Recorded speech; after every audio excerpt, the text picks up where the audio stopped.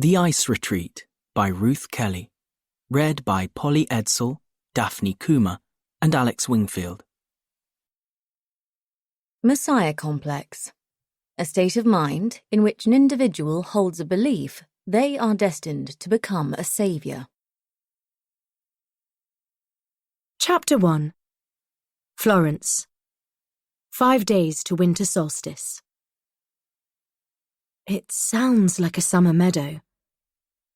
I can hear the faint gush of a stream, birds chattering over each other, insects humming and the wind whistling through the long grass.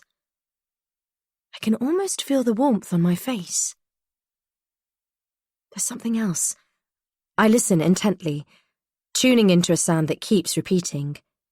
A beep, beep, steady and rhythmical like a heartbeat. My eyelids are heavy as if they're weighed down. I manage to crack them open, but then the gritty, dry sensation moves in, and there is no meadow or stream or sunshine. Only darkness. I attempt blinking, but even that's an effort, and I have a horrid taste in my mouth. Blood? No. It's far more bitter, as if I've been swallowing medicine. Everything feels numb and leaden. The beeping noise is speeding up, growing louder.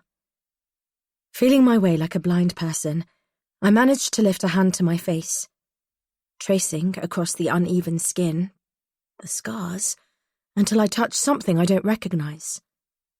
It's soft and brushed cotton-like. I push the eye mask aside and blink. I blink again, taking a breath as I inhale my surroundings. Where am I? Why don't I know? A shooting pain fires into my temples as I try to remember. I drag my gaze around the room, searching the dark for clues. Taking in the mint green tiles, the ventilation grill, a toilet cubicle, and the powerful smell of disinfectant. The speaker built into the wall is now playing wind chime sounds. There's a door at the far end, but it is shut. A sudden sensation of déjà vu arrives. I know this place. I've been here before. I've woken up like this before. And then, the memory fades, like a fistful of sand slipping between my fingers. The beep, beep spikes. It's painfully loud, a drill to my temple. I press my head back into a soft pillow and stare up at the ceiling, which is tilting, seesawing left to right, and the walls, my God, they're now warping like mirrors in a fun house. What's happening to me? It's a dream. It's PTSD from the fire. Relax. You're having a panic attack. I'm Florence Lewis Jones. I'm 29 years old. I'm Florence. I live alone in my 3-bedroom bungalow in Hove. I'm... The noise, it's now a constant high-pitched buzzing, a roaring in my ears.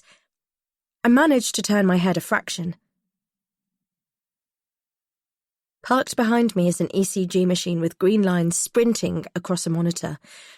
The spike and fall of a heartbeat. My heartbeat.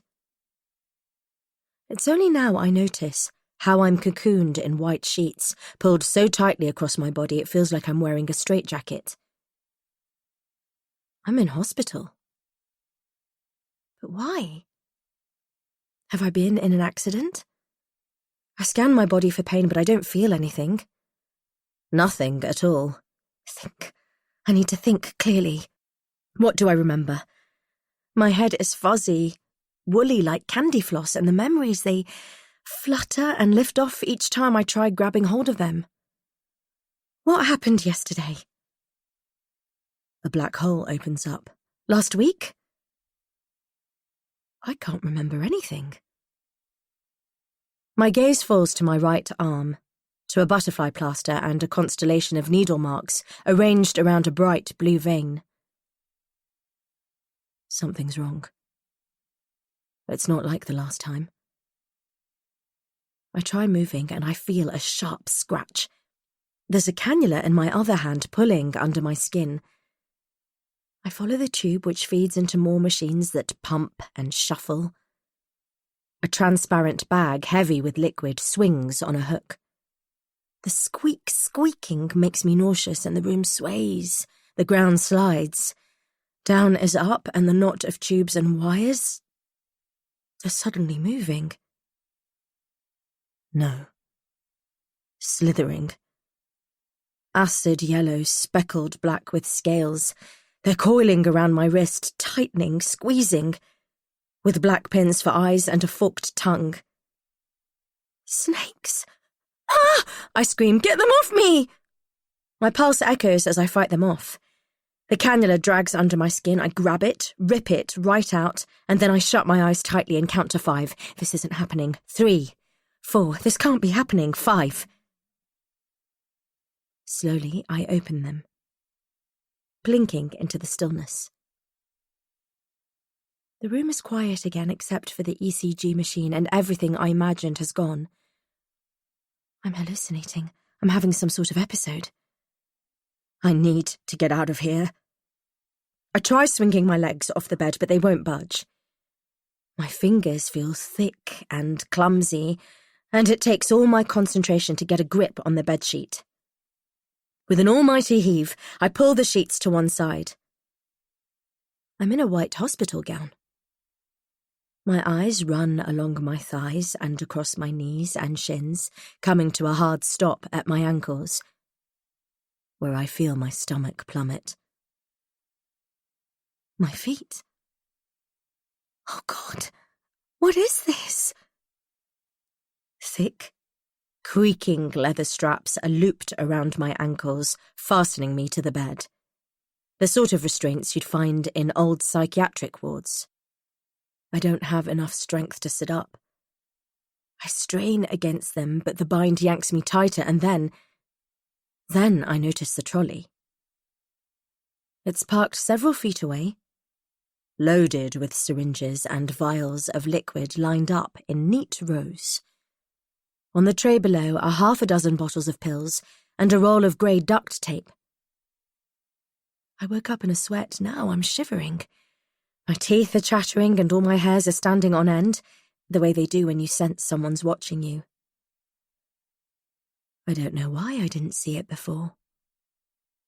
There! Fixed to the wall in the far corner is a CCTV camera. Someone is watching me. Oh God. Oh God. What is this place? Adrenaline tips in my veins. Let me out! I buck and twist, but the restraints pull me back down. Someone help me! I hear voices talking over each other and the squeak of feet approaching quickly. My pulse jump-starts as the voices grow louder, and then there's more beeping, this time the sound of an electronic lock being deactivated. The door slides open. A light snaps on. It's momentarily blinding, and I scream. 3 people dressed in pale green medical scrubs enter the room, along with a rush of cold air. I hear the scream rising in my throat. But nothing. This time, not a sound comes out. I'm paralyzed with fear. Chapter 2. Holly. 16th of December, 3 p.m. I know what Martin's mother must be thinking. I don't look like an investigative reporter for a major Netflix docuseries. She's doubting whether I can help. I suppose I'm not your typical polished presenter. My nails are bitten down and my black varnish is chipping off. My hair is bleached and shaved on one side, a buzz cut arcing from my neck to above my ear, and I have a silver bolt through one eyebrow. Tattoos cover my forearms and run across my shoulder blades, one for every milestone I've overcome, and a road map to remind me where I'll never return. A freshly inked swallow spreads its wings across my collarbone, threatening to break free. My ghostly pale reflection stares back at me in the window. Cheekbones that jut out, and a small pout of a mouth that I can feel flattening into a hard line as I return to Mrs. Eves with a surge of determination. Slumped behind the kitchen table, she stares past me out to the street and the row of unremarkable terraced houses, studying their Christmas decorations with a misty-eyed longing. Her skin is grey and lined from sleepless nights, and she has that helpless look of someone who doesn't know what to do with themselves. A tree twinkles forlornly behind her, pushed right into the corner along with a small heap of presents. The air is thick with grief. It feels like a room preparing to receive funeral guests rather than Christmas. A child's laughter drifts through the open window, and I notice the effect it has on Mrs. Eves. Her face crumples. I take a breath and hold on to it, fighting off my own emotions. Be strong, stay focused. Picking up the photo of her teenage son from the side table, I study him closely. Since the docu-series aired, I've been overwhelmed with people needing my help, but Mrs. Eves' message stood out. I came as soon as I heard. I know this is difficult, Mrs. Eves, but I need to know when Martin was last in contact. She leans forward and smiles wistfully, as if reliving a memory. Mrs. Eves? Her eyes slowly slide from the street to meet mine. 3 days ago, she says softly. We got another one of those messages. Can I see it? She passes me her iPhone and sinks back into the chair. I was unpacking my weekly shop. Her voice chokes with emotion. I'd stocked up on all of Marty's favourite things, like I always do. He loves his Muller Corners and choc fudge cheesecake. I don't want the fridge empty when he comes home. She pulls out a tissue from her sleeve, while I read over the WhatsApp message. A photo of a bright plate loaded with noodles and a bottle of Asian beer, and a short message. Hi, Mum. Food here is amazing. Trying new things. Smiley face. Missing you. Love, M. Kiss. Nothing out of the ordinary. I scroll back to a similar message 1 week earlier. A hazy image of a hammock strung between palm trees, a dull amber beach and a flat ocean in the distance. The Thursday before, another travel snap with a brief note. 7 days earlier, the same. No photos of Martin, though. I hand back the phone with a puzzled expression. And when did you last speak? Mrs. Eves brings her hand to her throat. Slowly, she says, It'll be 3 months this Sunday. She swallows. The 21st of September, when my angel was starting his treatment. Treatment? I echo, my eyes sharpening. The ice rebirth is the official name for it, I think.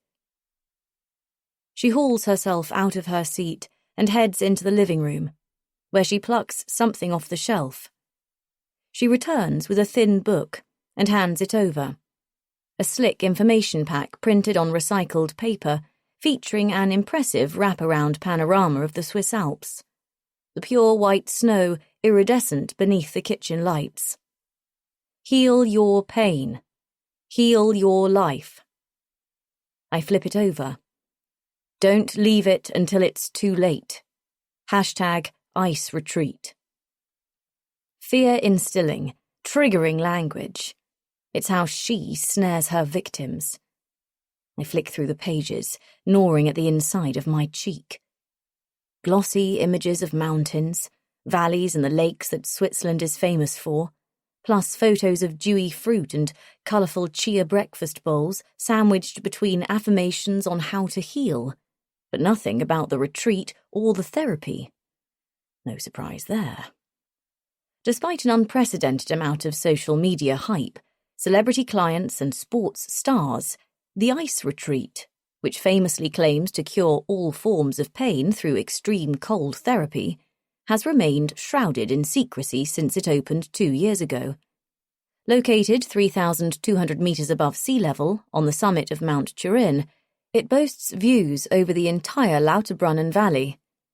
Access is restricted due to the altitude and its cut-off location. And there's the other small obstacle. A 3-day healing and cleanse will set you back a minimum of £15,000.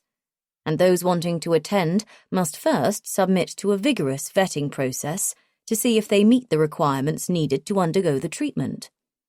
Nobody seems to know much about the treatment, rooted in Nordic cold lake therapy, or its leader, the mysterious Aerial Rose. It's easy to see why everyone's been sucked in, though.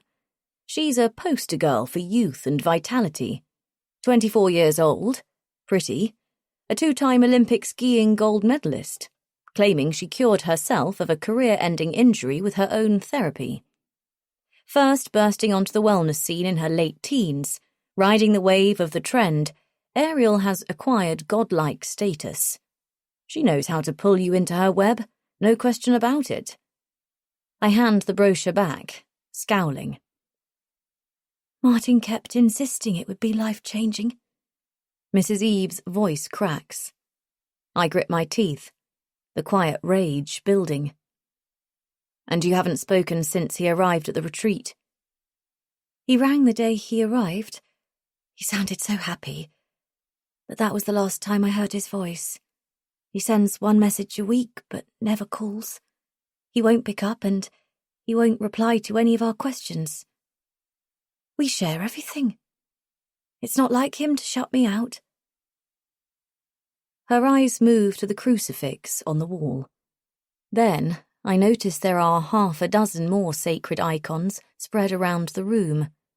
A statue of the Virgin Mary on a side table. A small carving of the sleeping St. Joseph on the windowsill.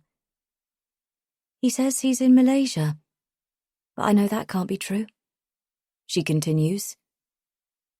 How can you be certain he didn't go travelling after the therapy? Not our Marty. She shakes her head. He doesn't have that kind of money. And even if he did, he wouldn't go backpacking. He couldn't. He isn't well enough. She searches for a fresh tissue, while my gaze drifts to the fireplace and a mantel crammed with family photos. Camping holidays. Beach breaks. Nothing beyond Europe, though. Mr. and Mrs. Eves wearing tense smiles, while Martin seems to disappear into the background. I take down one of the heavy silver frames. Pale and brittle-looking. Like he might snap in two, I can instantly tell Mrs. Eves' son is suffering from an illness, and my heart contracts. What have the doctors diagnosed Martin with? Fibromyalgia. His mother stumbles over the word. Fibromyalgia. It's so complex. I don't really understand it. Of all the things for Marty to suffer from. It presents as chronic inflammation, or an autoimmune condition, when in fact it's caused by abnormal sensory processing in the central nervous system. I explain. Often it's triggered by a traumatic event. I should know. It was one of the hard-to-treat conditions we were searching for a cure for when I worked at the lab. I exhale sharply, because it feels like a past life. Only 2 years ago, I was considered one of the country's top biochemists, part of a research team on the cutting edge of molecular engineering, redefining a gene-editing tool that will someday cut DNA as precisely as a pair of scissors. At Chromatech, we were creating a biological platform to tackle a wide range of hard-to-treat diseases, from MS to cancer to sickle cell anemia. A prototype that could one day be worth over £4 billion. Then, on the verge of a major scientific breakthrough, I walked out. I abandoned my team. I let down people who were important to me. My decision was sudden and reactive, and made in hot fury. But what choice did I have? I grit my teeth, pushing away the past and the shattering moment that put a chokehold on my life. Focus, Holly. That was then, and this is now. And the now is bad medicine. I present a Netflix docuseries that sees me pull back the curtain on a health industry worth trillions of dollars globally. I debunk the fake science behind wellness trends, extreme therapies, alternative medicine. I highlight the dangers of underregulated health movements. I expose the charlatans claiming to end the sort of life-threatening diseases I was using science to find cures for. The billionaire biohacking movement, compression therapy, red light healing, IV vitamin transfusions, extreme restrictive diets. They're all on my hit list. The show features interviews with victims who have been left even sicker and penniless in their desperate search for a cure. My investigative reporting has led to the closure of 5 wellness retreats for dangerous practice. And yesterday, biotech entrepreneur Jared Kane, who injected his patients with their own bone marrow harvested stem cells in what he claimed was a revolutionary cure for arthritis, was arrested and charged with aggravated assault. I did that. I made it happen. I feel my pulse pick up. The viewers, my followers on X, they call me a truth warrior because I go up against a multi-billion-pound industry intent on silencing people like me, investigative reporters who throw shade on all the good they do. With new messages daily from people needing my help, every waking hour is spent hunting down charlatans who rob desperate families of their savings by promising fake cures. Families like the Eves. Victims like Martin. Just thinking about it brings enough adrenaline to make my hand tremble. I suck in a breath before returning to the family photo and what I've come here to do. I hesitate. My heart is thudding. I need to keep a lid on it. I know I can come across as intense, and I don't want to scare off Mrs. Eves. But finally a breakthrough. I've been waiting months for a lead like this. I take a breath and continue, as calmly as I can. Martin must have been in a lot of pain. So much pain. Mrs. Eve softly echoes, fresh tears appearing. And nobody would help us. That's why you turned to the ice retreat. She nods, looking past me onto the street again. We didn't know what else to do. What poor Marty has isn't one of those easily treatable conditions, and the retreat offered fresh hope. The NHS weren't doing anything. We were running out of options and... I reach over and pat her arm, instantly feeling awkward for doing so. I want to say something, to comfort her, but I can't find the words. Why is it so hard to connect? I have a crippling aversion to showing emotion. I feel pain, I feel loss, but I can't find a way to show it. And it's only gotten worse after everything that's happened. It's all my fault. Mrs. Eves looks up with wide, wounded eyes, searching mine for reassurance. I swallow, feeling terrible because I'm unable to give her what she needs. Gary, that's Marty's father, blames me. He said I should never have sent him away, that it was a load of mumbo-jumbo. But Martin was convinced that that woman was the answer to getting better. He became obsessed. Fixated by her, and the things she does. Her voice breaks. First it was long talks over Zoom, a kind of mentoring. He said he needed to pass the tests before he could be considered for treatment. That was when he changed. Do you know who he was talking to online? I assumed it was Ariel, but it could have been any of them. He'd shut down the computer screen as soon as I came in the room. Them.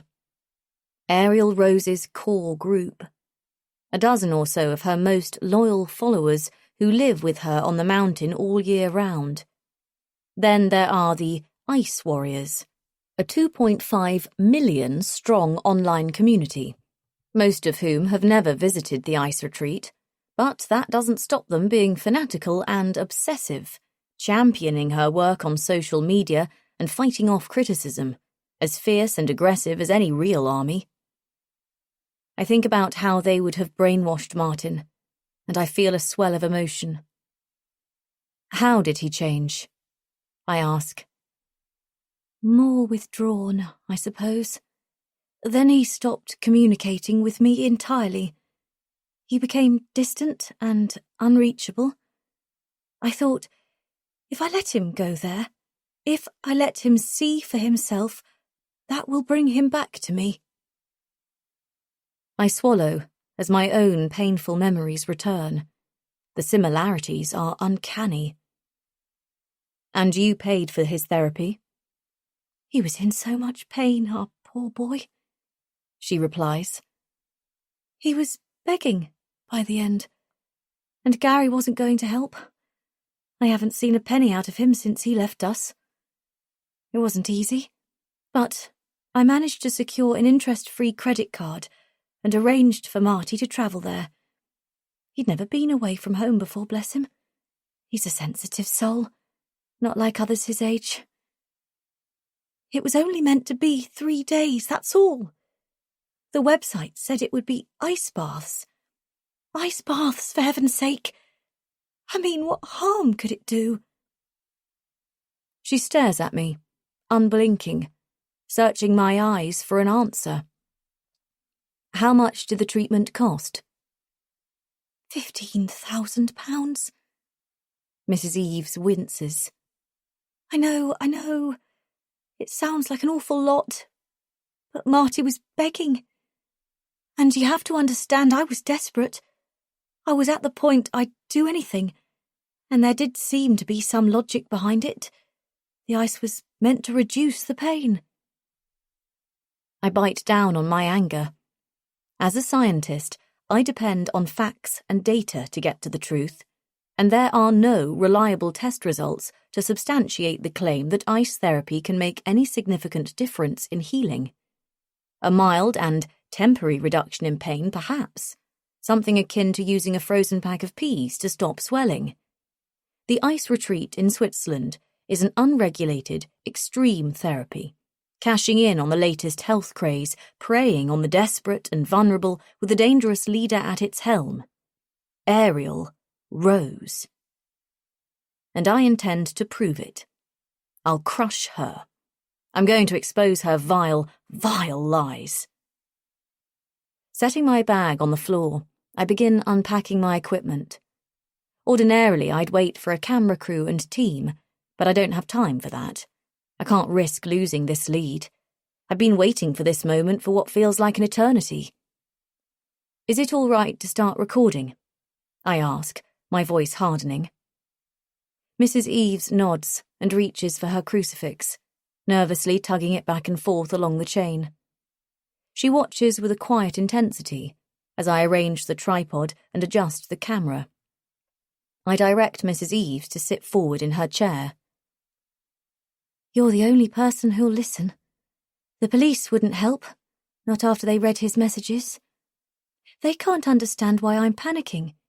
They used the word fussing, making me out to be some overbearing mum. They think my son's living off savings. Her voice breaks. He only worked 16 hours a week at the local pub. How much could he have saved? And what did the retreat say when you contacted them? They confirmed that Marty had stayed on longer than usual, a couple of weeks after the therapy ended, and then decided to go travelling. Without any extra cost? Right. You see, none of it makes sense. She throws up her hands. Apparently, he'd been accepted into the community, whatever that means. Did you speak to Ariel? She's always busy. They said they haven't heard from Marty since he left, but wished him well. Fresh tears start falling. Did you insist on speaking to Ariel? My tone sharpens. I ring them daily for news, but they're making me feel like I'm a nuisance, that I'm unhinged. They keep insinuating I'm the one who needs therapy. Me! She bursts into tears. Carrie's in Malaysia, trying to get the British Embassy to do something, but he's wasting his time. Marty's not there. She dabs her eyes with the damp tissue. They're lying to us. They're covering up. Marty wouldn't go off alone. The tissue is entwined in her thin, bony fingers. He's a homebody. You okay to begin? She takes a breath. How many others have you interviewed? People are frightened. They don't want to speak out. Mrs. Eves tugs at her crucifix again. It's a cult, isn't it? She exhales. Oh, dear God, I should have known. She lowers her gaze and draws the sign of the cross. What makes you say that? It's her, their leader. She frightens me. I know what Ariel Rose is capable of, but I don't want to alarm Mrs. Eves any more than she is already. It's impossible to say what's really going on, but I'm working on it, I say instead. There's a creak in the hallway, and I turn to the girl who's appeared behind me, standing quietly in the doorway, stony-faced and pale, Martin's baby sister. Hello, you must be Abigail. I smile. She blinks. I'm Holly. I'm a friend of your mum's. She runs her eyes over my camera and microphone. Would you like to be on TV? She blinks quickly, wide-eyed, fascinated by me. Go to your room, Abby. I won't be long. Mrs. Eves says firmly, and the girl disappears. I've signed the papers. Mrs. Eves passes the release form across the table, granting me permission to use the recording. When will it go out? A second series of Bad Medicine hasn't been confirmed yet. Rival shows are threatening my future, trying to copy my success. That's why this is so important, and the pressure is greater than ever to produce results. I must deliver if I want to keep my investigations going and my work in the public eye. The world needs to know about these charlatans. The world needs to know about Ariel Rose. My pulse jump-starts. We're still in the early stages of development. Mrs. Eves' shoulders sag with disappointment. A fresh sheen appears across her eyes. I grit my teeth. Frustrated, I can't promise more. Please. She looks at me with big, pained eyes. No one else will help. I shouldn't be making promises I can't keep. I probably shouldn't even be here. Martin's disappearance is too close to home, and it's triggering my obsession. I'll find out what's been going on. My voice softens. And doing this will help bring Marty home, won't it? A note of hope. I'll do everything I can. And what will happen to the ice retreat, if this goes out on the telly? I mean, what will happen to that woman? She can't even bring herself to say her name. Ariel Rose. I look up, fixing the grieving mum in my stare, blood heating with rage. It'll be shut down, and the people in charge will be held accountable. Mrs. Eves takes a sharp breath. Ready? She nods, reaching for the notes she's prepared. Chapter 3. Holly. 11:45 p.m. I've got something on her. Holly? Grace croaks. Where are you? Ariel, I've got her.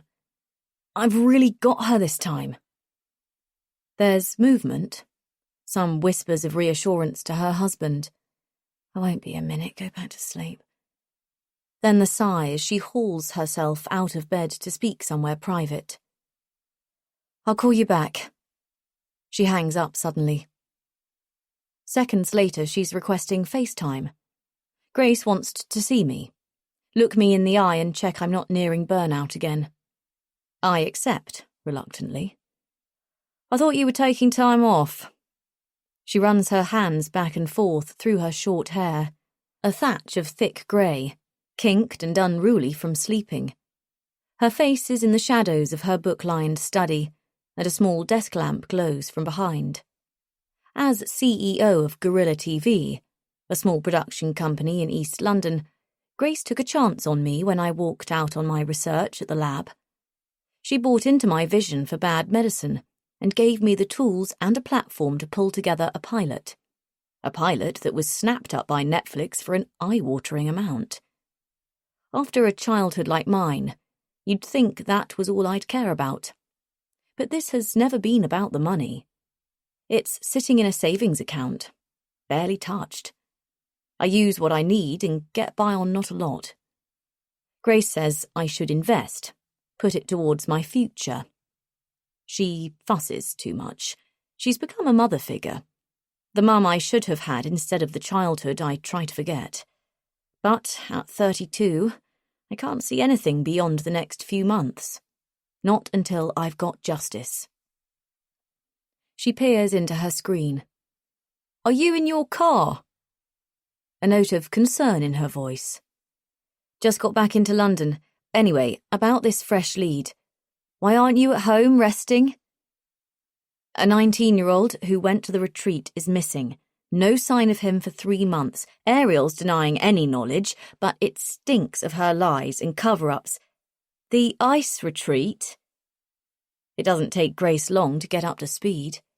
The police refuse to help. I'm all the mother's got. We have to find him, Grace. How are you feeling? She asks tentatively. We need to move quickly on this. What were you doing? Interviewing someone without giving me a heads up first. Ariel claims the boy's gone travelling, but his mum says that's impossible. Not with his health problems or without his medication. And he had no savings. A flight to Malaysia would have set him back £600. So where is he? I can't stop thinking about what Mrs. Eves said, turning her question over. Ice baths, for heaven's sake. What harm could it do? I feel a swell of dread. I didn't want to frighten Mrs. Eves. She already seemed so worried, but I'm certain it's not her son sending those messages. How do you know Ariel's involved? I just know. I can feel it. Something's happened to him, and they're covering it up. Silence. A heavy sigh. Then, you've got to drop this. It's turning into an obsession. I feel my pulse pick up. Why isn't she listening to me? I have something, I promise. Give me time, and I'll pull it together. The silence continues, growing in volume. Leave it alone, Holly. I'm close. I know I am. I don't know how or why you've become so fixated on Ariel, but drop it before... Christ, before she takes legal action. It's a litigation nightmare. You have no proof of anything. She'll have a restraining order put on you. Let her, I say defiantly. Grace rubs her hand across her face. That's not the kind of thing I need to hear. I shrug. I'm still cleaning up after last time. I look away. Okay, so I'm a little outspoken on X. I can jump in without thinking it through. Grace is referring to my ex rant, accusing Ariel of brainwashing her followers. I may have even used the word cult. Ariel, her army of warriors and the ice retreat have been on my radar for some time, ever since the suicides started happening. Ever since him. There's 3 now. 3 deaths within months of each other. My throat tightens. 3 normal, well-adjusted people who sought therapy for pain relief, with no prior record of depression, who suddenly took their own lives. It doesn't add up. And now, Martin. There's been rumours. Locks on doors, strict confidentiality clauses, patients signing NDAs. Abuse, extortion, fraud, even pagan rituals. But nothing seems to stick. I've tried everything. Speaking to family members and friends of those who've died, tracking down former ice warriors who left the tribe suddenly. But I'm always met with a wall of silence. Doors closed in my face. Nobody wants to talk. It's as if they're frightened. It's as if they've been warned off. I've been waiting months for something concrete that couldn't be dismissed as rumour and hearsay. Now, finally, a lead. Someone who'll go on the record, someone to flush out Ariel Rose, and Grace is blocking it. I feel my hands clench involuntarily. How can I make her see sense? Being brave is our thing, that's what we do, I say urgently. We've always had a lot more to go on, says Grace. They've been open and shut cases. This is a legal nightmare. Ariel's a big player in the wellness community. A lot of important people care about her. I lift my head quickly. Even more reason to take her down. We haven't taken on a story this big before. It could backfire. We need to approach this carefully. We have someone willing to go on record. Are you listening to me? They won't be able to ignore us, not this time. Holly, Christ, am I talking to a brick wall? Drop it. You know I can't. Slow down. Okay? But I don't know how to. And especially not now, when we're finally making progress. I must find Martin Eves. We've had another one of those letters. What's Grace getting so worked up about? Receiving death threats, it's inevitable in our line of work.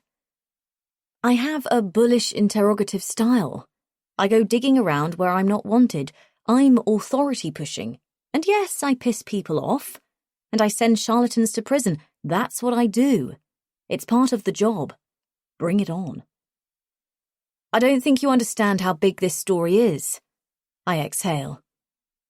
Get some sleep. Please. She rubs at her face and yawns. It's Christmas next week. I frown. Have a digital detox. Relax.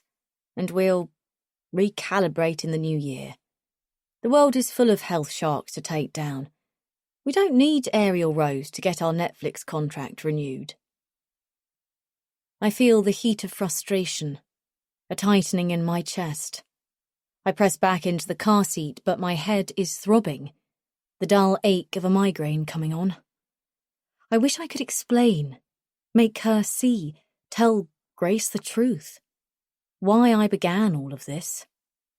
But if I did, it would change everything.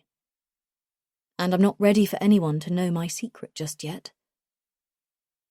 As for Christmas, with everything that's been going on, I'd genuinely forgotten all about it. Grace tells me to go to bed. Sleep is important, and hangs up. I slam the car door as I get out. I hear a movement behind me. Sudden steps. Then silence. And there, in the stillness of the night, that feeling I had this morning when I set off for Leeds, of someone watching me, like a cold wind on my back. I swing around, but there is no one there. More ghosts. Christ, I'm losing it. Grace is right. I need to sleep. My eye twitches in agreement. I lock my door, check over my shoulder, and then cross the road, changing my mind about heading home. Chapter 4. Florence. 5 days to winter solstice. Please, don't hurt me, I beg. A choked sob stuck in my throat. 2 strong hands land on my shoulders, pressing me into the bed. The room seesaws. Nausea swells, and I try focusing on the person standing next to the trolley loaded with medicines. She looks back at me, eyes narrowed, staring at me for a second longer, before bringing her attention back to the tray of equipment. Don't hurt me, I say desperately. I feel weak and afraid. I don't have the strength to fight back. Please, I whisper, please. But there's no warmth there. There's no feeling at all. Only cold, hard stares as all 3 examine me with curiosity like a lab rat primed for testing. The woman frowns as she brings a syringe filled with liquid towards my arm. Oh God, oh God. There's something about her determination, her deep-set eyes that looks familiar. Wait, I gasp, my mind scrambling. Is this about money?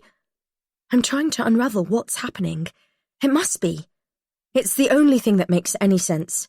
Please, I sob into my chest. Whatever it is, I can help you. I can pay you. The woman with the needle slows. Her hand stills above me, eyes creasing in irritation beneath her surgical mask. Then from my right comes the ripping sound as one of them takes a length of duct tape from the roll. Please, no.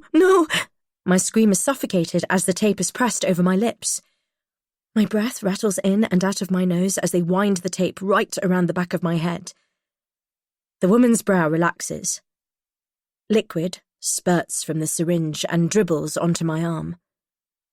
She lowers the needle towards my vein while the others pin me to the mattress. And then comes a high-pitched noise, a wailing. The sound is so foreign and grotesque I don't realize it's me at first. Help me! My voice is muffled against the duct tape, while desperate tears fall down my cheeks. Forcing air through my nose is making me dizzy and lightheaded, and the room is swimming around me, and then, within the haze, something loosens. A piece of the puzzle. I grab onto it with both hands, turning it over in my palm. I'm hallucinating again, but I'm lucid enough to read the words. An invitation. No. An email. Oh, God. I remember. I know why I'm here. I can recall the invitation arriving in my inbox. The link that swept me away to the Swiss mountains. The offer to help me heal. And I remember thinking at the time, why me? Why now? Oh dear God, why didn't I trust my instincts? Cold feeds into my arm, a pressure building in my vein. My eyes instantly feel heavy and solid, and close without my say-so. I try not to think about what's in that syringe. I try not to think about what they're going to do to me if I lose consciousness. I listen to my heart. A beep, beep, beep. A rapid thud on the ECG until even the sound of that peters out, like echoey footsteps fading into the distance. Then, silence. There's nothing. Nothing at all. Chapter 5. Holly. 17th of December, 1:30 a.m. The cold snap of water splashing my face does nothing to sober me up. Lazy-eyed, I study myself in the toilet mirror, gripping the basin to steady myself, The dulcet tones of Slade's Merry Xmas, everybody, call to me from the bar, and my reflection blurs around the edges from all the wine. Could I bottle this numb feeling? Drink from it for a while? Fill my mind with nothing so I don't have to feel the call to action anymore. I squint at my reflection.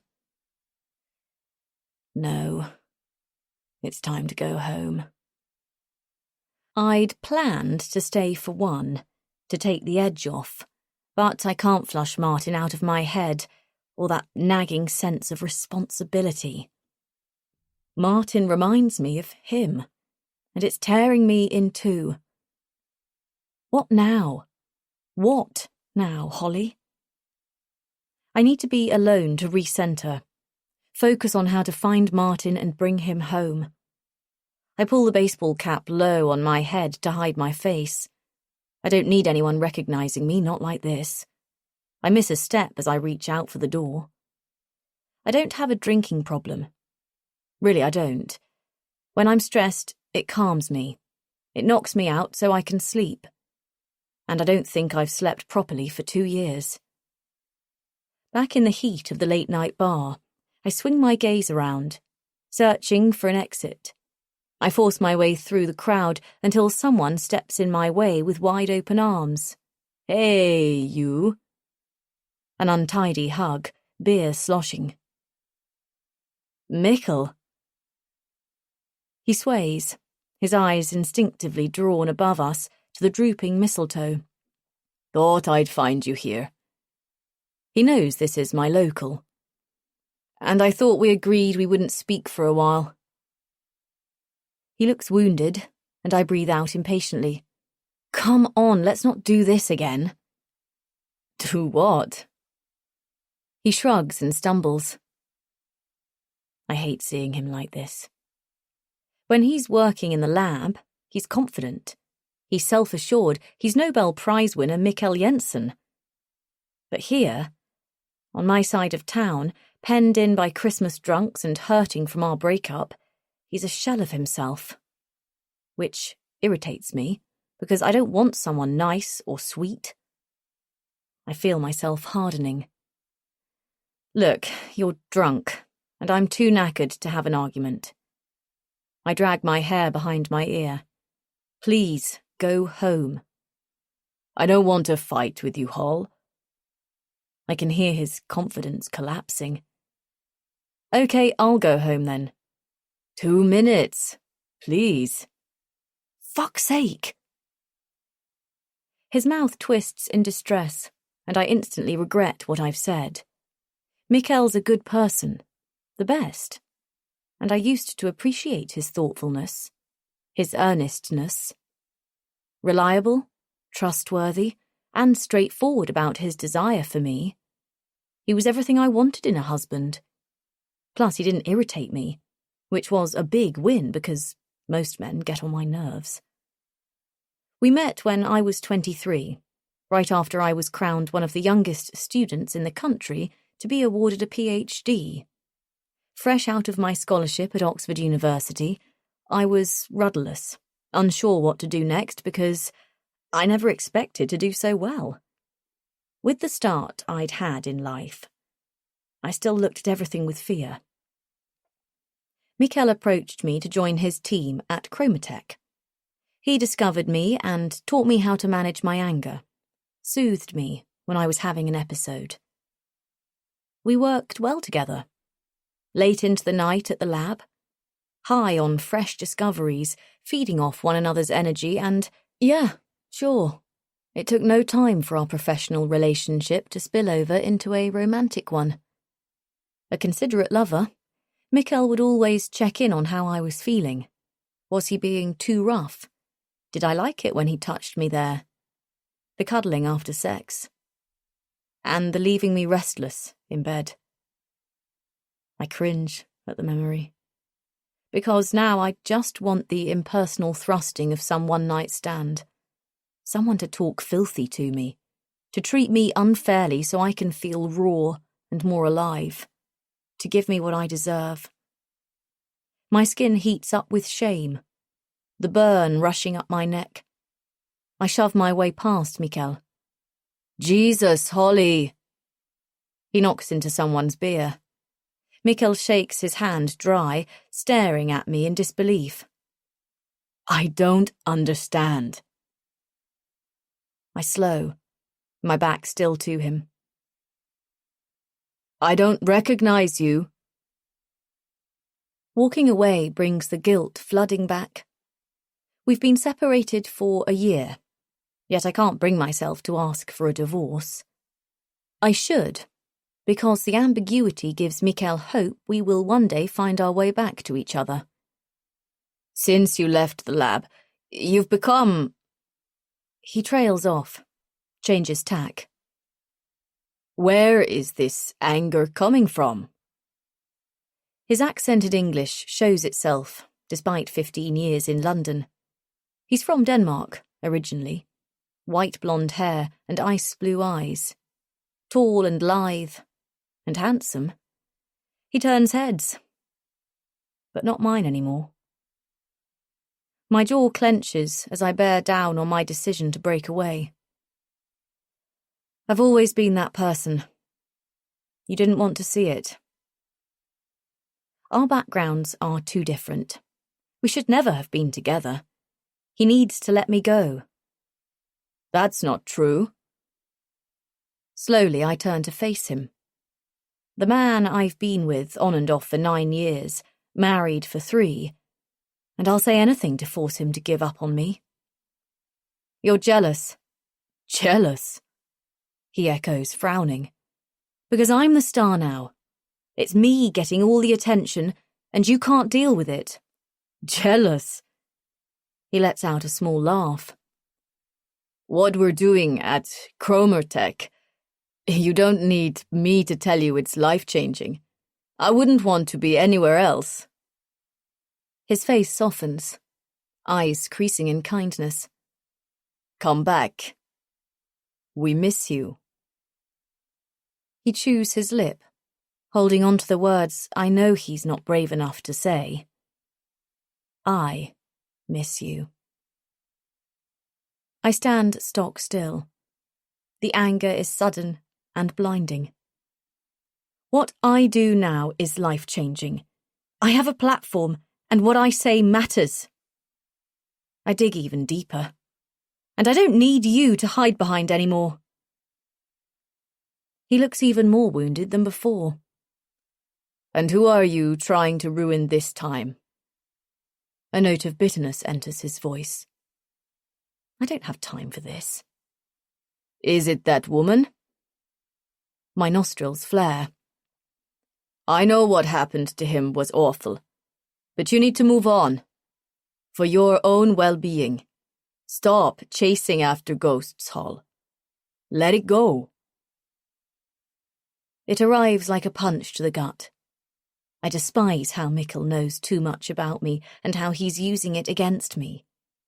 I need to get control back. I need to run. I turn around sharply and someone knocks into me. The man's eyes widen with recognition. Aren't you the woman off? I lower my cap, but he blocks my getaway. A polo shirt buttoned to his throat. Hair side-parted and flattened with gel. It is you. He continues to stare and then turns to his mates. My heart sinks. Lads, it's the lady off bad medicine. Get the fuck out of my face. I hear a cheer, the circle of men closing around me, whispering my name. I look to Mikkel. He's already there. Please, not tonight, gentlemen. As Mikkel steps in, I manage to slip away, leaving my ex to fight my battle. His eloquently spoken words fade into the din as I burrow through the crowd. I glance across to the bar and falter because, for a moment, I think it's him. A dishevelled, dark-haired man in a beaten-up leather jacket smiles at me. I blink and refocus. Swallowing down the sadness, I grab my coat off the stool. The door is heavy, creaking arthritically. I ram a shoulder against it, and it swings open, spitting me into the December cold night. I drink in the fresh air like ice-cold water in a heat wave, a spritzer on my clammy skin. Home is around the corner, and should be peaceful now Ed's moved the last of his things out. A 2-month fling with a much younger guy that quickly turned volatile. A staggering lack of emotional involvement came up again. Avoidant. And last night, when our breakup spilled out onto my doorstep, "What's wrong with you?" Ed's character assassination continues to echo in my head, and I feel an intense wave of sadness. I didn't mean to hurt him. I don't set out to have this effect on people. The more detached I am, the harder they seem to fall. Since my separation from Mikkel, I can't find a way to make any relationship last, and I'm convinced I should give up trying. I slow down my breathing, reminding myself I'm not a monster. I feel pain, a deep wounding ache most of the time. I have a constant churning in my stomach from loneliness. But these feelings, I don't know what to do with them. I'm afraid to let them out because I'm barely holding it together as it is. They get jammed up inside, packed together so tightly most days I find it difficult to breathe. But on the surface, I appear hard and removed and lacking empathy. Something's wrong with me. Emotions can feel too strong, everyday sounds and noises can be too loud. I often wish I could turn down the volume on life. Apparently it's a common symptom of burnout, according to the therapist Grace made me see after the last series finished. I look around. It feels cold enough to snow, but the air is dry except for some sleet stinging my face. The numbness of the alcohol is fading, and I light a cigarette. I only smoke when I'm drunk or stressed, but it feels good. I know what the team whisper about me at work, that I'm reckless. Still, Grace knows if she gives me an ultimatum to clean up my act, I'll shrug my shoulders and be gone. Grace can't afford to lose me, not now bad medicine is soaring in the ratings. And my investigation into the ice retreat will be bigger, bolder, on a global scale. Most importantly, it will uncover the truth. I swallow back my anger and strap down my plans, storing them up for later. I take another drag on my cigarette and hook around the street corner. It's close to 2 a.m, and the shortcut takes me through Chapel Market. The smell of fish guts still clings to the air. Festive lights glow through windows, a painful reminder of how Christmas will never be the same. I cross the Tesco Express car park, dark and deserted except for one streetlight and a skittish fox. The alley that splices 2 buildings in half is up ahead. It shaves 10 minutes off my walk home, and right now I'm in desperate need of a shower. I can't wait to get home and wash the evening off my skin. The darkness swallows me whole, and the tang of urine assaults my senses. I stumble, cigarette slipping through my fingers as I reach out a hand to steady myself. The wall is ice cold and stings like a burn. A flurry of noises comes from behind. The rattle of a buckle, heavy boots pounding towards me. But I'm too slow to make the turn in time. Something loops around my throat. An arm crowbarring me backward so that my feet lift off the ground. My breath is choked out of me while he whispers, hot in my ear, "Scream, and I'll kill you." Chapter 6. Holly. I try to pull myself out of the headlock, but then comes something cold. A new pressure against my throat, and from the corner of my eye, I see the flash of silver from the blade. My knees weaken, and my attacker spins me around, shoving me into the wall. I sprawl backwards, air pushed from my chest. Coughing hard, I nurse my throat while he holds the knife to my eye. 3 inches of serrated steel. Take it, I wheeze, offering up my handbag. He stares at me. A buzz cut. A narrow face. His features hardening as he runs his pale green eyes over me. Go on, it's yours, I add, throwing my handbag to the ground, its contents spilling out. But I make sure to cling onto the rucksack with my laptop. His eyes move from me to the handbag and back again. I grip my teeth, anger rearing as it always does when I feel threatened. There's cash in there. He stares at me for a long moment. Go on. He eyes me suspiciously. What are you waiting for? But I hear uncertainty creep into my voice. He doesn't look much like a mugger, in a black roll neck, bomber jacket and military-style cargo trousers. Never mind. I prepare for my attack. I'll distract him, and then I'll lunge. I'll bring the fucker to his knees. The animal-like ferocity from years growing up in care returns instantly. He looks away, checking if anyone's coming. Then his eyes pinch. Don't want your money, bitch. He closes the distance left between us, the smell of him crowding me. Cologne. Expensive. The knife returns to my throat. His gaze runs across my face, focusing on my mouth, and then sliding down. A glint enters his eye, and a lazy smile fills his face. I feel my insides turn over. I jerk forward, and he pins me against the wall. Get off me! I growl. He smothers my mouth with his hand. Move and I'll cut you. Tears crowd my eyes. No, stop. I can't let him know I'm scared. He grins. Too late. The power he has over me showing itself. Air rattles through my nose as I search for a way out. You don't have to do this, I plead, but my words are lost beneath his hand. This isn't a mugging. It's something far worse. He pulls back a fraction. That's what you think this is? His features twist into a look of disdain. I shut my eyes, sealing them tight, and count to 10. Look at you. He shunts air through his nostrils. You think I want to fuck you? Sweat slips between my shoulder blades. He shoves me. Hey, I'm talking to you. What do you want? I wheeze. To pass on a message. I can't help you. Look at me. Slowly, trembling, I peel open my eyes. Martin Eves. He stares at me. I blink quickly, suddenly winded. Martin Eves, he says through gritted teeth. I don't know a martyr. Yes, you do.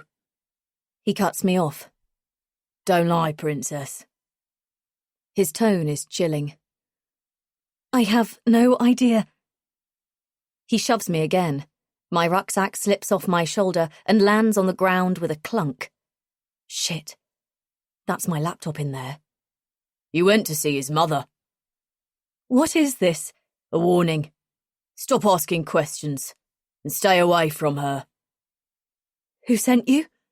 I panic. He laughs, then rams me against the hard brick, his forearm driving into my throat. Don't make me ask again. A vein pulses in his temple. My throat is closing up. Why did I take the shortcut home? Why? I'm warning you. Drunken yelling and laughter from the street breaks into the alley, and he pulls away. A quick glance sideways. He smacks the wall. You've been warned.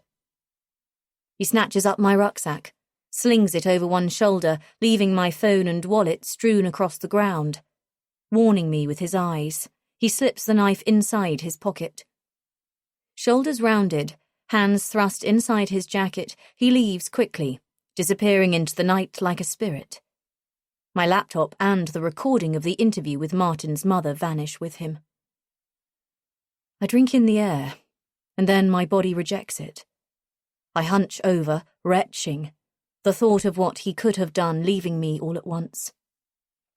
My legs jelly-like. I stagger the final meters home. Heart thrumming, thoughts pounding with images of the knife, the intent in his eyes. And then, from the bleakness of my mind, she comes into view. Ariel Rose. Chapter 7. Holly. 2:15 a.m. 10 minutes later, I'm cross-legged on the floor. A dusty laptop I dug out from the cupboard warms my knees as I frantically type everything I can remember from the interview. Every word, every detail Mrs. Eves told me. She'll be too frightened to re-interview, like the others who were warned off, so I need to log it now. It's critical to making a case. Them threatening me confirms there's a story here. I've made a breakthrough.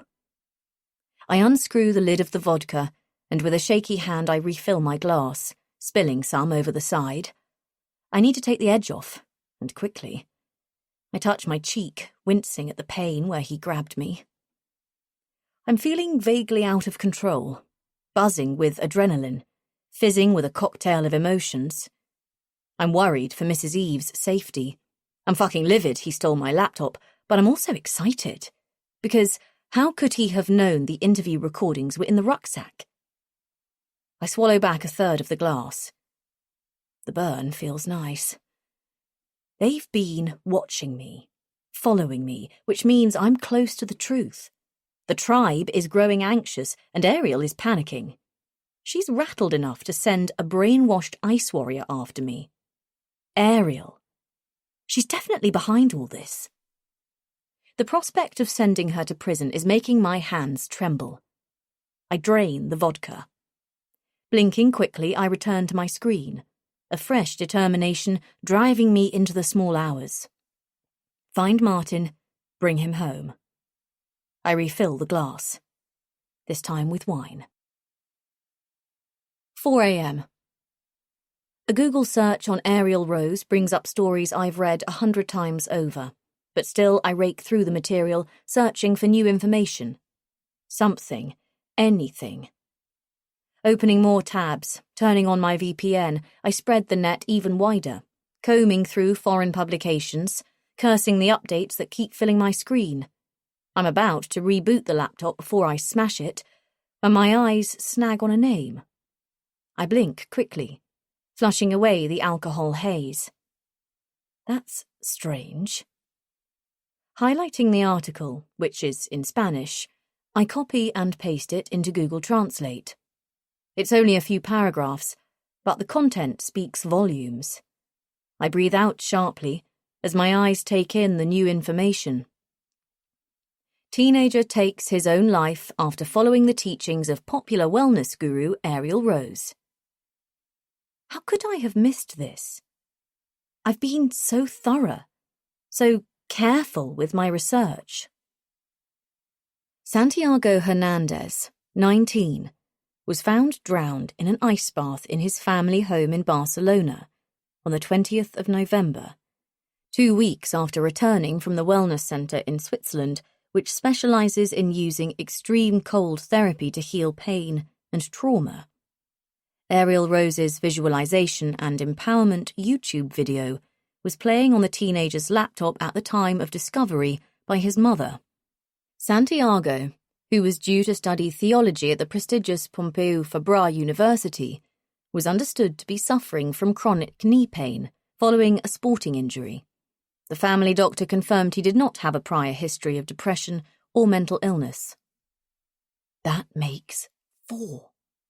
4 suicides connected to the ice retreat, all of them young and attractive with no obvious reason to leave this world. I know what Grace will say. Maybe Santiago didn't want to go on if he was in that much pain. I stare at his photograph as if the answer will show itself. A football picture, his arms looped around his teammates. Happy, healthy, confident. I can't believe someone like him, who had everything going for him, chose to take his own life. A lump enters my throat as I finish reading the article, buried at the bottom of the news website. There's no comment from the family. None at all. But there is something from the ice retreat.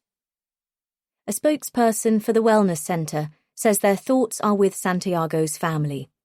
He was a star that shone brightly, but was taken from us too early.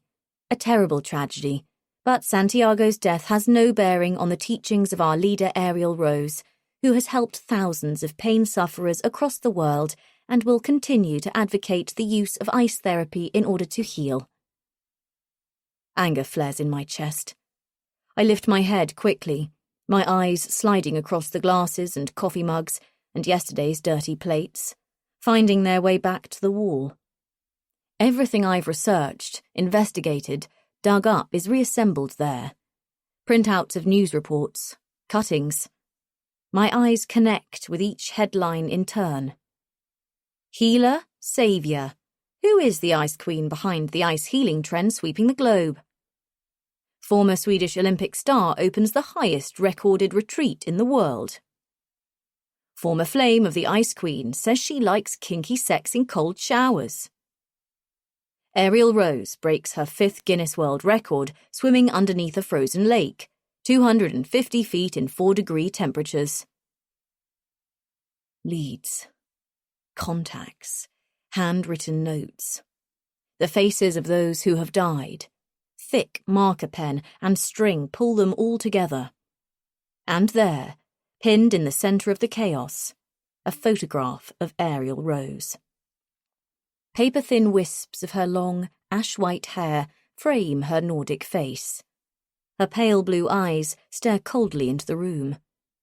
A hint of a smile plays on her lips, taunting me, challenging me to make my next move. An enormous surge of anger tips into my veins. I get up and rip the picture off the wall, throwing it down on the floor. Then I pick up my mobile. It's 4:42 a.m., but that doesn't stop me. I dial. And wait. Listening to his voicemail.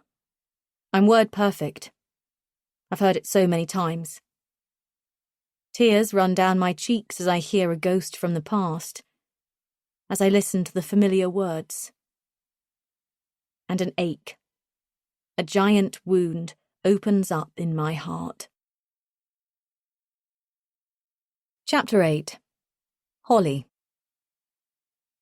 11:35 a.m. The buzzer shakes me awake. I lift my head, but the throbbing pain between my temples sends me back into the pillow. My back is killing me. My neck is stiff from where I drifted off at an awkward angle. I glance down to the pile of cuttings, photos, illegible notes, and pizza crusts fanned around me.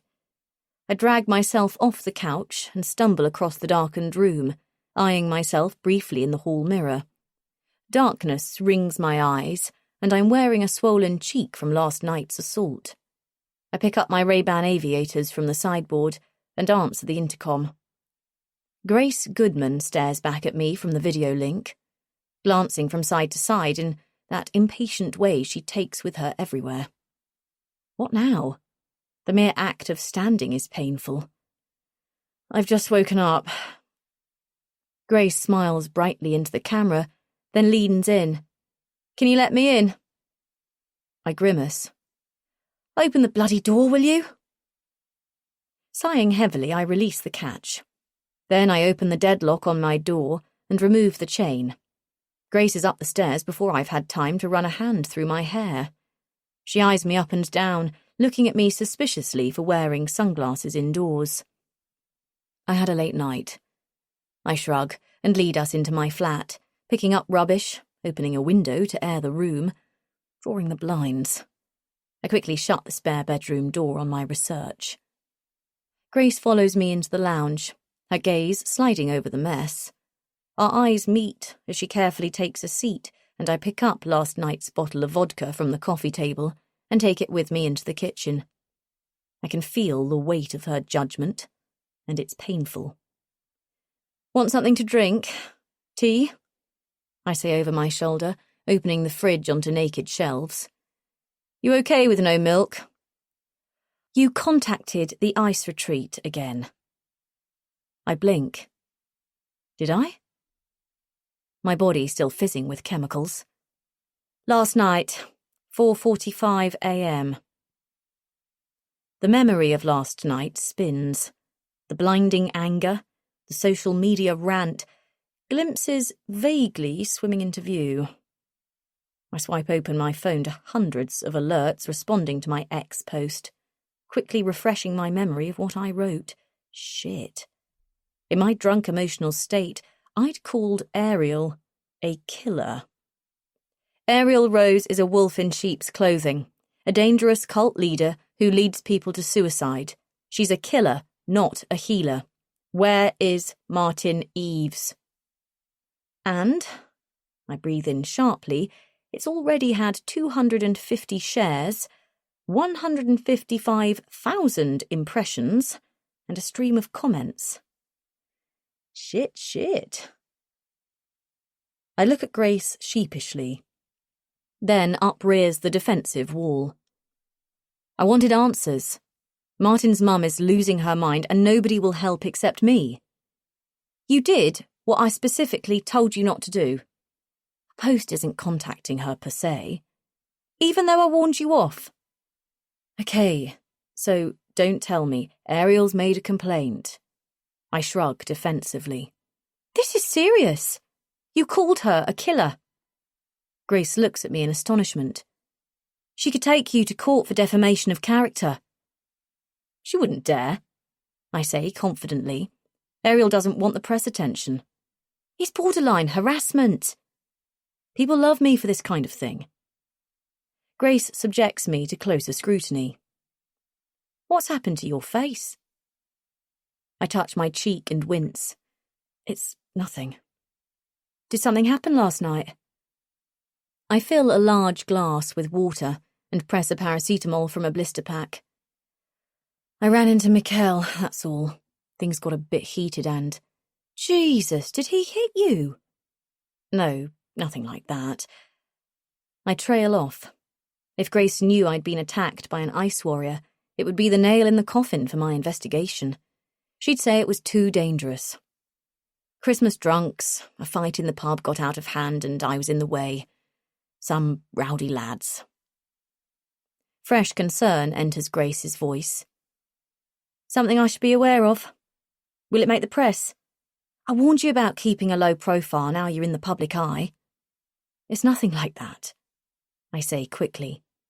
I love Grace like family, but this eternal fussing, I'm still not used to it.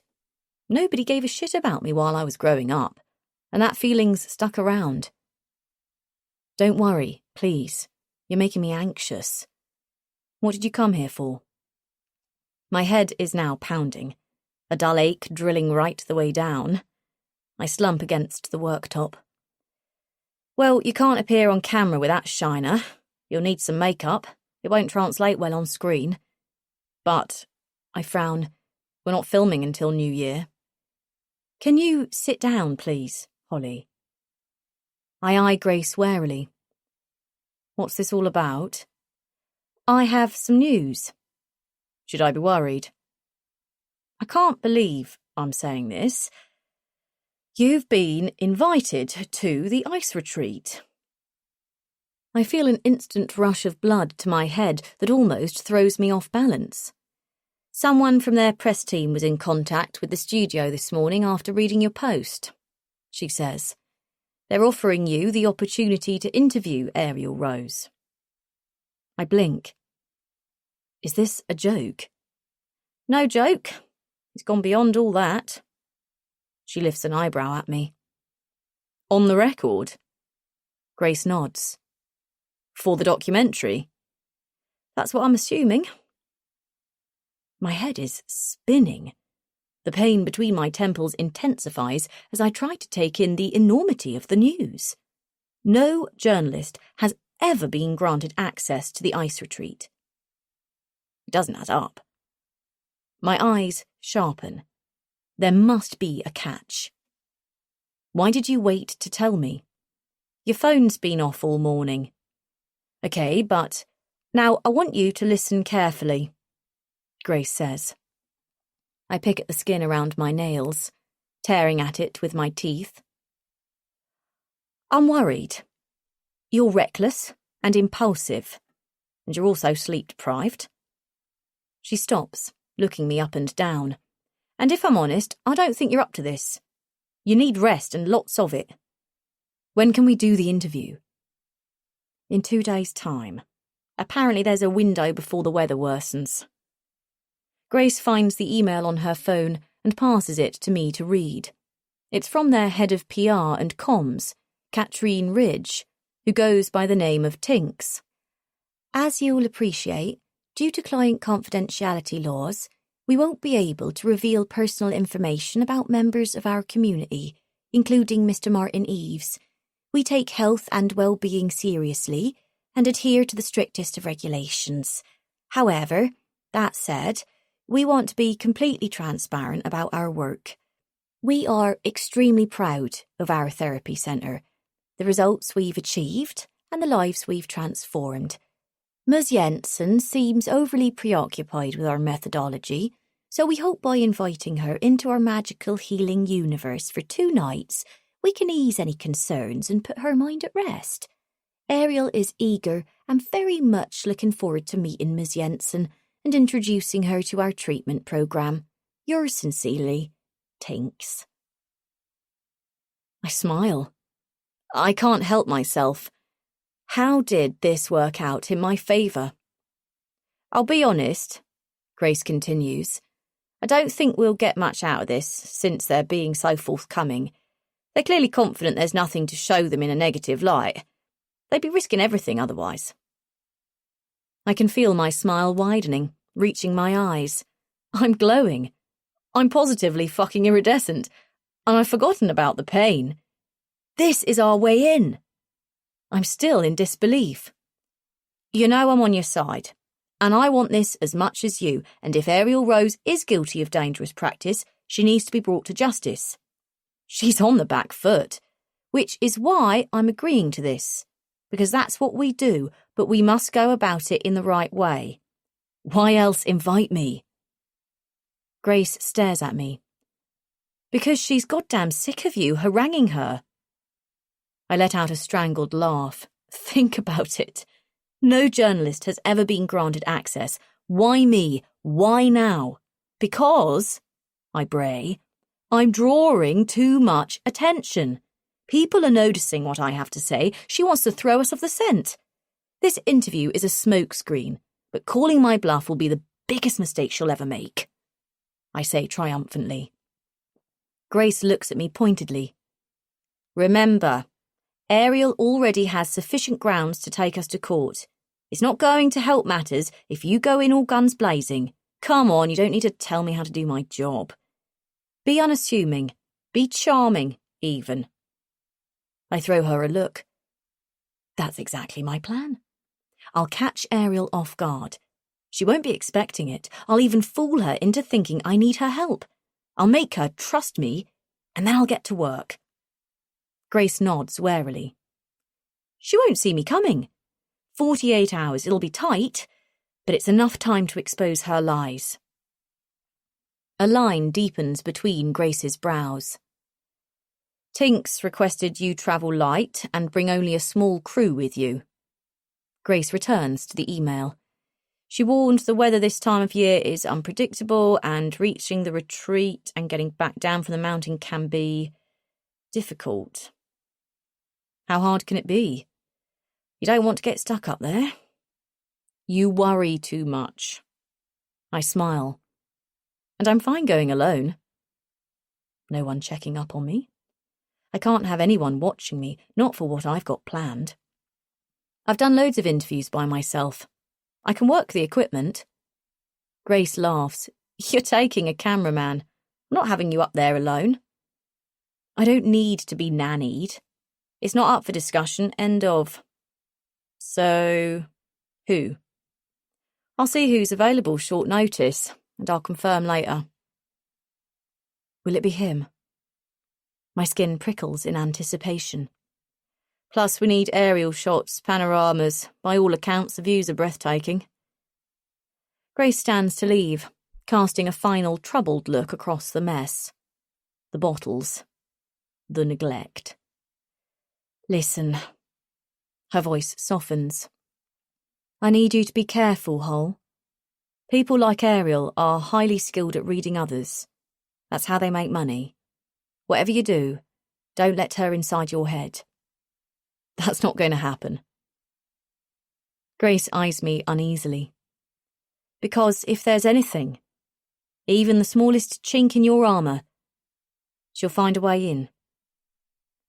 Almost everything about my childhood I want to forget. If there's anything I can take away from growing up in a violent foster care system, it's mastering the poker face. I've got nothing to hide, I say, smiling convincingly. Chapter 9. Florence. 4 days to winter solstice. What have they done to me?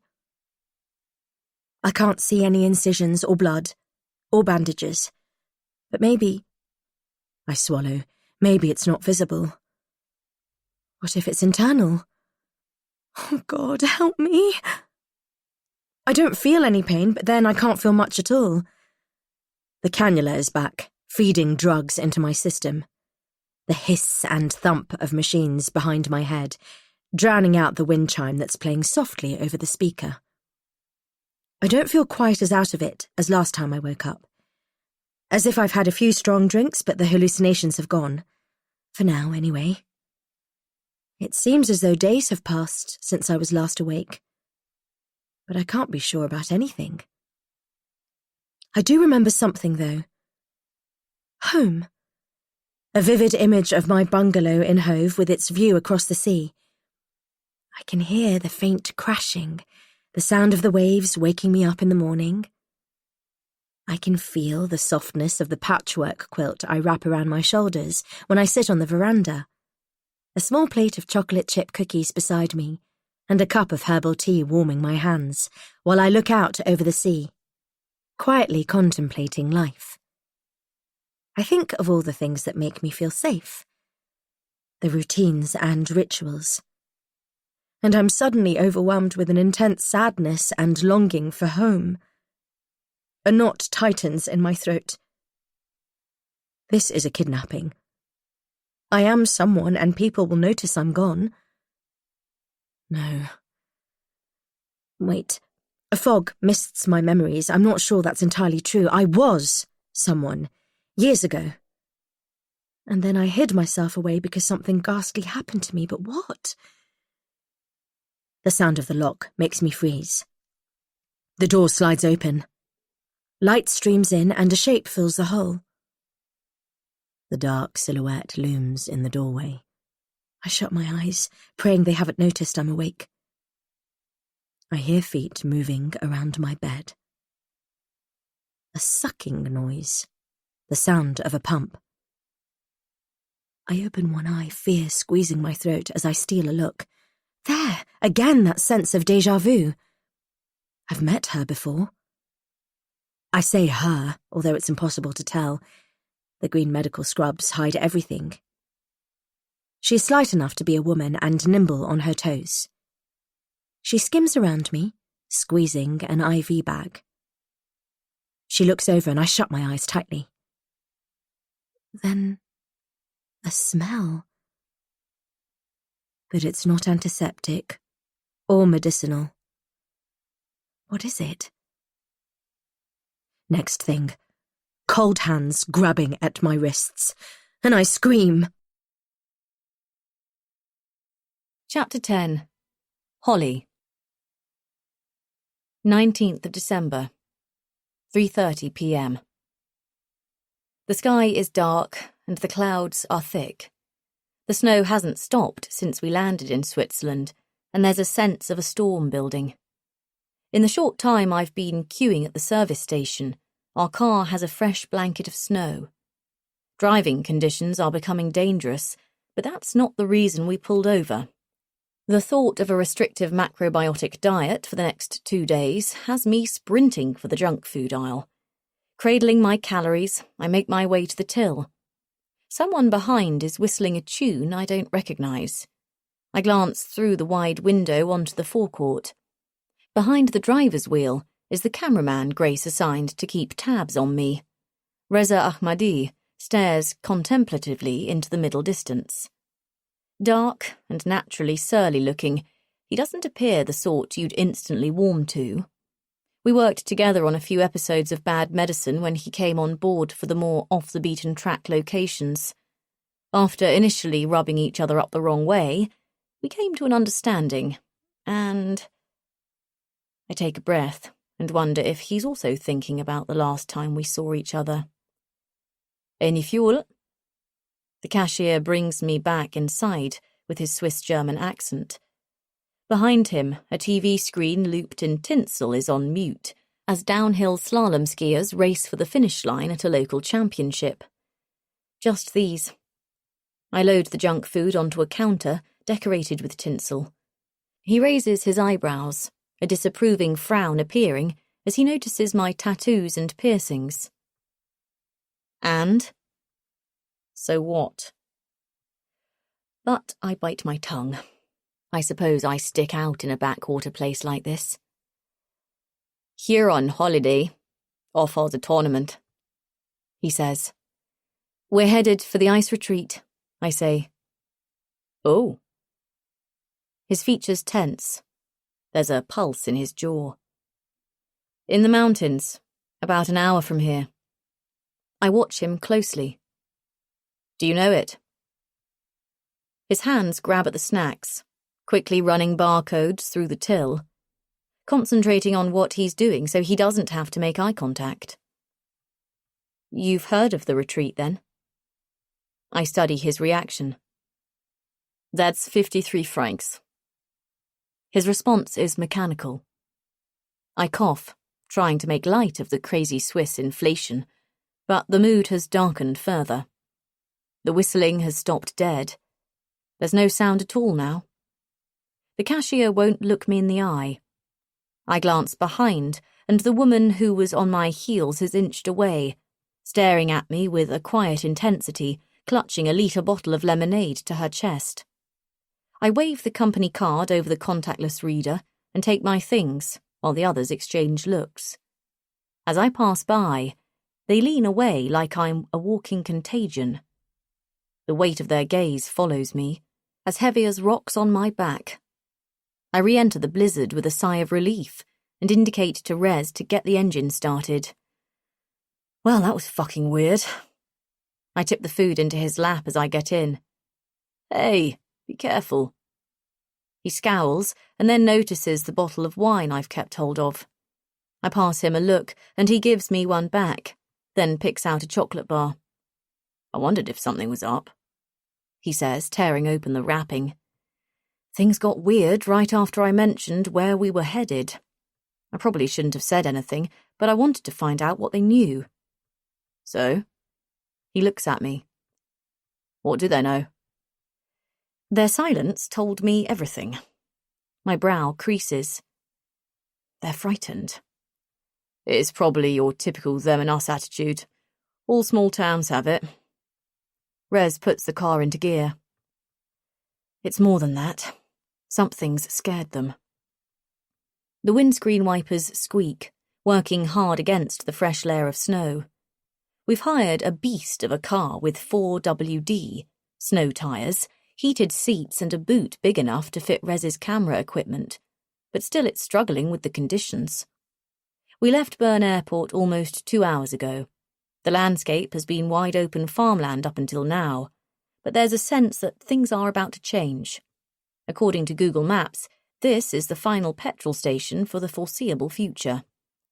Tinks has been drip-feeding us directions, and according to the new coordinates, we're about to enter restricted land. I glance back as we pull off, and I'm shocked by the dark silhouettes gathered at the window. The faceless shadows of the people behind me in the queue, watching us. I shudder, and then I notice something else. Raised up on a stone plinth, a carving of some sort, made out of dark, knotty wood, virtually untouched by the snowfall. What is it? I squint. It's impossible to get a good look at it, but it's facing the way we're headed. And then I'm thrown into my seat as Rez accelerates, skidding us back on course before the light fades. The road has turned into a track, a toboggan flume, narrow and tunnel-like with snow built up on either side. In the distance, the three iconic mountains, the Bernese Oberland of the Swiss Alps, rise up to greet us. Eiger, Munk, and Jungfrau, towering above the valleys like sleeping giants. Their peaks spear the late afternoon sky, as sharp as the tip of a blade. The sudden realization of how thin the atmosphere will be up there makes me inhale sharply. There's still 40 minutes until we reach the three valleys, but the landscape is changing rapidly as we move along roads less travelled where the snow is deeper, thicker, and the way ahead is waiting to be salted. Small ski villages mark the route, lodges made out of rough wood, ornately decorated with red shutters and sharply angled sloping roofs. Hot smoke billows from their chimneys, drifting into the cold air like dragon's breath. Lamps in the windows glow amber, preparing for nightfall. I glance up to the ramshackle sheds, perched precariously on rocky outcrops, and think, I couldn't live out here, somewhere so remote, so isolated. What if there was an emergency?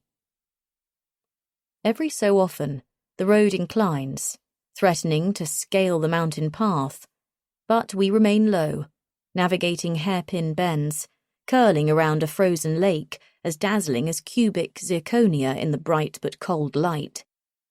We follow the route carved out by glaciers of eons ago as it pulls us further into the mountains. Reza grips the steering wheel, eyebrows knitted with concentration. Red Bull? Good idea.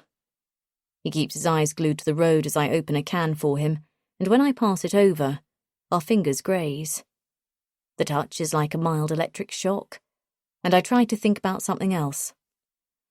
How's relationship life, then? Rez says, eyes still fixed on the road. Never better. I broke up with Ed. Already? New record? I laugh. And what about you? Although I know the answer. Finally met someone? Been away filming most of the year. You know what it's like. Nobody wants to date a guy who's never around. He cracks a smile. Except maybe someone like you. I slide down the window, letting the cool alpine air flood the car and drown out my thoughts. Concentrate. I must stay focused. With only a 48-hour window to find Martin, I have to stay alert. I squeeze my eyes shut and snap them open, rinsing away the exhaustion. Thank God I remembered to pack my pills. How about you get me up to speed? Rez says, then drains half the can. Grace told me a little. She says a boy's gone missing, but what's our plan? We don't normally get invited into the places we're about to pulverise. Plan is the same as always, to pulverise. Okay, anything else I need to know about? You know the drill. We're out to disprove Ariel's ice-healing claims and show the world she's the leader of a dangerous cult that pushes people into death.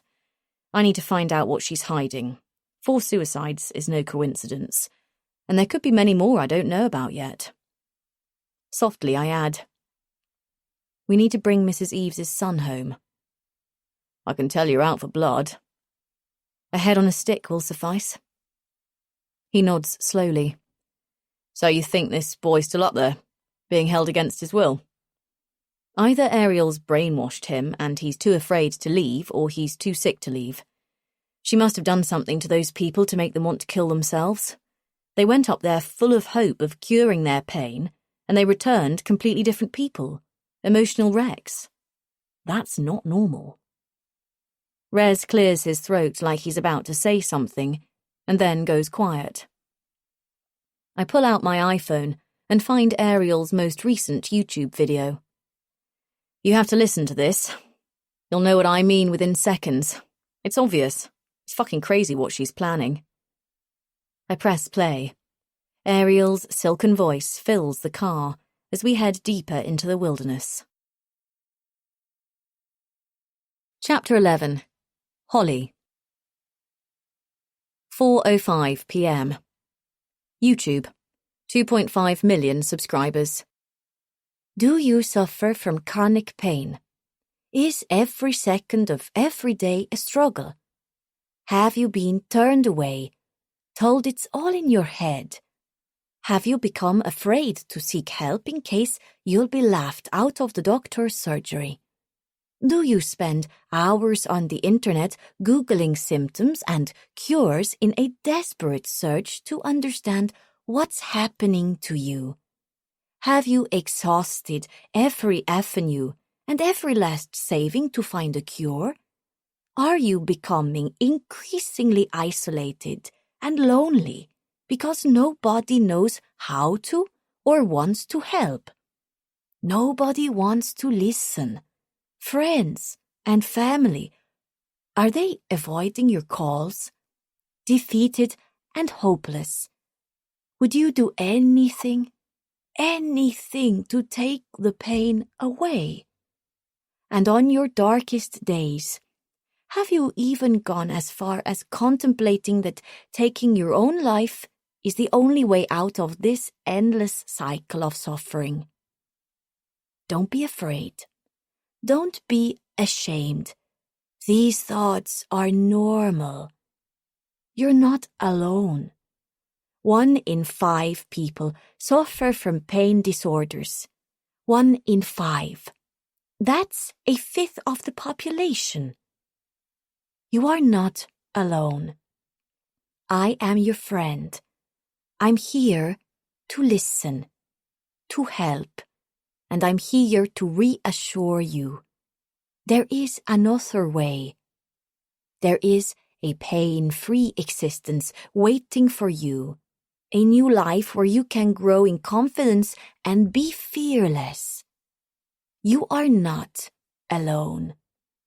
Together, we'll carve your path to happiness and fulfillment. I will cure you of your pain, and I'll heal you from your past trauma. You will find courage to overcome everything that has held you back from greatness. Join me this spring when I'll be hosting a special Ice Rebirth Born Again workshop where we will be exploring ice therapy and its magical and miraculous healing properties. Isn't it time you stopped surviving? Yes, my lovelies. It's time to start thriving. You have every right to feel better. You are not powerless. You can heal. Join me. Do it now before it's too late. Love, hugs, and healing. Stay strong, my ice warriors. I love you all the same and immeasurably. A haunting chiming marks the end of the video. The gush of a fresh mountain stream and birds singing. So manipulative, so misleading. I think about how much I hate her, while Rez stares ahead contemplatively. I can tell his mind is processing the information. That's intense. I mean, she's intense. But kidnapping? I feel a spike of anger. You don't think she sounds controlling? All that triggering language and false promise, the cutesy voice. It's a smokescreen for who she really is. I reload the video. Listen again. Hey, slow down, Hol. It's okay, I heard it. I swallow, a heat spreading. Just give me your take on what's going on up there, he says calmly. The burn spreads into my face and my cheeks flame with anger. Where do I even begin? My voice low and steely. For starters, she's turned her ice healing into a religion. Ariel has brainwashed her followers into believing she can stop all forms of pain with her mumbo-jumbo fake science. She cherry-picks weak, vulnerable people like Martin, because they're the type who will come to depend on her, and that's when she begins her manipulation. Before they know it, they're shelling out their last penny because she's implanted the idea that they can't function without her help, feeding her messiah complex. That's how these sorts of people operate. Breathe, Holly, breathe. Turning my head away to the icy scenery, I try to calm the inferno raging inside, the frustration because, yet again, I'm not being heard. I can imagine what Rez is thinking, his eyes creasing with concern. I get it. You don't trust her, Rez says eventually. Several beats pass. I just want to find Martin, I say quietly. He heaves a sigh, and a silence opens up, widening the distance that Ariel has put between us. Rez watches the road with a troubled expression, while I chew at the skin around my nails. The late afternoon sun forces its way through the clouds. A single beam of light manages to break through, shining down on where we're heading. It's beautiful. It's fucking exquisite, but all I can see is red mist. I calm myself, excusing Rez's inability to see through her facade as naivety. Ariel's a fine actress after all. I just hope that's the last time he's taken in by her. I also hope the last time we met isn't going to complicate things. There mustn't be any confusion over what we've come here to do. I look over at his profile, feeling suddenly guilty for snapping. He's not classically good-looking like Mikkel, but Rez has something about him. It's his striking dark features, golden skin, and jet-black shoulder-length hair which he wears tied back. A short scruff of a beard. An indent in the bridge of his nose, and lines pleating from the corner of his eyes. The eyes of someone who's seen too much. Reza Ahmadi might be a dark horse, but I do know things about him. I know, like me, he had a difficult childhood, growing up feeling isolated. He fled Iran when he was 7 to seek asylum in the UK. I know his father is dead, and he feels responsible for his mum, and his grandmother is growing frailer by the day. I know that despite his constant travelling, he does have a base, a 1-bedroom flat somewhere in South London, and I can imagine what it looks like. All bare shelves and stark walls, because he's not the sort to get attached to things. Before a serious shoulder injury knocked him out of the game, he was on the front line. Afghanistan, Iraq, the cameraman the BBC would parachute into war zones. Because he's fearless. Because he's an adrenaline junkie and able to dissociate. On a drunken night out, Rez confessed to me he's not afraid of dying. But it's hard to believe he gives 0 fucks. Even I, with nothing to lose, feel fear. What everyone seems to agree on is that Rez will never commit. To a person or a job. Being freelance gives him the freedom to walk away. As long as he's travelling, he doesn't have to sit still with his emotions, and I can tell he gets enormous relief within this state of fluidity. No need to ask why he's taken on this last-minute assignment. It's obvious there's no significant other waiting for him at home this Christmas. We have more in common than either of us wants to admit. All okay over there? He says eventually, his voice hoarse from not speaking. Yeah. I heave a sigh. Just worrying if I've packed enough warm stuff. Lie. I'm remembering when Mikkel hated us working together. I'm reliving that night and why it should never happen again. Chapter 12. Holly. 4:30 p.m. The road suddenly splinters, hooking a sharp right towards the narrowest of the 3 valleys. The Lauterbrunnen mountains rise up around us, the spruce trees crawling up the lower slopes. We pass a turn-of-the-century funicular, its ancient track shooting vertically up a cliff face, vanishing into the low-hanging mist that swept in. Another road to nowhere, or at least that's how it feels. We haven't passed another car or seen a house for miles. Even the local radio station has stopped working. I turn off the crackle and fix my gaze ahead. A churning sensation is developing in my stomach as we make our way along the final stretch of open road. A thick expanse of white as far as our eyes can see. A kestrel soars above, dipping and gliding, suspended in a thermal pocket, guiding us the final few miles to the meeting point. What's that? I point to a dark mass that's appeared on the horizon. Reza squints. Looks like... He stops. Nah, can't be. But it is. Incredibly, it's exactly that. We both fall silent as we approach something that's straight out of Jurassic Park. A thick, impenetrable wall of steel stretching across the entire width of the valley floor. 5 meters high, half a kilometer wide. Fucking hell. Rez blows air into his cheeks. I... He falls silent again. We both do. We slow to a crawl, taking in the enormity of the construction. Numbers, percentages, calculations are falling in front of my eyes as I attempt to tally up how much something on this scale would cost and... Why? Why bother? That's insane, Rez says eventually. Insane, I echo. You do realise only 2 years ago this was a hot tourist spot. He looks around.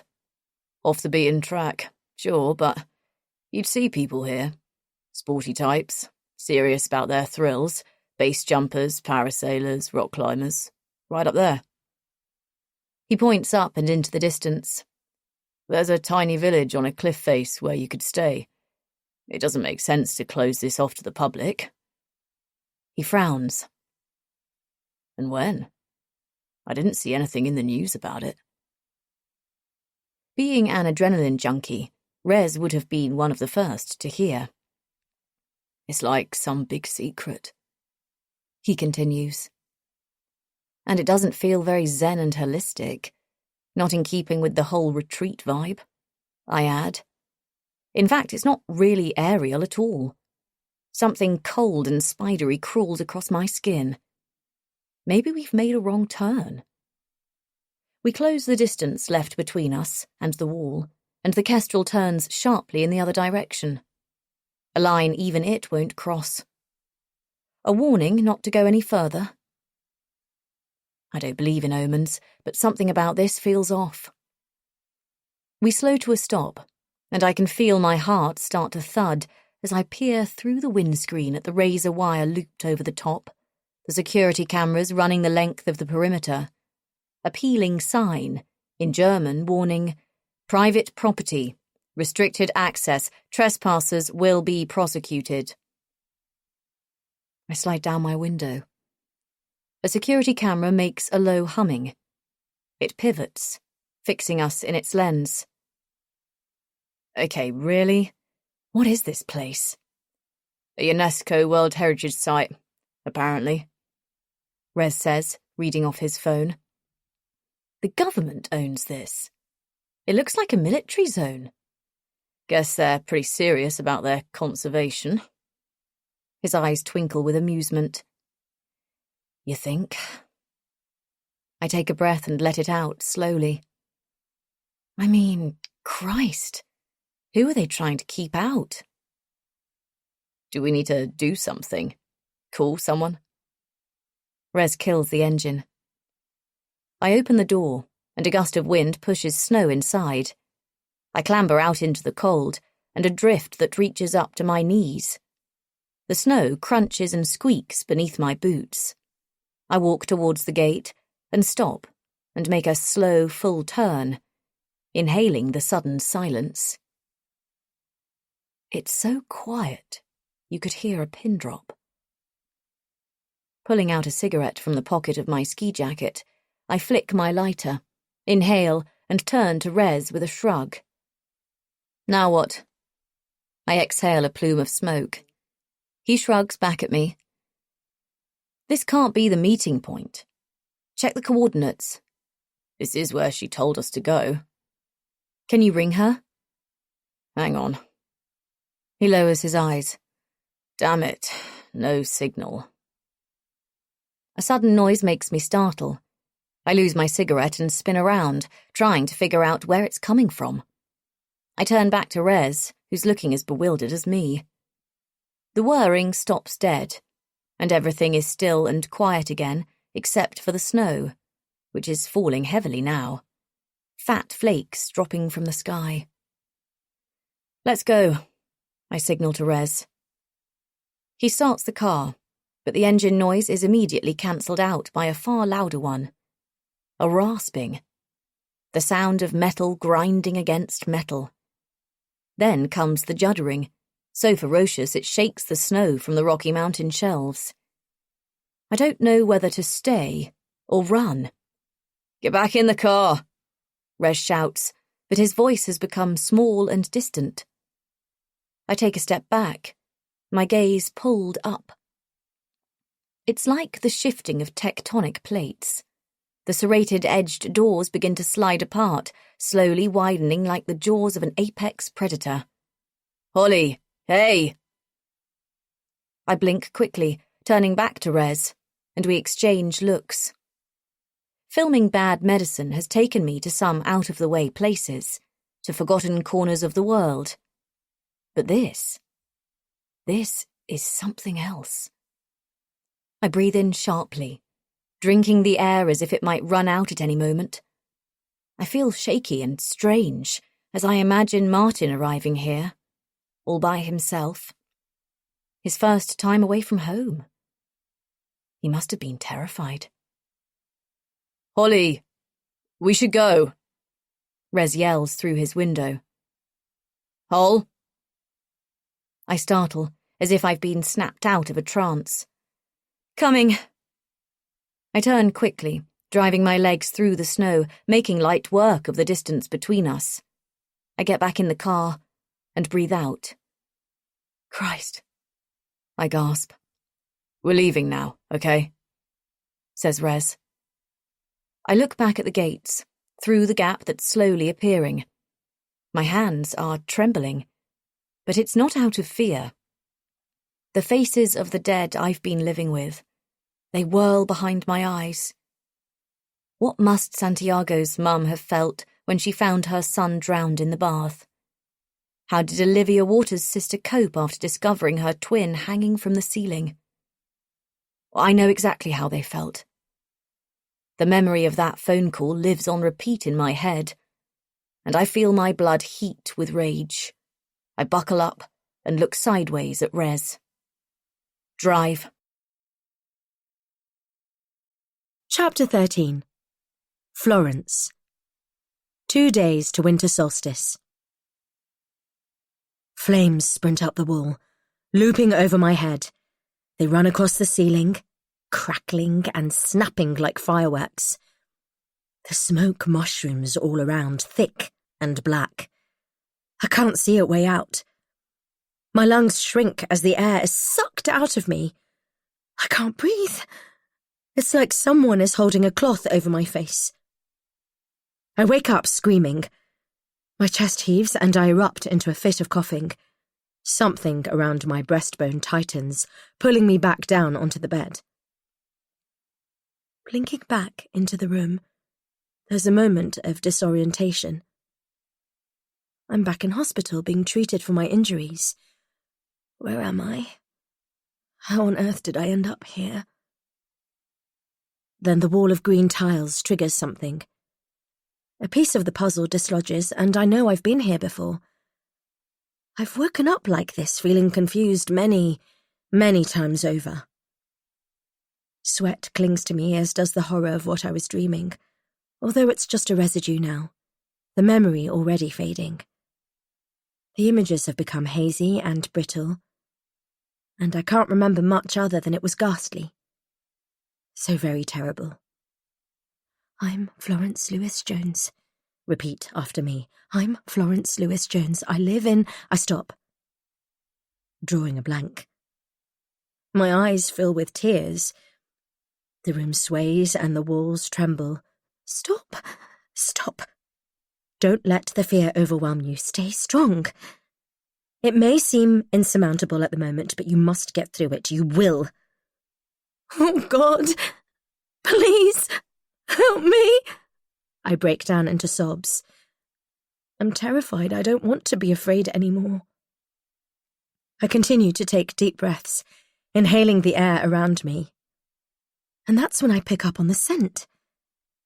It smells different to the last time and the time before that, I think. Clean and crisp. The scent of sunshine and white flowers. A fresh linen. They've changed my bedding. My eyes focus, and in that moment of clarity I notice the transparent bag attached to the side of the bed, half filled with a murky yellow liquid. It takes me a second longer to make the connection, to realise it's a catheter bag. It's revolting. The sight of my urine turns my stomach, but I force myself to remain calm, because at least they're not making me lie in my own urine. That's something, I suppose. If they wanted to get rid of me, they wouldn't be changing my sheets. They wouldn't be feeding me liquids through these tubes. They'd let me starve to death, surely. Unless... My stomach hollows. Unless there's another reason they're keeping me alive. Oh, God. Oh, God. I hear a cough, and I freeze. Someone's in the room with me. Oh, dear God. Have they been here all this time? I turn my head towards the sound, and I can sense a presence, watching me. The soft murmur of voices to my left. I can't understand what they're saying. The words are strung out. Everything around me is in soft focus. Let me go. Please, I say desperately. They stop. I can hear them breathing. I feel their eyes running over me. My skin prickles like insects crawling along my arms and legs. Please, I force my voice past the knot in my throat. Tell me what you want. My voice sounds small and pathetic, which makes me cry. Please, I beg. I'll do anything. I shake my head pitifully. I hear footsteps approach and I start trembling. I know what's coming. Hurry, Flo, concentrate before it's too late. I try focusing, forcing the feeling, reliving the moment I arrived here, wherever here is. I'm desperate to remember before they give me more of that stuff that makes me forget. It was autumn. Yes. Oh gosh, I can picture it. The afternoon sun, low slung and coppery over the mountains. There was far less snow than now. I can envisage the spruce green, scree running down the slopes. I remember being here, but in a different season entirely. I feel a burst of exhilaration as hope surges. But the feeling is quickly snatched away by a desperate low. How long have I been a prisoner? No, don't give up. Keep going. What else? Who was there? The hazy outline of half a dozen or so faces swims into focus. There was a group of us when I arrived. Yes! And the willowy woman with the white hair? She stood in front of us, drawing us into a circle. We held hands and she promised we were loved and would be nourished and that she would heal me of my chronic pain. I can feel the love and inclusivity, the warmth of what I thought was my surrogate family. And then two men, the strapping outdoorsy type, came towards me. Taking my bag from my hand, they led me away.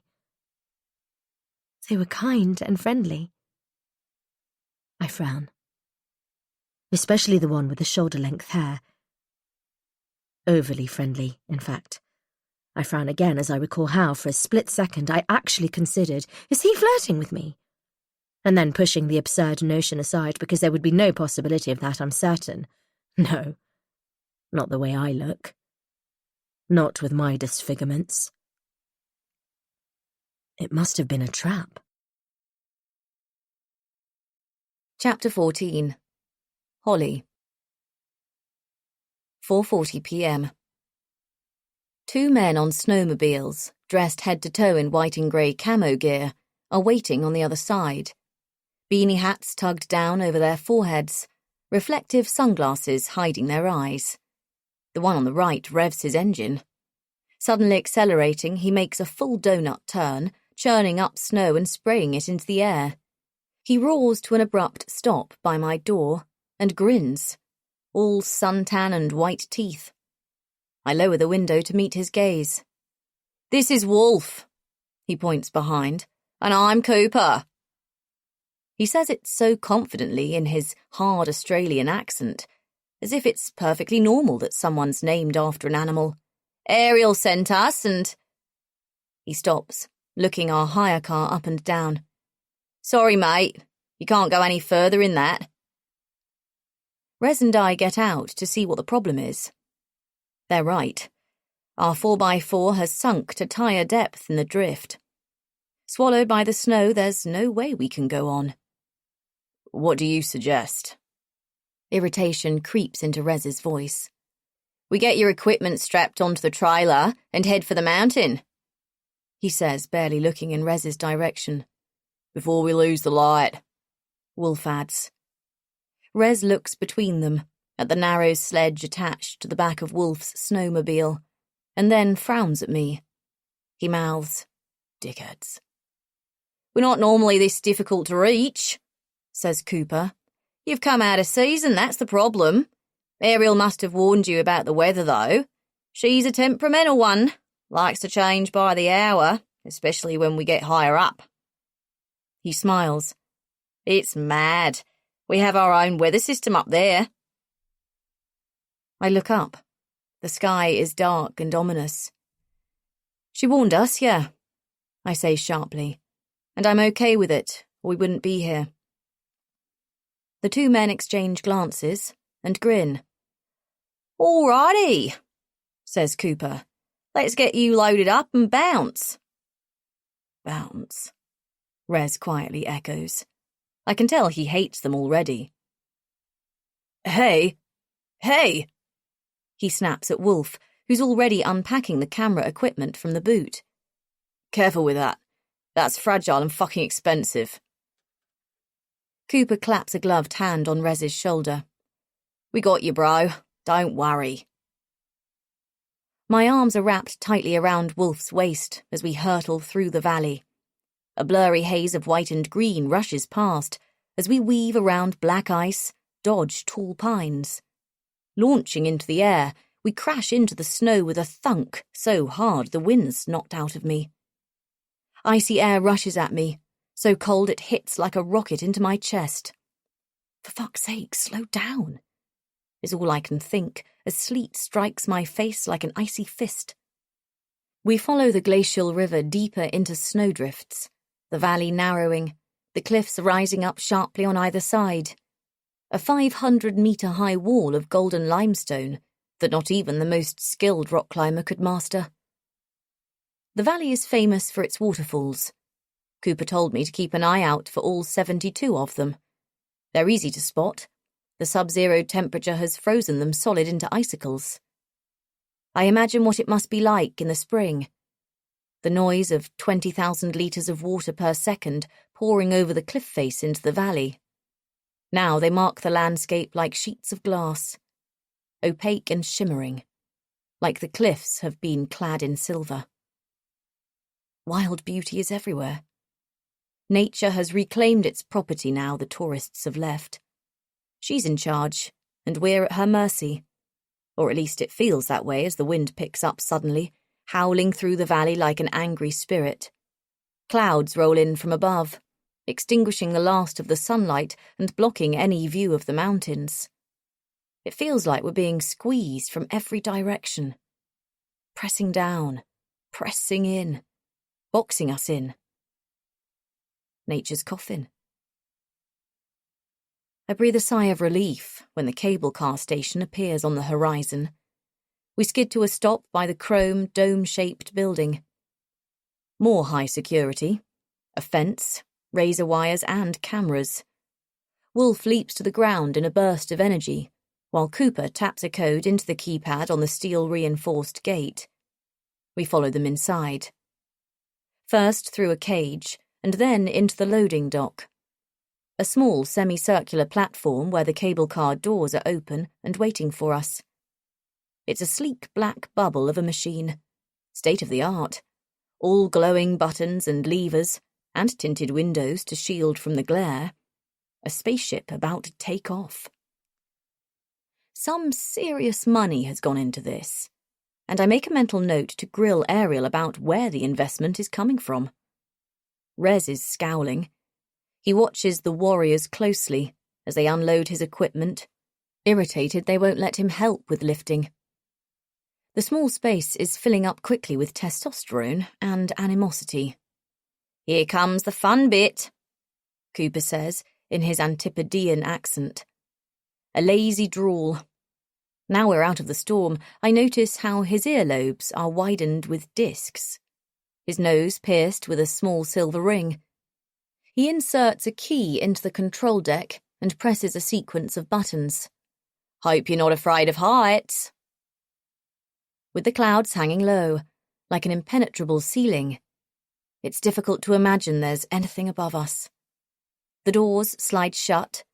The cable car rocks sideways in a sudden gust of wind that knocks me backwards into Rez, and we share a laugh. Then, all of a sudden, it jerks skywards, and my stomach drops. Chapter 15. Martin. 12 weeks earlier.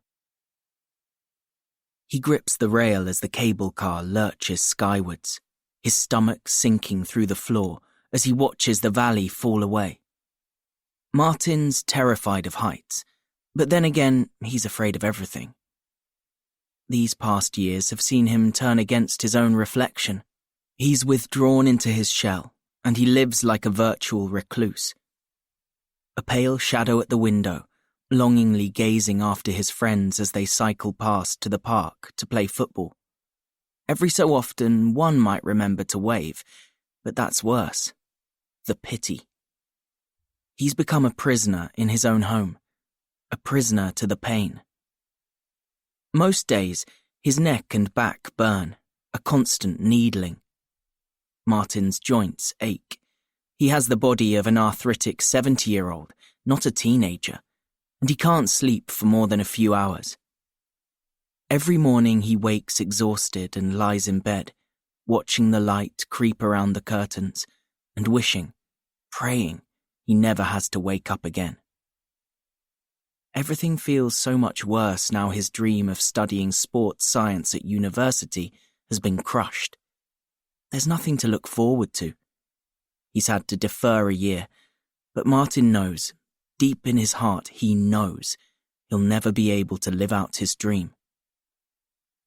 He steals a glance out of the window at the mountains rising up around him, and he swallows hard.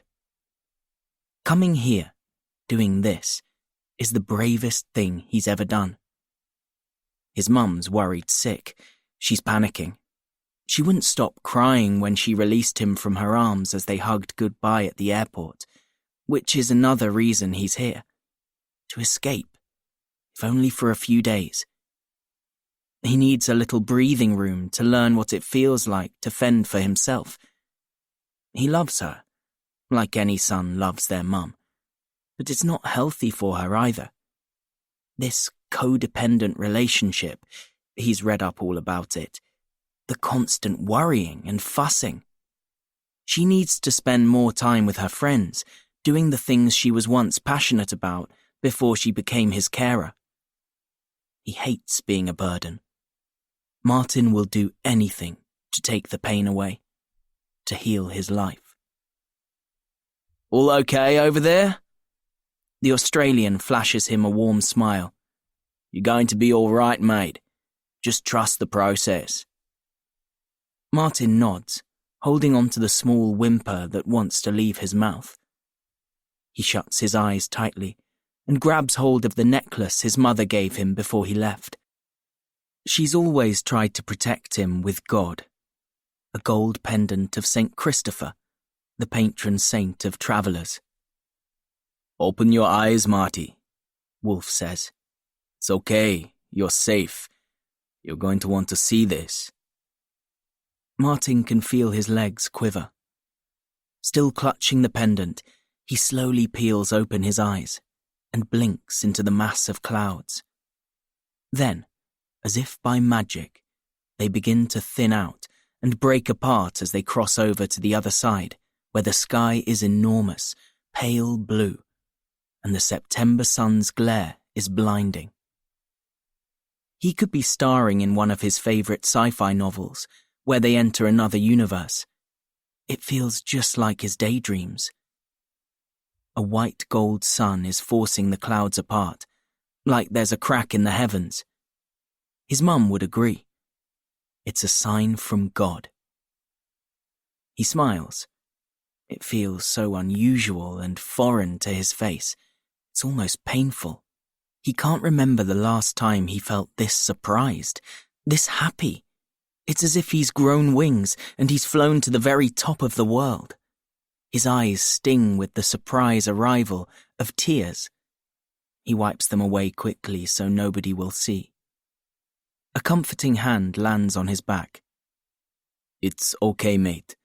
Don't fight it." "Stunning, eh?" The man who introduced himself as Cooper joins in. "I told you it was worth it. Learn to trust, mate. It's all going to work out. I promise."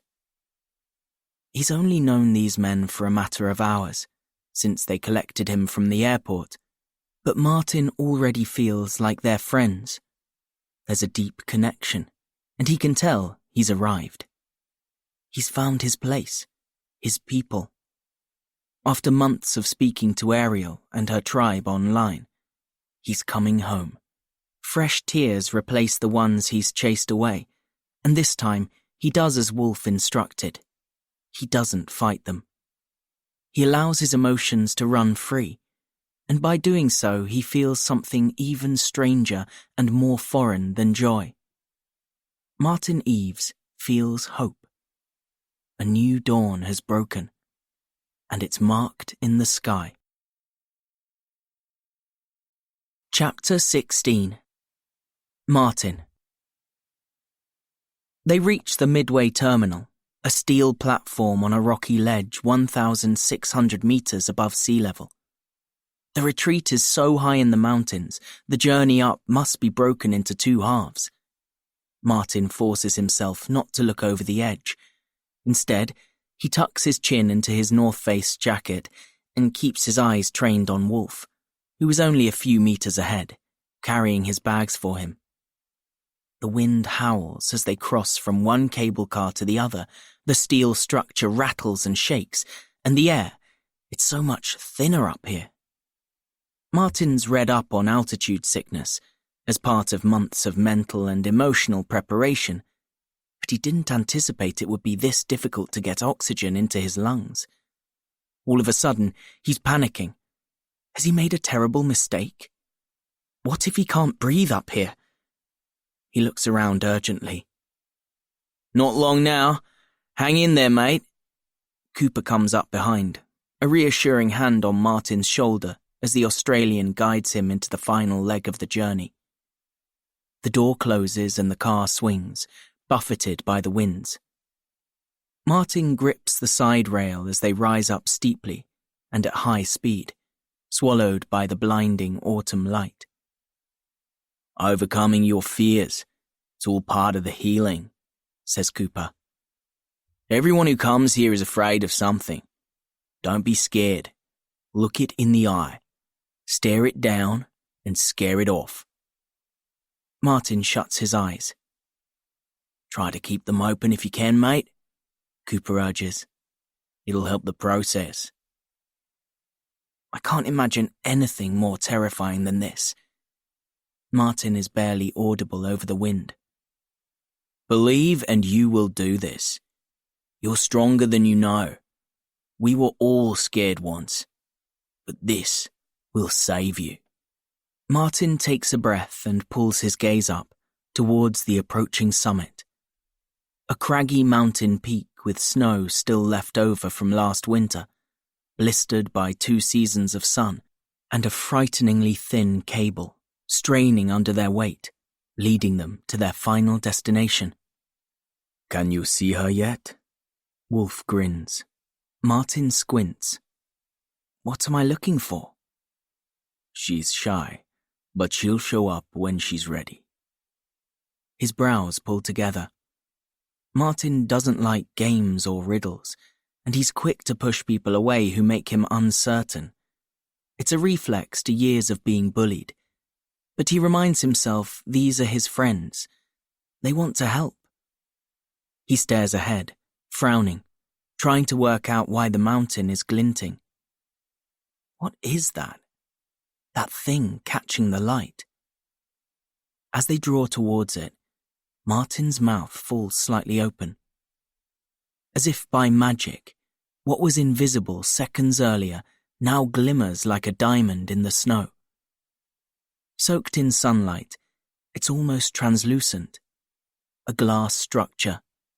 A cube built into the rock face with walls made entirely of reflective glass. Mirroring the snow-capped peaks, vanishing into the vast mountainscape. The ice retreat, hidden from the world. "Isn't she beautiful?" Cooper watches Martin's face. It's extraordinary, Martin thinks, transfixed. He's too overwhelmed to speak. "Hang on, this bit can get a little bumpy." The cable car makes contact with the guide runners, and there's a sudden lurch skywards as they lift up to meet the docking station. The buffers knock them sideways, and Martin stumbles. They share a laugh, but there's barely time for him to recover before the doors slide open and an Arctic blast takes his breath away. Martin's legs turn to jelly. Gingerly, he places one foot onto the steel platform, gripping the railing that leads them to the entrance. Wobbling and uncertain, he's like a newborn foal. He feels his knees buckle, and Cooper catches him before he hits the deck. "Welcome to the ice retreat, mate," Cooper says, and laughs, eyes creasing with pride. The sun has sunk behind the mountains, and the sky has caught fire. A sunset washing pink over the slopes and into the valley. Blinded by the glare, Martin can't see who's waiting for him at the top. "Welcome, Marty," a familiar voice greets him. "We are so excited you're here." She gives him the warmest of smiles and then hugs him for several beats longer than he's used to. He senses her kindness, and a warmth wraps around him like a thick winter duvet. Ariel Rose pulls back so she can look at him. She holds onto his shoulders and stares him right in the eye, as if she already knows everything about him. Her eyes are pale blue, reminding him of an Arctic fox, and he wants to lose himself in them. "I'm going to take care of you." He smiles. "Come meet the others." He follows her through an atrium with a domed ceiling and walls made of glass. The light pours in from every angle. A woman with big hair, wearing loose hippie clothes and slouch socks reaching to her shins, breaks away from a group of similarly dressed people and comes over. "Hey, Marty."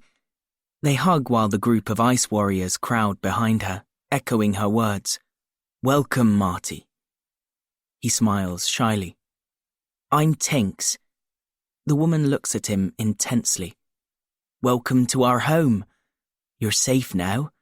We'll look after you." Martin blushes. He's not used to physical contact. His mum's always been awkward around affection. Over Tinks's shoulder he notices the half-dozen people mingling. Men, women, a mix of ages, locked into intense conversations. "Wolf will show you to where you are sleeping." Ariel takes his hand. "Go, freshen up, and come join us." She plants a kiss on Martin's forehead. Wolf carries his bags for him and leads him down a flight of stairs and along corridors that snake deeper into the building, where it smells of incense and the walls vibrate with positive energy and fresh hope. And that's where he sees her. Their eyes meet in the hallway. He doesn't want to stop and stare in case he makes her feel uncomfortable. Martin doesn't want her to think he's looking at her scars, because her face, it's so terribly burned. And so familiar. "This way, bro." Wolf guides him towards a door. He's seen her before. He knows that face. Martin recognizes those scars. She's famous, isn't she? It takes all his self-control not to turn back and steal a second glance, because Martin's never seen anything so fascinating and fragile. And then his heart lurches, because he suddenly remembers what she's famous for. Chapter 17. Holly. 5:30 p.m. The building dates back to 1912 and was originally an allergy testing centre run by a world-famous professor before it was turned into an astronomical observatory. Tinks walks quickly ahead, pointing out the old structural details. At 3,200 metres above sea level, it was once one of the highest atmospheric research stations in the world. Her arm suddenly lifts, her hand painting across the room in a loose, artistic manner. We're above the permanent snow line, which means we have it all year round. It never gets warmer than -5.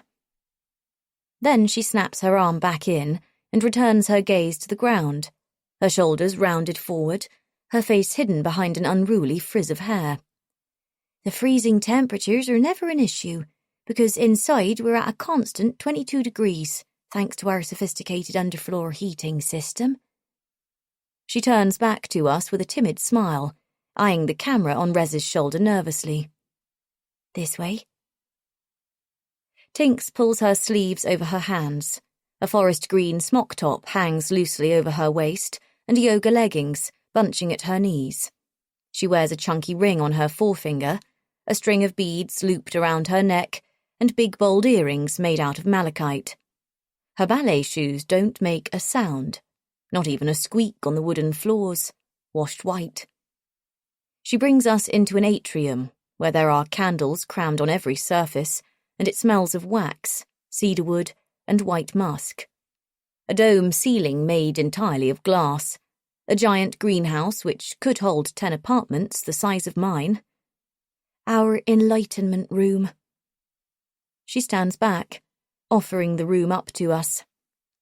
The main hub of our healing, where we gather after ice therapy.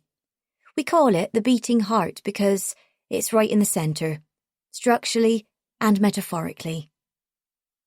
She beams with pride, like a mum showing off her newborn. Lit up from all sides by natural light, the floor-to-ceiling windows look over the entirety of the Swiss Alps, a 360-degree panoramic view of Eiger, Munch and Jungfrau, and 200 more mountain peaks.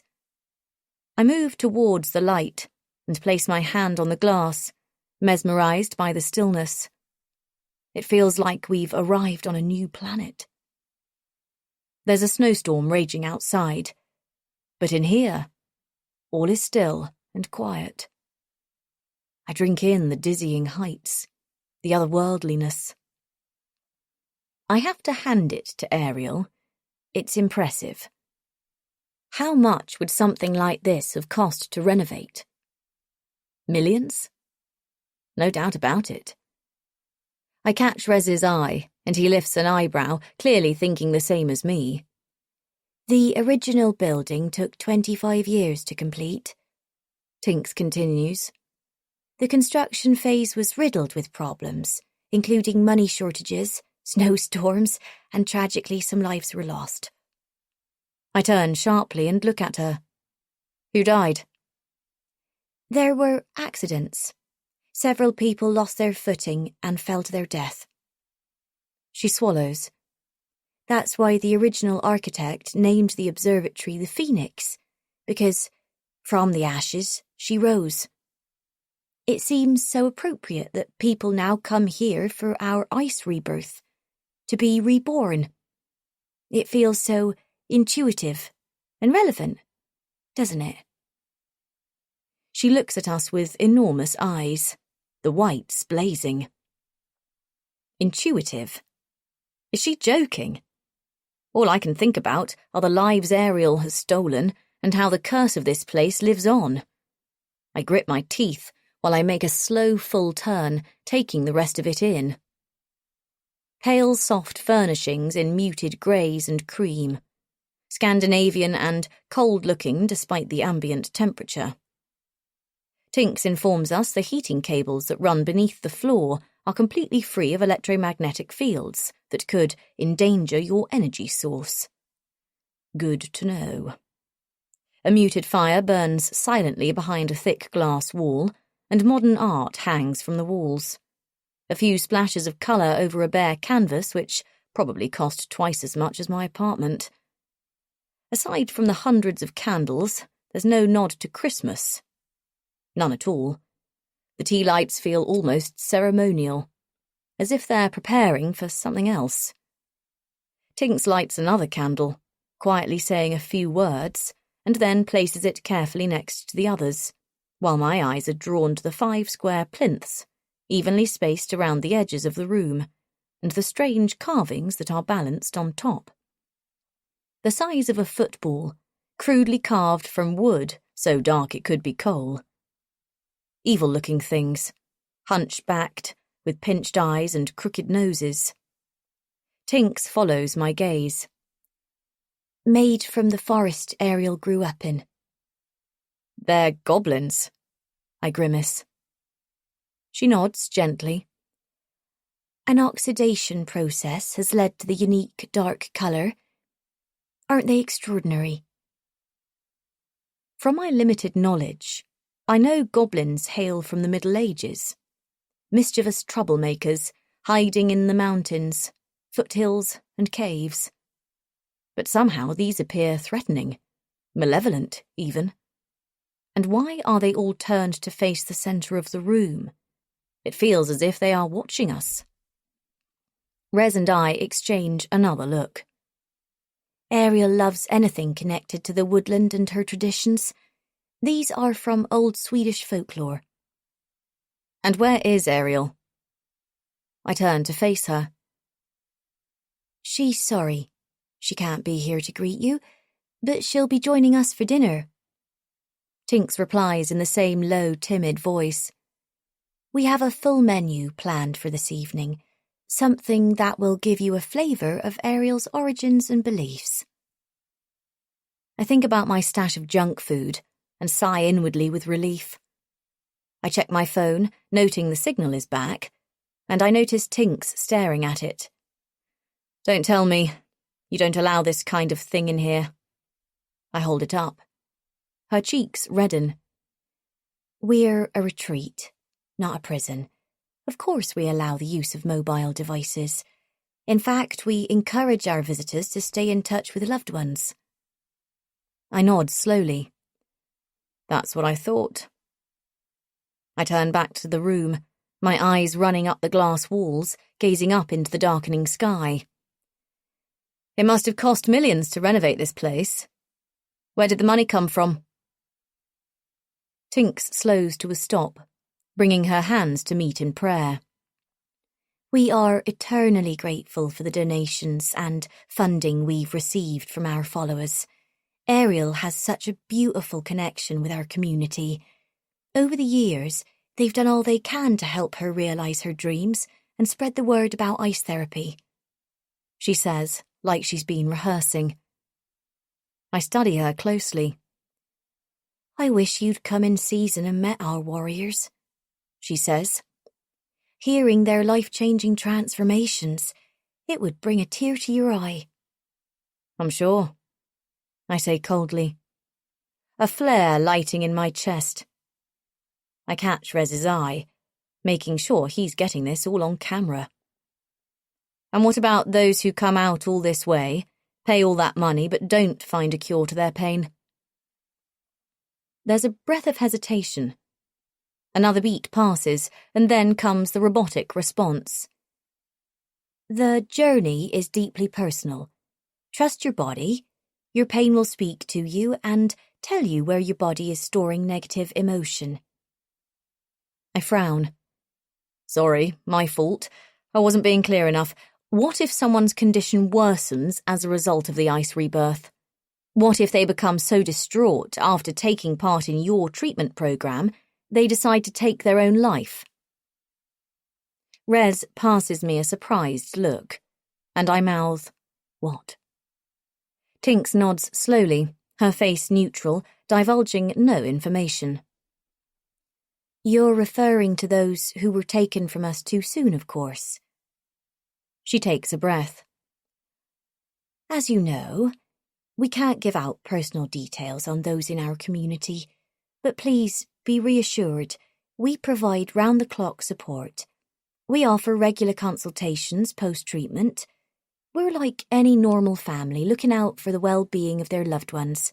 But, ultimately, as much as it pains us, we aren't responsible for the actions and decisions of others, especially when they are far away and we can't be there to intervene.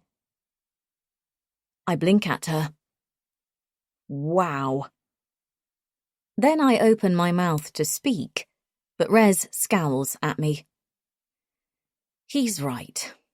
There's only one person who can give me answers. It's not Tinks I should be grilling. In fact, I feel sorry for her. She seems nervous and out of place, like an ornament that doesn't quite fit in.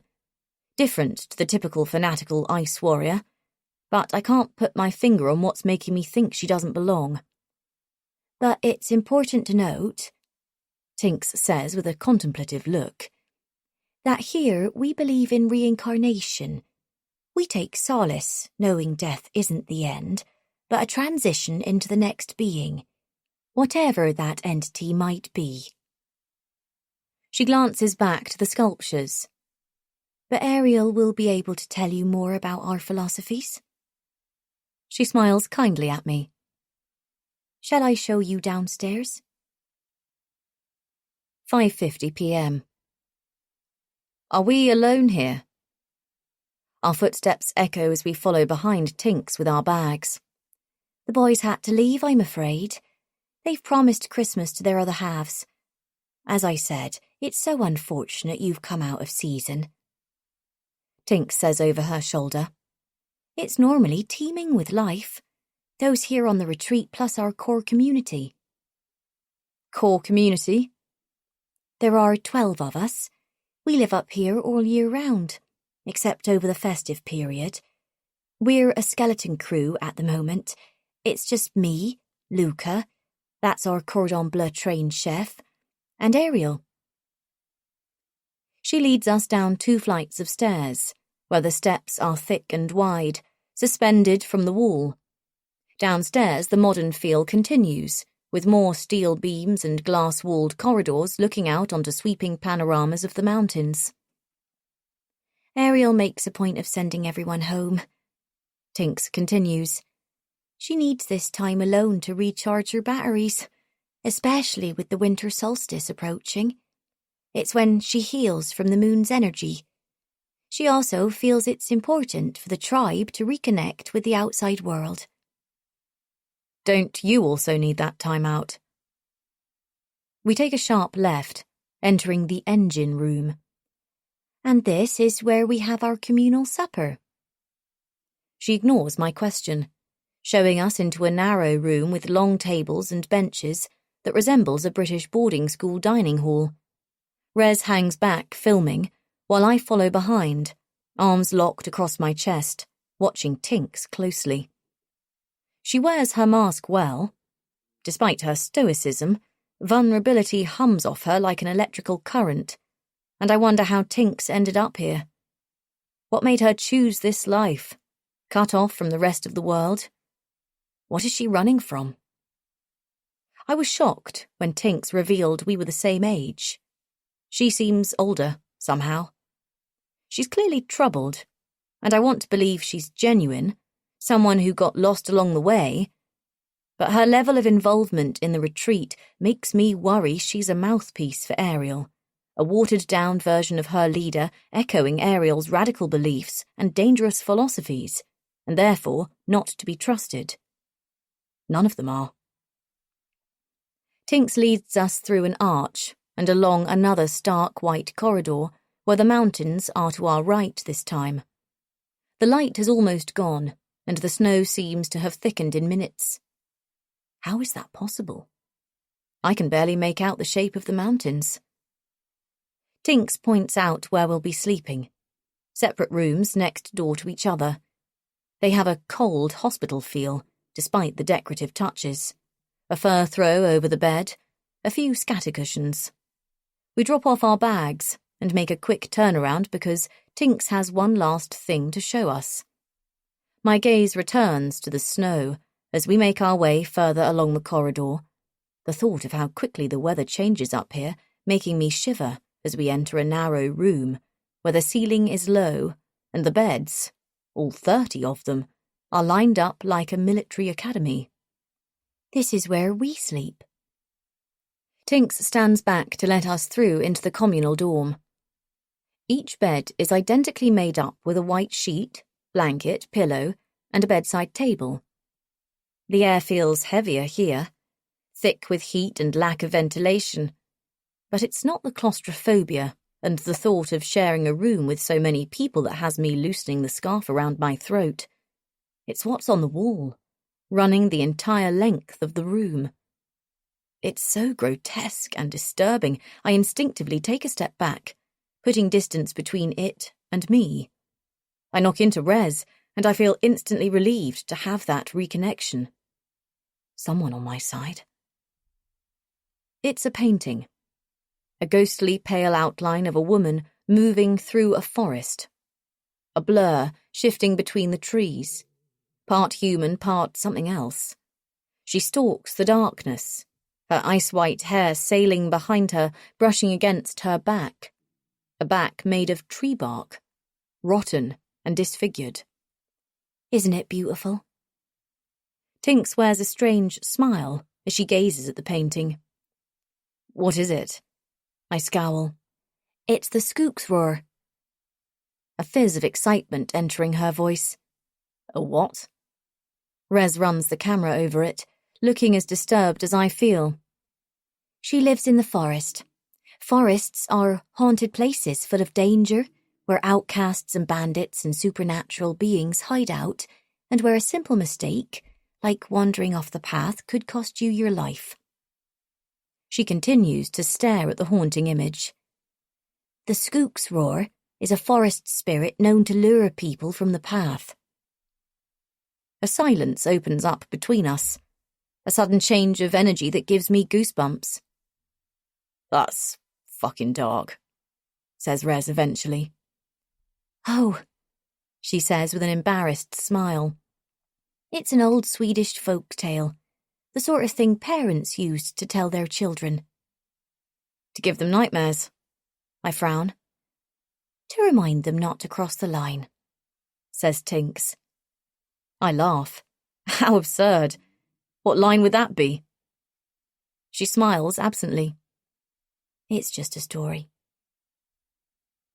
I feel a sudden draft across my back, an icy chill. But when I look behind me, the door's closed. There's no air coming in or leaving this room. Rez catches my eye. You okay? He mouths. I nod, although I can feel the grooves in my forehead deepening. It sounds ridiculous, but I can't shake off this feeling that's been following me since I visited Mrs. Eves.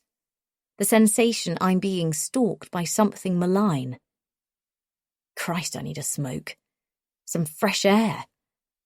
I look up at the ventilation grill, my ears tuning into the soft whirring of a fan recycling the warm air.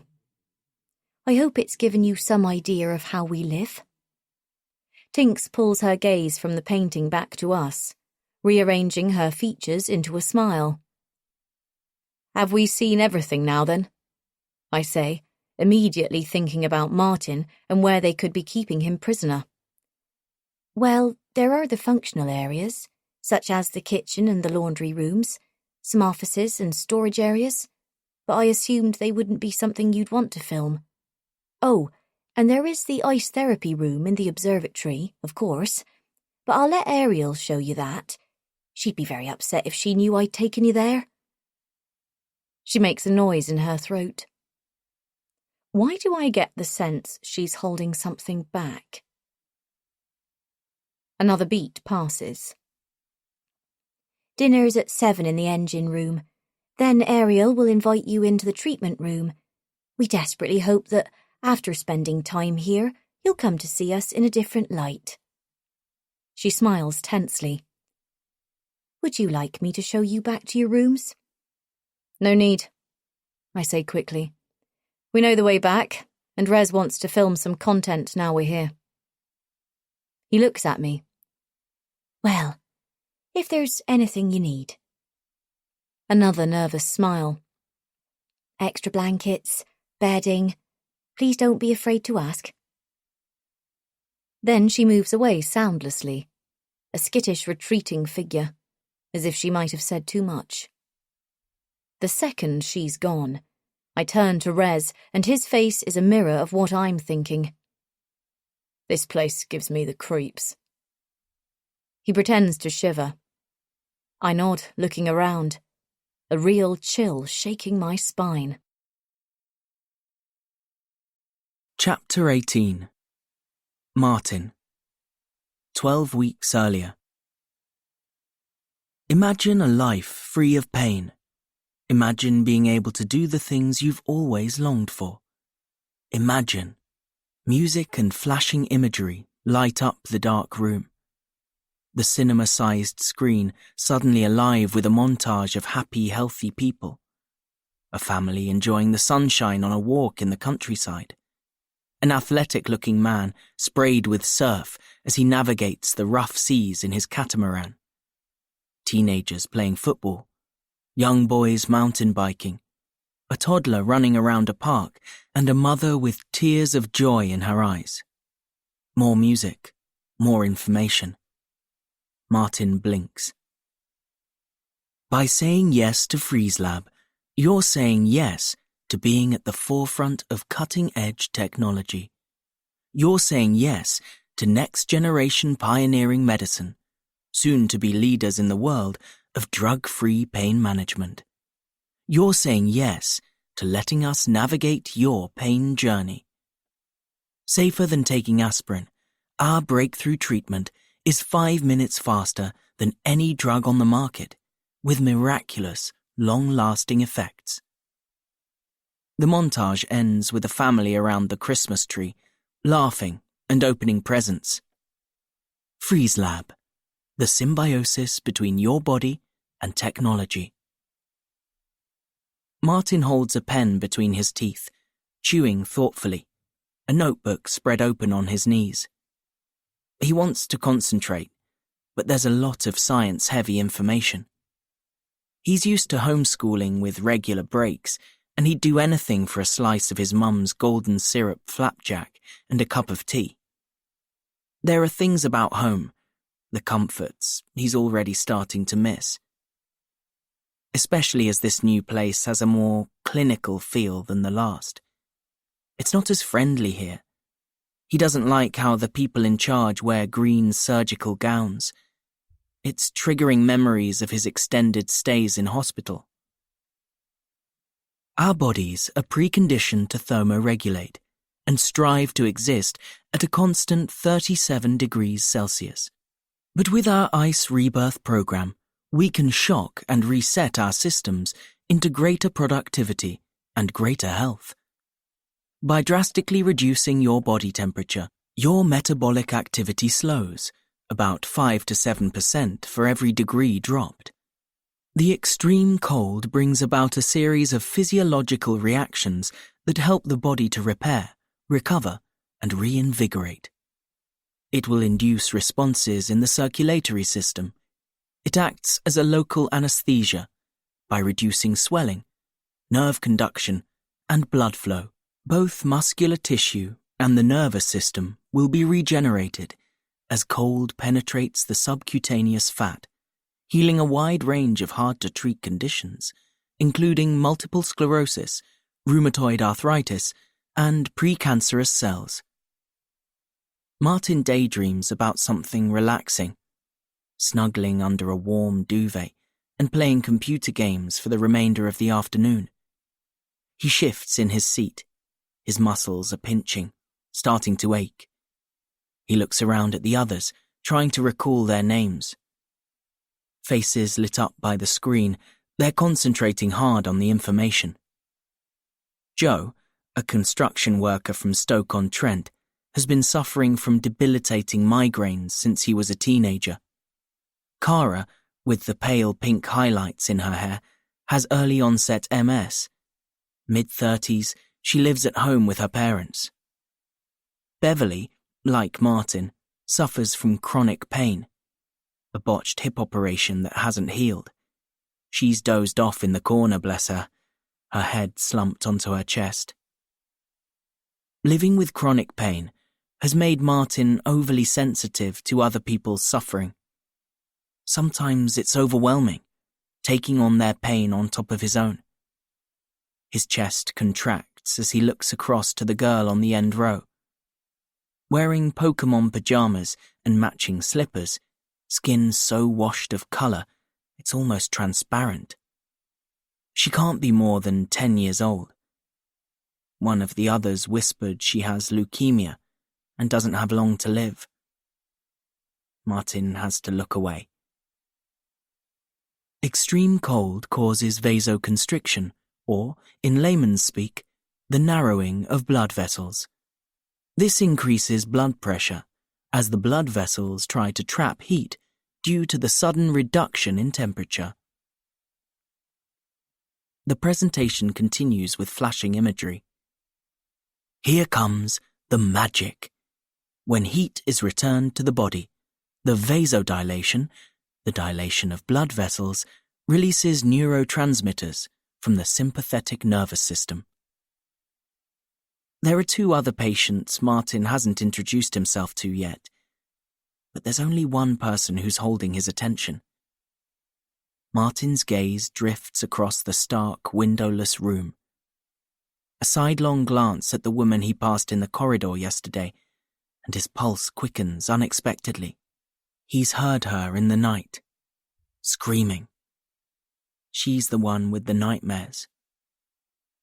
Wearing a baggy sweater and tracksuit bottoms, she slumped in her chair, legs outstretched, crossed at the ankles. Her face is hidden behind a heavy fringe and a mass of russet-coloured hair that hangs like curtains. Thick, bushy hair that hides her burns. Florence Lewis Jones, only survivor of the Glenridge Inferno. He remembers now. He recognises her from the news story his mum was poring over only last week at breakfast. She was 19 years old when they pulled her from the rubble of the building, the inferno that wiped out her entire family. After the gas explosion knocked her unconscious, the flames got to work. The burns went through the muscle, penetrating 3 layers of skin, melting it right off the bone. He remembers the gory details. How could he not? They were so gruesome. Florence sustained horrific injuries to her face, chest, arms and hands, and was scarred beyond recognition. Half of her old face had to be removed and replaced with skin from other parts of her body. Poor thing, just tragic. You'd almost wish you'd died in the fire if you looked like that, his mum had murmured, while flipping eggs over in the pan. God rest their souls. She bowed her head and drew the sign of the cross. Martin remembers how miserable it had made him feel, hearing how Florence tried to save her family before becoming trapped in the building. The news story, commemorating the 10th anniversary, described how Florence had recently undergone her 200th skin graft and Martin recalls how grateful he was to be reminded that there are people in the world whose suffering is greater than his. Imagine, your entire family burned alive. He can't. Martin can't bring himself to take that on. He would rather be dead. The pain she's in, it must be indescribable. She catches him looking, and he snaps his eyes back to the projector screen, his heart accelerating. A cartoonish diagram of red blood cells flooding a vein appears on the screen. The rush of oxygenated blood, nutrients and enzymes that flood the body after having ice therapy offers an elixir to the muscles, ligaments, and tendons. We can use this to reprogram our mitochondria to become effective at reducing inflammation and enhancing the process of mitochondrial biogenesis.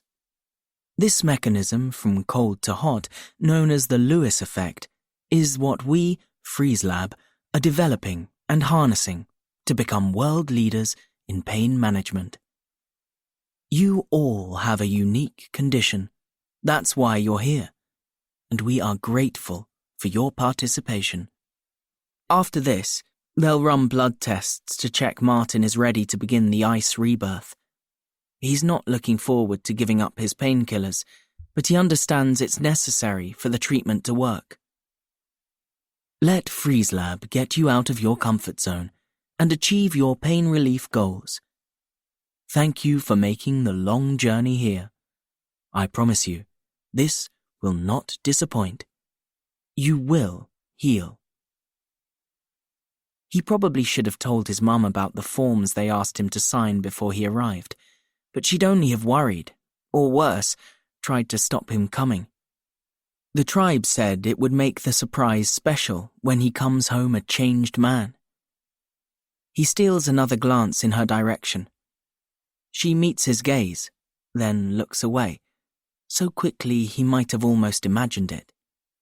But not before she shows Martin a smile.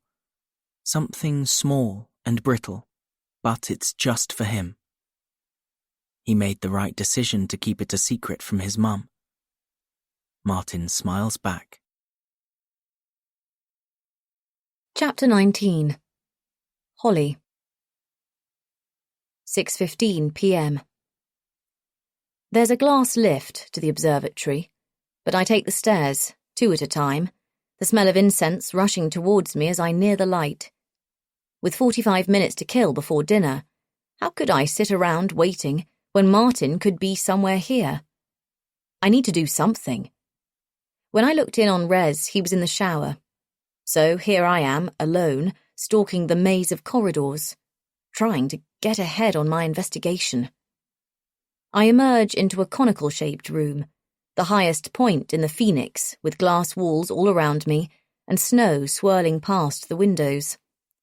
I glimpse a patch of sky, but then it's gone again, extinguished by the mass of grey clouds as heavy as an oil slick. Below the skylight, in the centre of the observatory, there's a large circular plunge pool filled to the edge with water and melting ice. The black tiles give the illusion of a bottomless well. Around the outside is a strange arrangement of candles in various lines and shapes. Low music plays softly in the background. A flute and some sort of chanting. I can hear the murmur of voices, but I can't make out what they're repeating. It's not a language I've ever come across. A sudden movement drives me back into the shadows. The water ripples as a crown of white hair breaks through the surface. A small gasp as a woman comes up for air. I hide in an alcove, but I don't let her out of my sight, not even for a second, as I watch her lift herself out from the pool. With her back to me, she arches her spine and rakes her hands through her hair, pushing it from her face, water slipping down the contours of her naked body. My pulse picks up. I feel it rush into my ears while she wrings the water from the ends of her hair and pushes it over her shoulder. Ice white, it falls in a clump down her back, reaching all the way to the curve of her spine. Her skin is as pale as the snow outside, almost translucent, and her body is flawless. The physique of an athlete still at the top of her game, all muscle and bone. As she turns to the side, I glimpse her profile, how her hips jut out, her breasts pert and perfectly shaped. She moves as if she's aware of her beauty, unhurried and self-assured. She reaches for the towel slung over a chair and carefully runs it across her body, long strokes taking her time, as if she's enjoying the sensation of touching herself. I stare at the woman who destroys lives, my fists clenched, my nails digging into my palms. Ariel Rose. Isn't she beautiful? I start. Then I see it's Tinks. How did she manage to creep up on me like that? No one makes the process look more majestic than her, she whispers, so as not to disturb her. Does she normally dunk naked? Ariel wanted to be the one to show you the ice bath. It's a shame Ariel hasn't taken the trouble to say hello yet. Ariel will be disappointed, Tinks says nervously. She doesn't like people coming up here without her. I let several beats pass, trying to get a hold on what Tinks is afraid of. More silence. Ariel won't allow anything to come between her and the healing powers of the water, she says eventually. That's why she's naked. The bathing at sunset is about honouring the day. Daylight is something we show gratitude for. After all, we can never be certain if there'll be a tomorrow. And with the winter solstice in just 2 days' time, it's especially important, she says, still looking at Ariel. What temperature is the water? 5 degrees Celsius. 5 degrees? Jesus, that's freezing. That's as cold as the North Sea in winter. Our bodies aren't equipped. The shock of it could easily bring on a heart attack. Our bodies have enormous capacity to deal with trauma, and by subjecting it to these conditions, we heal. Nonsense. This is factually incorrect. I feel my blood heat up. These stupid people pushing their radical ideas onto others. Ariel wraps herself in a dressing gown and takes a seat, cross-legged on the cold stones, staring into the storm. What's she doing now? I say. Meditating. Of course she is. Creating space in her thoughts. She gives away so much of herself to her followers. It's imperative she recharges, or she won't have energy left for herself. It's incredible how selfless she is. My gaze pivots from Ariel to Tinks. Watching her closely, I say, "So how did you end up here?" Her face suddenly changes. That's a whole other story. One for a rainy day. She straightens. Anyway, it's Ariel you've come to interview. I'm interested. She gives me a look. Really, I want to understand the work you do here. I take a breath. Build a fully rounded picture of your community so I can give an accurate and fair portrayal of Ariel for the documentary. She nods. I see what you mean. It can be off the record. She tugs at a loose thread on her sleeve. Do you want to tell me how you met? Were you in pain? Is that what drew you together? I guess you could say that. Are you sick? It's more complicated than that. How so? How long have you got? She laughs nervously. I'm not doing anything now. Ariel saved me. She hides behind her laughter again. That's all there is to it. Really? I nod empathically. I'd love to hear about that. She looks at me warily. Not to be used for the documentary. I promise. I feel a prick of guilt as the words leave me, but then I remind myself why I'm here. She closes her eyes and takes a deep breath. This summer will mark 10 years since the festival. She smiles wistfully. I suppose you could say that's when our souls collided. Ariel had travelled to England especially, and I was serving food in the vegan tent. Back then I was part of some eco-warrior save-the-world group. She laughs to herself. Silly, really. Anyway, we got chatting. Ariel liked my shawl. It was tie-dye and made of silk, and she had no idea the real reason I'd wrapped it so tightly around my shoulders in a heat wave. Her voice suddenly shrinks. I smile, encouraging her to go on, guiding her into a sense of security because I need her to open up. I was in a bad place, staying in a women's aid shelter in Bristol after escaping my boyfriend. I was hiding bruises, plus the guilt of knowing I'd be running back to him any day, like a drug addict returning for a hit, quite literally. Tinks inhales deeply, blinking back tears. She looks at me. I smile, but I'm feeling knotted inside. We chatted for a while and then... I'll never forget what happened next. A glimmer of a smile appears. Ariel stopped what she was saying, got up, and hugged me. She smelled of patchouli oil and cardamom, and it was the most loved I felt in years. She saw me. She really saw me, you know? It was as if she could look into my soul and see all the pain. She instinctively knew I was hurting, and she held me and we both cried. Then she whispered in my ear that everything would be okay, that I was loved. Tinks keeps her eyes low, still playing with the loose thread, coiling it so tightly around her finger it leaves a mark. And then, I encourage, what happened next? But I'm finding it harder to keep my face neutral and my thoughts impartial. That night I collected my things from the shelter. Ariel was waiting outside in her minivan. There was no plan. Only us, our rucksacks, and a big open road as we headed for the Channel crossing. A new life together was waiting for us on the other side. I nod hesitantly. The intensity of her story, it's hitting me head on.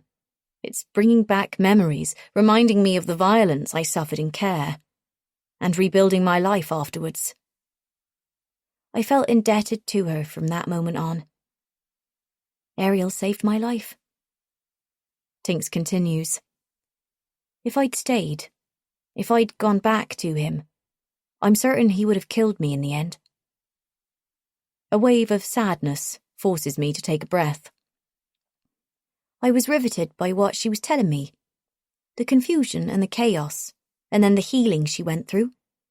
Ariel cured her pain, so I knew it was real, and I would have done anything to have that too.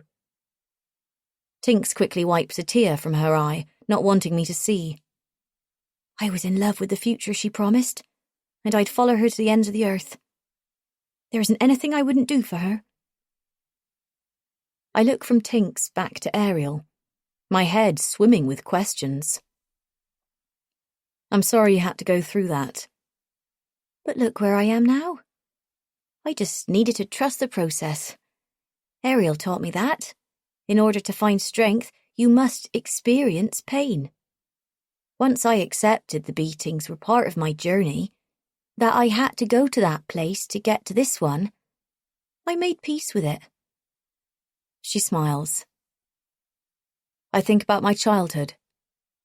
Would Ariel tell me the abuse I suffered was a necessary evil?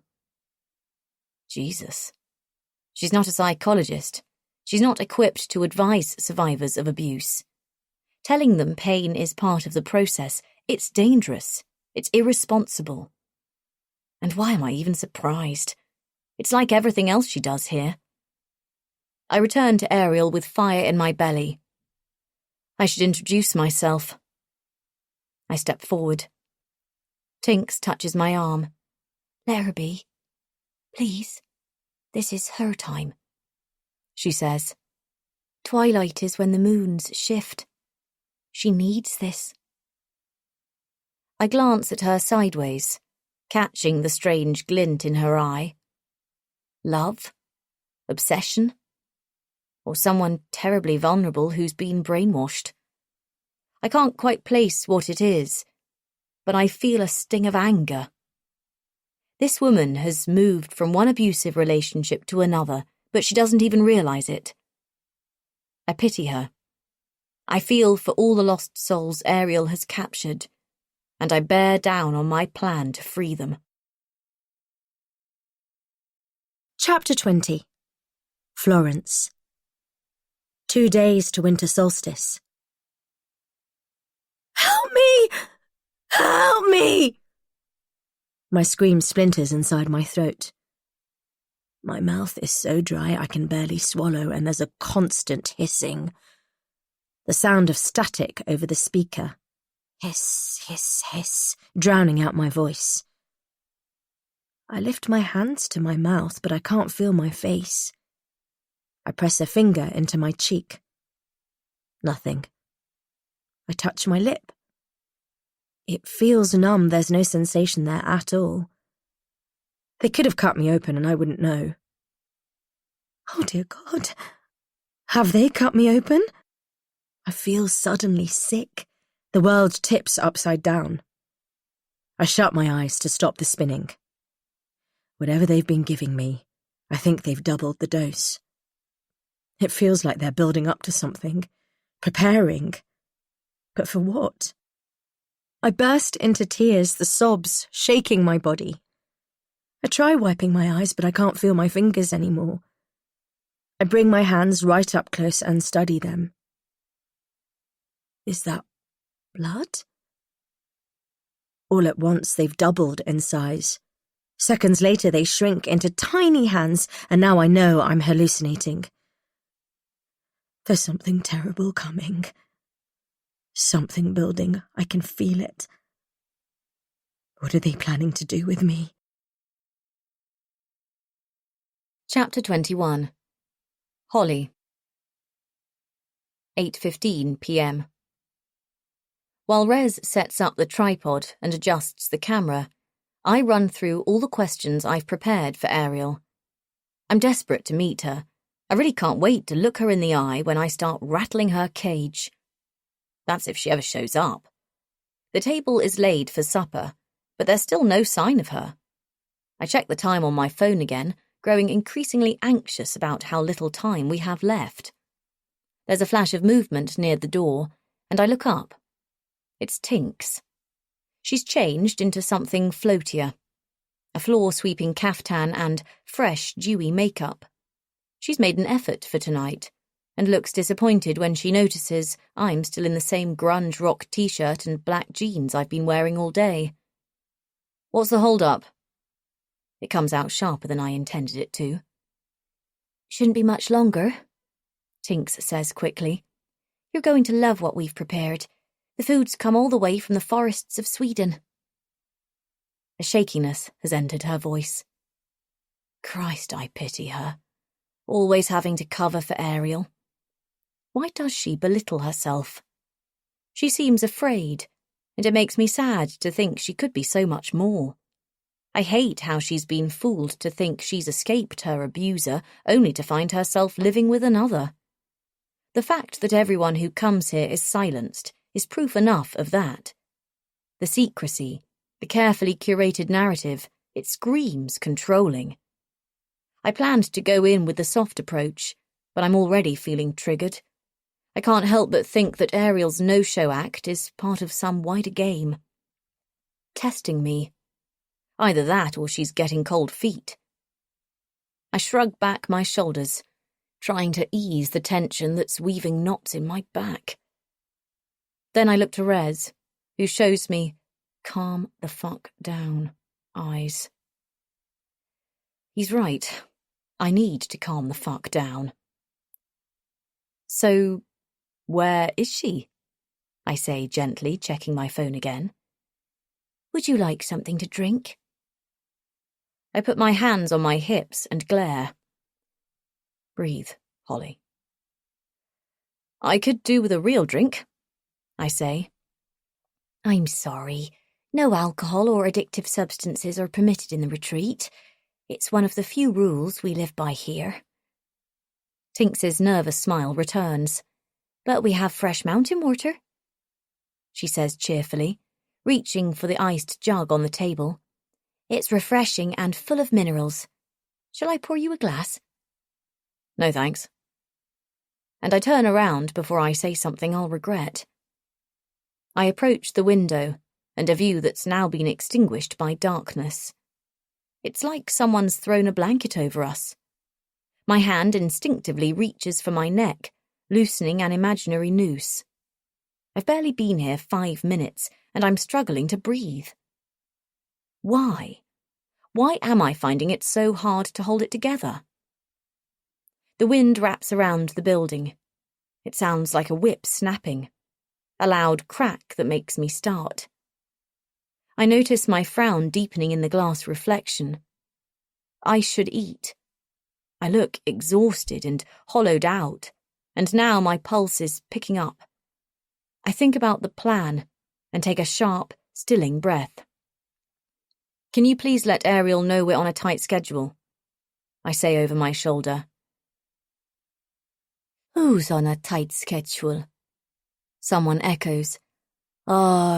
You can't be thinking about leaving already.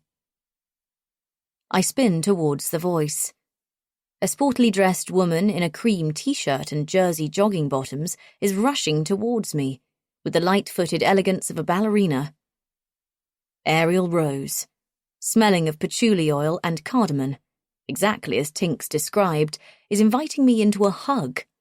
I cross my arms, and she smiles kindly. My God, you're beautiful, she says on an exhale, her Swedish accent breaking through. She steps towards Rez, and I bristle at the intensity of their embrace. Her arms lock around his neck. Then she kisses him, albeit briefly, but right on the lips. Isn't this place dreamy? She says, pulling away while Rez's eyes search for mine.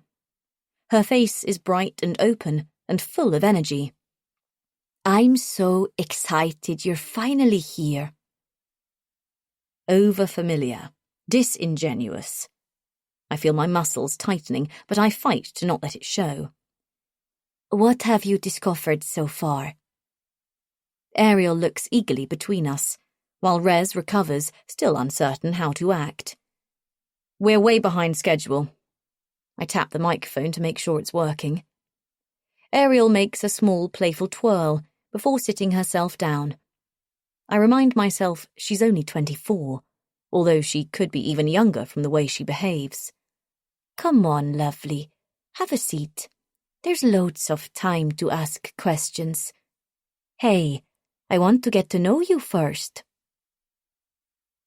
I know what Grace said, but I'm not here to pander to her whims. We've lost hours, I say sharply. I nod at Rez to start recording. Holly. She looks at me pointedly. Please. You must be patient and trust the process. A saccharine sweet smile, the one she wears for every social media post, lifts her cheeks. The red mist descends. All I can think about is destroying her, of wiping that smug look off her face. Ariel looks over to Tinks, who's been hanging around by the door the entire time. It's okay. You can go, she says. Tinks looks a little wounded, but leaves obediently, while Rez and I join Ariel at the table. I'm obsessed with the menu tonight. You guys are in for a treat. Seconds later, a painfully thin man appears, his chef whites hanging off his bony shoulders. Papery skin of a junkie, neck tattoo, more skulls and daggers running up both forearms. There's a flash of approval in his eyes as he notices my appearance. This is Luca, Ariel says. We move apart to make room for the dishes. Luca's floppy hair falls like curtains into his eyes as he places 3 plates in front of us. A bizarre mix of berries and bright flowers arranged in a coiling spiral. The way it's laid out, it reminds me of the candles in the observatory. Luca takes a step back, looking to Ariel for approval. Thank you, sweetie. She sounds like she means it, but I notice the tremor in his hands. Tell our guests how you've prepared this Nordic cuisine. It's in honor of the winter solstice, isn't it? His mouth opens, but no sound comes out. He clears his throat, tries again, but Ariel cuts in. Here we have lingonberries, rowan berries, wild strawberries, or smultron, as we call them in my country, and some evening primrose leaves which grow by the roadside. She points to a small white flower. Bishop's lace is a summer flower, but we managed to source some especially for tonight. Did you know nearly 3/4 of Sweden is made up of forest? I didn't. My stomach churns at the thought of eating leaves. We have an ancient Swedish law called allemansrätten, which means all men's right. It allows you to forage in any wood or meadow for wild food. As long as you don't cut down trees or break off branches, the landowner can't stop you or ask for compensation. Her eyes find mine. This is how I survived. Foraging. In the summer, the forests overflow with chanterelles and berries ripen to perfection under the midnight sun. And what if you pick the wrong thing? She giggles.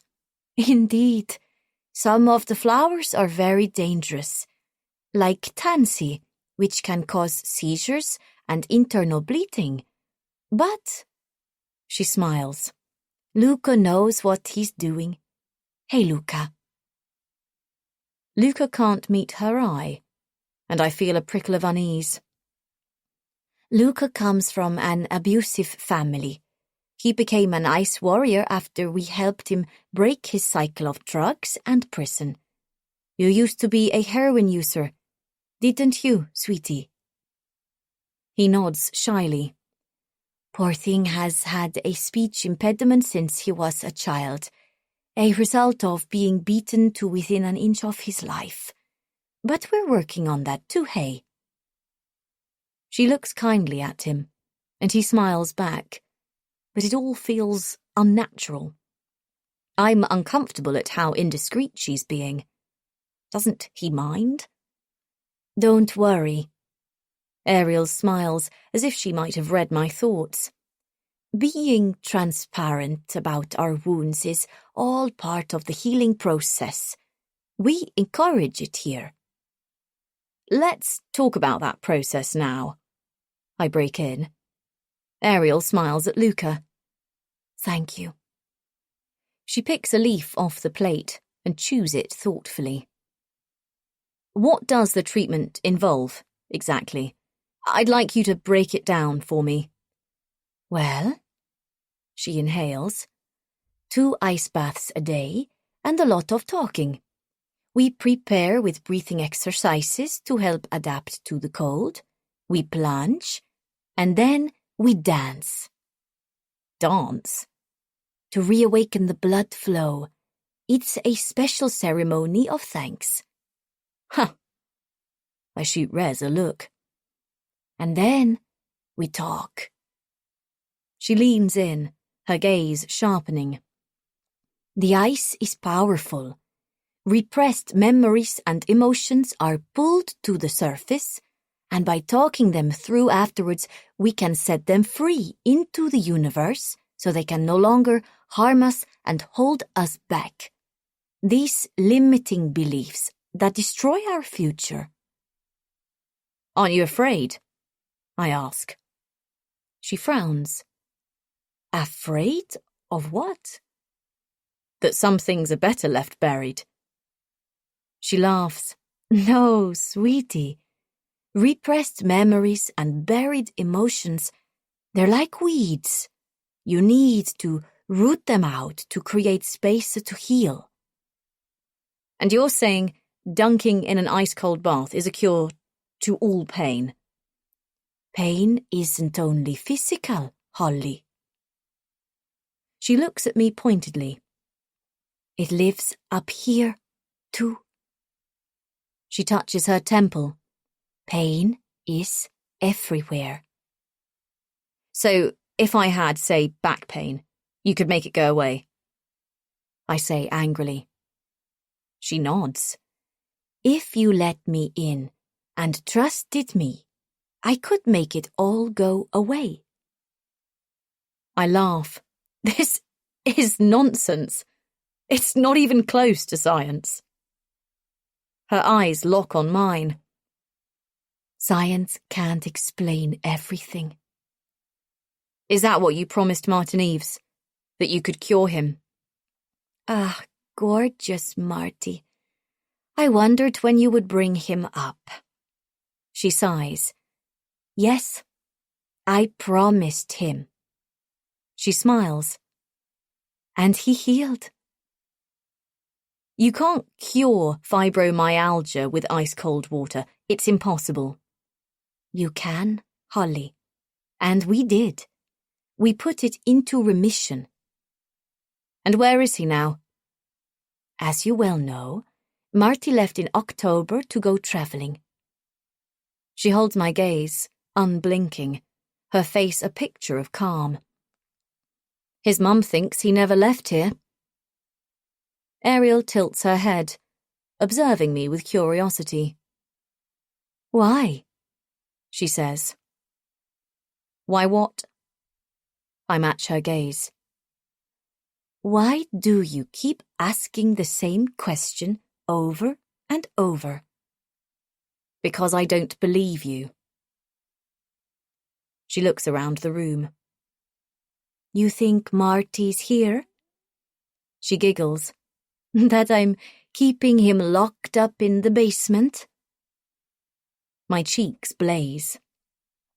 Sweetie, that's your limiting belief talking.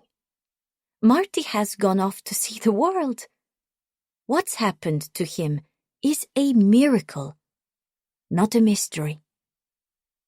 She pours herself a glass of water and takes a sip. You do realise his mother is having a nervous breakdown. She nods gently. She's sick with worry. Ariel smiles thoughtfully. Would you like to know what the real issue here is, Holly? A sudden edge to her tone. You see, it's not me. I'm not the problem.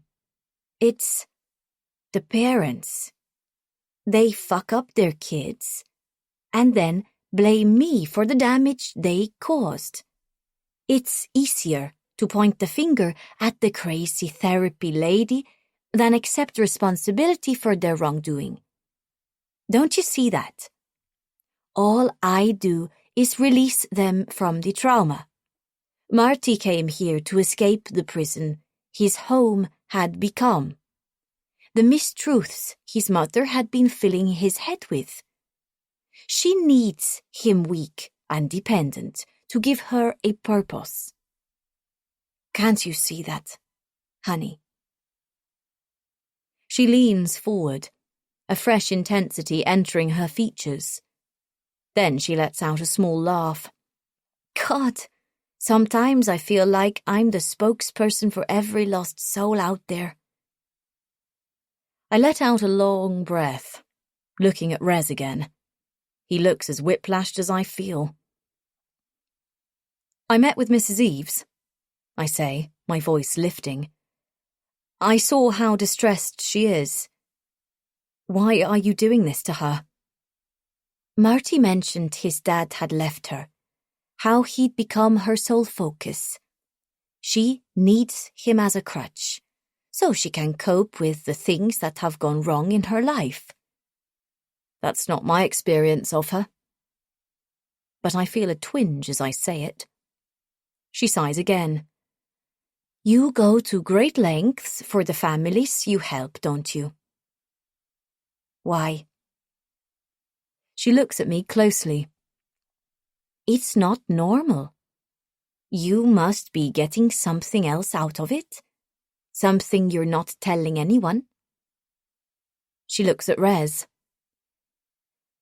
It's just occurred to me. That's all. She chews on her leaf contemplatively. I look away. Marty has flown our nest, and he's living his best life. He doesn't need the drugs. She looks at me pointedly. I frown. What's that supposed to mean? Substance abuse is a plaster. It doesn't heal the wound. Heat sprints up my neck and across my face. What are you talking about? I wish we could be friends. She reaches her hand across the table for mine, and I snatch mine away. Why do you refuse to believe? Because you're a cult. You're dangerous. I hiss. What's your plan here, sweetie? You going to keep hounding me? Yeah, until you slip up. I know you're hiding something, and when you make a mistake, I'll be ready to create an earthquake. She smiles. You're here to discredit me.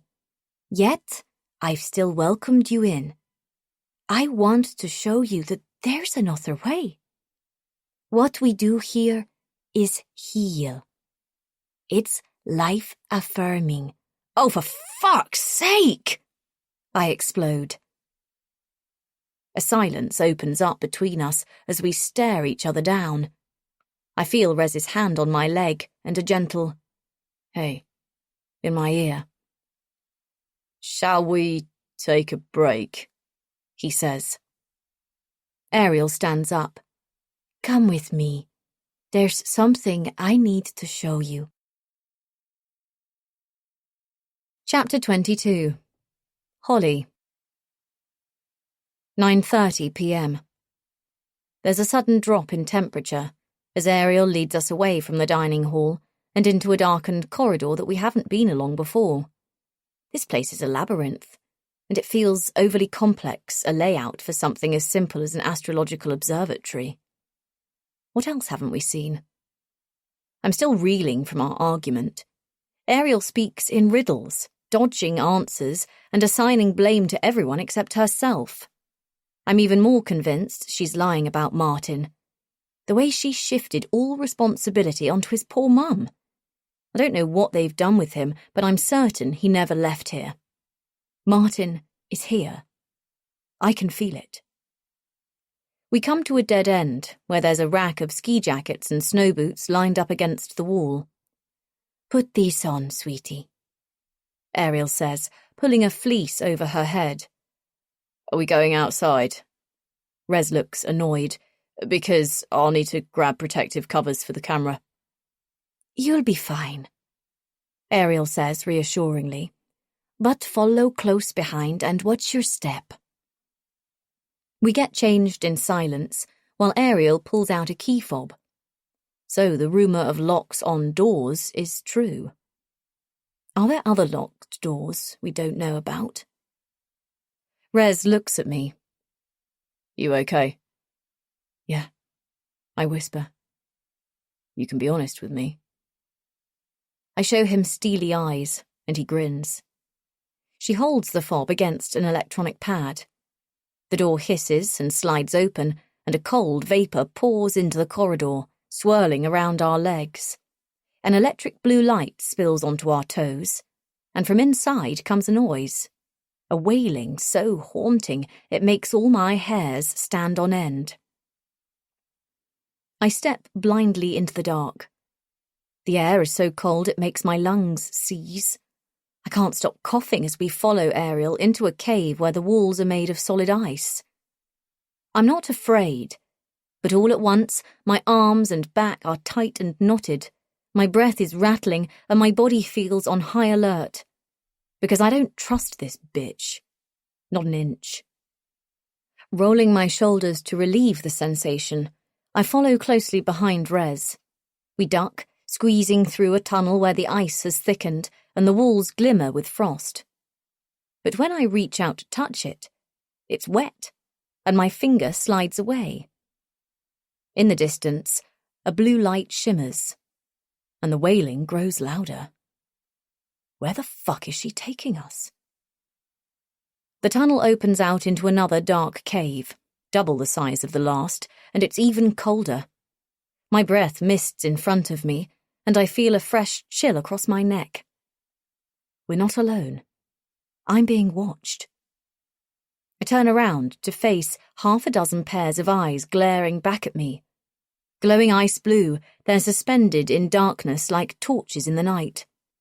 I let out a small laugh when I realise they're only ice sculptures, lit up from behind with blue LEDs. A fox, an owl, a squirrel. They're not real, Holly. And yet all my hairs are standing on end. It's the way they've been carved, with a crazed look in their eyes. Wild and feral, it gives the illusion that they might come alive at any minute. A shiver works its way beneath my skin. Something lands on my arm and I jump. Still with me? Rez whispers, giving me a light squeeze. Don't scare me like that. I hiss. I glance down at my hands. My fingers. They're already white. My joints are stiffening, seizing up as the sub-zero temperature works its way beneath my layers. And for a second, I let myself imagine the horror of what it would be like to be trapped inside here. Freezing to death. There can't be many worse ways to die. What is this place? I wheeze. I look back at Ariel, who's standing stock still, head bowed, speaking softly, murmuring under her breath. What is she doing? I whisper to Rez. It reminds me of the chanting I heard in the observatory, when I found Ariel in the ice bath. The words, they're still unrecognisable, almost like a made-up language. She slowly lifts her head and turns to face us. Her eyes are crowded with tears. Her long eyelashes are coated in a light frost. Thank you for sharing this moment with me, she says in a voice that's suddenly soft and vulnerable. It's okay. Go ahead. She smiles encouragingly at Rez, who's hesitating whether to continue filming. I'm happy for people to see me like this. It's the real me. Why have you brought us here? My voice sharpens. I have a secret I need to tell you. Is this it? Is she going to confess the truth about Martin? This is my story. She brushes the tears from her cheek. I grit my teeth in frustration. I had this room built to stop me feeling homesick. It's my little piece of home. When I lived in the forest, these animals were my friends and... Can you hear that? She tilts her head towards the wailing, smiling wistfully. That's my lake. She's singing to me. I need a different camera to film in here. Rez blows on his lens and rubs it with his sleeve. Listen. She hushes us to silence. Do you hear it? The wailing. It's even creepier than before. It's the sound the water makes in autumn when it freezes, thaws, and refreezes. Isn't it stunning? I would spend hours listening, self-soothing. I made a recording of it before I left Sweden, so I'll never be without her. I blow into my hands and rub them together. Shall we chat about this outside? When I injured my knee skiing, I thought my life was over. She continues absently. Competing in the Olympics was my dream, and nothing else mattered. I'd given up school. My life was devoted to training and competing, and then everything I'd worked for was over. Just like that. She snaps her fingers. I look around me urgently. The fall caused irreparable damage to my knee cartilage. I was in constant pain. I became addicted to painkillers, and I convinced myself I was self-medicating, when really I'd become a user. My drug addiction sent me into a downward spiral, left me wishing something would break. I was only 16, but I couldn't see a future. What was the point in living if I couldn't do what I loved? She frowns and looks at me with glassy eyes. Then one night, in a haze of depression, while my parents were out with friends, I left my family home in Stockholm and drove north into the wilderness. I had no money, no plan for the future. I just wanted to disappear. I couldn't wait for the world to forget me. I was going to quietly slip away. It wasn't like my parents would give a shit. I felt they'd stopped caring the moment I was no longer a champion. A misty sheen appears across her eyes. My hands and feet are numb. I want to get out of here, but at the same time I don't want to break her flow. I think Ariel might be about to reveal something important this time. Information that could lead me to Martin. I drove until I was too tired to go any further. I planned to sleep in my car, but by chance, I came across a lodge half buried in the snow. Nobody had been there for years. I broke in and managed to start the fire. And that's when I realized. She breathes in sharply. I decided this would be it. The place where I would silence my grief. Ariel turns back to face the sculptures. So I laid out my painkillers across the floor and swallowed them down with vodka, one by one. At some point, I must have passed out or fallen unconscious, because I woke up shivering. The fire had gone out and I was colder than I'd ever been. I thought I must be dreaming or close to death because all I could hear was singing. A haunting voice. The edges of Ariel's hair glow blue in the light, and an uneasy feeling lodges in my stomach. Something about all of this feels really off. It's almost as if we've been led up here for another purpose. Somehow, I scraped myself off the floor and stumbled back outside. She continues. I was wading through snow up to my waist, but all the while I was being drawn to the voice. I had grown up on the stories of the Skogsrör, the mistress of the forest. Was it her? She whispers into the room. I picked my way through the trees, following the sound, and it led me to a frozen lake in the forest. There was this strange noise coming off the ice. I was still fucked on pills and alcohol, so I thought I must be hallucinating. But I remember lowering myself down onto the lake and lying flat, my ear pressed to the ice. That's when I heard it. Ariel turns back to face us, eyes stretched wide and blazing. The lake was speaking to me. She was telling me to keep fighting, keep going. Ariel stops. She inhales. In the darkness, I found a way out. Christ, she's mad. I look to Rez, but he's enthralled. Why is he staring at her like that? And then, she says with a smile, then I discovered her healing powers. Ariel shakes her head as if she's dislodging a thought, and I feel her attention shift. "Shall we go?" she says to us brightly. We follow her out. The wailing fades to a whisper. Then she locks the door on her past. We remove our jackets and boots in silence. The contemplative look has woven into Rez's features. What happened next?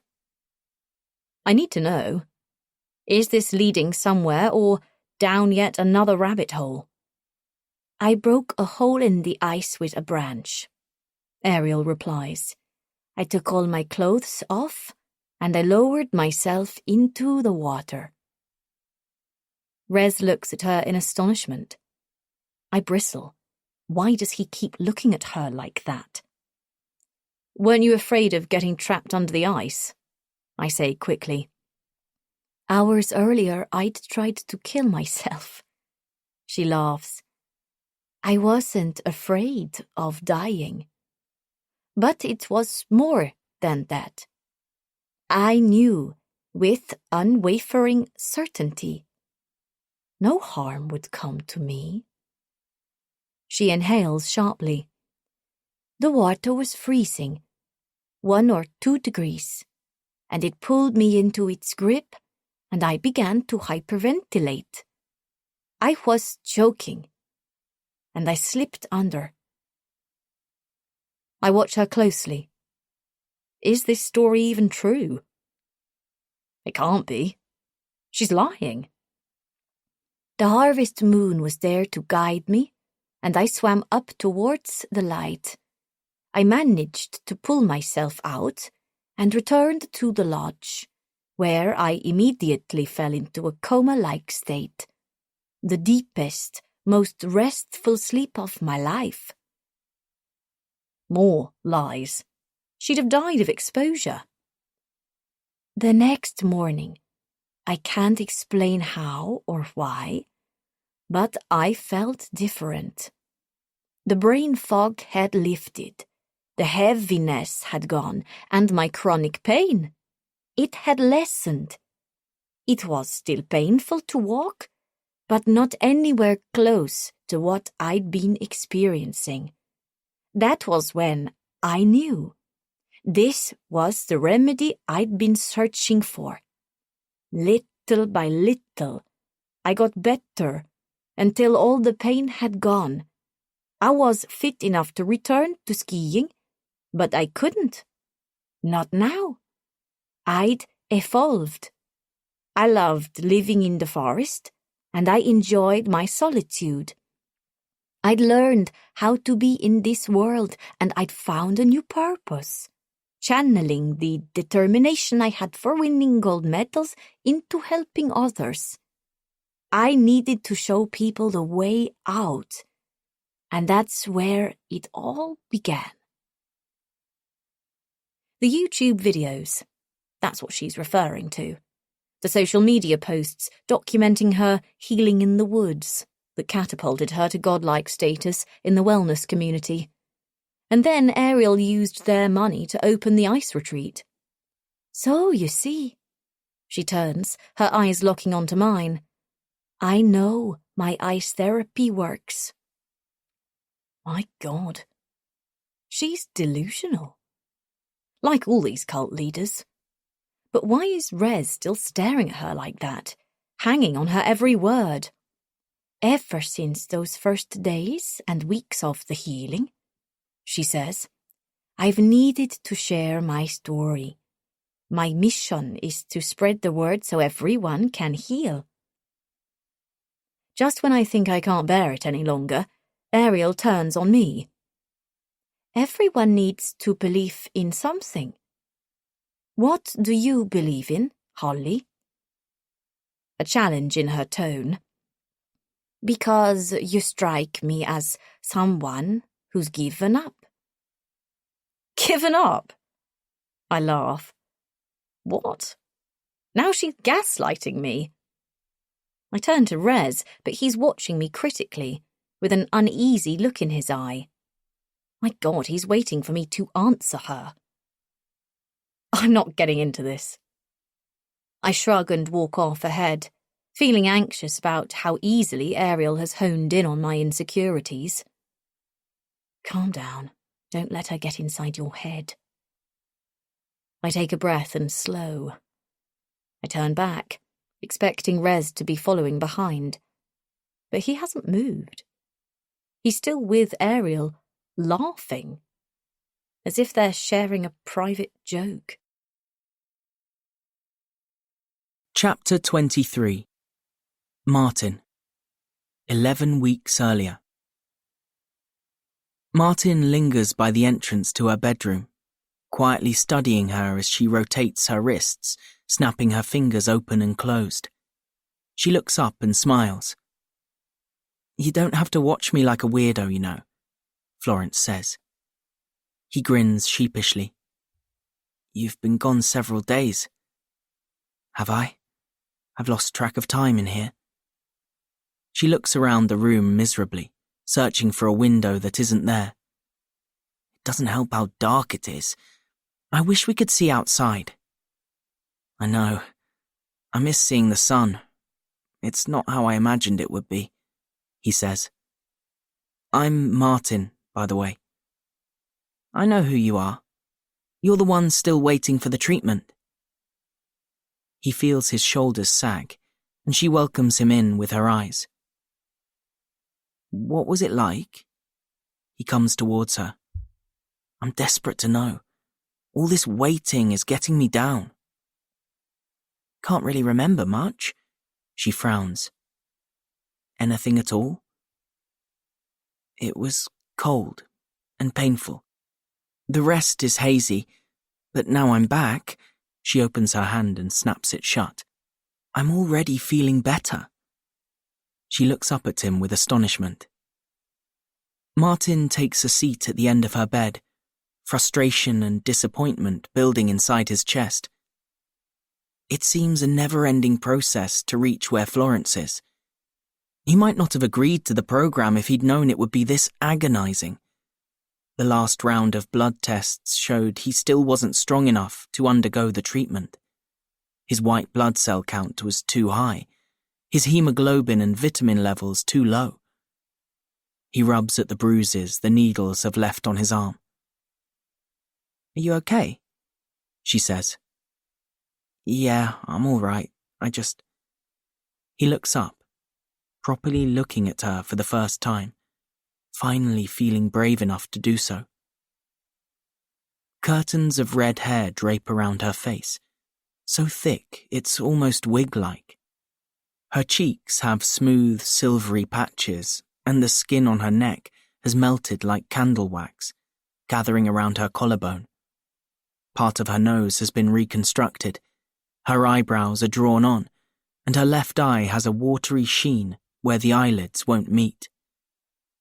Martin's gaze moves to her lips, pale pink and pulled tight, giving her a sort of clown-like appearance. And still, he's mesmerized.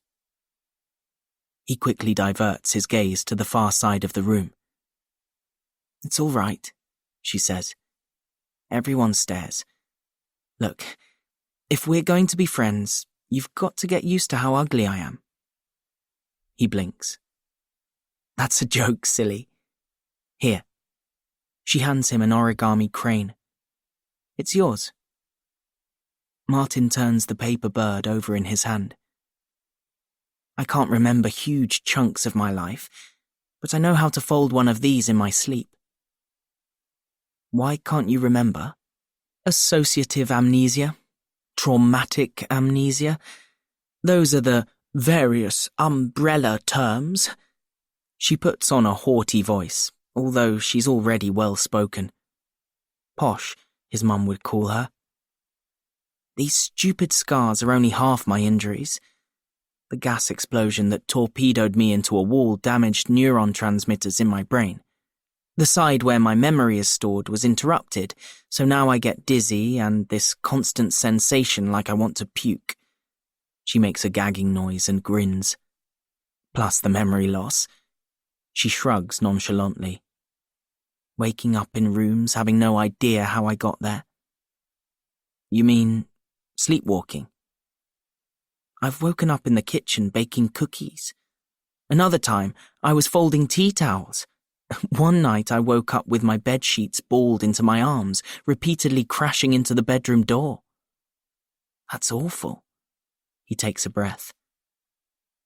It's okay. Don't feel sorry for me. Most of the memories have come back now anyway.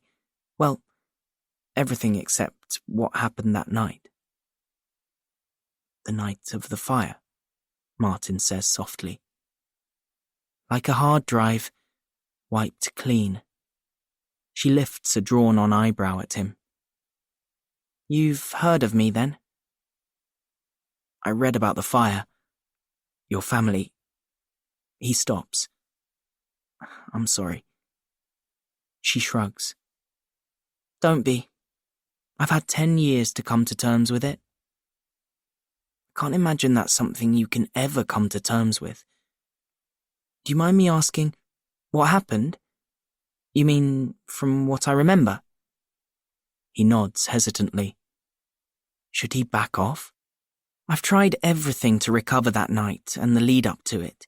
Hypnotherapy, electric light therapy, you name it. Nothing's helped. We don't have to talk about this. She shrugs. I don't mind.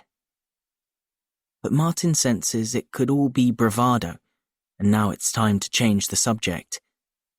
He opens his mouth to speak. I'd finished my first year at Bristol Uni. She cuts him off with a look of determination. And I had a long summer ahead at our family home in the Lake District. Martin remembers the photograph of Glenridge from the news story. The stately home nestled in the foothills. Red bricks, a grand columned entrance. Impressive but unfriendly looking. The 2nd of July, 2014. She nods. There was a get-together that night with old friends from the village. My on-off boyfriend was visiting and I was tipsy. I felt sick, so we left the party early. I shouldn't have driven home, but when we got there... A strange shadow passes over her face. Martin takes a deep breath in. The sky was lit up with flames. My father and brother were supposed to be at the cinema, but their car was in the driveway. I didn't stop to think. I sprinted towards the house. I forced my way inside. I thought everything would be okay if I could just get them out. And then...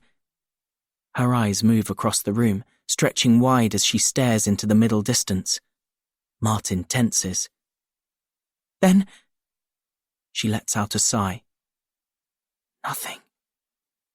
My memory picks up 5 months later in hospital, with Dr. Gillian stooped over my bedside, shining that bloody torch in my eye. She laughs. Why is that funny? He's confused.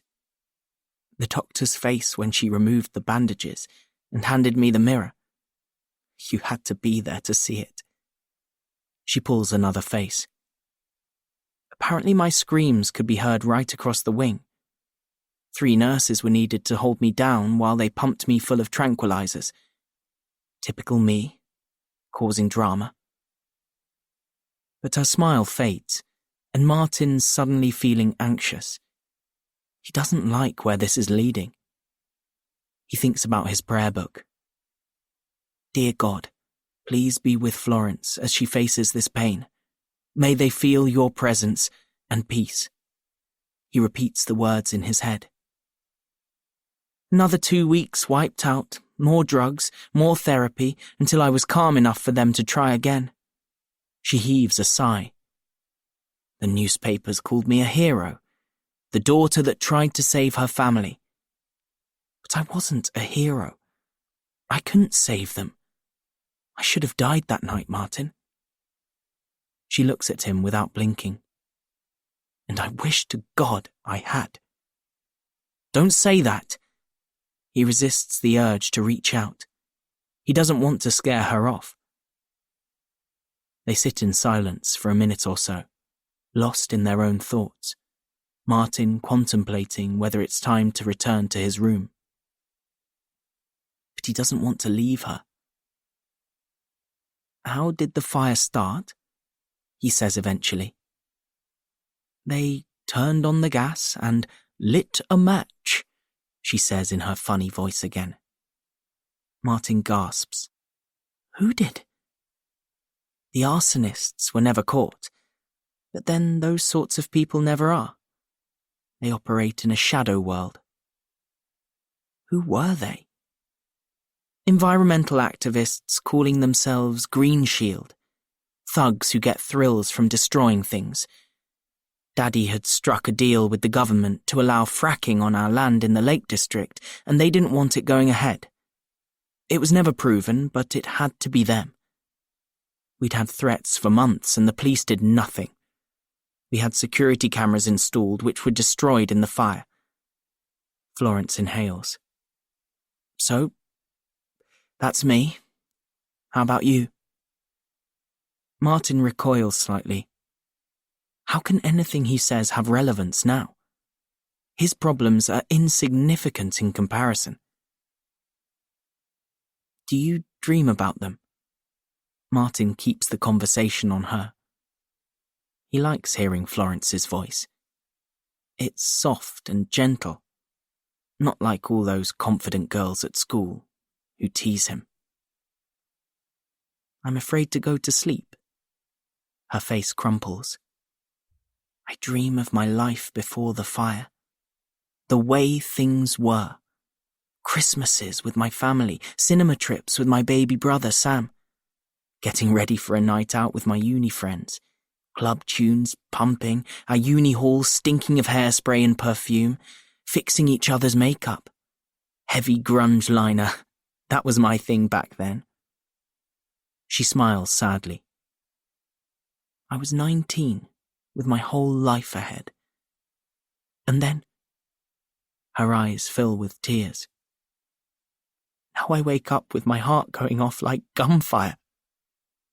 She moves her hand to her throat. I can't breathe, and I panic, not knowing where I am or who I am. And then it all comes trickling back.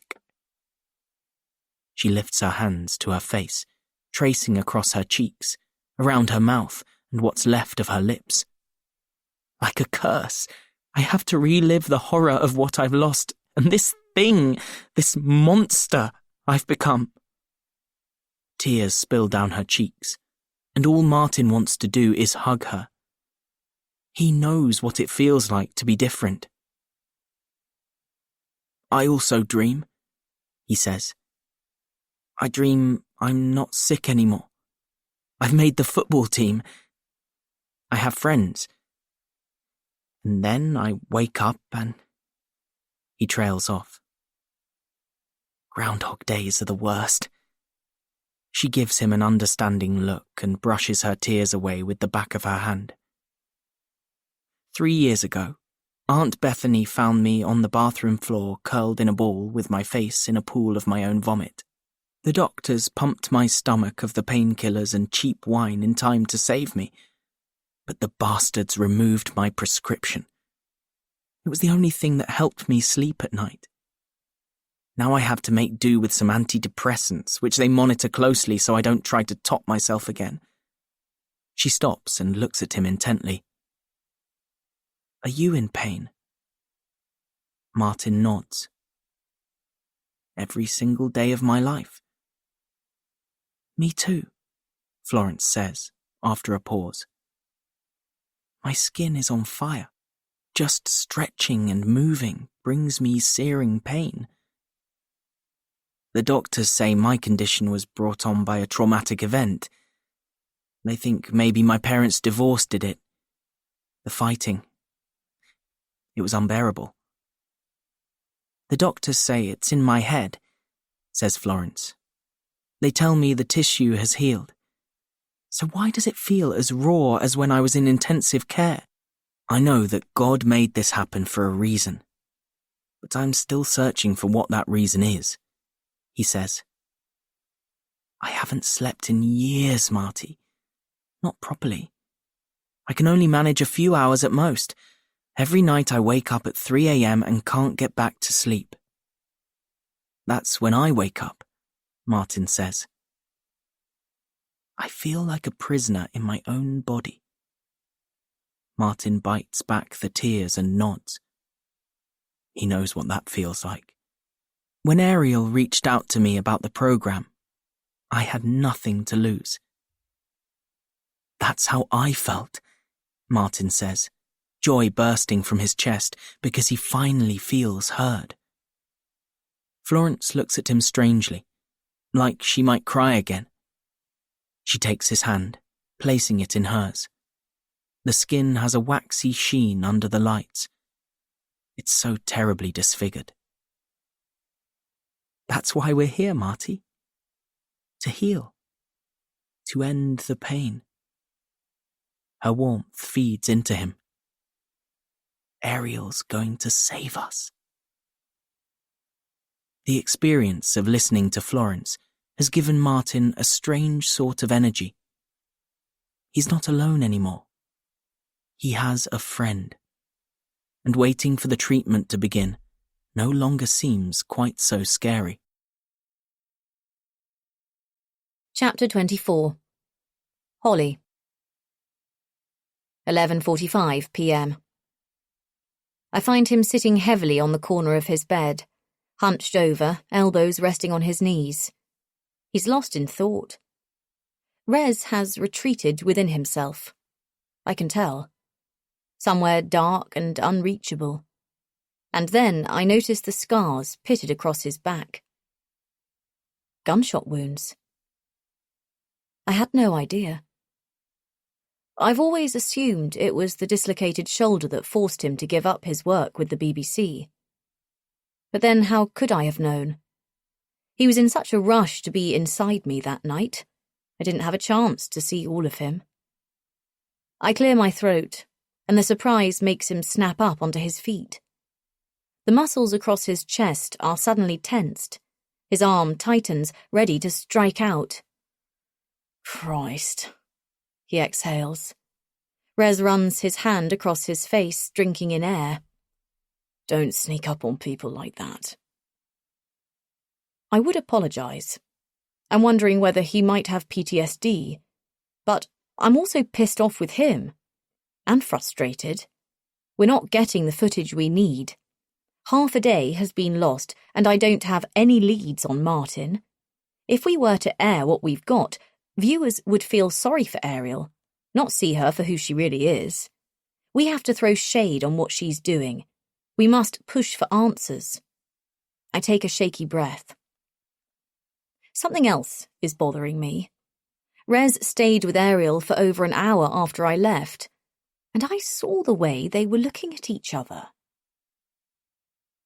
We're not together. I have no right to go at him for flirting, because that's what it is. But still, we're supposed to be a team, and he knows what I think about her, and that's enough to feel like disloyalty. Did Ariel say anything about Martin when you were having your little chat? It comes out more aggressively than I mean it to, and he gives me a look. We didn't talk about that. And what about the suicides? Did she open up about that? No. He shrugs. Didn't come up. There's something strange about Rez's tone. I'm not imagining it, am I? So, what did you talk about? You were with her for ages. I'm confused. Do I need to say sorry for something? He says impatiently. Do you? He catches me with his thundery gaze. It feels like that's what you're angling for. A storm is shifting behind his eyes. The traveller. He's partly with me and partly somewhere else, already planning his escape. There's a strained silence between us, and I'm trying to keep a lid on my temper. I need you to be honest. You're not falling for her bullshit, are you? Rez gives me a look. You are? Does that worry you? Come on, don't play games. He looks at me again. Hol, what is this? I'm just doing my job. But his voice is cold and distant. I can't read him. And I can't read the situation, And it's destabilizing. Why does it feel like betrayal? I need a drink. Something strong to calm this uneasy feeling in the pit of my stomach. I knew I should have come here alone. He turns to face the window. Rez? Look at me. My eyes drill holes into his back. Rez stares into the darkness, and I can see his reflection in the glass. The faraway look, as if he's searching for an answer out there in the cold. Look, I soften. If she said something, you should tell me. It could be important, even if you don't realize it. We didn't go into that. She wanted to know about me. Okay, I say slowly. I can relate to what she was saying earlier. That's all. I frown.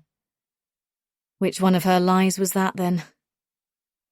He sighs impatiently. I knew you wouldn't understand.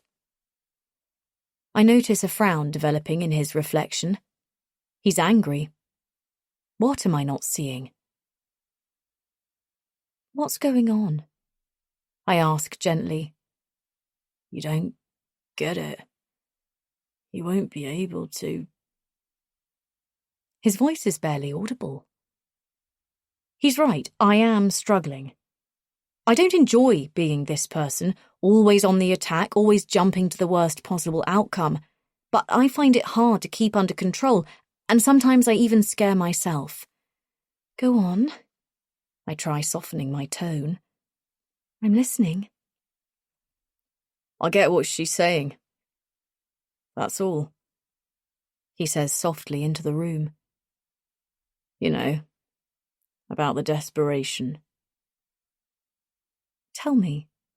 Help me understand. I know what it feels like when you can't do the thing you love anymore. When Ariel told the story of her injury, how it knocked her out of the Olympics, it triggered all these emotions in me. His shoulders lift as he sighs. Documentaries don't really interest me. I can't get a buzz from it. Sorry, Hol. I don't mean that disrespectfully. I know this is what you love. Being on the front line, filming our boys fighting for our country, that's what I love. And when I knackered my shoulder, my world crashed. I went to a dark place, and... His frown deepens as he trips over his next words.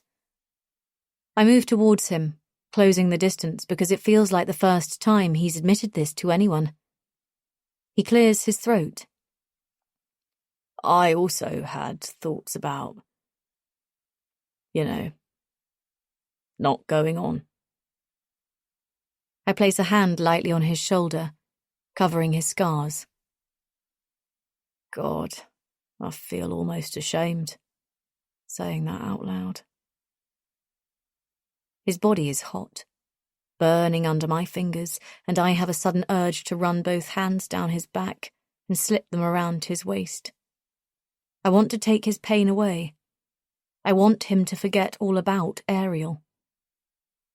Rez continues to stare into the night.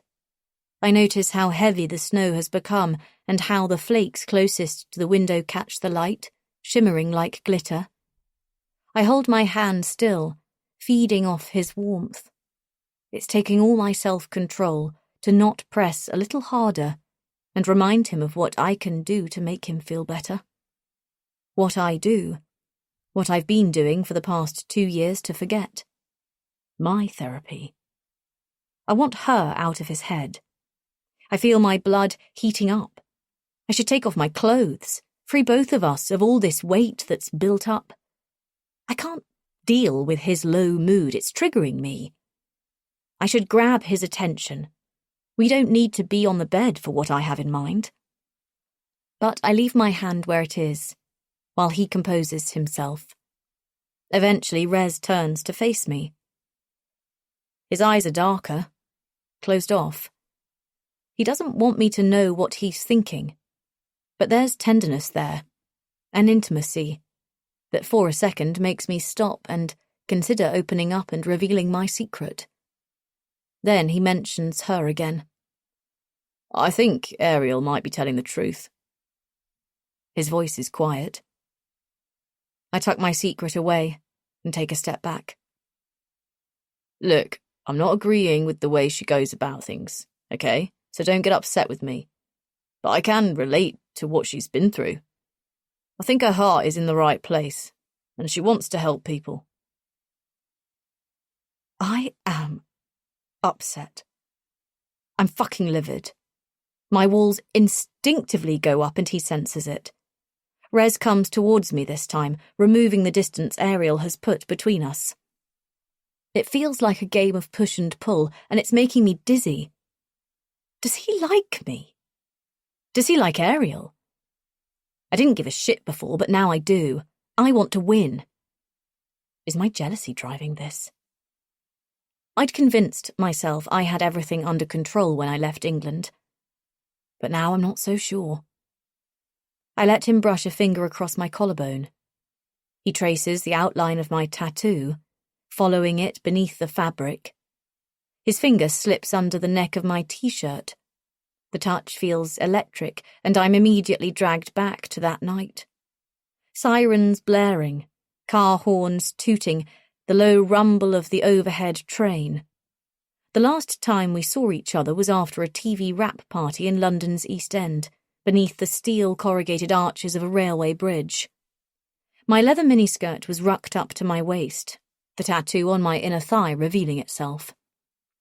Rain was leaking from above, striking the pavement beside me, setting a rhythm, a tap-tapping as Rez gripped me tightly and gave me everything I needed. Avoiding eye contact with zero manners upon entry, and after all those years of Mikkel, it was more than good. It was incredible. Two emotionally defunct beings coming together. I was certain it would never happen again. Now I'm thinking about that night, and the things he did, and the way he did them, and I can't get him out of my head. The anticipation. It's hanging in the air like electricity waiting to be discharged. Rez leans towards me, all dark skin and muscle, and still I can't read him. He lowers his mouth to mine, and our lips come together. Chapter 25. Florence. One day to winter solstice. It's pitch black inside my room. The music has stopped and it's eerily silent, except for the heart monitor. It must be the middle of the night and I feel a huge relief. I press my cheek. Oh, thank God. I can feel my face again. I close my eyes and heave a sigh, but the second I allow myself to relax, the memories come to meet me, dragging me back to the past when I was 19 years old.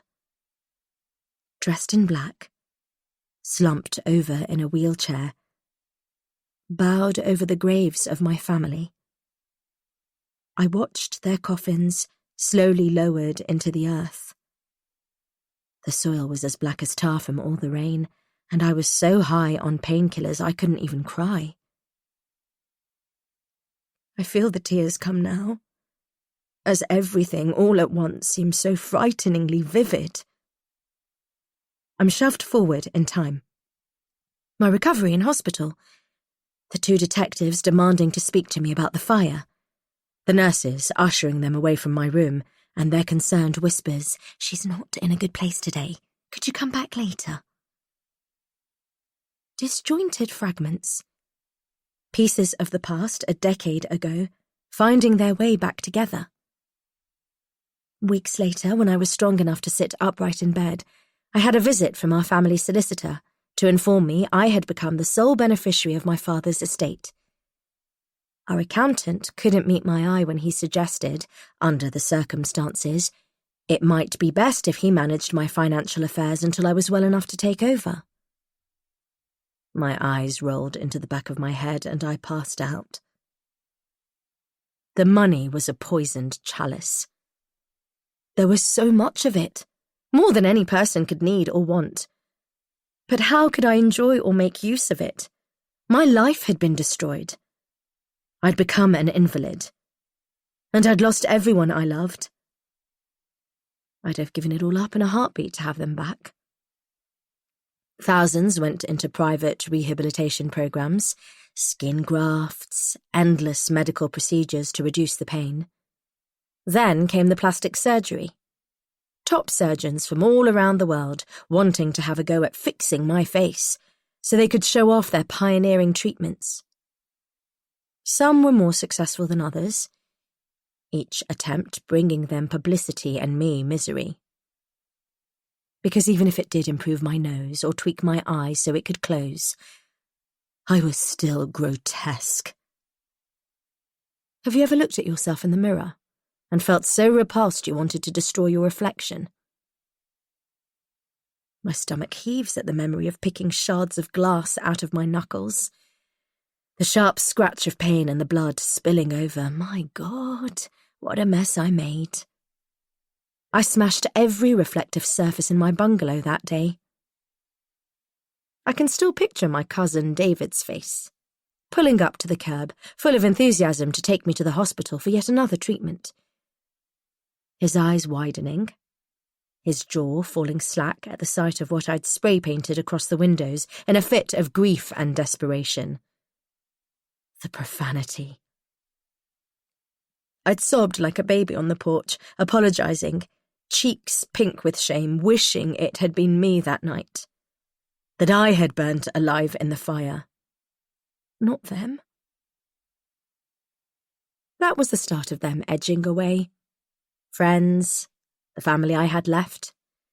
Over the months, they slowly stopped visiting, then calling. I helped the transition along, being rude, insufferable to be around, because I couldn't bear to see the pity in their eyes. I'd rather be alone. I'd rather be invisible. In the end, I gave up. I stopped the operations. I stopped going out. I wanted the world to forget me. I wanted to die. Now I live, if you can call it that, in a bungalow that's been purpose-built to cater for my medical needs.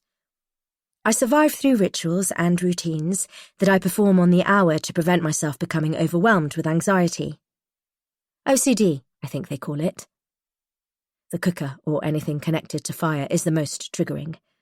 I can get stuck in the kitchen for hours checking the hobs and the kettle and the grill are turned off. Then, when I'm finally calm and reassured, I'll turn to go to bed and my mind will erase every check I've made and I'll have to start the process all over again. I feel a falling sensation as I'm dropped back into the room where I'm being held prisoner. The past fades. There's a sudden noise.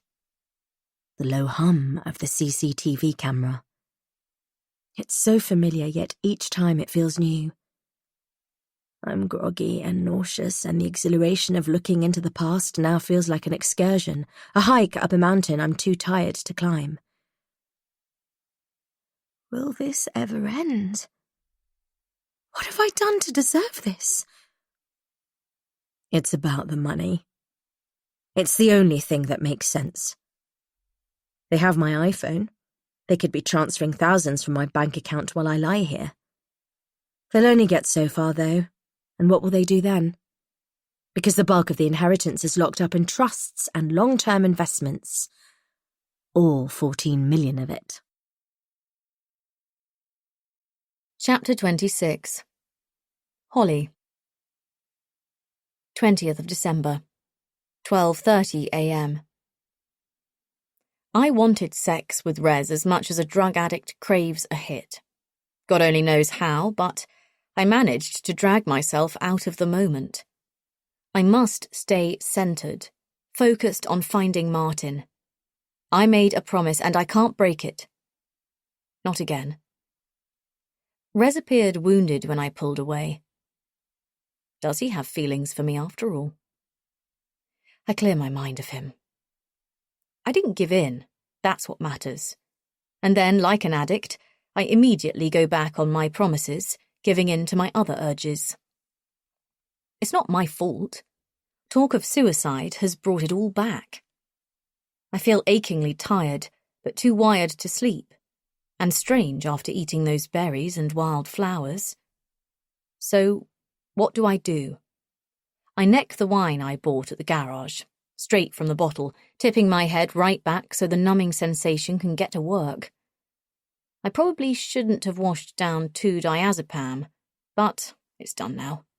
I need to rest. I fall back on the bed, full of self-loathing, desire and guilt. Thinking about Ariel, alone in the lodge, drinking herself to death in the cold.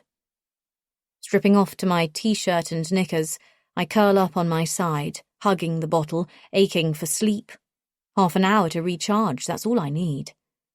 Soon my mind grows misty, yo-yoing between scientific reasoning and irrational thinking. Thoughts of death, of him, and the decision he made. Wondering if I'd also be better off dead. At least we'd be together then. Grace's words. Don't let her get into your head. On repeat. Don't let Ariel Rose get inside your head. Then I pass out cold. 2:53 a.m. The woman in white, with a back made of bark, haunts my dreams.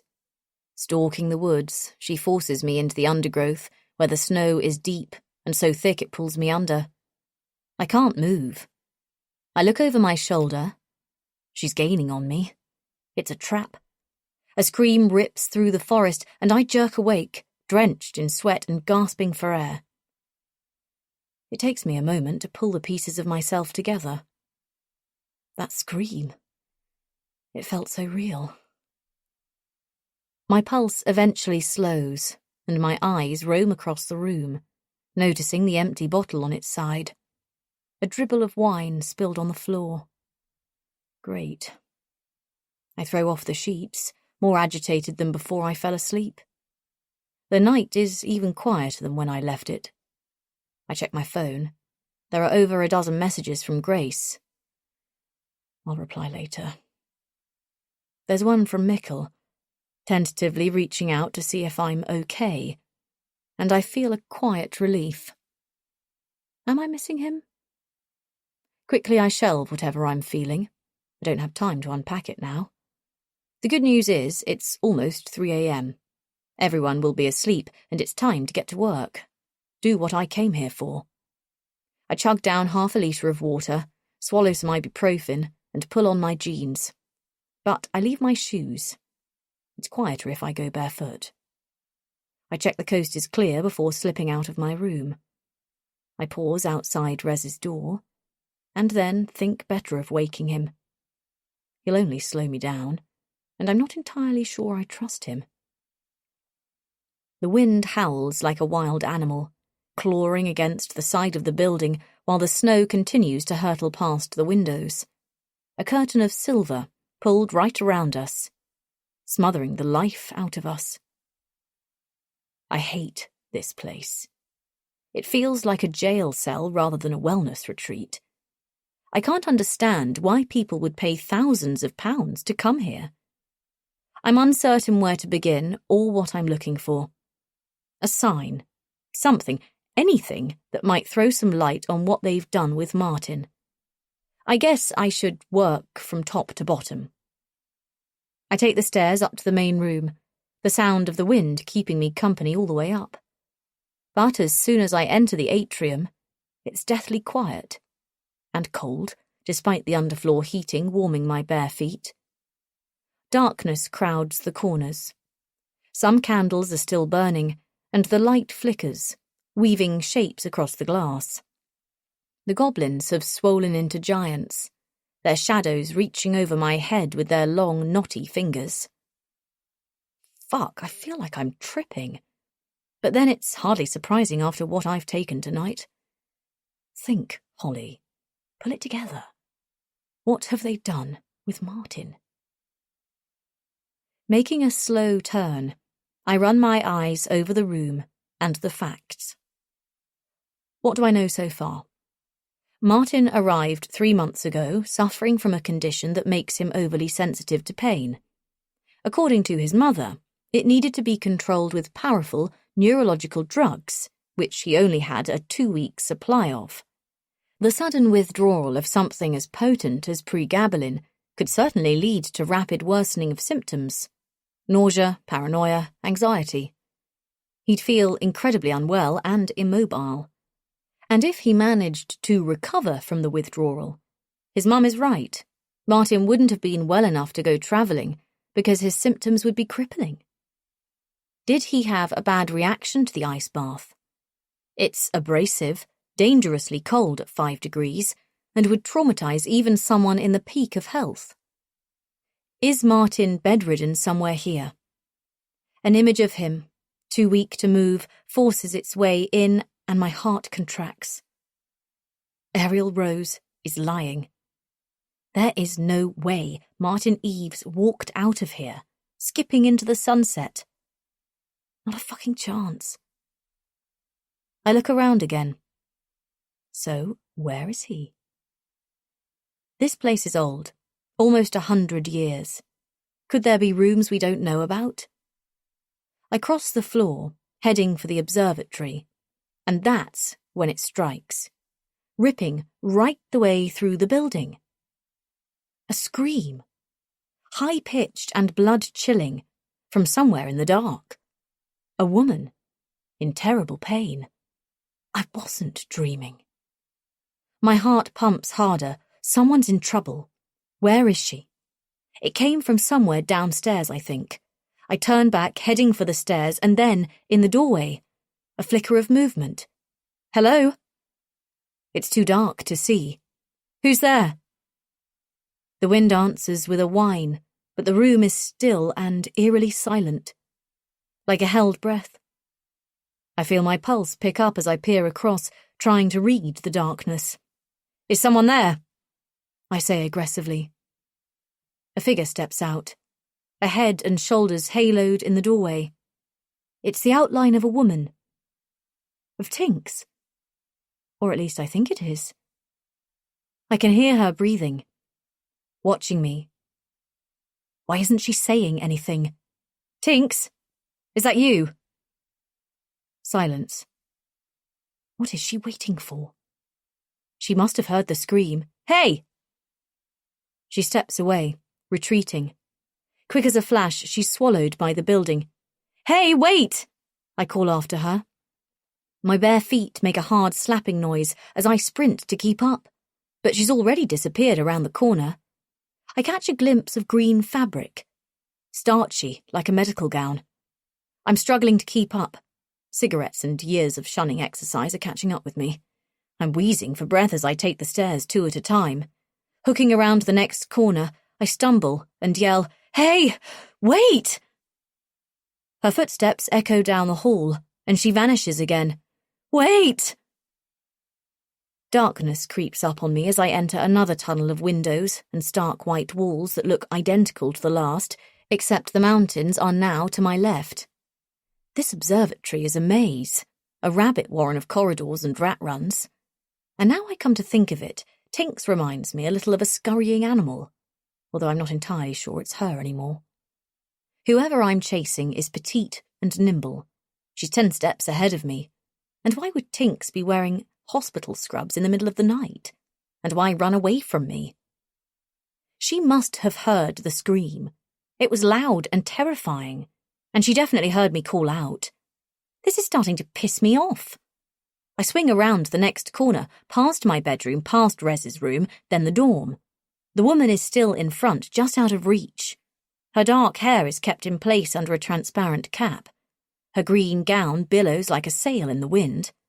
Sweat is sliding between my shoulder blades, and I arrive into a long stretch of corridor wheezing. Folding double, I fight to catch my breath. I look up, but there's nobody there. No one at all. It's a dead end. Did I make a wrong turn? No, this is the way she came, definitely. I approach the wall, running my hand over it. I take a step back, blinking in astonishment. What the hell? I swing around, but there's nobody behind me. Only silence. And the snow, falling past the windows. Impossible. Did I imagine her? My head feels woozy with the rush of heat and adrenaline. I didn't make it up. I'm not going mad.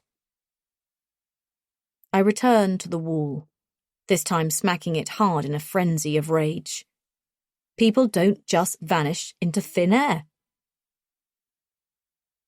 Then I think about Martin, and my blood runs cold. Chapter 27. Martin. 10 weeks earlier. He covers his ears. He can't bear the screaming. It's been like this every night since she returned from her treatment. The lights are out, so it must be after 10 p.m, but otherwise it's impossible to tell whether it's day or night with no windows and only bright artificial lights for sunlight. It's not how Martin imagined it would be when he signed up for the program. In fact, there are no similarities to the brochure. None at all. It's like he's in another place entirely.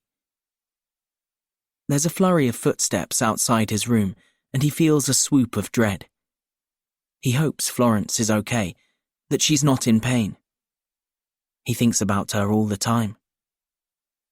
Rolling over onto his side, Martin tries to focus on something else, but her screams haunt his thoughts. He lurches upright, heart hammering. He can't sleep. He must help her. Florence is too stubborn to admit it, but she needs him. Martin can tell she's starting to count on him, and he's becoming addicted to that feeling. He spent his entire life feeling like a burden. Now, finally, he matters. He's important to someone. Throwing back the duvet, it takes all his effort to drag himself out of bed. He's not doing so well since they stopped all his drugs. He knows why they're doing it, so his body will be free of toxins. He must trust the process, but his body aches. The neck spasms, they're becoming unbearable. Martin doesn't want to complain. He won't say anything that might delay his treatment further. He pushes aside any feelings of doubt. Trust the process. Martin wobbles and straightens, planting the full force of his being into the room. Wrapping himself in a dressing gown, he turns the door handle, checks the coast is clear, and slips into the corridor. Small LED lights built into the wall guide him towards her. He can hear the green coats coming and going, rushing in and out of her room. There are so many of them, and they're impossible to tell apart. They all look identical in their gowns and surgical masks. He preferred how things were when he arrived 2 weeks ago. He enjoyed the hugs and the kindness from Tinks and the tribe. He doesn't understand why that had to change. He hangs back, waiting around the corner until the last one leaves, and then he makes his move. Careful not to make a sound, Martin turns the handle and slips inside her room. It's dimly lit, with a small side lamp. Florence is sitting up in bed, her back propped up with pillows. Her red hair is matted and glued across her forehead. Her bedsheets are translucent with sweat, and her face looks pale, tinged with blue. Her skin is pulled tightly across her cheekbones. He notices how her clavicle is jutting out from beneath her nightie. She's lost weight since he last saw her. Florence stares into the middle distance with a glazed look. "Are you okay?" he says hesitantly. She doesn't respond. "Flo?" Martin crosses the room, and her eyes follow him. "Flo?" he says again. Then, as if she's woken from a deep sleep, she blinks several times, her face crumpling with confusion. Marty? What happened? I had another night terror. Are you okay now? She turns her hands over, examining them carefully. I think so. It's nothing to worry about. It's just... What?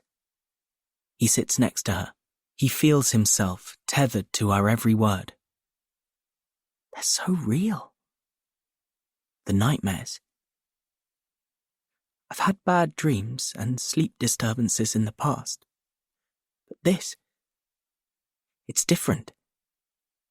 It's as if... Her lip quivers. It's like I'm back there. At the house. She nods. Colour drains from her face as if she's seen a ghost. She looks at Martin. I'm remembering, she whispers. The night of the fire. Florence inhales sharply. You don't look well. She lets out a small laugh. What's so funny? I'm feeling more myself than I have in years. Florence pulls the sheets aside and stretches out her legs. Flexing her feet, she moves them around in small circular motions. Then she takes his hand. It feels hot and clammy, but he's grateful for the contact. Could it mean something? Marty, this treatment, whatever it is, it's working. It's doing something. I haven't been able to stretch my legs without pain for 10 years. I'm really happy for you, but it's a miracle, Marty. I can't wait for you to try it. She brings his hand up to her face, pressing it against her cheek. She closes her eyes. It might be helping with the pain, but is it causing the nightmares? He says. I don't see how it could be. Can you remember anything at all about the treatment? I watched them take you away. You've been gone for days. Have I? It feels like only hours have passed since we were last chatting. She shakes her head in disbelief. I remember changing into a gown and putting on some strange socks that were uncomfortably tight around my ankles, and then... She looks up, searching her memory. It was suddenly cold, freezing, like nothing I've ever felt before. And then there was pain everywhere, knives stabbing, and then... I know this sounds absurd. I felt like I was dying. Dying, Martin echoes. I could hear my own heart beating on a machine. I could hear it slowing down. And then, all at once, the pain disappeared. And I was sitting on a bench in the snow, staring into the light, feeling a sudden sense of peace. And I was happy. I felt wonderful. I didn't need to keep trying anymore. Martin swallows. This doesn't sound right. It bears no resemblance whatsoever to what they were shown in the presentation when they arrived. Though, come to think of it, the video clips didn't say anything about the actual treatment. Oh dear Lord, what have they signed up for? I remember nothing after that, Florence continues. Until the nightmare when I woke up here, back in my room. I'm not sure about this. He can't keep the tremor out of his voice.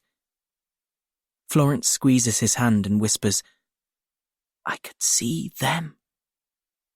It sounds really dangerous. Marty, I saw them. Who? My family. Her eyes mist over. And I could hear their screams. Martin feels a swell of sickness. He tries to picture it. The grand house in the countryside in the dead of night. The fire. The screaming. Oh God. There's something else I haven't told you. She looks around and lowers her voice. Martin stares at her. He's almost too frightened to listen. There was someone else. He blinks. The night of the fire. Someone was in the house with me. What do you mean? When I came back from the party, someone was there. She squints, as if trying to peer into the past. In the room with me. What? Are you serious? I'm only just remembering. I'm confused. He blinks again. They were angry, yelling, threatening my stepmother. Who? Who? I don't know. One of the activists. Maybe. Could they have started the fire? Florence squeezes her eyes shut, pressing the heels of her hands into them. It's all a blur. What did they look like? Martin says. I don't know. Was it a man or a woman? Why can't I remember? She thumps her foot down on the bed with surprising force. Try to think. What were they wearing? I don't know. I don't know, she says loudly into the room. Martin goes bright red, panicking he's upset her. What can he do to fix it? It's okay. Relax. It will come back in time, he stammers.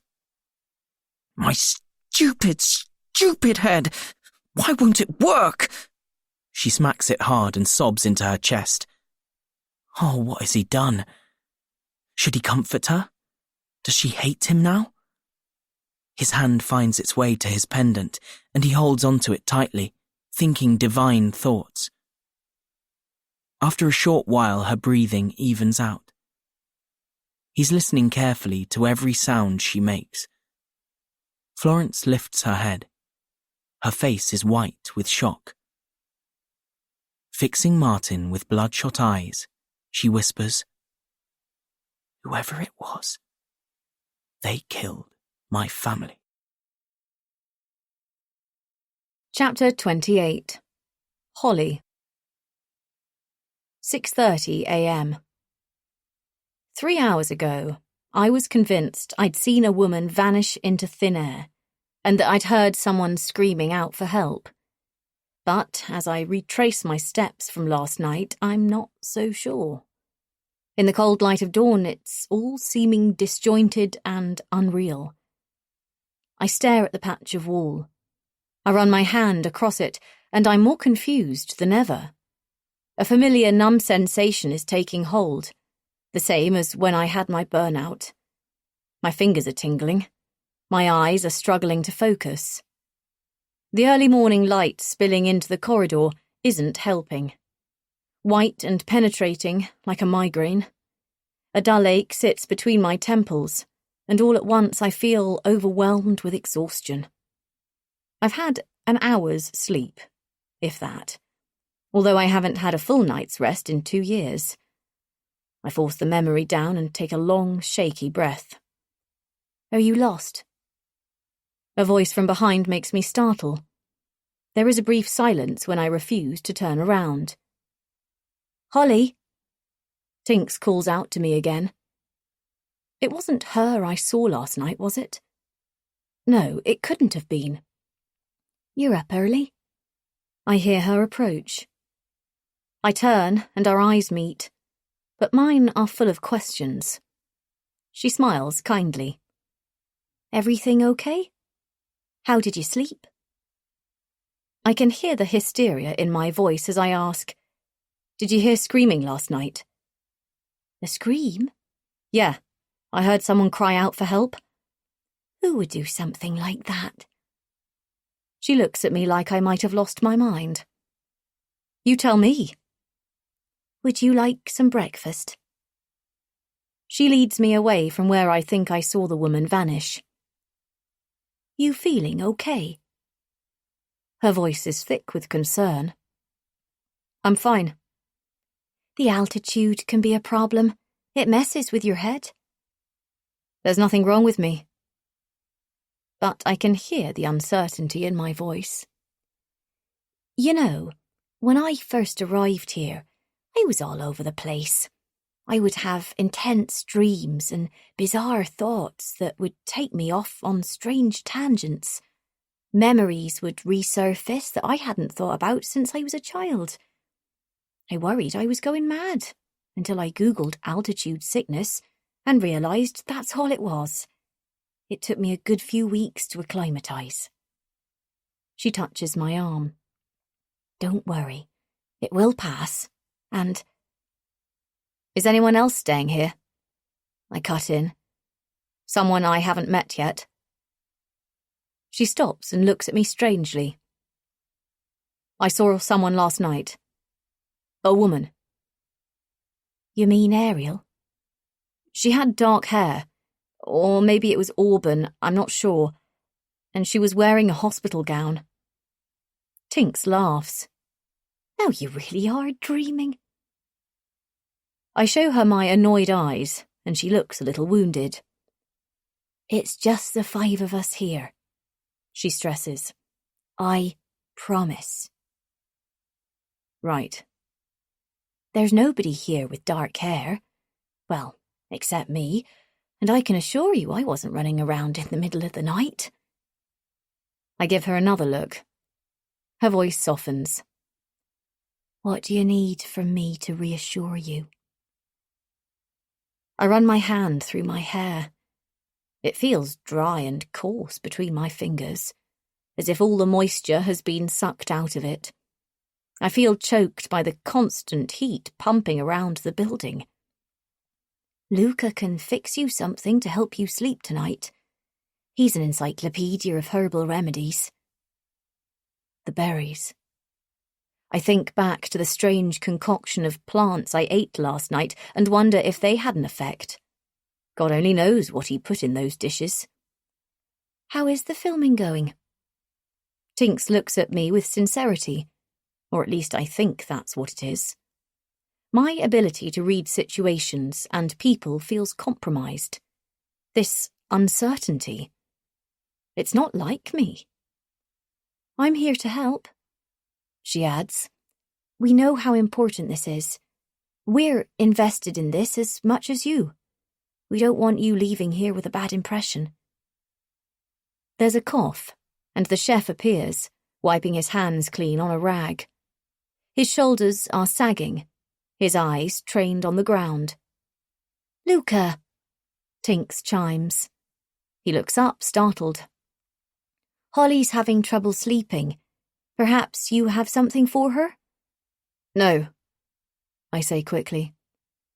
Some breakfast, then, to keep your energy up. Would Luca be willing to be interviewed this morning?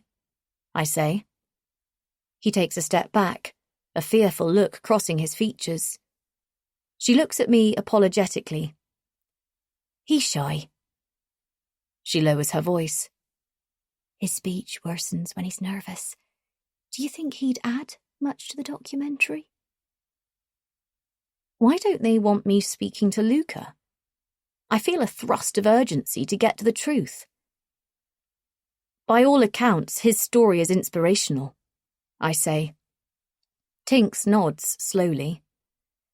I should probably check with Ariel first. We're up against the clock, I remind her. Can we at least try? A feel-good story of overcoming drug addiction would highlight the work you do here. You're right, Tinks says, nodding thoughtfully.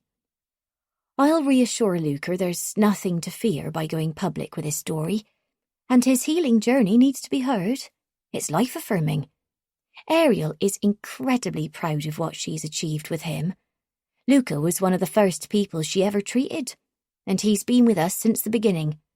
He's become like family, and Ariel trusts him implicitly. If anyone's an advocate for Ariel and her therapy, it's him. She straightens. I'm sure she'll be fine with it. She turns back to face him. I'll get him ready. She chases after Luca, and they come together at the far end of the corridor. Heads bowed, their voices low and urgent. It's a tense exchange. He looks at me fearfully, then back to Tinks and nods. "He'll be with you in a moment," she calls out to me, her expression strained. And then she takes his arm, leading him away. What the fuck was all that about? 7 a.m. Rez opens the door, wearing a white dressing gown. He gives me a look and doesn't say anything. I follow him into his room, which smells citrusy, of freshly spritzed aftershave. "Hey, why aren't you ready?" "Morning to you too," he replies, a coldness in his tone. He picks up a glass of water and tips it back. He's annoyed about last night, I can tell. "Get dressed. We need to start filming. Luca is ready for his interview. I think he knows more than he's letting on. He's hiding something." "This is me dressed." Rez readjusts the belt around his gown. Both him and Tinks, they're frightened. They're acting strangely. I continue, pacing the room. "I'm having the treatment." "What?" I look up. "The ice rebirth." I'm speechless for a second. "You're having an ice bath?" "Why don't you film us? It'll be great for the show reel." I stare at him in disbelief. He can't be serious. Hang on, this is not what we agreed. Ariel's arranged it all. How is you dunking in cold water going to help find Martin? It's all part of getting Ariel to trust you, surely. He slides his feet into the pale hotel-style slippers. Shall we chat about this after? No, we most definitely shall not. I cross my arms. We don't have time to waste on her fake therapy. You do realise we only have one day left up here. We need to speak to Luca. What if he knows something? I pick his jeans and sweater off the floor and throw them in his direction. Let's go. Then I notice 2 small dessert plates and forks, the leftovers of something chocolatey and creamy. I snap around and look at him. Was someone here last night with you? What? I can see confusion cross his face. Then he follows my gaze and laughs. Midnight snack. I eye him suspiciously. Rez gives me a look. What is this, Hull? Why did you need 2 plates? Because I was starving after what they fed us. I went back to the kitchen twice. Is that okay? Twice? Really? And I was shocked to find something as unhealthy as cake in the fridge. He laughs. Right. I feel myself frowning. Why does this feel like an interrogation? He turns his back on me. Anyway, how did you sleep? Not so well. I was woken up by... I pause because, all of a sudden, I don't feel like sharing what happened in the night. The screaming, the vanishing woman. I'm not comfortable opening up about how I need his support, how I'm exhausted, teetering on the edge because of this cold front that swept in between us. The mood he's in. I don't like it. Sorry, Hull, I have to go. I promised Ariel. I'll film Luca after the therapy. Rez winches back his bad arm and begins performing warm-up circles. Look, it makes sense for one of us to try it out. It will make what we're doing here more meaningful. We'll be able to show it doesn't work. He has a point. Then I frown, my mind filling up with questions. When did Ariel ask you? Last night. When last night? We were together all evening. She turned up at my door. Rez shrugs. She said she was worried about me, wanted to check how I was doing, because I'd seemed a bit down when we chatted earlier. I'd told her my shoulder was playing up, how it can be painful, and the physio I've had in the past hasn't really worked. When was this? After I left you? Yeah, not too long after. Right. I say quietly. So she showed up the moment I left your room? I guess. Don't you think that's a bit weird? I'm not seeing the issue here. It was nearly midnight. And how did she know I wouldn't be there? I don't know. She probably assumed we're not together, he says, something fresh entering his tone. Maybe she could tell you weren't that into me. I study him closely. There's something else. It's written on his face. Is this about last night? Because if it is... He gives me one of his looks. Come on. You know me better than that. Do I? I'm not so sure. Rez heaves a sigh and comes over. He reaches out to touch my arm, but I snap it away. I want the mood to disappear.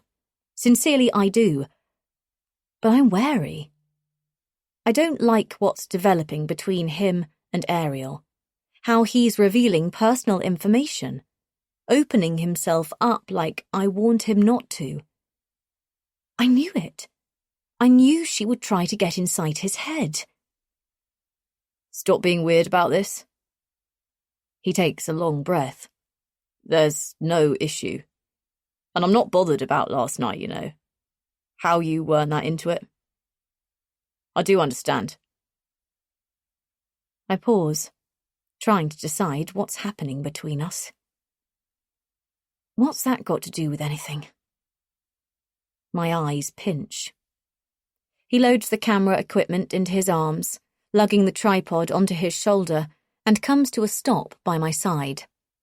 Looking at me warmly, he's first to break a smile. This is the bit you love, remember? The pulverizing part, when we get to prove she's a fraud.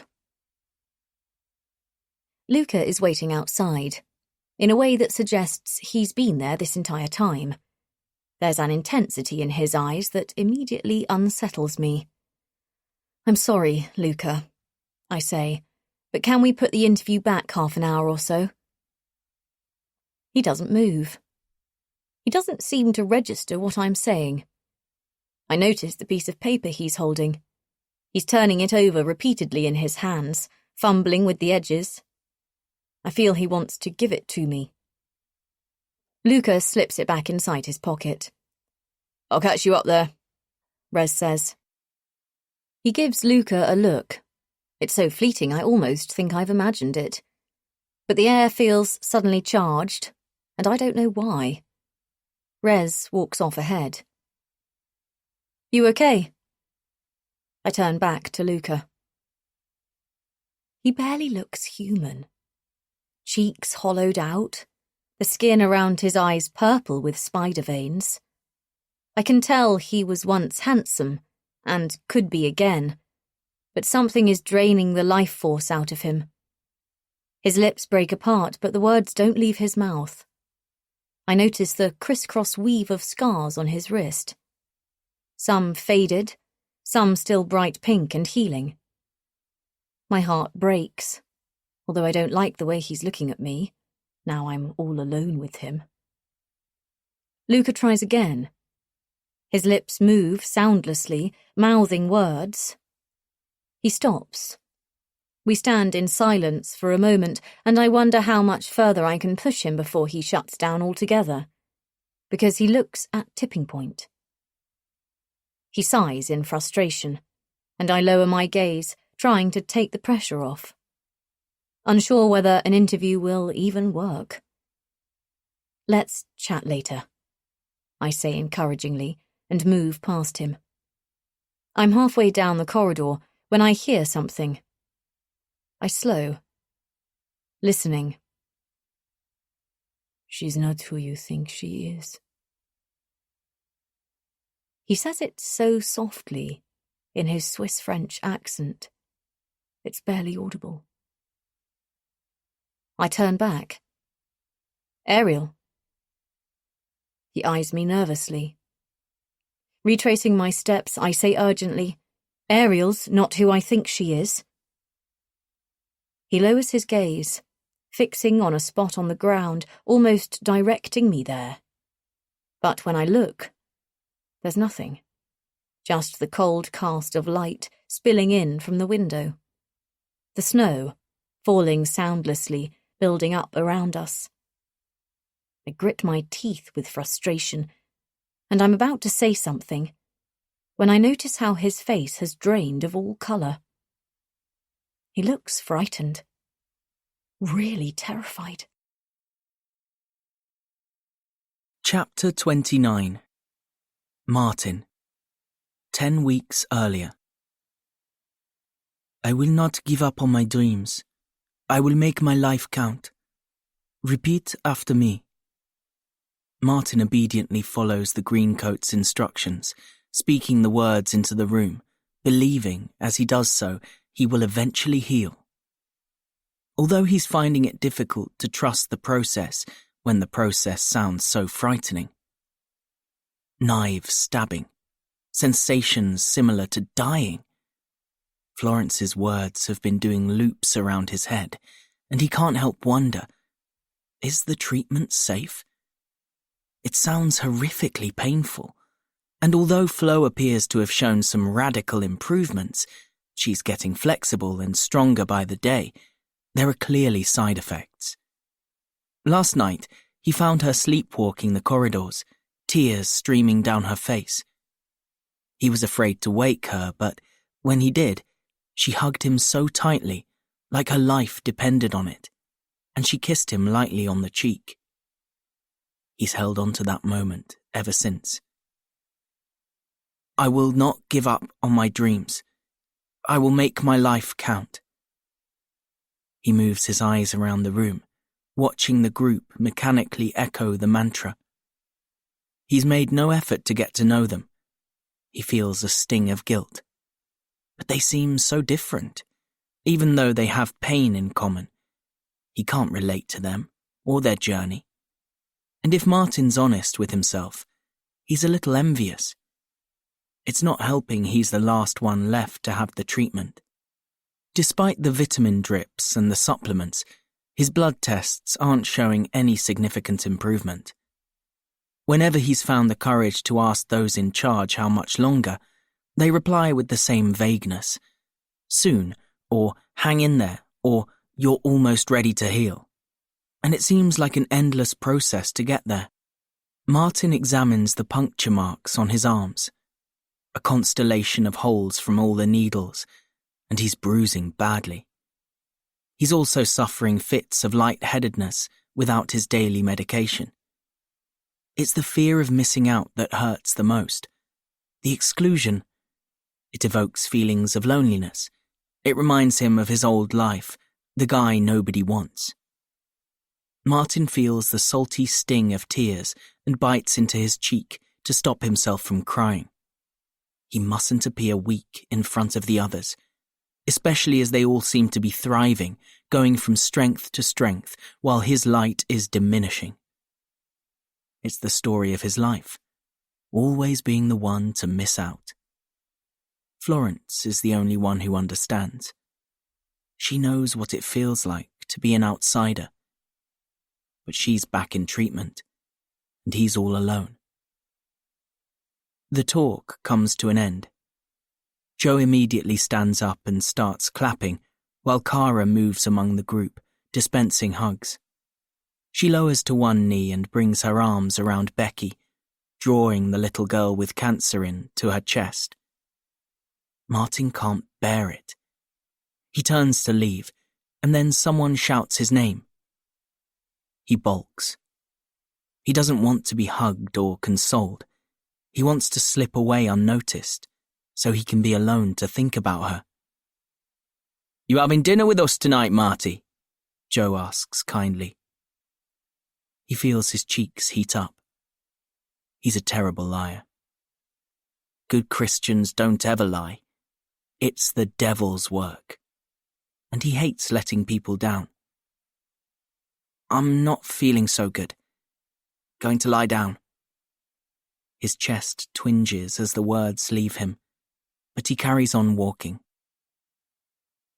There's a voicemail from his mum waiting when he gets back to his room, and his stomach fills with butterflies. not good butterflies. He swipes the notification away, returning to his phone's wallpaper. It's a photo of them. Flo is pulling a silly face, her tongue stuck out to one side, and he's wearing a goofy grin. Martin smiles and plugs the phone into charge, lying back on the bed, folding his arms behind his head. He stares up at the ceiling, uncertain how to reply. He can't continue avoiding his mum. He's been here much longer than he promised, and her anxiety is palpable.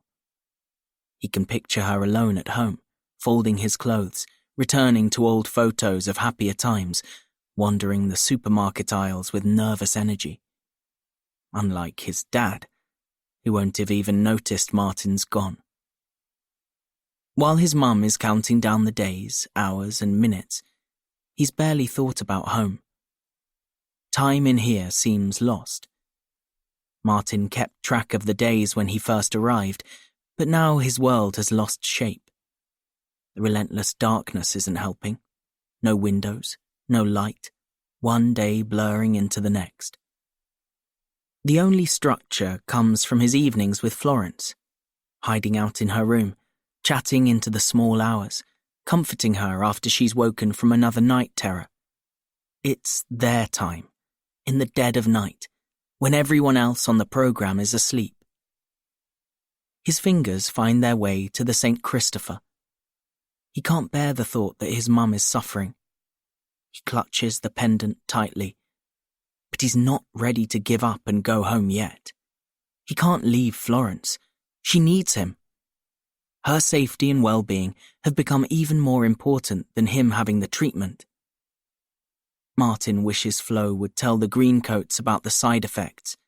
The flashbacks are growing in frequency and intensity. Dread swoops into his stomach as he recalls what she told him last night. A fresh memory. Florence was in fact frightened of her boyfriend. He was controlling and dangerous, and she was scared about him visiting her at the country house. That's why she got drunk on the night of the party, to numb herself to him.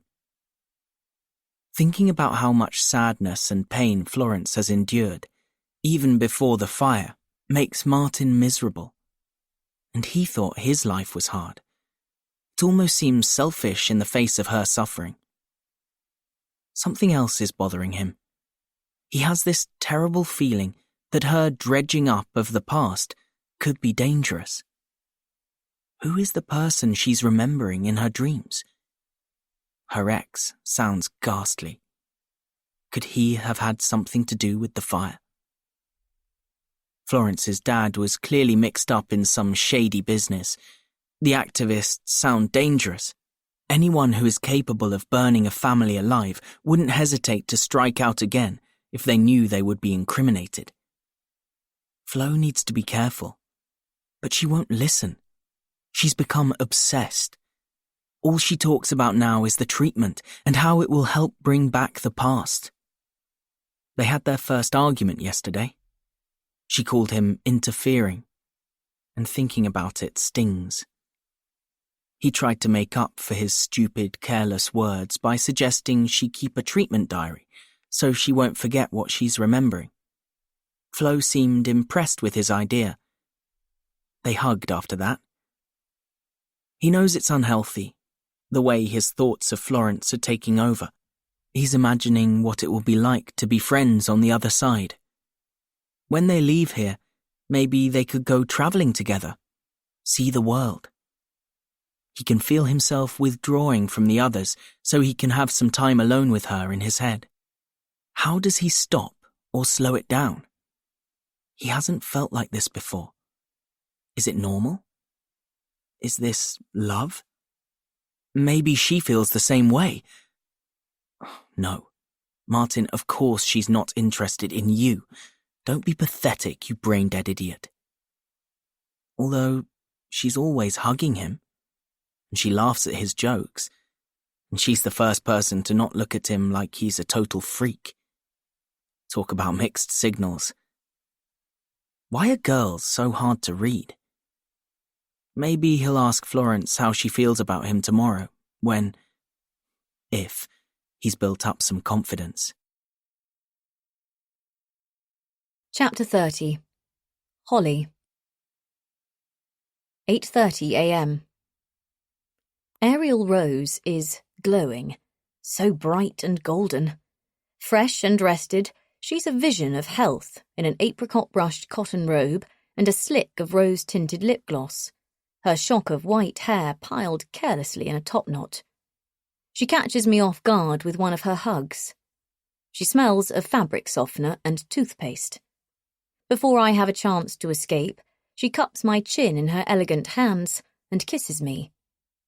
Her lips are soft, her breath fresh and minty against mine.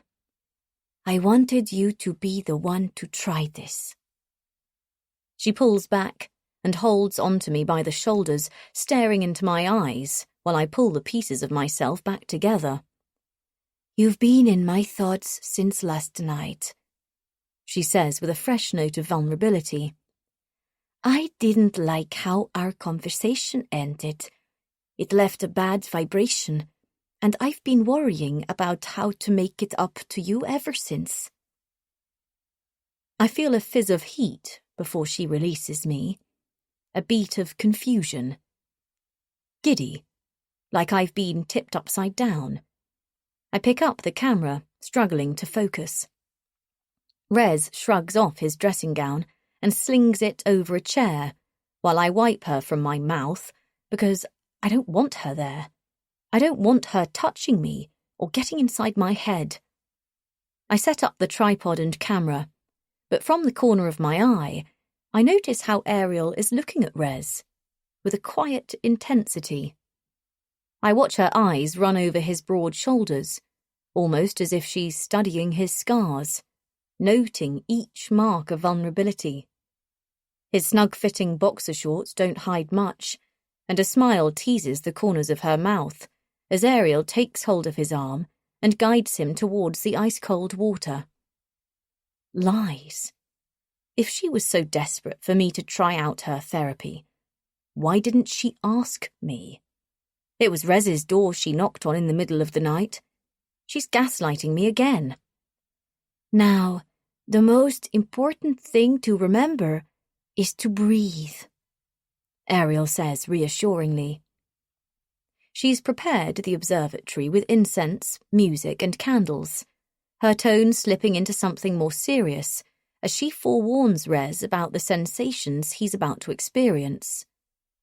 Know you're loved, sweetie. She gives him an intimate squeeze before releasing him. Ariel kneels by the plunge pool, draping her fingers into the ice-cold water, closing her eyes. She's ready for you. She smiles absently, and I feel a rush of panic. Wait, I say urgently. Rez, the water is 5 degrees. He looks at me impatiently. 5 degrees, that's freezing. Are you okay with this? Ariel knows all about my deep-sea diving training. He flicks me another look. Are you recording this? My eyes move quickly from Rez to the camera and back to him. Don't worry, I'm good to go, he says to Ariel. This is child's play compared to the stuff I did in Iraq. What? You can't compare the two. I don't think you should go through with this, I say, but my voice is lost beneath Ariel's. Remember, 4 counts in, 4 out. She continues to paddle her fingers through the water. You must remember to breathe, or the cold will take you. Is he even listening? Rez shrugs back his shoulders, taking up room, showing us he doesn't need his hand held. Is it safe? I turn to Ariel. Surely he needs time to prepare. Conquering your fears and challenging your body is the key to healing. He will be fine, she says confidently. A dark silhouette appears in the room, reflected in the observatory's glass wall. Ariel frowns, and I follow her gaze to where Tinks is watching at a distance, her arms folded. "Don't worry about me," Rez says, lowering himself down, wincing as his feet disappear into the black water. Perched on the edge of the plunge pool, he looks back at me and pulls a goofy face. "Stop fooling around," I think. And then, before Ariel or I can say anything, he launches himself in, sinking right under. Instinctively, I hold my breath, watching the stream of air bubbles, the mop of dark hair. Rez takes his time, and I let out a small gasp of relief when he finally breaks through the surface. "Idiot!" I shout out, but my smile drops when I notice how bloodshot his eyes are. He makes a ghastly gagging noise and sinks back under. I look to Ariel, but her face is a picture of calm, as if she's somewhere else entirely. Rez comes up gasping for air. His eyes are enlarged, his nose streaming with snot. Something is really wrong. "Help him!" "Breathe," Ariel says over me whimsically. She lowers herself to be beside him. "Remember to breathe, lovely." It's obvious he can't fucking breathe. His arms are pinwheeling, slapping at the water. "Get him out!" I shriek. Rez sinks back under. "Don't let the ice control you. Be the master. Now breathe, Rez." Ariel continues unfazed. He resurfaces, his chest heaving. Then his face drains of all colour and he slips back down. "Help him! He's drowning!" I pitch and lurch towards him, but Tinks grabs my arm. I shrug her off, and she mouths, "Leave him be." "What's wrong with you people?" I yell at her. As I scramble to rescue him, Ariel rises to her feet and blocks my path. "Wait." She presses a hand firmly onto my chest. "I'll go in. You mustn't interrupt the process." She unties her bathrobe, revealing her athletic, sculpted body in a string bikini. She drops into the black pool without even flinching and grabs hold of Rez from behind. She pulls his head above water and he drinks in air. He's coughing, vomiting water. I reach out an arm, but Ariel ignores me. Rubbing his back, she speaks softly, her mouth to Rez's ear. "Breathe with me. You're safe. Breathe." "Fuck's sake, get him out!" I tower over them, my arm aching from holding it out. But Rez doesn't even see me. I've become invisible. She continues massaging his chest, pressing herself right up against him and murmuring words I don't recognize. It's sounding like a chant. What is she saying to him? "Rez, hey!" He shuts his eyes, closing himself off to me. I try tuning in to the words, but she's speaking too quickly. A fresh intensity opens across her features. He falls back into her arms, the tension in his face loosening, his muscles relaxing as he leans into the moment. I watch in horror as Rez gives himself over to Ariel. It feels like a punch to the gut, and I want to jump in and break them apart. I can't bear it, yet I can't tear my eyes away. I'm transfixed. I look back at Tinks, who's equally spellbound by the spectacle, although there's a serious set to her face I've not seen before. Her eyes are pinched. She's appalled. No, not appalled. It's something else. Jealousy. Is Tinks in love with Ariel? Is that what's going on between them? I can't read it, and I can't get a handle on my own feelings. Am I jealous? No, I'm not into Rez. It would never work between us in the real world. It was just sex. That's all it was. And yet, here I am, with my hands balled into fists, thinking about us rather than what I came here to do. My anger, it's so blinding. I'm almost scaring myself. The air is suddenly thick, cloying with the smell of incense, a heavy scent that feels louche Middle Eastern underground bar rather than therapy room. And just when the mood couldn't get any more uncomfortable, Rez suddenly lets out a strangled cry, a chilling wail, similar to the one I think I heard last night. His face crumples, and he bursts into tears, deep, throaty belly sobs, and collapses into Ariel's arms. It's unbearable to watch, especially knowing everything I do about him. This standoffish, emotionally reclusive man, who until now has shielded his feelings, is baring his soul to a virtual stranger. Wow, she's really got her hooks into him. Let it out. Ariel continues, stroking his back. My eyes narrow as venom injects into my veins. Let it all go, sweetie. You're safe. I'll catch you, she murmurs, each word dripping in seduction. You had to feel the pain to find courage. The pain has set you free. Then she looks up and finds my eyes, locking her gaze onto mine. My nails dig into my palms. I think about the tabloid headlines, the rumours, the ice queen who can seduce any man, who likes kinky sex, who's rumoured to have open relationships and dozens of lovers on rotation. Is that what happened to Martin? I think of the vulnerable teenager losing himself to her. My mind fills with the faces of the dead. And of him.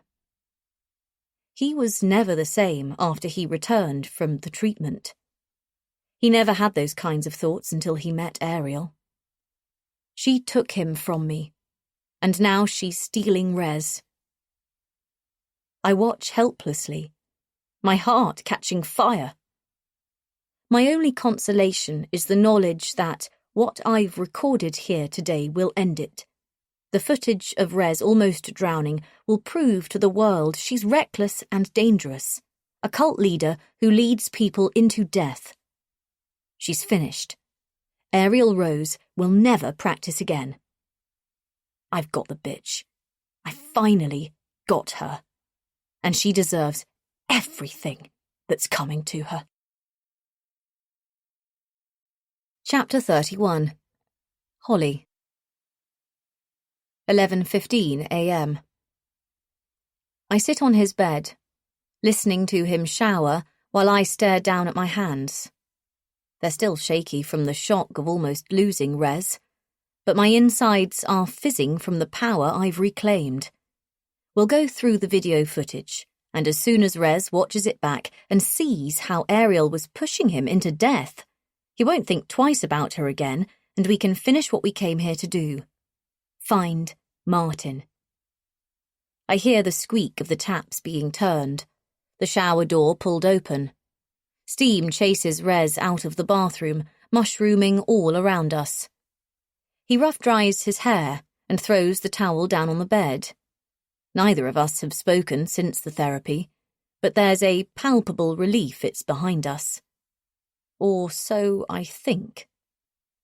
He sits down heavily next to me, looking as exhausted as I feel.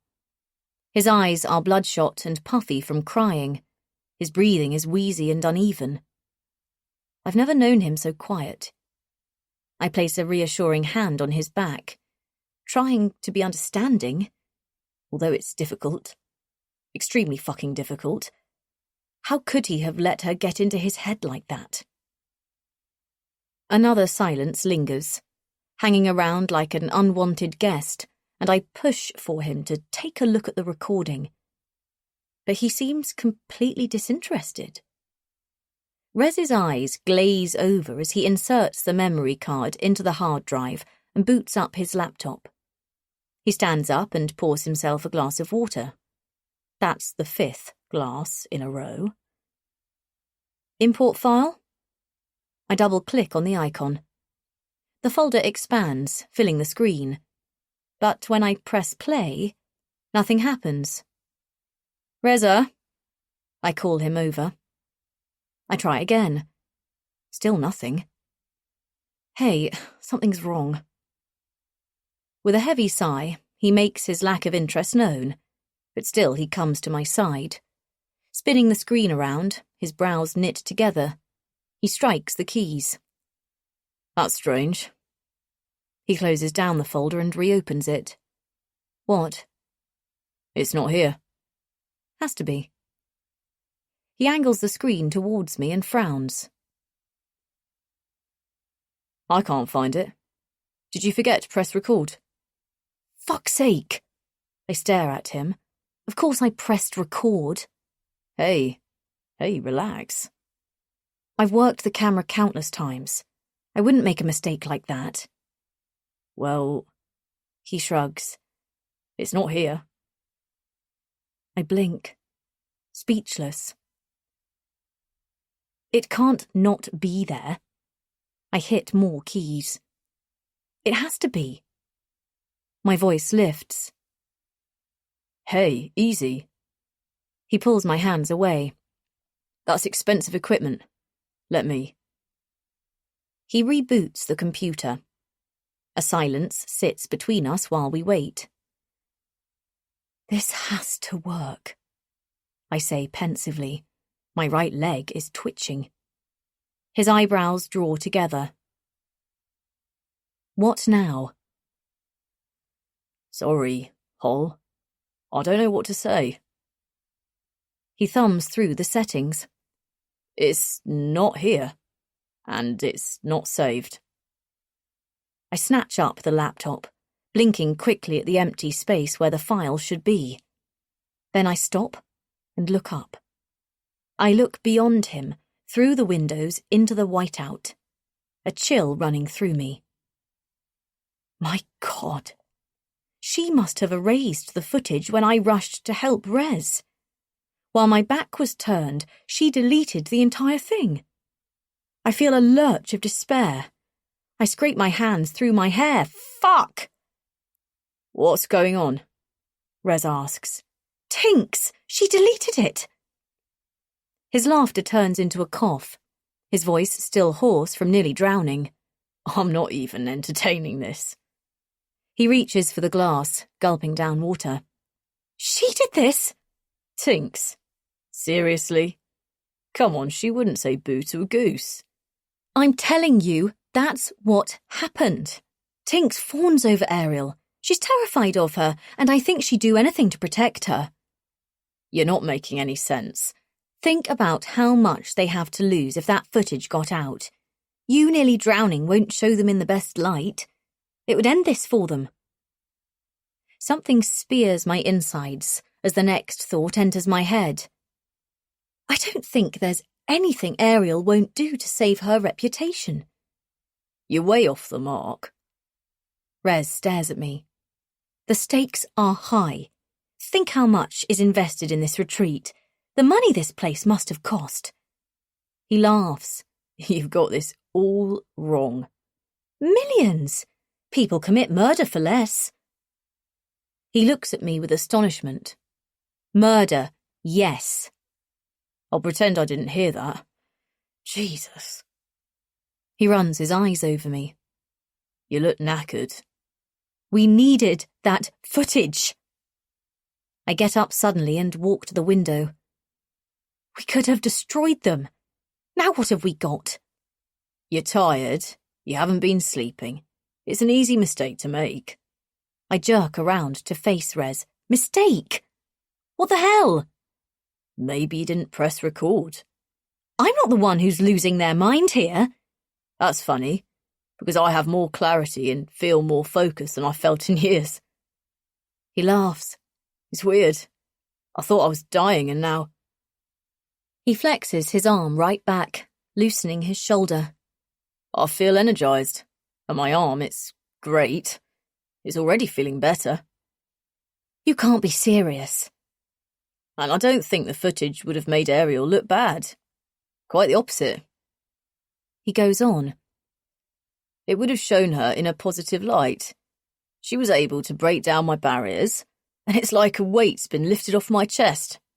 I had to go through the pain to come out the other side. He laughs. I guess that's why they call it the ice rebirth. I've thrown things. I've broken them. I'm not proud of who I become when I'm in a rage. But I'd never hurt someone, and I won't lash out now, although I want to. It's like she's cast a spell on him. Hey, wake up! He shrugs his broad shoulders at me. What? What's going on here? Everyone here is lying. I stop and frown, a terrifying thought crossing my mind. Did Rez delete the footage? When we got back to his room, I went to use his toilet. He could have wiped the files clean then. Jesus, was it him? Because she's got inside his head. I quickly scramble through the sequence of events, blinking rapidly. No, he's my friend. He wouldn't do that. Someone here knows what happened to Martin. I look at him pointedly. Rez screws up his face. Holly, you're sounding... He stops himself. Take 5 and recalibrate. You do realise we have to be out of here by morning, and we have nothing. Nothing. This isn't my fault. I made a promise to Mrs. Eves. I'm no closer to finding Martin or working out what's really going on here. I don't know what you want me to say. Rez shrugs. You messed up on the recording. It wasn't me! But I feel a jolt. A thread of doubt has woven its way in. I am tired. I'm exhausted. Did I forget to press record? No. I shake my head. No. Could Ariel be right about Martin's mum being overbearing and controlling? Rez says. Maybe Martin did want to get away from her. I stare at him. Hol, I have the utmost respect for you. You know that. But there comes a point where you have to stop and ask, maybe we got it wrong. There's no shame in admitting you've made a mistake. What the fuck are you saying? What if Ariel's therapy works? He moves his arm again. And she's not a fraud or a monster. Are you serious? What's driving this obsession of yours? Damn, you've become so blinkered you can't see straight anymore. This feels almost like a vendetta. Don't you dare call me obsessed. I'm doing my job. Let this one go, Rez says with a sigh. But you admitted yourself, the place is creepy as fuck.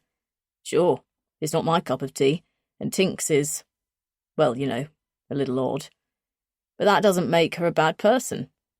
If something sinister was going on, we would have found it by now. Where's Martin, then? Rez looks around the room. Yeah. Hello. Where is Martin? He's not here. That much is obvious. But I heard screaming. Oh, yeah. That. Rez goes quiet. I wasn't going to bring it up, but Tinks made a point of finding me earlier. She was concerned. Said you were acting strangely. That you might be suffering from altitude sickness. It's possible. Seeing we're so high up and... And Luca? You saw him. He's a nervous wreck. He can't get a word out. He's a recovering drug addict. It's his own trauma response. Trauma response? Christ. He's sounding more like Ariel by the second. I stop and stare. Are you attracted to her? Pupils dilating, flushed skin, tonal changes. I run through the core biochemical reactions when two people feel attraction, and he's ticking boxes. She's got inside his head. I knew this would happen. He takes another sip of water. Let's get this wrapped up and head off early, if we can, so we can be home in time for Christmas. He gazes out into the snow and storm clouds. We don't want to get stuck up here. Why? It's not like there's anyone waiting for you at home. Shit. Rez falls silent, glaring at me with hurt eyes. Shit. There's no coming back from this. I've said too much. I'm in this alone now. I cross the room, a well of anger and grief and a growing feeling of helplessness inside my chest. I'm drowning under the pressure of not breaking a promise. I can't return without Martin.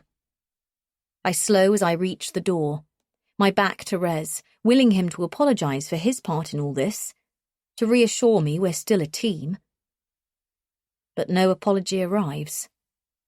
The small hope I've been holding on to fizzles and dies. Gritting my teeth, I grab the door handle with fresh determination. Hall.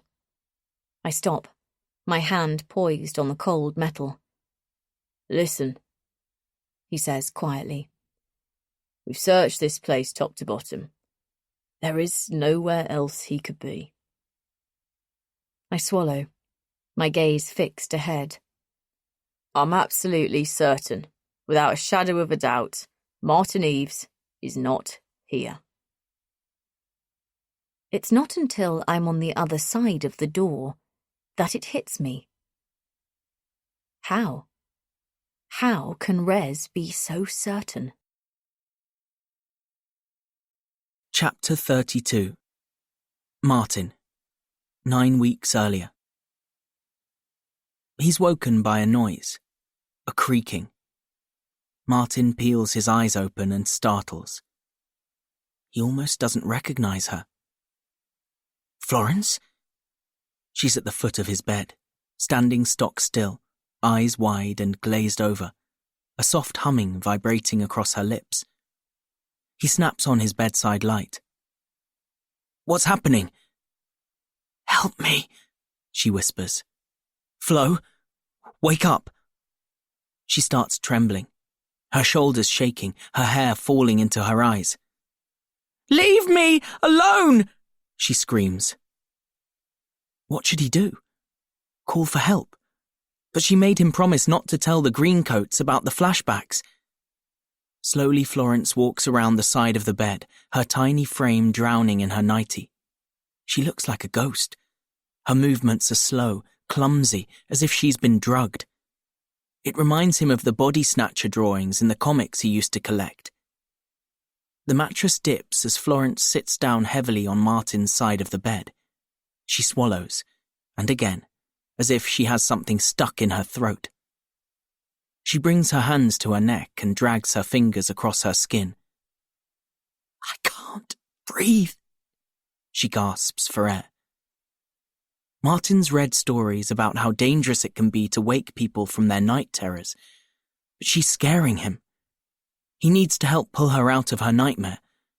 What should he do? He grabs her by the shoulders. Wake up! He shakes her. She wobbles, a dead weight, her head lolling from side to side. With a haunted stare, she looks right through him. Without thinking, Martin strikes out, sharp across her upper back. Oh, Lord, what has he done? Florence gasps and inhales, as if she's been held underwater all this time.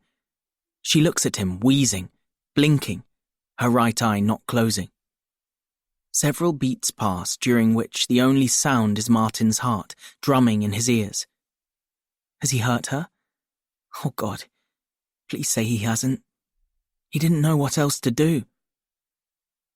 Marty, she says eventually. It's barely a whisper. You're frightening me. She bursts into tears.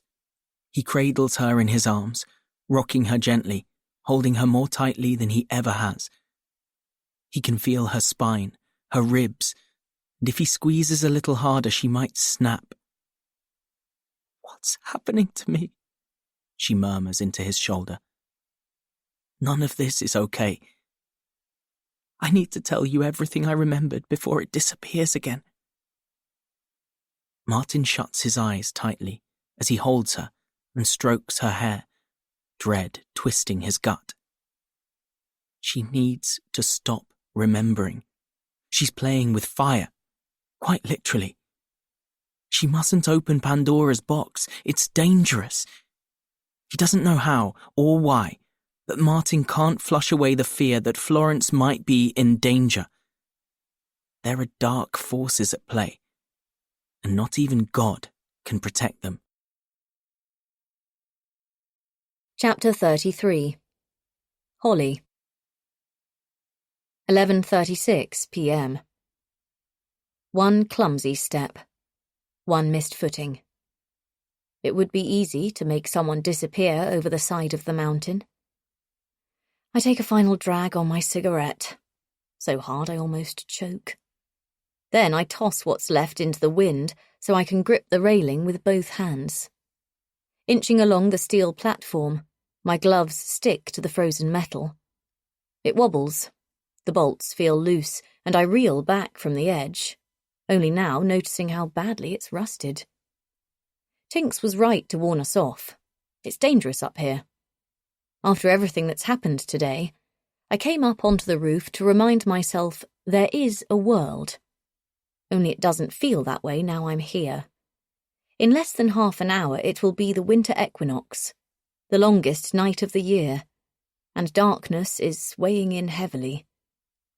Huddling into my jacket, I tug the zip up to my nose, but it does nothing to protect me from the gale force winds battering the observatory. It's stopped snowing, at least that's something, but storm clouds are gathering. My breath is shallow. I suck in air before peering over the edge. A swoop of vertigo takes my stomach through the floor as I stare down the rock face. Icicles hang like bats in a cave from the cable that brought us up here. I follow the line down until it vanishes, swallowed by the darkness. Did Martin come up here? Could he have fallen over the edge?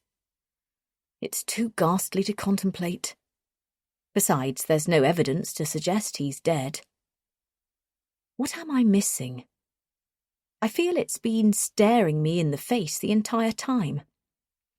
Today I've wasted hours turning in circles. When I went to find Luca, he'd vanished. Tinks said he'd suddenly come down with a stomach bug, but I couldn't find him anywhere. Ariel cancelled our dinner, and as for Rez, he's been acting distant since the ice bath.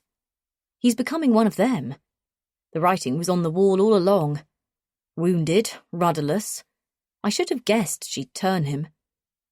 I steel myself against any feelings I had for him. The wind picks up. My lungs sting. Coming up here was a stupid idea. Casting around a final time, something bright catches my eye. A square tile of light spilling into the darkness. What is it? It's all the way over on the other side, and the path there looks even more treacherous. I should turn back. Hunching into the gale, I try to protect my face while being careful where to place my feet as I stalk the curved outer glass wall, heading for the north-facing side of the observatory. The metal walkway that wraps around the side of the building rattles and shakes as it's buffeted by the winds. The observatory groans, straining under the intense pressure. Almost 100 years fighting for survival in this hostile environment. I'd be exhausted too. I feel like a toddler, all arms and legs, no coordination, as I muddle through the tightly packed snow, crossing icy patches as I head towards the light. I slip. I grip the railing tightly, the wind howling in my ears. As I draw closer, I can see it's a skylight. A room I never knew was there. Who's inside? I thought everyone had gone to bed. My hands, they're so numb I'm fighting to hold on. I focus on the light. If I want to look in without being seen, I'm going to have to climb up. Using the railing as a lever, I push off, up onto the roof. The wind shoves me sideways, and I flatten myself onto the glass ceiling. I hold on, trying to get purchase, spreading my body weight evenly. This is crazy. A sudden gust of wind could take me. I slide back down. My knees twinge as I make contact with the steel platform. I search around. Now what?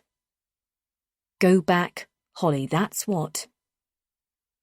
I quickly calculate that if I position myself far enough around, but hang back and keep low, there's a sliver of a chance I won't be seen. I inch towards the window, my heart shifting in my chest. Of all the stupid things I've done. I peer into the light. A glass-topped desk, a computer, filing cabinets. It's an office. And inside, two people locked in an intense conversation. Ariel and Tinks. I have the instant sensation I'm intruding on a private moment. Ariel shifts her weight from one foot to the other, raking her hands through her hair, while Tinks eyes her warily. What are they saying? Something heated, but it's impossible to hear over the wind. Fuck's sake. Ariel turns suddenly. I think she's about to storm out. Then she picks up something from the desk. What is it? What's she doing? The skin across her knuckles turns white as she grips the paperweight, made of solid glass, in the shape of a mountain, and angles the speared end at Tinks. Christ! She's going to hit her with it. Instinctively, I hold my breath. Ariel winds back her arm, her eyes filled with determination. What the hell? Stop! The glass spear launches, propelling across the room. Tinks cowers. It smashes against the wall, narrowly missing her. My breath catches. The glass shatters, scattering into the corners of the room. Tinks shrinks towards the exit, while Ariel comes at her again. Head shaking, arms flailing, she's having a full-blown meltdown. And Tinks, like the battered wife, is doing her best to appease her. Do something. Fuck's sake, fight back. Tinks reaches out a hand, but Ariel shrugs her off. Her eyes are wide and gleaming, her elfin features pulled back and ferocious. She reminds me of the animals she worships in her ice room. It's a terrifying transformation. I knew it was all an act.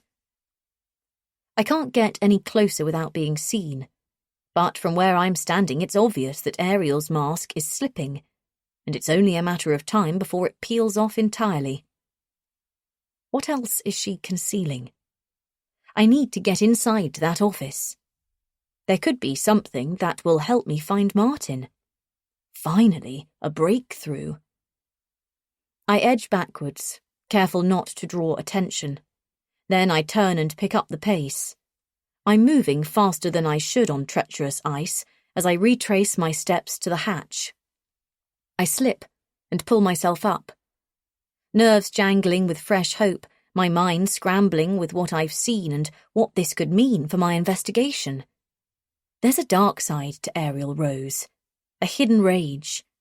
She could be capable of anything. And now that her composure is crumbling, my race against time is gaining pace. The snow has started up again, and visibility has reduced to a few meters. I can just about make out the dull silver of the hatch. When I came up here, I thought I wouldn't ever want to go back inside, but I couldn't be more relieved as my hand makes contact with the handle. I pull on the door. Nothing happens. It's jammed. I try again. It doesn't budge. It must be frozen. Thinking it needs a bit of elbow grease, I give it a hard tug. Still it refuses to move. What the? With all my strength, I go at it again. I yank it with so much force I lose my balance, stumble and fall. An icy wind lands on my back, and all of a sudden, I have the feeling that's been following me around everywhere. I'm not alone. I can't see them, but I can sense their presence. The mountains looming up from behind, rising up, a predator stalking me from the shadows. My throat constricts at the horrifying realization. The hatch. It's not frozen. It's bolted shut. Someone's locked me outside. Chapter 34. Martin. 9 weeks earlier. The light. It was so bright it was blinding. This time, I walked towards it. I wanted to touch it. It felt so warm.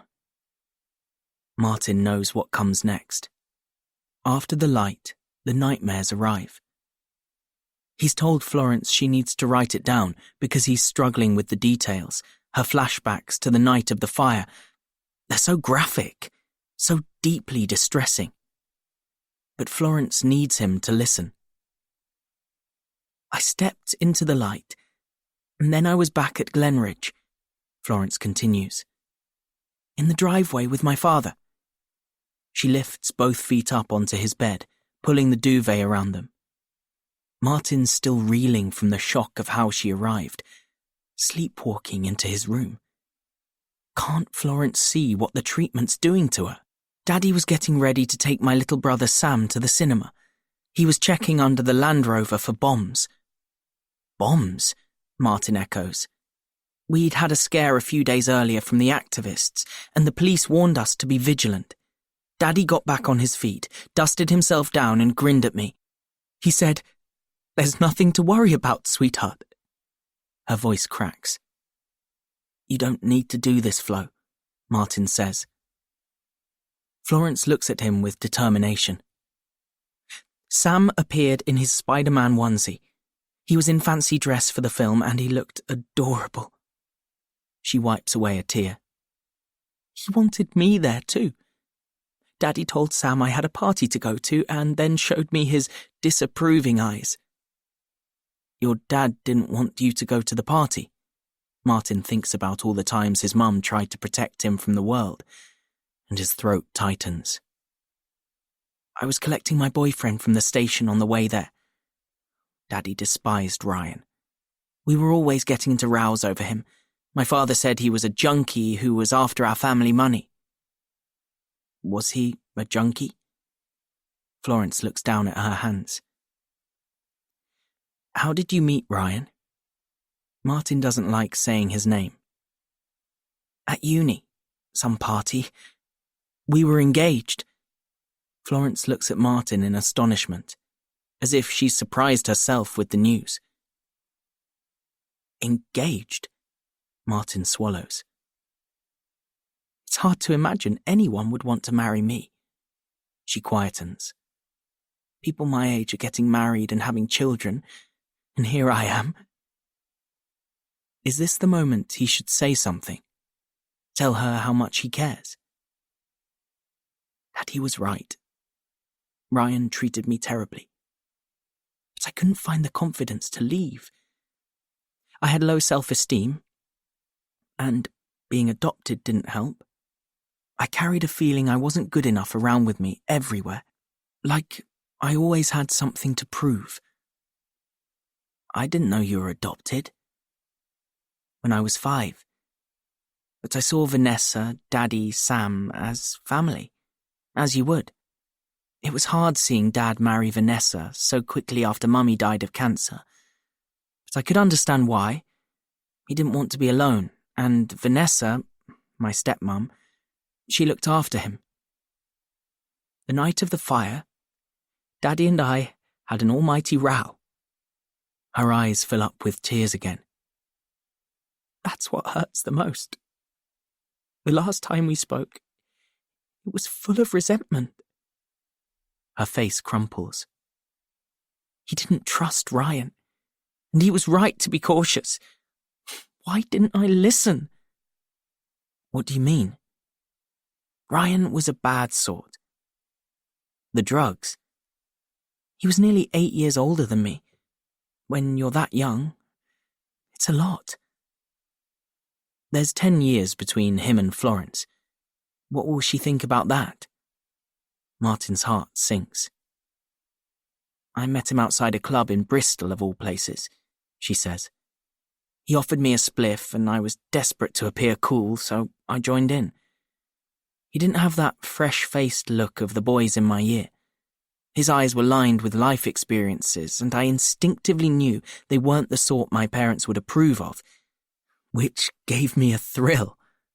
She laughs a little. I was immature. Everything had become about pissing them off after they forced me into a degree I wasn't interested in, at a pretentious university. Daddy and Vanessa were always pushing me to fit in. Martin wouldn't fit in with those types either, but the thought he'll never make it to college suddenly makes him feel sad. Ryan was far better looking than me. I couldn't believe he was interested. I wanted an escape. I hated my law degree. I was getting dreadful grades, and those stuck-up Bristol students were the worst. Ryan seemed so worldly and full of adventure. He'd done all the festivals, spent a year travelling Europe in a caravan, and I wanted that too, to throw caution to the wind, to get up and leave with no regrets. Martin feels a pinch of jealousy. He could never be that guy.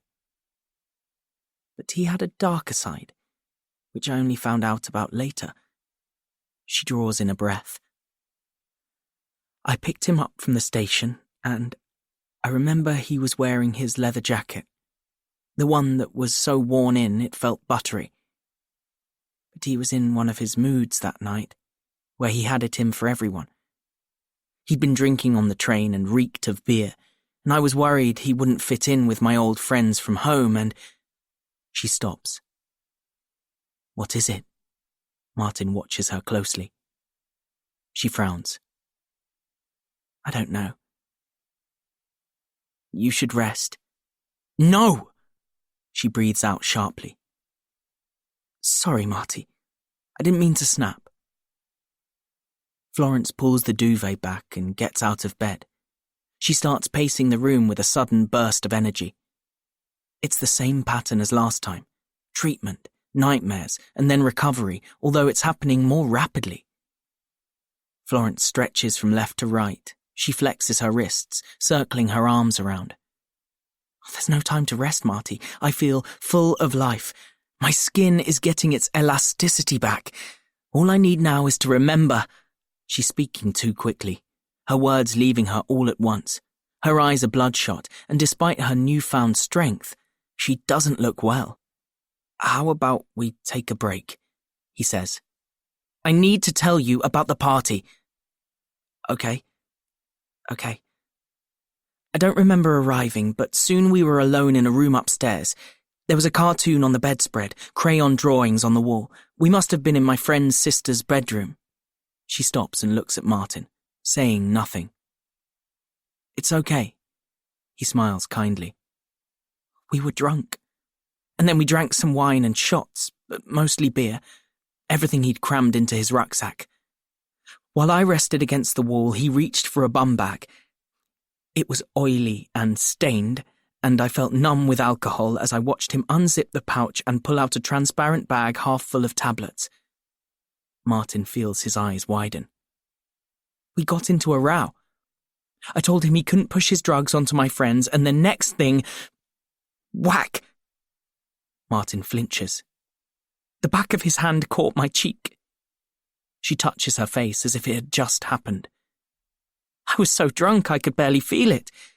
Ryan told me I was wrong to think I was better than him. Then he gave me a pill.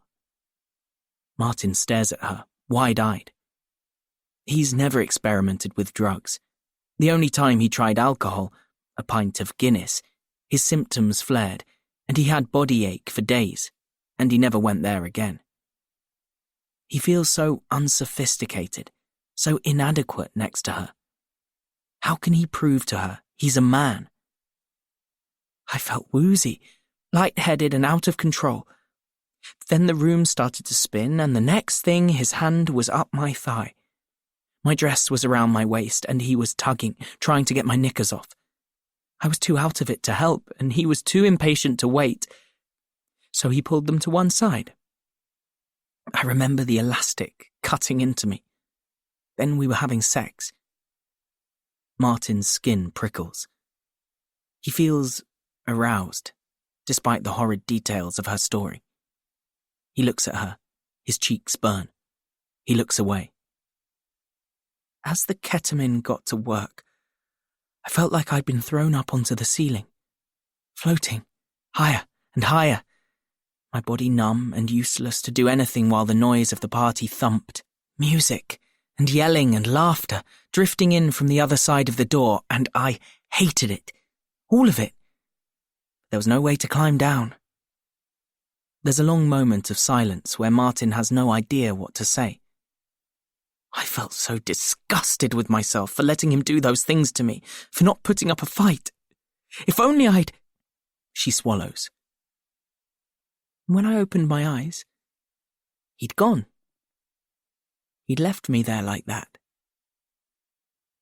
That's awful, Martin stammers. What did you do? I was too high to move.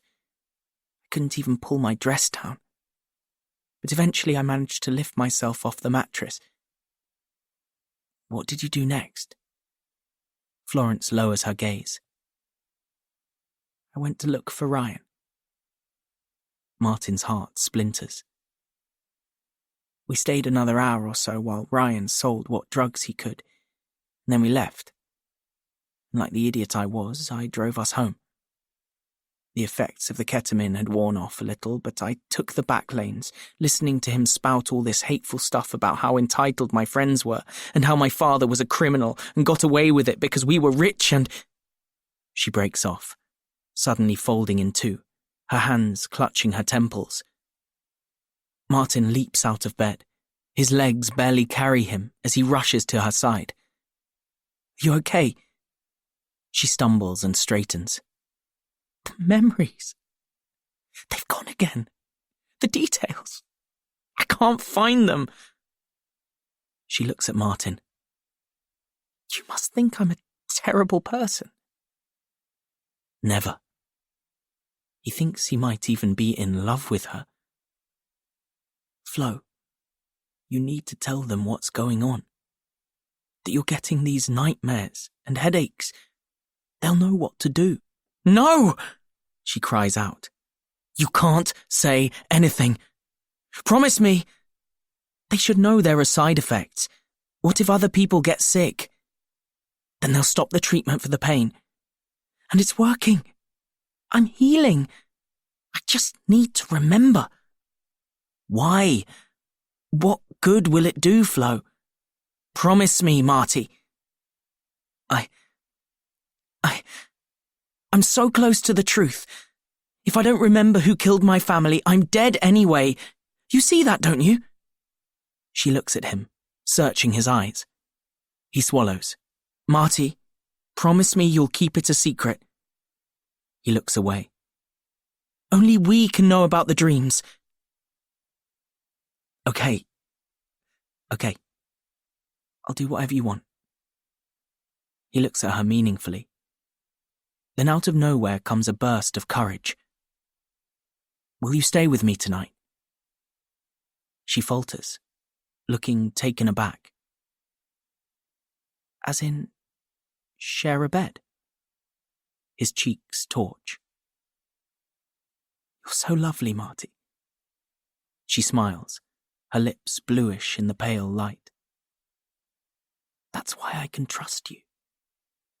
I know if I tell you, it'll stay here, between us. For now, anyway. Tell me what? He stutters, still recovering from the embarrassment of rejection. I know. Know what? Dread swoops into his belly. I think I know who killed my family. Chapter 35. Holly. 21st of December. 12:05 a.m. Help me! Help me! But my cry is lost to the wind. I yank, I rattle, I hammer on the hatch with my fists, trying to dislodge it. And then I scream as panic takes over. 30 minutes. That's all I have until my body temperature drops to 35 degrees Celsius and hypothermia sets in. Shivering, slurred speech and confusion, weak pulse and lack of coordination, slowed breathing. I run through the 3 stages before death. Death. Why? Why did I leave my phone on charge? I curse myself, and then I tip out my lungs, "Someone help me!" Feeling out of control brings it all back. Those dark, frightening nights growing up in care. The memories stalk me while the snow thickens. I can't breathe. Calm down, Holly. Think. I run through a list of improbable ways to get off this roof, but one thought keeps blocking the rest. I can't get her out of my head. Ariel Rose. She did this. Who else? I'm close to the truth, and Ariel wants me dead. I let the words sink in. Help! My lungs sting with the snap of cold. What's the use? Nobody can hear me. I pull my coat tighter around me, my teeth chattering so violently it hurts. Shivering is a powerful mechanism our bodies use to generate heat to keep the core temperature stable. I'm doing that thing again. My thoughts yo-yo between rational and irrational, and I can't quite get a handle on it. I blink, staring into the wall of snow. I try to get back onto my feet, but I can't muster the energy. And then I hear a new noise, a creaking. Suddenly the hatch swings open and light pours into the blizzard. What the hell are you doing out here? A dark silhouette appears in the gap in the door. Are you okay? Tinks yells above the noise of the wind. I can't speak. I can barely move, but I'm so relieved I could cry. I crawl towards her, lowering myself through the hole. My legs immediately give way. Tinks catches me and helps me down the last few steps. My feet are solid blocks of ice. I can't feel anything from the ankle down, and I can't stop trembling. What were you thinking? She says with genuine concern in her eyes. You're crazy. You could have died. Someone tried to... I break off into a fit of coughing. Hey, easy. She rubs my back. I hold my throat as I push out the words. Someone locked me out. She gives me that look again, as if I've lost my mind. That's unthinkable. No one here would do such a thing. Why else would... The door is on a catch, unless you turn it like so. She shows me. It locks from inside.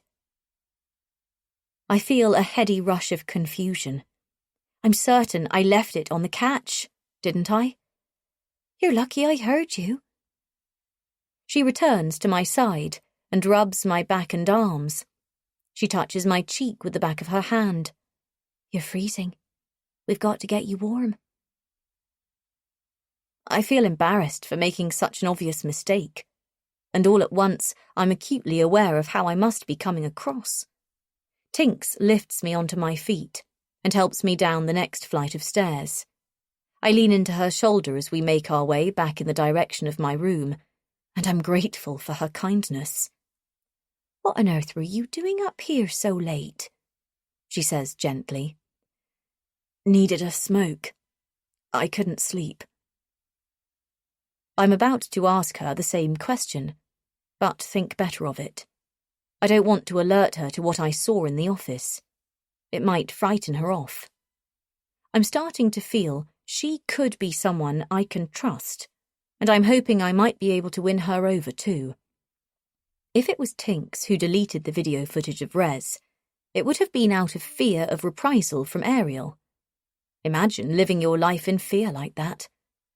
You're freezing, she says again, pulling me close. She doesn't let go of me the entire way back. We pass by Rez's room, and I notice how the door has been left ajar. That's odd. My knees wobble, and Tinks props me up the last few metres. She guides me onto my bed and fetches blankets and runs a hot shower.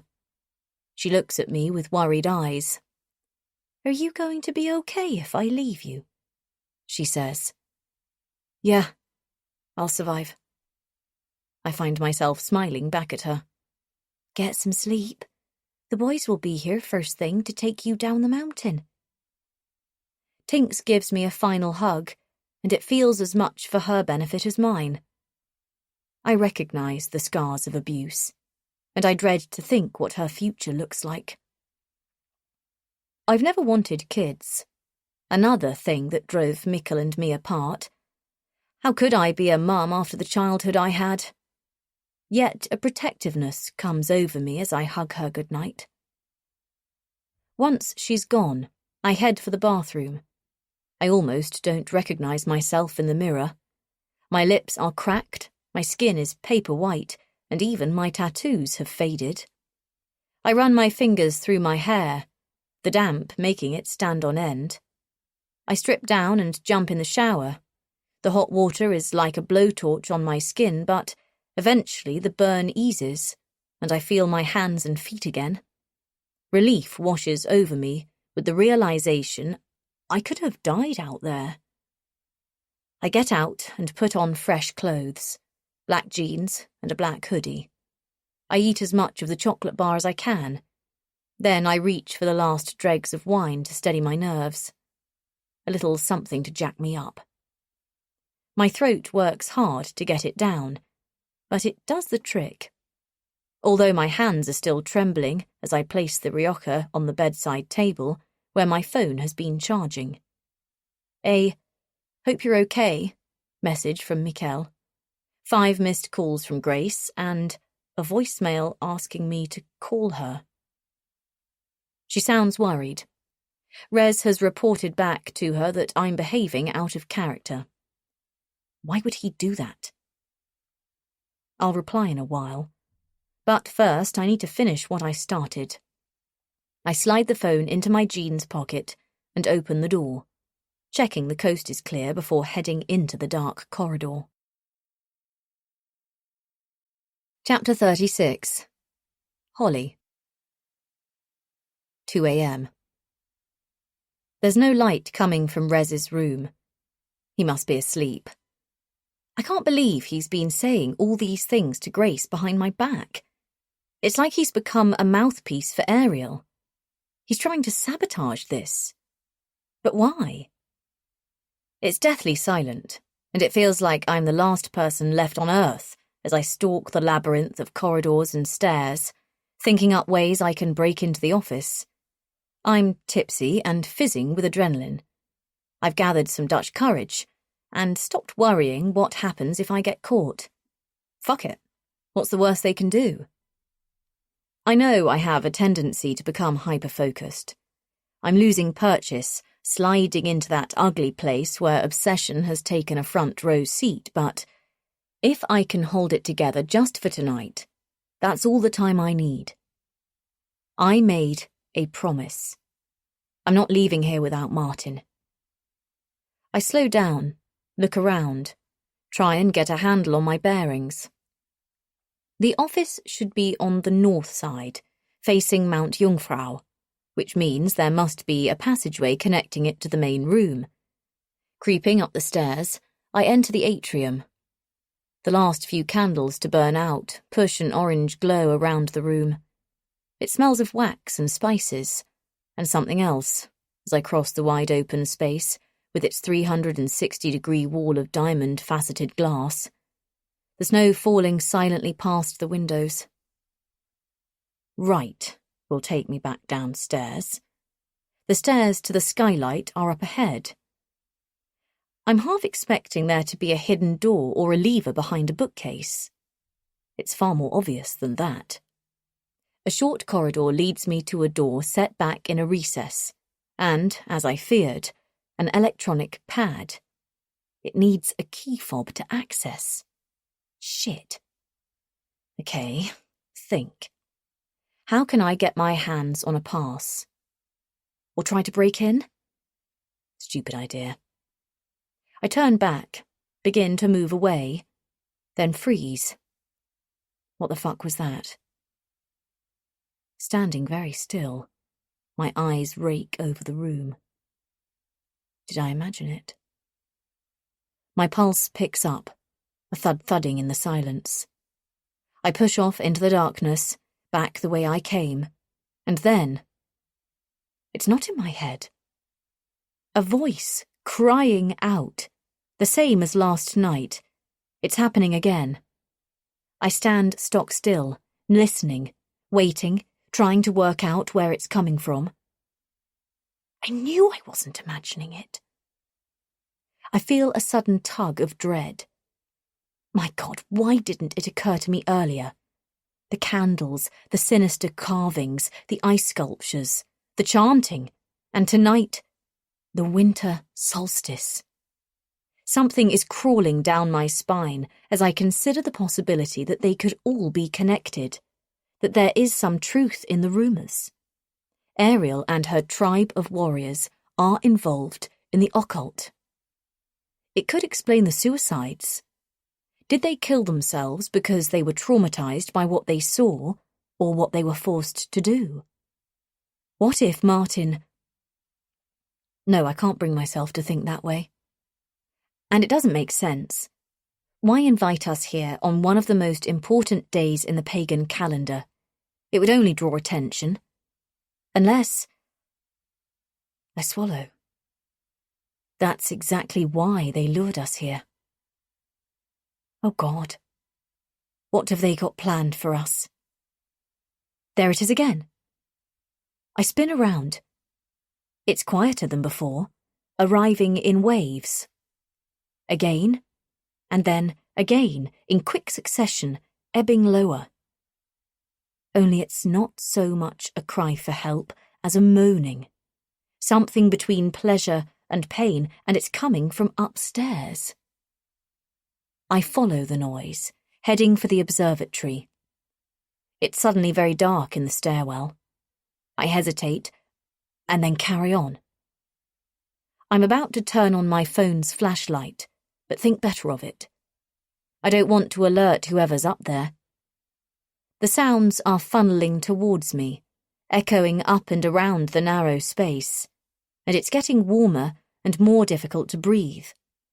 I can see the glow of lights coming from above. A creeping sense of unease lodges in my stomach. The noises growing louder as I reach the final flight of stairs. Hot, humid air drifts towards me, like fog rising off dry ice.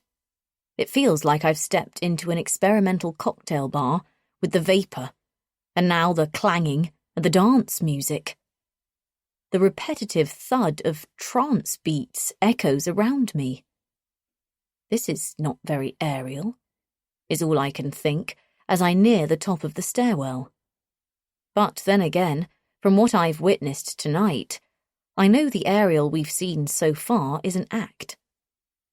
I arrive into a fog, with candles everywhere, soft and flaming golden, while the air is thick with heat. It's wet on my skin, damp and cloying, and the windows are steamy with condensation. The ice pool has been transformed into a hot tub. I vaguely remember Tinks explaining there was a mechanism for that. Through the mist of heat, I can just about make out an outline. The shape of two people splashing around in the pool in hazy soft focus. Groaning, sighing, the guttural noise of pleasure. It's loud and angry, and unbearably familiar. I still at the sound of his voice. And then I keep going, the overriding need to see them together propelling me forward.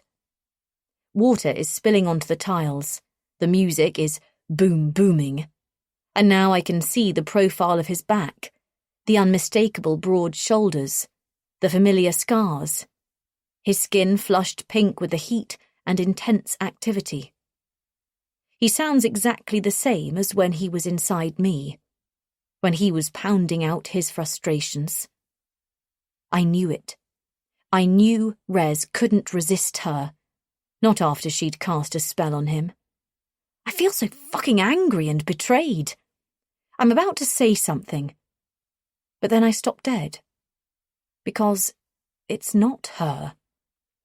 It's not Ariel Rose, whose shoulder he's gripping.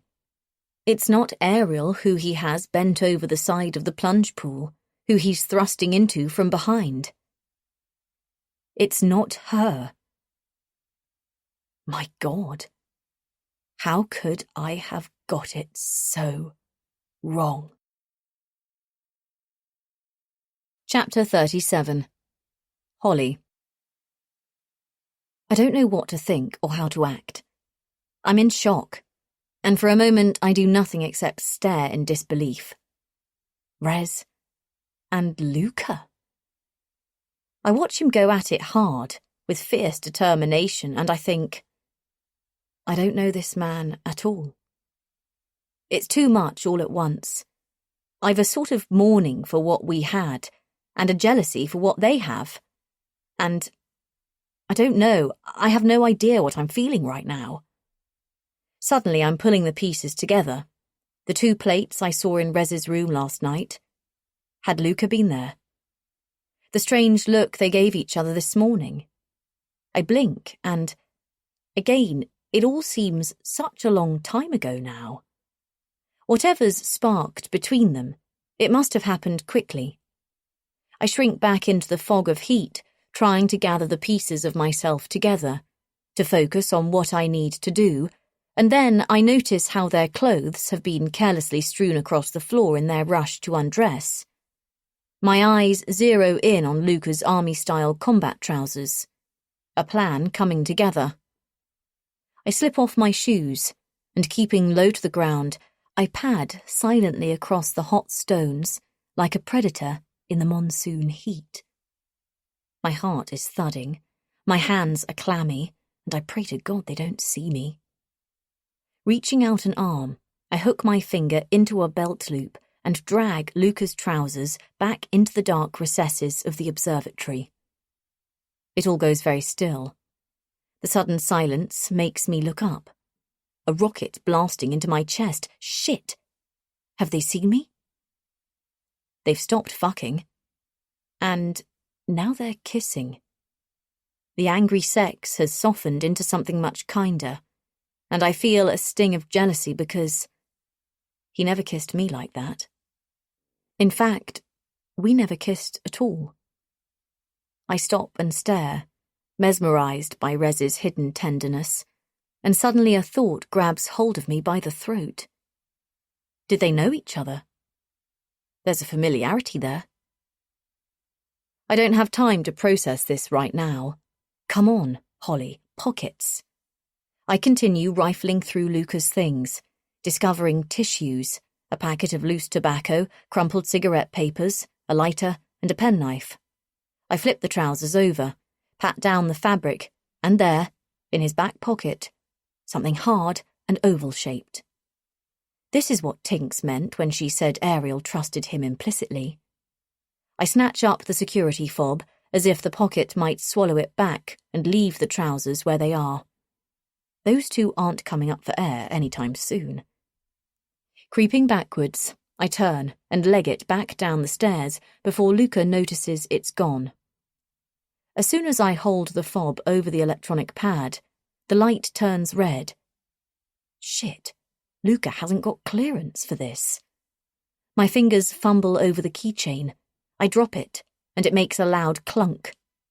I snatch it up into my hands, looking over my shoulder anxiously, eyes darting side to side.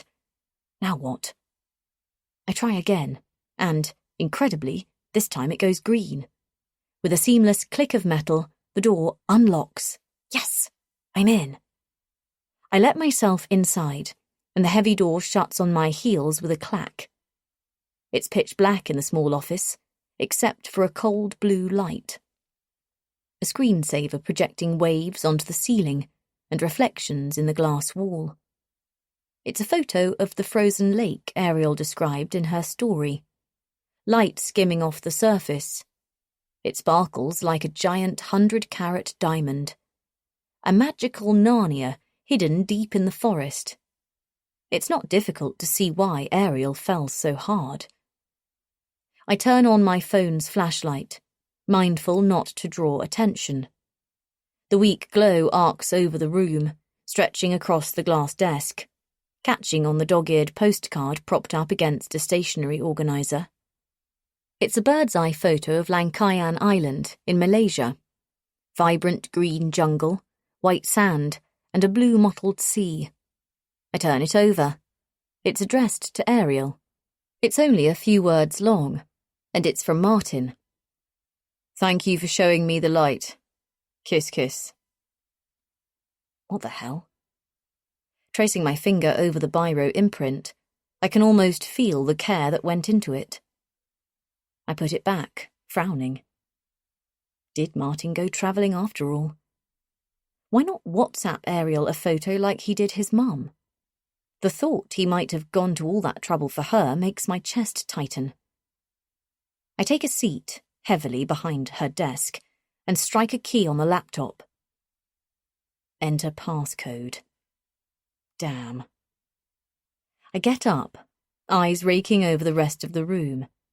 I fix on the filing cabinets in the corner, where a row of creepy wood carvings stare me down with glassy eyes. I turn all three to face the other way, while I pull open the top drawer. Pens, paperclips, post-it notes. Nothing of any significance. Next drawer, files. Now we're talking.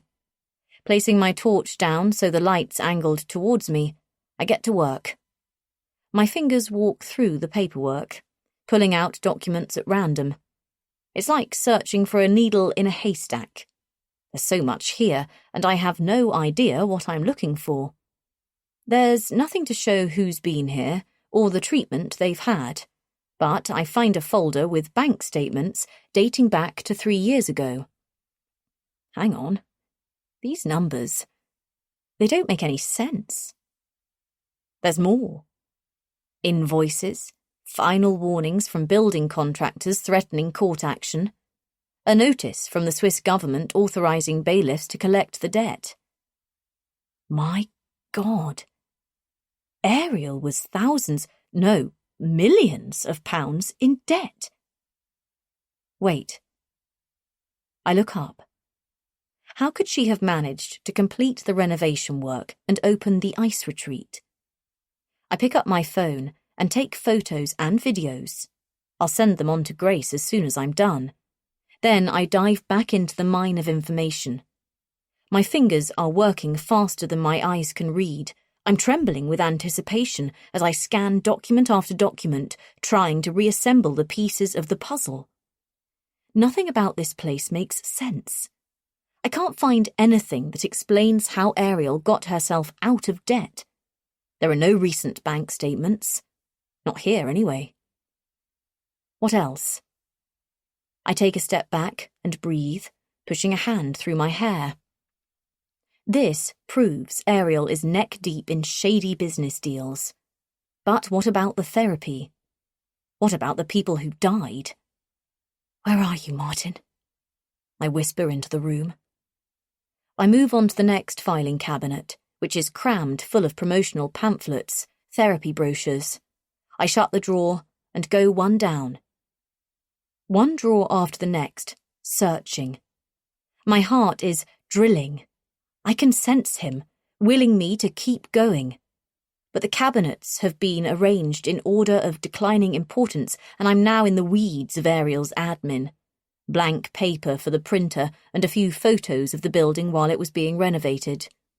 It looks like a massive team operation. Roughly 40 people wearing hard hats, but one person sticks out. A woman in a business suit, with neat dark hair, arms folded, standing between Ariel and Tinks, her face shadowed by the bad lighting. I blow out a frustrated breath. It was absurd to think Ariel's therapy notes might be in here. They'll be stored on her laptop. Nobody does longhand anymore. That's if Ariel's even got a record of the people who've come here for treatment. I slam the bottom drawer, harder than I should. It makes a loud clanging, and I freeze. Shit. I've got to keep a lid on it. I give it a few minutes, and then exhale a shaky breath and carry on. Carefully, I open the final drawer, where I find a large envelope swollen with letters and cards. It takes a moment to work out what they are. Fan mail. Printouts of emails and social media posts from sycophants declaring their undying devotion to Ariel Rose. You saved me, I'm obsessed with you, I let go of the old me and now I'm healing, I love you, Ariel. I feel sick to the stomach. I shove them back where I found them and move on to a file with 24 or so handwritten envelopes addressed to Ariel. My heart starts to beat a little faster. I have a bad feeling about what's coming. I pull out the first letter. It's from Mrs. Eves, begging for information on her son. Wait, they're all from Martin's mum, and half of them haven't even been opened. I rip apart the seal on one that dates back to last week. It's desperately worded. Why won't you answer me? Please, please tell me where Marty is and if he's okay. She'd resorted to this. My heart contracts, and my eyes sting with the surprise arrival of tears. A mother's grief is almost too much to bear. There's more. A tatty old envelope stuffed right at the back of the drawer. I pluck it free, my fingers running over the rough edges. It feels weighty, and when I open it, there's no letter, just a piece of jewellery. I pull out the thin paperclip chain and let it drop into the palm of my hand. Shining the torch over it, it looks familiar. A round amulet made of solid gold, imprinted with St. Christopher carrying the Christ child. I recognise this necklace. I've seen it before. I open the pictures album on my phone, scrolling back less than a week until I come to Mrs. Eves's family photos. The likeness is unmistakable. Bile rises up to my throat, stinging the back of my tongue as I connect the dots. The necklace belongs to Martin. Chapter 38. Martin. 9 weeks ago. Florence traces her finger across his pendant. She holds it in her hand, a smile opening up across her face. She makes a small sigh, as if she wants to tell him something, but Martin can't stop searching her eyes. He's lost himself there. He swears he doesn't see the scars anymore. Why is he so obsessive, hanging on to her every word? Florence might know who killed her family. She was about to reveal her secret, but somehow she's become entangled in this moment with him, and he doesn't want to disturb her, to pull her out of it. He can feel her breath on him. She's that close. She runs her fingers through her hair, and then he sees a flash of something in her eyes. A look of determination. Florence grabs a fistful of her fringe, takes a breath, and another, much bigger than the last, and then tugs hard, pulling her hair right the way off her scalp. Martin tries to hide his shock. He's speechless for a moment, his gaze moving between the wig in her hand and her scalp, taking in the patches of wiry hair between large sections of bald, waxy skin. Florence shrinks into herself, searching his eyes for reassurance. She gazes up at him with a look of helplessness, and his heart collapses. He wants to hug her, make her see it's okay. It's okay to be different. He admires her strength, showing him the real her. He could never be so brave. She must be sharing this with him for a reason, and that makes his insides fizz. Her eyes fill with tears. This is how the world remembers me. Her voice cracks. My family was dead. I was fighting for my life, And a journalist managed to talk his way onto my hospital ward. He slipped past the nurses and security to find his fucking front page. Martin flinches. He's not used to hearing her swear. It was the picture I became famous for. My hair, burnt right off my scalp.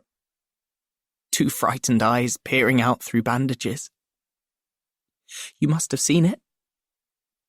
Martin remembers the heartbreaking image from the news story his mum was reading. They also printed the before picture, which they stole from my Instagram page.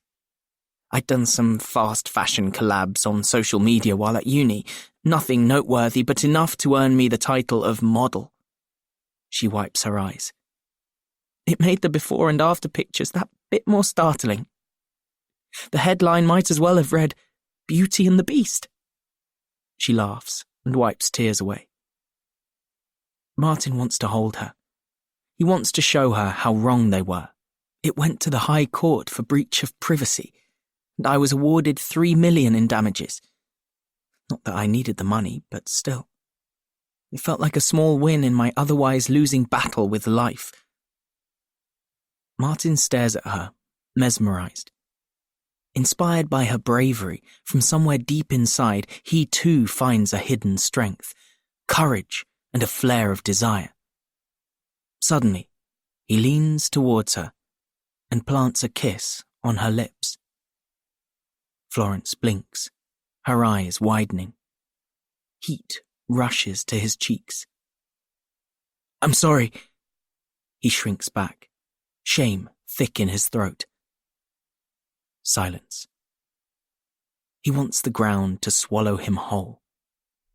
Martin can't bring himself to look at her. She places a warm hand on his chin, guiding his face back to hers. Why don't you think I'm disgusting? She says. Stop saying that. Everyone else thinks it. His eyes fill up with tears. You're beautiful. She smiles. You're a good liar. You have no idea. You have this thing where... He stops. We're the same. Martin so desperately wants to reassure her, tell her how similar they are. They're both broken. And that's okay. The ache of years of being overlooked. Dismissed for being different.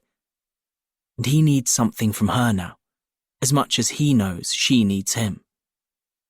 He doesn't want to go home to his old life. He despises old Martin. You see me, he says quietly. Nobody else sees me. She wipes away his tears. Her eyes search his, and she leans in, so close to his face he feels her breath on his lips. Her mouth grazes his, and his heart accelerates. Her lips feel uneven, but then suddenly smooth, wet, and soft as her tongue enters his mouth. Martin's never kissed anyone before. He panics. Is he doing it right? She pulls back a fraction and laughs. You're meant to close your eyes, silly. Oh. He reddens and then feels her lips pressing tightly against his, a fresh intensity, as her tongue finds its way to meet his. He shuts his eyes, feeling his way in the dark. He remembers what they've taught him, so he lets go and allows himself to melt into the moment. He feels aroused. He almost feels brave enough to put his hand on her. Does she want him to touch her? All at once, he's aware of how young and inexperienced he is, and that makes him more nervous. He lifts a trembling hand. He's ready to be brave, but a noise outside the door breaks them apart. 2 greencoats barge into her room, this time with a wheelchair. They exchange a disapproving look, and Martin backs away. Florence, it's time for your treatment now. Why do I need that? She stares at the wheelchair. No answer. They wait for her to do as she's told. An awkward silence hangs between them, and Martin feels his cheeks burning with embarrassment. He looks at Florence, who flashes him a reassuring smile. I'll see you later, she says warmly. She gets up and takes a seat in the chair, suddenly frowning. Wait, she looks back at him. I needed to tell you something, she says urgently. It's okay. Tell me later, he says. But Martin feels a lurch of panic as the words leave him, because he has this terrible feeling he might never see her again. Chapter 39. Holly. 4:30 a.m. The lights snap on, white gold and blinding. Before I have time to process what's happening, the door swings open and the surprise makes me drop my phone. It clatters into the corner of the room and I don't have to look to know the screen's smashed. Tinks bends down and picks it up, her eyes full of disappointment, while Ariel follows close behind as they file into the office. Ariel shuts the door, and the rip of the lock makes me jump. She turns and looks at me, her eyes holding mine with a quiet intensity. I take a step back. Her gaze leaps to the filing cabinets, to the open drawers and scattered paperwork. The room is now deathly silent, waiting for her to say something. She lets out a long, sad sigh, her features loosening. This is disappointing, sweetie. Her eyes big and wounded. I can't believe it's come to this. The drumming of blood in my ears grows louder. I invited you into my home, believing, trusting. I silenced the doubt in my head so I could give you a chance. Why did you have to go behind my back? I hold out my hand. The necklace pooled in the center like a drop of molten gold. How do you explain this? I hiss. Ariel and Tinks exchange glances. Tinks opens her mouth to speak, but Ariel cuts in. What is that? A look of confusion crosses her face. Wow, she's a fine actress. The best. Stop the bullshit, will you? I lean in. Sweetie, I have no clue what that is or why you've got it. Ariel, who's wearing a bubblegum pink dressing gown and slipper socks, looks back at Tinks. You and I both know it's Martin's. Why do you have Martin Eaves's necklace in your office? Not this again. She rolls her eyes. It has sentimental value. Martin would never take it off. Ariel stares at me, unblinking. I don't have time for your cat-and-mouse games. Sweetie, all this anger, it can't be healthy. I won't ask again. Why do you have Martin's necklace? You do realize hundreds of people have come here for treatment. It could be anyone's, she says dismissively. I can prove it's his.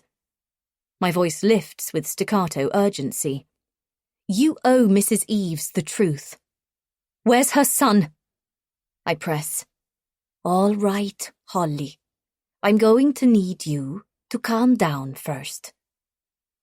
Another sideways glance, a hidden exchange with Tinks, who's standing with her back against the door, filming me on her phone. What are you doing? I say angrily. Tinks avoids my eyes. Hey! I turn to Ariel. Why the fuck is she filming me? Stop that! Calm down. Tinks is only following procedure. It's for our records.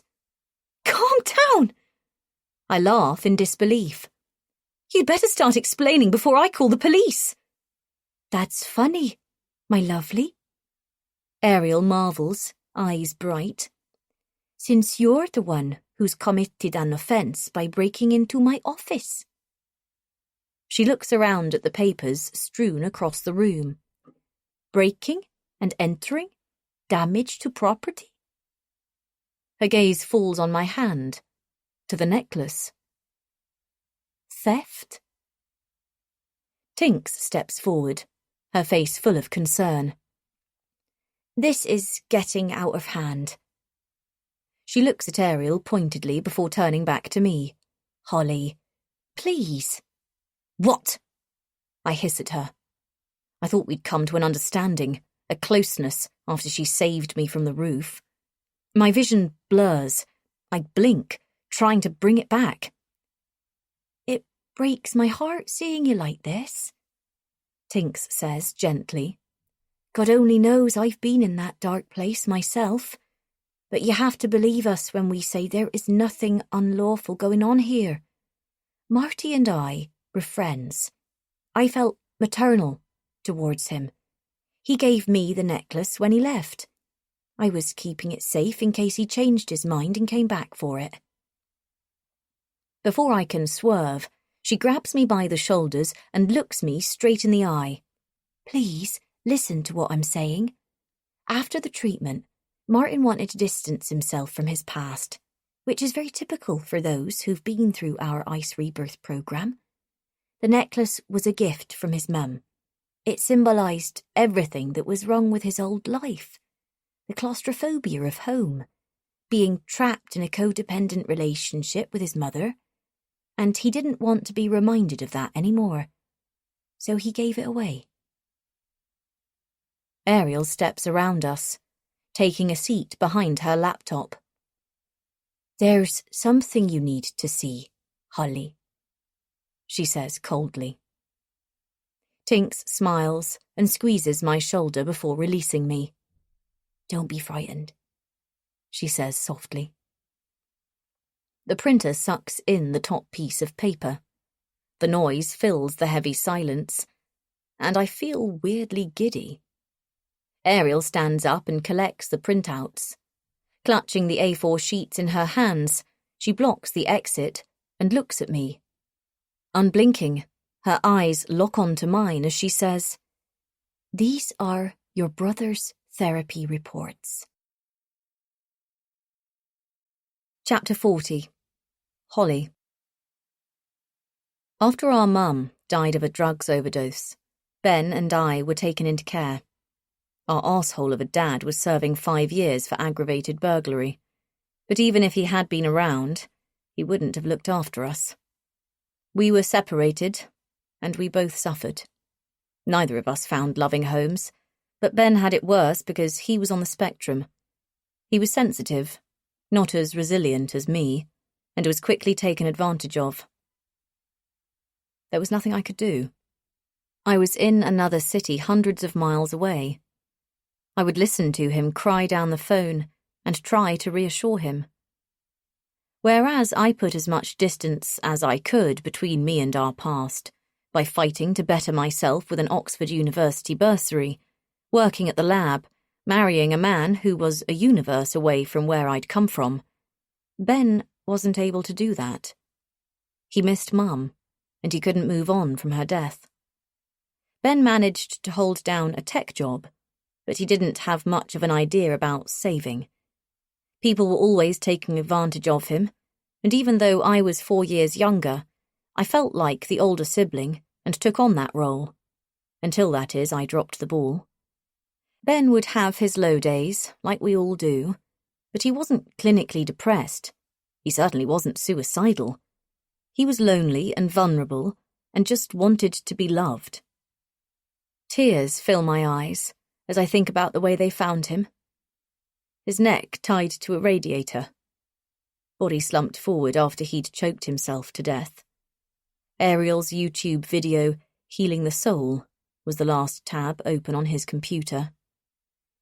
"We spent a great deal of time chatting through his trauma," Ariel says, breaking into my thoughts. "Ben was a lovely human, gentle and—" I look up and stare at her, hate filling my eyes. There was nothing wrong with him before he came here. You killed Ben! I scream at her. Ariel leans against the door, reading through the papers. She lifts her gaze and studies me with sad eyes. That's not true, Holly, and you know it. Everything that comes out of your mouth is a lie. Ben was fixated on the past. Ariel continues. He missed your mom. He was okay. He was doing fine before you. He talked about you a lot. I don't want to hear this shit.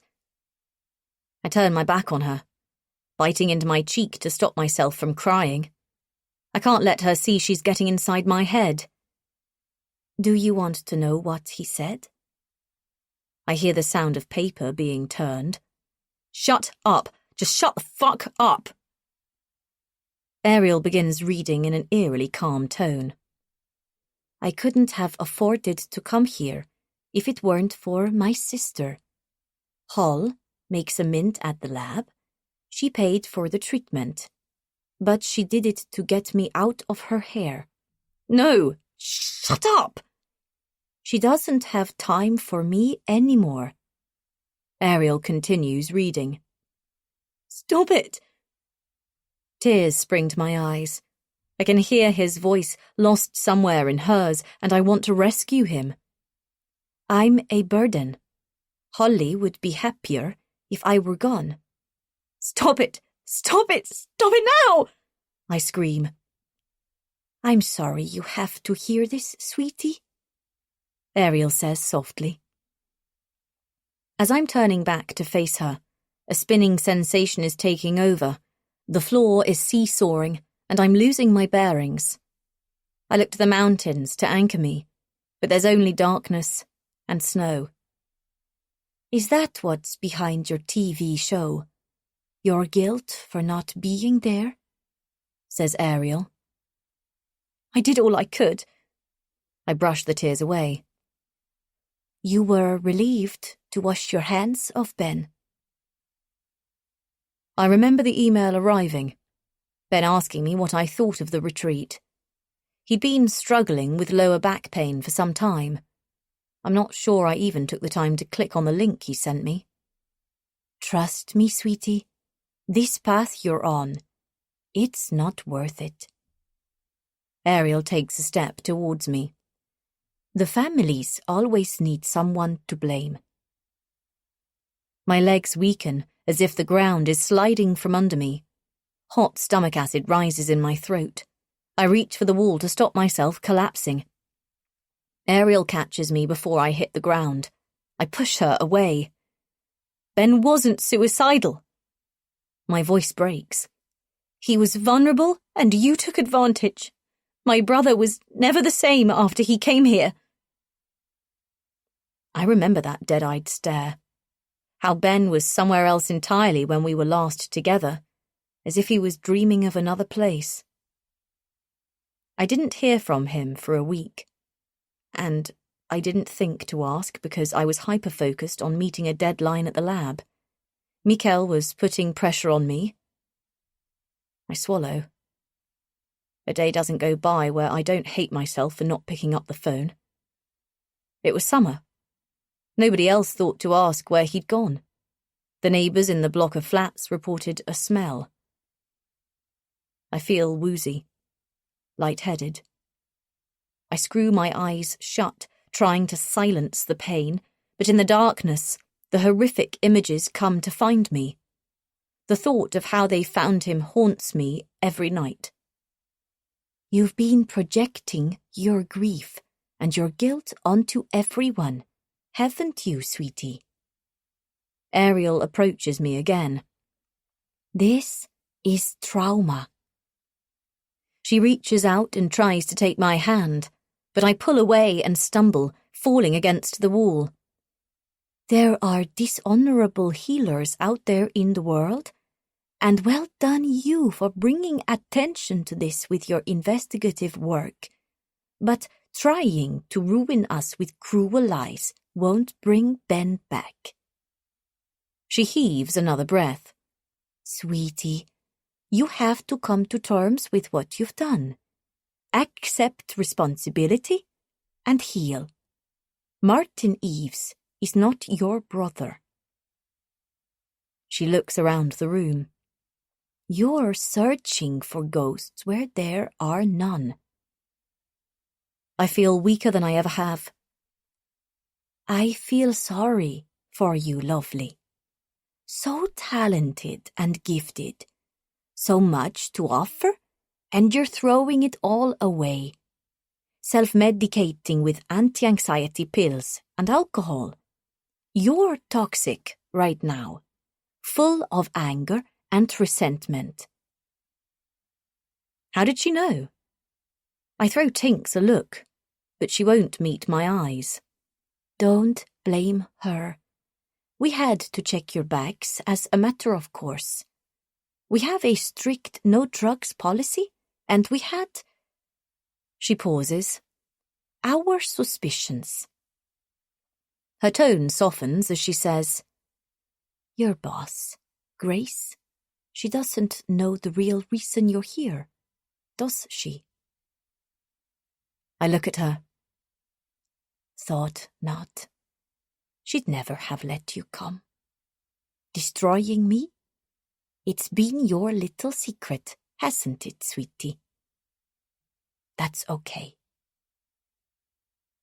If you knew all along, why did you invite me here? My voice sounds small and powerless. Has this all been a game to you? I wanted you to try my therapy. I hoped I could change your mind, and you'd see there's only love and light here. Her eyes are suddenly misty. I've failed. I've been unable to save you. Ariel wipes her eyes and pulls her dressing gown tightly around her. She looks at me strangely, as if deciding what to do with me. Another heavy sigh, and then she straightens, pulling her shoulders right back. But now you've become a security risk. Her tone is suddenly businesslike. You've committed a crime. It's okay. I won't get the authorities involved, but I can't have you wandering around unchecked. The boys will come right away and escort both you and Rez off the premises. She smiles thinly. I'm sorry it's ended this way, and I hope you can get help. You need to heal and... She stops, as if considering her words carefully. It might be helpful to readjust your understanding of death. Ariel looks around. Ben is here with us now, in spirit, and he'll always be with you.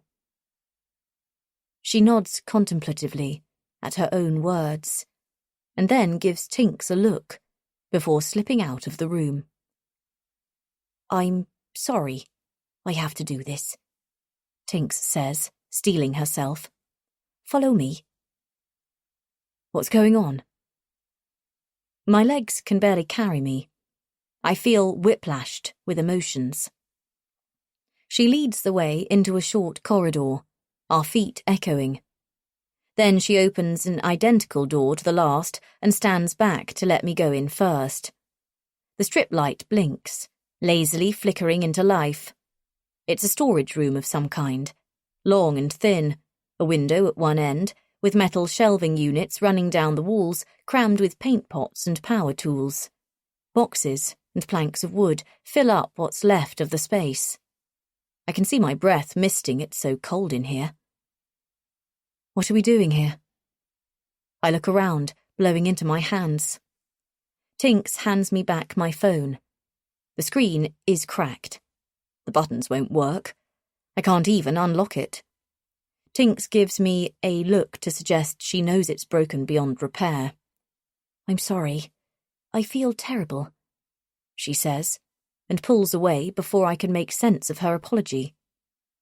All of a sudden, she's on the other side of the door, and it's being closed in my face as I rush towards it. Hey! I thump my fists.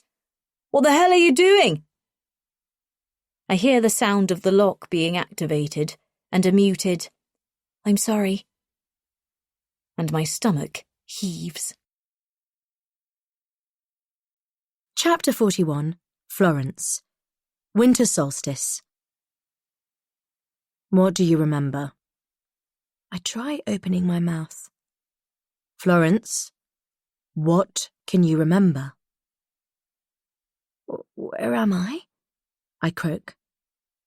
A strong smell of perfume enters the air. Pear and freesia and peony. It's familiar and reminds me of home. I look across to the blurry face of the person sitting by my bedside. A doctor? No. Aunt Bethany? It's okay. Stay calm, she says. We haven't spoken in years, not since I pushed my family away. But I'm overwhelmed with relief she's here. I'm in hospital. Oh, thank goodness, I've never felt so happy to be back. Tears fall and I smile. I move to speak, but I'm too exhausted. The words are still muddled. There's so much I want to say. I want to know. How did they rescue me? That place they were keeping me prisoner. Oh God, it was so utterly terrifying. Try to relax, Florence. I sigh, my chest heaving, and then I let myself dissolve into the mattress. Listen to me carefully. I need you to tell me exactly what you remember. Revisiting the torture of that place, I can't. Not yet, it's too soon, Florence. The memory of the treatment smashes its way into my thoughts. Being wheeled into a room, stark white walls smelling of antiseptic and humming with the noise of machines, fluid being injected into my hand, something cold fed under my skin, a stinging sensation my eyes suddenly saw. It was cold and I was in pain, and then the light. I tried to remember the treatment for her. A heavy, irritated sigh. Florence, try harder. I am. I swallow. What else do you remember? I don't understand. Why does Aunt Bethany keep asking me that? What does she want from me? Stop. I feel myself getting agitated. Florence. Her tone is now laced with something. I hear a new sound in the room. The gushing of water, a mountain stream. The whistle of the wind through the long grass. The soft music playing over the speaker. Sounds I've heard countless times before. Please, no. Oh, God. Oh, God. I'm still here. I'm still a prisoner. The bitter taste of medicine floods my mouth. The sharp tang of disinfectant fills my lungs. I blink frantically. The woman next to me, she isn't my aunt. She's too broad and too old, and before I even know I've opened my mouth, I'm screaming. The woman's eyes pinch with irritation. Florence, shut up. Help! Help me! What can you remember? Her voice is muffled by her surgical mask. What can I remember? What can I remember? It feels as if I've been asked that question hundreds of times before. My eyes roll into my head. I blink and swallow, refocusing, the medicine bitter and thick on my tongue. From out the corner of my eye, I notice the silver trolley crammed with drugs. Florence, what can you tell me about Martin? Martin? Martin Eves, she says slowly. Why does that name sound familiar? It's on the tip of my tongue. I strain to remember him and then... She can't even remember her own name. Someone speaks over me. Their words skate over my head. The woman beside me moves her chair backwards and rises to her feet. The ripping noise. The familiar sound of the syringe being prepared. I promise I won't tell. A boy's voice drifts into my consciousness and then vanishes. The woman approaches with the medication. Time to rest. This will all be over soon. Promise me, Martin. Promise me. I can hear myself say the words. I can picture his face. A sweet, lovely boy. Timid and broken. And he was my friend. I really liked him. But I can't hold on to it. The memory washes away, back out to sea. The sight of the syringe being filled makes me hyperventilate, and while I'm screaming with the tiny voice I have left, a thought occurs. I don't know why I didn't think of it sooner. What if it's not about the money? What if this, all of it, is about the past? About who killed my family? Chapter 42. Holly. 5:49 a.m. Gradually the dizzying sensation fades. My pulse slows, and I find one loose cigarette in my pocket. I've never liked the taste much. It's the nicotine that I'm addicted to. I light up, sucking it in, and step towards the view. The floor-to-ceiling window looks over the Lauterbrunnen Valley, and I have a clear view all the way to the iconic Matterhorn. At 4,500 metres above sea level, the pyramid-shaped colossus dominates the skyline. The snow has finally eased off, and the sun is waking up, filling the sky with orange ember and rose pink. A streak of copper sprinting behind the clouds. It's magnificent. It doesn't get more beautiful than this. I try to understand what Ben was thinking as he looked out across the mountains, and my mind clouds with doubt. How could he think there was nothing left to live for? His words, "I'd be better off dead," are running loops around my head. I slump to the floor, pressing my back into the wall. I take another drag, relishing the cold sensation between my shoulder blades while I stare into the sunrise. Memories pass through me, images I wish I could forget. I made him feel insignificant and unloved. I let Ben down. It was my fault. I should have been there, protecting him. Instead, I was obsessing over my research at Chromatech, burying myself in Petri dishes instead of picking up the phone when he needed me most. Mikkel was right about me. That's why I couldn't cope with our marriage after Ben died. I tried, but after 6 months, I had to escape.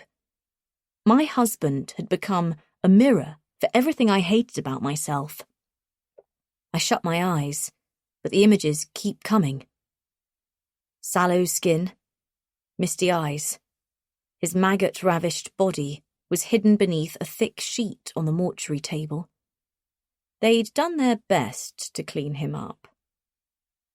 But it wasn't Ben anymore. All this time I've been blaming Ariel when it was me. Tears spill onto my cheeks. Ben's dead because of me. I wipe them away, but more appear, too many to chase off. So I give in, rocking as I sob, hugging my legs into my chest. I think about the postcard Martin sent Ariel. Their explanation of why he removed his necklace does make sense. It adds up to something logical and coherent, and I'm struggling to find sufficient evidence to counter their argument, and maybe, I cry quietly to myself, maybe I should accept I'm wrong. Ariel Rose has won. Rez noticed his pain improve from the treatment, so maybe Martin did heal and recover the strength to go travelling. Maybe science can't explain everything. Stop searching for ghosts where there are none. Ariel's soft voice whispers to me, and I feel a sudden icy draft on my back. I look around, and my aching heart skips a beat. Is it him? I shake my head, loosening the ludicrous thought, because ghosts and spirits and the afterlife don't exist. No, Ben is dead. He's dead, and it's my fault, and nothing I do, no war I wage on the charlatans and health frauds, will undo the past. 7:35 a.m. Somehow, I manage to doze off. I wake up with a scratchy throat and a stomach aching from hunger. I check the time on my phone, and through the cracks on the screen I can just about make out the notification. I've got a message from Rez. Taking drone out. Hopefully get some good aerial footage now the snow has stopped. They haven't told him about the office break-in then. I try replying, but the keys refuse to work. I'm about to toss the phone across the room. Then I think better of breaking something else in my life. I sink back and follow the sun, watching it rise up from behind the mountains as time drags. It can't be long now before they send us home. I bury my chin into my chest and pull my hoodie sleeves over my hands, and I manage to doze off until I'm woken again at 9:50 a.m. by Grace. I watch the phone ring out, vibrating noisily on the cold tiles. 11 minutes pass, and my screen lights up with a message from Rez. Hey, I think this place is bigger than I thought. A few minutes later. Something's weird. I found an air vent. An air vent? I sit bolt upright. But that would mean... Dots appear. Rez is typing. Think it leads below ground. Hang on. There's an underground. Sorry I didn't believe you. Then... Are you awake? You need to see this. My phone rings. Rez? I hit the answer button. Reza! I smack the cracked screen. Fuck's sake! I yell, and the phone falls silent. Seconds later, the voicemail notification appears. But I can't listen to his message either. Fuck! Now what? I take a deep, steadying breath. Because the fresh information has taken me to new dizzying heights, and I need to reconfigure what this means. My God. I breathe out sharply. Is there a whole other side to the retreat they've hidden from us? Is that where they're keeping Martin prisoner? I push up on my feet and rocket across the room, attacking the door with my fists. Let me out! Hey! Hammering, shoving it with my body weight, I go at it with all I've got. You can't keep me locked up in here! Calm down, Holly. I wipe the sweat off my temple. It's going to be okay. They have to let me out. Ariel's not that stupid. People will soon notice I'm missing. As soon as I get off this godforsaken mountain, I'll call the police. Rez's drone footage will be enough to open an investigation. Stay calm. Sit tight. Rez will come looking for you any minute now. 4 p.m. Daylight is fading quickly. My throat is raw with thirst, and even though there's a toilet at the back of the room, I haven't needed to go, which means dehydration is becoming a problem. I swallow down a sob. Where's Rez? Why haven't I heard from him? I stare at the empty phone screen, willing him to message me. There's a sinking feeling in my stomach that's becoming impossible to ignore. I look out onto the cold blue sky and blink. A light aircraft is flying low between the mountains. It's the first sign of life in over 6 hours, and I can almost hear the thrumming of the engine through the glass. I try to rush up onto my feet, but my joints are stiff from the cold, and all the sitting. They slow me down as I race to the window. Jumping up and down, I wave my arms around like a lunatic, screaming, "Help!" Seconds later it's gone, lost behind a mountain with only a ribbon of white in the sky to show where it's been. I sink back to the ground and burst into tears. Why did they invite us here? We should never have accepted. A feeling of trepidation has taken over my stomach. I feel nauseous, sick with worry for Rez. The thought of what they might have done with Martin fills me with horror. And still the answers elude me. I'm no closer to understanding what's really going on here. Stumbling back onto my feet, I cross the room, kicking over paint pots, smacking and shoving away anything in my path. And then I attack the door again, screaming myself empty. I clench my hand into a fist and punch the wood until my knuckles bleed. Chapter 43. Holly. 10:43 p.m. I hear a noise outside, and I jump up, scanning the room for something I can use. I find a broken piece of wood and heft it into my hand. Parking myself behind the door, I raise my weapon, blood rushing to my temples as I prepare to attack. The door unlocks, and I throw myself at the hulking body with all I've got. A hand grabs mine. My arm is twisted behind my back, while another hand lands across my mouth, clamping it shut. "Get off me!" My lips vibrate against his skin. "Quiet," he hisses in my ear. "They'll hear you." He smells of tobacco and cooking oil, but it's the stammer that tells me it's Luca. If I let you go, promise not to scream." He trips over his words. I fight against him. His grip tightens and a searing pain shoots up my arm. Okay. I grip my teeth. He releases me, and I stagger backwards, raising my pathetic weapon, preparing to go at him again. Luca presses his finger to his lips, warning me to be silent with his eyes. "I'm not." He shakes his head. I won't hurt you." His face is ashen, and his eyes are outlined with red as if he's been crying. He takes a step back, raising his hands in a gesture of peace. Slowly, I lower my hand, but keep eye contact, because how can I trust him? He's an ice warrior. He works for her. "What do you want?" I say. Now he's facing me. It's an even greater struggle for him to speak. A strange tension grows between us, and I notice that his hand is trembling. There's a slight quiver in his lower lip.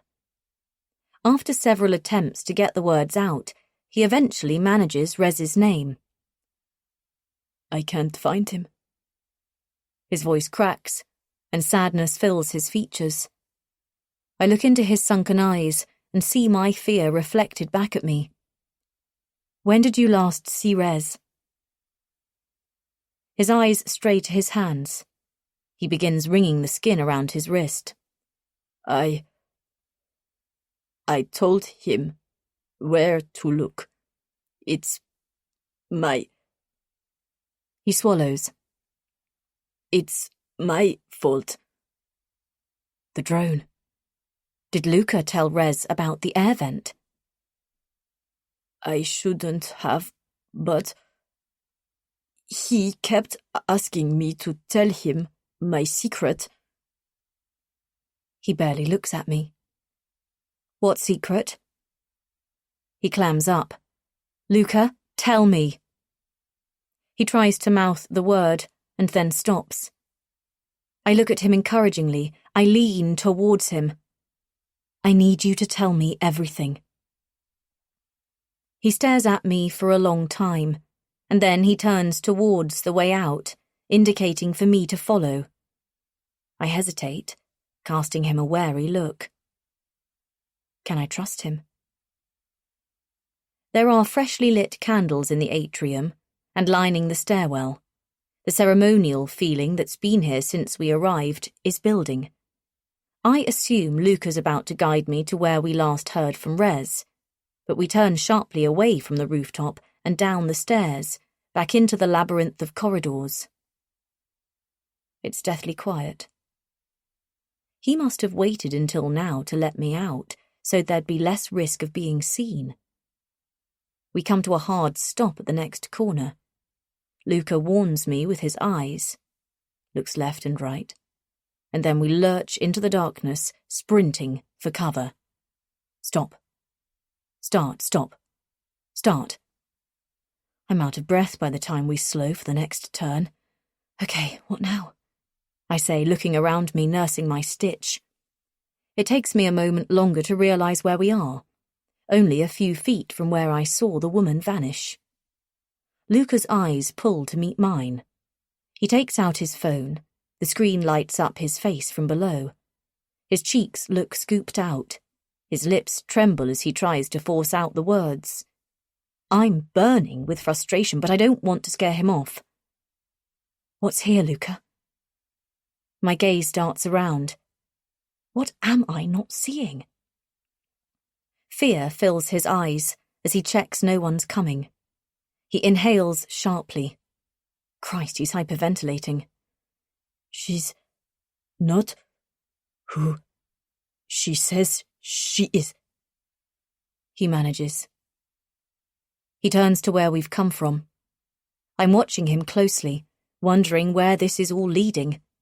Stretching the length of the corridor are paintings of spiritual leaders spanning the centuries. He slides the gilded Buddha to one side, and my breath catches. Hidden behind is an electronic pad. He takes a breath and then enters a 5-digit code. The keytones echo. Then comes the hiss of an airlock releasing, and the floor moves apart. A perfect square tile slides to the left, and a dark hole opens up. I didn't imagine it. I'm not going mad. But the feeling of relief is quickly overshadowed by dread as I stare into the pit. What's in there? Luca looks at me and blinks. Hesitantly, I step towards it, and a cold draft brushes against my face. It's the back way in, he manages. To where? He swallows. You coming with me? His face drains of the last of its colour. What is it, Luca? I can hear the fear in my own voice. What are you afraid of? His Adam's apple bobs up and down as he forces a swallow. What's down there? His breathing is erratic, hitting all kinds of notes. Is it dangerous? He nods, and my stomach contracts. Okay. I touch his arm lightly. Okay. Luca reaches inside his pocket, pulling out a torch and a piece of paper with 5 numbers. I stare at the code, reading it over, memorizing it just in case. I fold the slip of paper and tuck it inside my jeans. Patting down his pockets, Luca's hand disappears again, and this time he pulls out a weapon. An old German switchblade. The sudden release of the knife startles me. Why is he carrying that thing around? He folds it back on its spring, our eyes lock, and a wave of dread smacks me. Take it. He forces it on me. Hesitantly, I slip it into my back pocket. Why are you helping me? Because I... His face creases in frustration. He breathes in sharply and blurts. It's changed. It's become something ugly. I don't want to be part of it anymore. Part of what? Go now, before... The urgency makes his words emerge in a stronger accent. As he looks at me intensely with sunken eyes, it's too dark to read his expression. It suddenly crosses my mind. I'm putting my trust in a man I know nothing about. Someone who works for Ariel. What is he afraid of? What could be so terrifying? Carefully, I lower my foot onto the top step.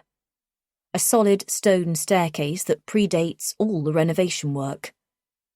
My ankle feels cold. A chill wraps around me, crawling up my leg. It's too dark to see where it leads. I look back at Luca, and he mouths, "Go." His eyes filling with desperation and hope. What if I get trapped? How will I get out? My gut twists, warning me. Whatever is waiting for me down there is worse than anything I've imagined so far. Chapter 44. Holly. It smells of stale drains and air that hasn't moved in years. As I descend the final few steps, I notice there's a tunnel ahead. I look back anxiously, but it's too late. The floor tile slides into place, knocking out the last of the light and sealing me underground. Taking a shaky breath, I turn on the torch and carefully lower myself, squeezing into the narrow, damp space where the walls are moist and shiny with something living. The tunnel seems to go on forever, and I'm hyper-aware of every sound and movement, the drip on my neck, an uncomfortable sensation beneath my hands. Have I slipped through a portal into another universe? That's what it feels like as I clamber out of the crawl space, wheezing. The air is thick with mildew. My lungs are having a hard time pulling oxygen in. Dusting off my knees, I look up, my eyes running over the ancient steel structure. Where am I? Luca said it was the back way in. It feels like a cathedral inside a mountain. Nobody's been here in decades. Moving the torch in circles, I shine the beam against the walls. The paint is peeling. There's the faint echo of dripping water. Small rivers of rust drain from the ceiling to the floor, and in the weak light it looks as if the building is bleeding. I make a slow, full turn and stumble over a cracked tile. The floor is uneven, swollen from where the earth is pushing through. At the other end of the high-ceilinged room are swing doors, but I can't see where they lead. The doors squeak, pushing open, the eerie drip-drip, chasing after me into a corridor where there are at least a dozen doors with frosted glass windows, so smeared with grime it's impossible to see what's behind them. I try the first door on my right. The handle rattles and breaks off in my hand. Christ, this place must be nearly 100 years old. I have better luck with the next. The door winds on its hinges like an arthritic joint. I give it a hard shove, and it judders open. Icy air and the smell of mould and old paper rushes towards me. It's as cold as a freezer compartment, but it's not the temperature that's making my hairs stand on end. Instinctively, I cross my arms, pulling the thin material of my hoodie closer to me. I pick my way around the boxes of abandoned paperwork, broken medicine bottles and urine-coloured tubes snaking across the floor. Shining the torch over an old newspaper, I see it's a copy of the Neue Zürcher Zeitung, dated 1925, yellowed and stained with age. Underneath, there's a patient file. I flick through the pages. I'm trying to make sense of what I'm reading, but it's all in German. I recognize some medical terminology. A provocation test? That's a subcutaneous injection. A test to see how sensitive your lungs are. But the chemicals, the allergens they were testing with. I swallow hard. They're toxic. Digitalis. A known poison. Why would they be testing this on people? All at once, the temperature in the room feels like it's dropped by 5 degrees. I look up, my eyes pulled to the wall at the far end of the room, where there is a chalkboard and a list of surnames, various nationalities, faded and rubbed out. Patience. To my right is a standing light arching over a chrome operating table. Looped around both ends are leather restraints darkened with time. I move towards it. No, it's not the aging process. They're stained with I swallow again. Blood. Oh God, what is this place? I breathe in sharply as I take in the room with fresh eyes. It's a hospital of some kind. That much is obvious. But what they were doing to their patients fills me with dread. I dimly recall Tinks saying it was an allergy testing centre before it became an observatory.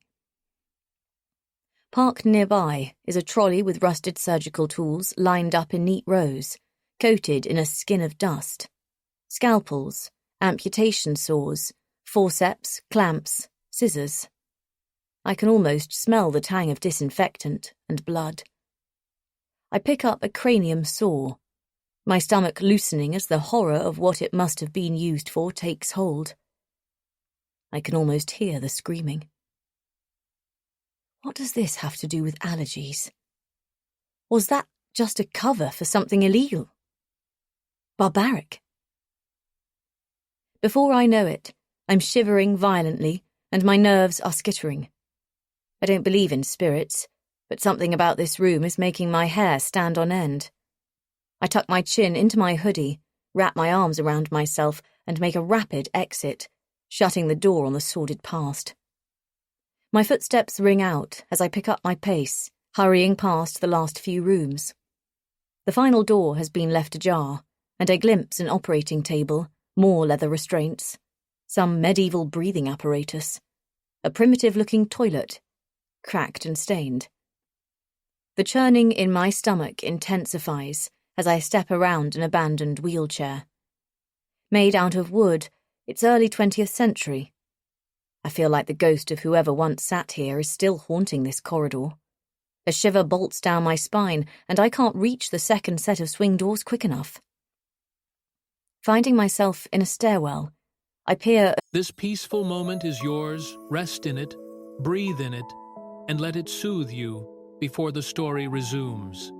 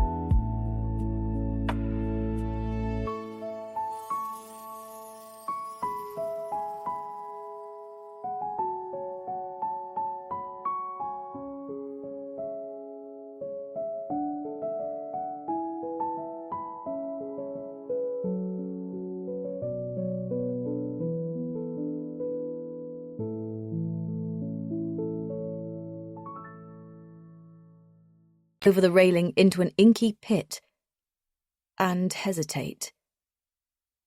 Goosebumps are crawling down my neck. Where the fuck does this lead? I flash the beam down, but the torch is only picking out the first few steps. This is a terrible idea. My feet echo as I climb down. My breath mists in front of me.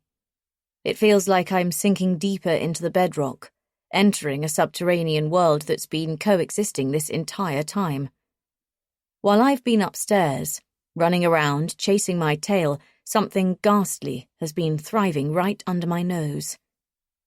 I come to a hard stop in front of another set of swing doors, where there's a bright light creeping around the edges. It could be a scene from a horror film, and I can smell bleach and cleaning products, and there's the faint buzzing of electrical equipment. I inch the door open, my eyes straining under the glare of the overhead lights, and I let out a small gasp. I've been transported from early 1900s asylum to a modern-day hospital ward. The rhythmic bleeping of machines, the tick-ticking echoing down a stark white corridor. Then, the sound of footsteps overlapping, plimsolls squeaking across the linoleum floor.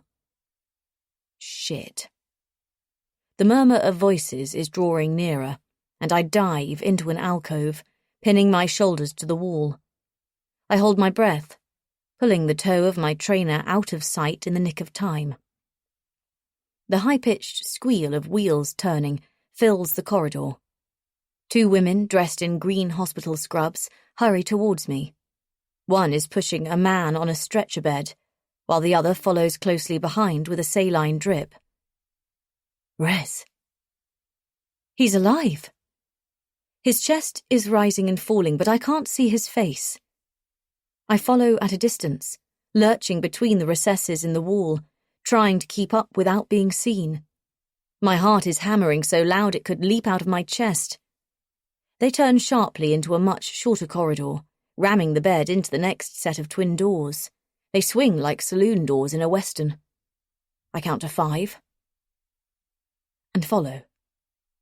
I'm thrust back into darkness. Instinctively I drop to my knees and crawl behind the first thing big enough to hide behind. Some sort of electrical equipment that hums and warms my back as I press against it. There's noise all around me. People talking over each other. A loud whirring. A ventilation system of some sort. I take a few seconds to catch my breath, to let my heartbeat slow down, and then inch my head around. What the? My pulse jump-starts again, as my eyes run over the mass of machinery and flashing lights.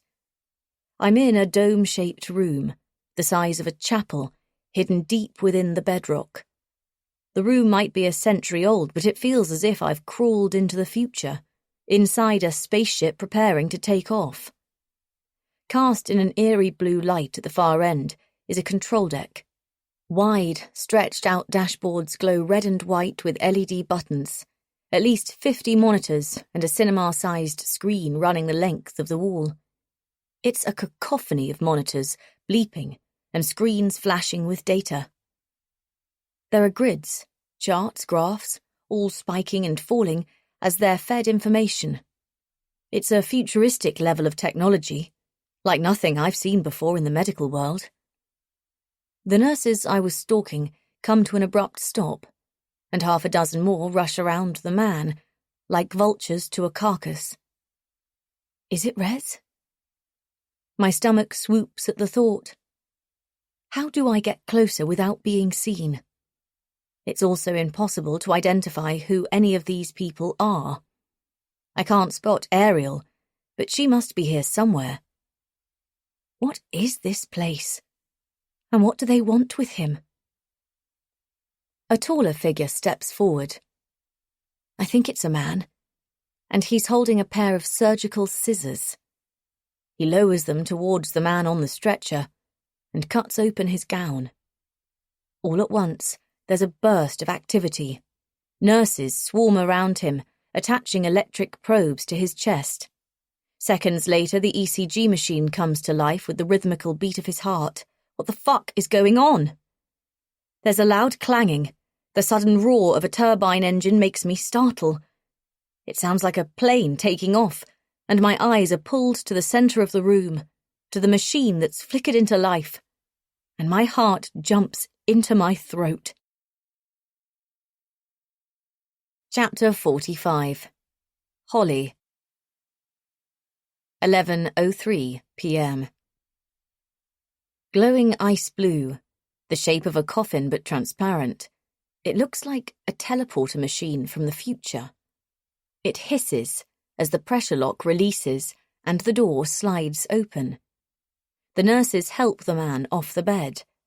I still can't see his face properly, but now the gown is gone and he's dressed in a pair of shorts. I notice how similar his skin colour is to Rez's. Oh God. His knees buckle, and nurses rush to stop him collapsing. His head rolls to one side, slumping to his chest, while his arms swing heavily like a rag doll. They ease him into the machine, securing him upright. He's strapped down and linked up to wires and tubes. Then a brace clamps around his neck. The door slides shut with a loud clack. A light flicks to red. Seconds later, an image of his face is projected onto the screen. Brown eyes, dark hair reaching around his shoulders, and a soft jawline. He can't be older than 25. It's not Rez. My cheeks puff out with relief, but then I notice what a kind face this man has, which instantly makes me feel sad. Joe? Can you hear me? A female voice with a French accent echoes high into the chamber. His mouth droops, eyes opening and closing. Joe? The audio being fed into the chamber moves around the room via speakers. My gaze is pulled up towards a glass box, to the shadowy figure standing behind a bank of electronic screens. The flashing lights cast eerie shadows across her face. Joe? Can you hear me? She leans into a microphone. There's a drawn-out silence, and then, "I can hear you." His eyes close again. Thanks for confirming, Joe. And congratulations for making it this far. A weak smile. We're almost ready for the treatment. Treatment? My stomach heaves. The whirring fires up again, and the medical team on the ground take a step back. Are you comfortable, Joe? He moves his head a fraction, straining against the neck brace. Yeah, he murmurs. Okay, great. Welcome to Freeze Lab. And I'm sorry you've had to wait so long, but we had a few complications that delayed our schedule. I'm happy to say that we're now back on track. There's a burst of applause. An echo of congratulations moves around the room. I notice how the woman in the glass box is smiling. I feel a flicker of recognition. Where have I seen her before? We're very excited about the next phase in your treatment, and we're all hopeful today will be the start of a new life for you, free of pain. A weak smile slowly works across Joe's face. Joe? She pauses. You're aware the initial shock of the treatment can be painful, which is why we've given you a local anesthetic. Another thin smile appears. He swallows and shows some teeth. I'm ready for it, Doc. Shock. Treatment. Nothing about this is legal. It feels experimental and dangerous. Why else hide it away inside a mountain? Lights flicker and blaze while I scramble to make sense of what's coming. Dread sinking through me. Okay, Joe. The countdown will begin shortly. His eyes close, and I notice that he's clenching his jaw in anticipation. The room dims, and the LED strip running across the chamber blinks red. A high-pitched bleeping rings out, while a veil of white mist descends over Joe until he vanishes from view entirely. 4 sets of numbers appear on the large screen. His body temperature, heart rate, blood pressure, and the temperature of the chamber, which is the first thing to drop. Within seconds, it's fallen from 21 degrees to -3. Vapour continues to be pumped into the small space. By the time it clears, the new temperature reads -150 degrees. Joe reappears, his face frosted white, his eyelashes shimmering silver under the ice-blue light. I know what this is. It's a cryotherapy chamber. I stumbled across the wellness trend while researching Ariel's ice water therapy. It's the new craze, popular with athletes hoping to heal nagging injuries. They're crazy for it in the biohacking world, seeing it as a way to manipulate genetics. It's dangerous and controversial, and I've read numerous accounts of frostbite, with one woman coming close to losing her entire arm when it froze solid. The treatment typically lasts 3 minutes. Any longer, and you'll die. I anxiously watch the clock. 3 minutes, 45 seconds, and counting. Get him out. Any second now, his pulse will plummet. His blood pressure will skydive, vessels will constrict, and blood will rush from his extremities to protect his vital organs as hypothermia sets in. What are they doing? This is insane. His fingers and toes, nose and ears must be throbbing with pain. Fuck's sake, pull him out of there. 4 minutes, 58 seconds. His nerve endings will be dying off. Soon he'll lose his limbs.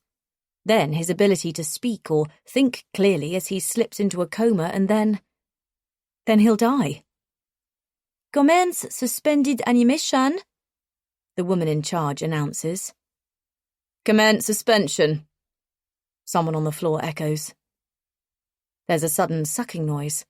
Pumps shuffle back and forth as pipes are connected, and a thin tube feeding into the chamber lights up in neon blue, and a liquid is injected into Joe's hand. No. Get him out! His pulse has dropped below 55. His body temperature is 28 degrees. He's dying.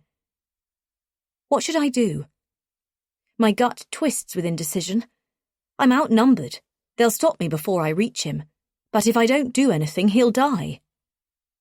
Then his eyes snap open. The whites become red as the capillaries fill with blood. What's happening? What the hell did they give him? The ECG monitor spikes as his body temperature rockets. His pulse leaps to 140 beats per minute, and his chest lifts off, his arms quivering, his body convulsing like he's been struck by lightning.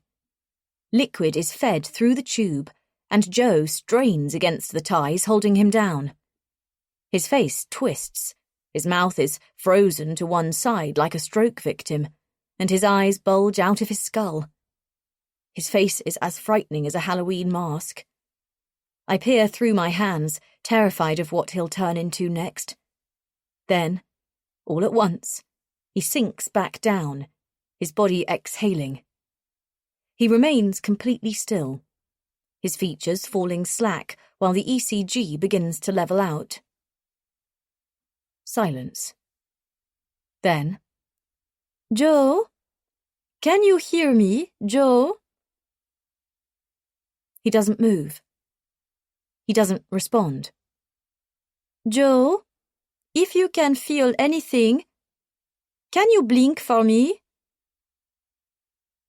Still nothing. Okay, team, suspended animation successful. Orbitex is now circulating in the blood and stabilizing Joe's body temperature. But we don't have long. Everyone, ready please? Time is critical. We're about to enter cryo phase 1. Orbitex? What the hell is that? A drug to keep him alive. There's no way Joe's heart should still be beating. The nurses return to their workstations, heads bowed over their monitors. Eyes narrowed with intense concentration, they process the fresh data. The frantic tapping of keys echoes into the chamber. There's a ghostly hissing as cold air swamps the chamber and Joe is swallowed up by the mist. His pulse grows weaker. I watch the gentle spike and fall on the ECG as it slows from 85 to 77 to 73. His body temperature is now a fatal 24 degrees Celsius. How is he still alive? Joe, I know you can hear me, the voice says. Joe, listen to me carefully. I need you to walk towards the light. The light? His lips are blue. His earlobes are a deep shade of purple. A mottling across his knees and feet indicates death is close. His blood pressure is fatally low, his heart rate is falling by the second. He'll be dead within a minute, if that. They're killing him. Joe, if you can see the light, move towards it. Hallucinations. Hearing voices. When someone is close to death, they see things. My mind scrambles over old textbooks and literature. Those who've survived near-death hypothermia have described sitting peacefully on a bench in the snow. Historical accounts of those pulled back from the brink describe a light at the end of a tunnel. Go to the light, Joe. It wants you to go towards it, she commands. I'm hit with a sudden sense of déjà vu. Where have I heard that before? Bathe in its warmth, and wherever the light touches, you can begin to heal. Those words, they're frighteningly familiar. The ECG, beep, beep, flattens to a murmur. A gentle rise and fall until there's no pulse at all. The ECG is now one long noise. The sound of Joe's heart flatlining fills the room until someone turns it off. And then silence. A held breath. So quiet you could hear a pin drop. What have I just seen? Murder. They've killed a man. Okay, get him out, the French woman says calmly. The machine hisses open. Ice-white vapour pours out, spreading across the floor. It takes 4 nurses to unfasten Joe, and more to help heave his dead weight back onto the bed. That's impossible. I let out a small gasp. He should be frozen solid. It's scientifically impossible that someone could be subjected to minus 150 degrees Celsius for 9 minutes and not be a block of ice. Whatever they injected into his veins had an antifreeze effect, but nothing of that technical advancement exists. It's the stuff of science fiction. People in green gowns rush around, connecting probes to Joe's chest. A defibrillator machine is wheeled to his side, while someone begins compressions, one hand folded over the other as they pump his chest. As I watch them try to restart his heart, my mind reviews old articles. During the space race in the 60s, NASA poured billions into biological research to see if humans could be placed in a state of artificial preservation. The objective being to make astronauts sleep their way to the stars, protecting them from the aging process and the dangerous cosmic rays zapping through space. There's a humming, a whine as high-pitched as a mosquito, as the resuscitation machine boots up. People have been attempting artificial preservation for decades, freezing bodies in liquid nitrogen with the hope of reviving them in the future, but no resuscitation method has been devised. It's all in the realm of science fiction. I stare at the chamber. What I'm witnessing is experimental and highly illegal. Voices yell over each other. Clear. Everyone takes a step back as the high electrical charge fires into Joe's body. His chest lifts off into the air. Nothing. Again. The humming of electricity. The whine of the external voltage. Joe rockets skywards, his head rolling to one side as he lands on the mattress with a thunk. Still nothing. Then, "We have a pulse," a male voice with an Eastern European accent confirms. It's faint. It's barely a murmur, but there is a heartbeat. I can't believe what I'm seeing. "Well done, team," the woman in the control room says in a congratulatory tone. The room implodes with applause. People pat each other on the back and exchange high fives. Jesus. "Take him back and administer digoxin while we wait to commence stage 2. Stage 2. Dread grips me like a vice. I clutch my aching chest, crouching in the darkness as Joe is wheeled past. His head is twisted to one side, eyes wide open and staring directly at me. I start, because for a moment I think he's seen me. But there's nothing there. Nothing at all. He's dead behind the eyes.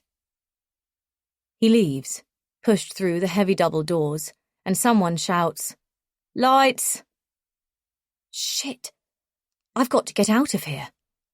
I push up onto my hands and knees, and keeping low to the ground, I crawl towards the exit. Glancing over my shoulder, I pivot, making my escape before anyone sees. My heart is thrumming, and my fingers have found their way to Luca's knife. I hold it tightly in my pocket as I stalk the nurses who've taken Joe away. I watch from a safe distance as they slow to a stop at the end of another corridor. A code is punched into a keypad, and a door swings open. The drone of machines swells, and then fades as they disappear inside. Quickly crossing the wide-open space, I creep up to where they've just been, and then I hesitate. The door has a window, and I'm almost too frightened to look. I have a ghastly feeling. Dread is tearing at my insides because I'm certain, without a shadow of a doubt, Martin and Rez will be on the other side. Chapter 46. Martin. 9 weeks earlier. Martin sits down on her bed, heavily. Florence has been gone for 3 days and 7 hours. That's the longest yet. And something is wrong. He could tell by the way the greencoats looked at him as they took her away. Should he go searching for her? There's an area at the end of the hall where the greencoats disappear, but you need a code to enter. The one time he tried, they shooed him away angrily. It must be where they carry out the treatment, although Martin is doubtful he will ever see what's behind the double doors. He overheard one of them talking about sending him home soon. He's a lost cause after all. He stands up, sits down, combs his fingers through his hair, and tries to crush the blaze of anxiety inside his chest. It's as if they knew she was about to tell him her secret. He can't stop worrying. And Martin can't stop himself reliving the kiss. It's on repeat. Did she enjoy it? Was he doing it right? He recalls the way Florence's mouth felt against his and how she used her tongue, and it gives him all sorts of sensations he can't control, urges his mum warned him about. She said God would prefer that he save himself for the right girl, the one he wants to marry. A normal girl, on the other side, wouldn't give him the time of day. Not when they find out he can't do all the things they would expect of him. No. There can be no one else. There's only Florence. His mood suddenly darkens at the thought that Florence might not feel the same way. And then what? The need to know, the feeling has become so powerful, it forces Martin back up onto his feet. He wobbles and reaches a hand out to stop himself from tipping forward. He can tell he's lost weight. His fingers look like his granny's, all thin and sinewy. His mum might not recognize him when he comes home. Martin slowly makes his way across her room, towards the wardrobe. He flicks through the rails. There's next to nothing there. 2 jumpers and a t-shirt. He sighs deeply. It's not there. He peers inside her rucksack. He feels bad for doing so, but all of a sudden he has to know.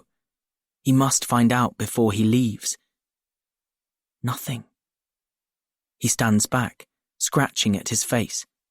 He turns around and retraces his steps to the bed. He pulls the pillow and duvet aside, and it takes all his energy to lift up the mattress corner. He frowns. It's not there either.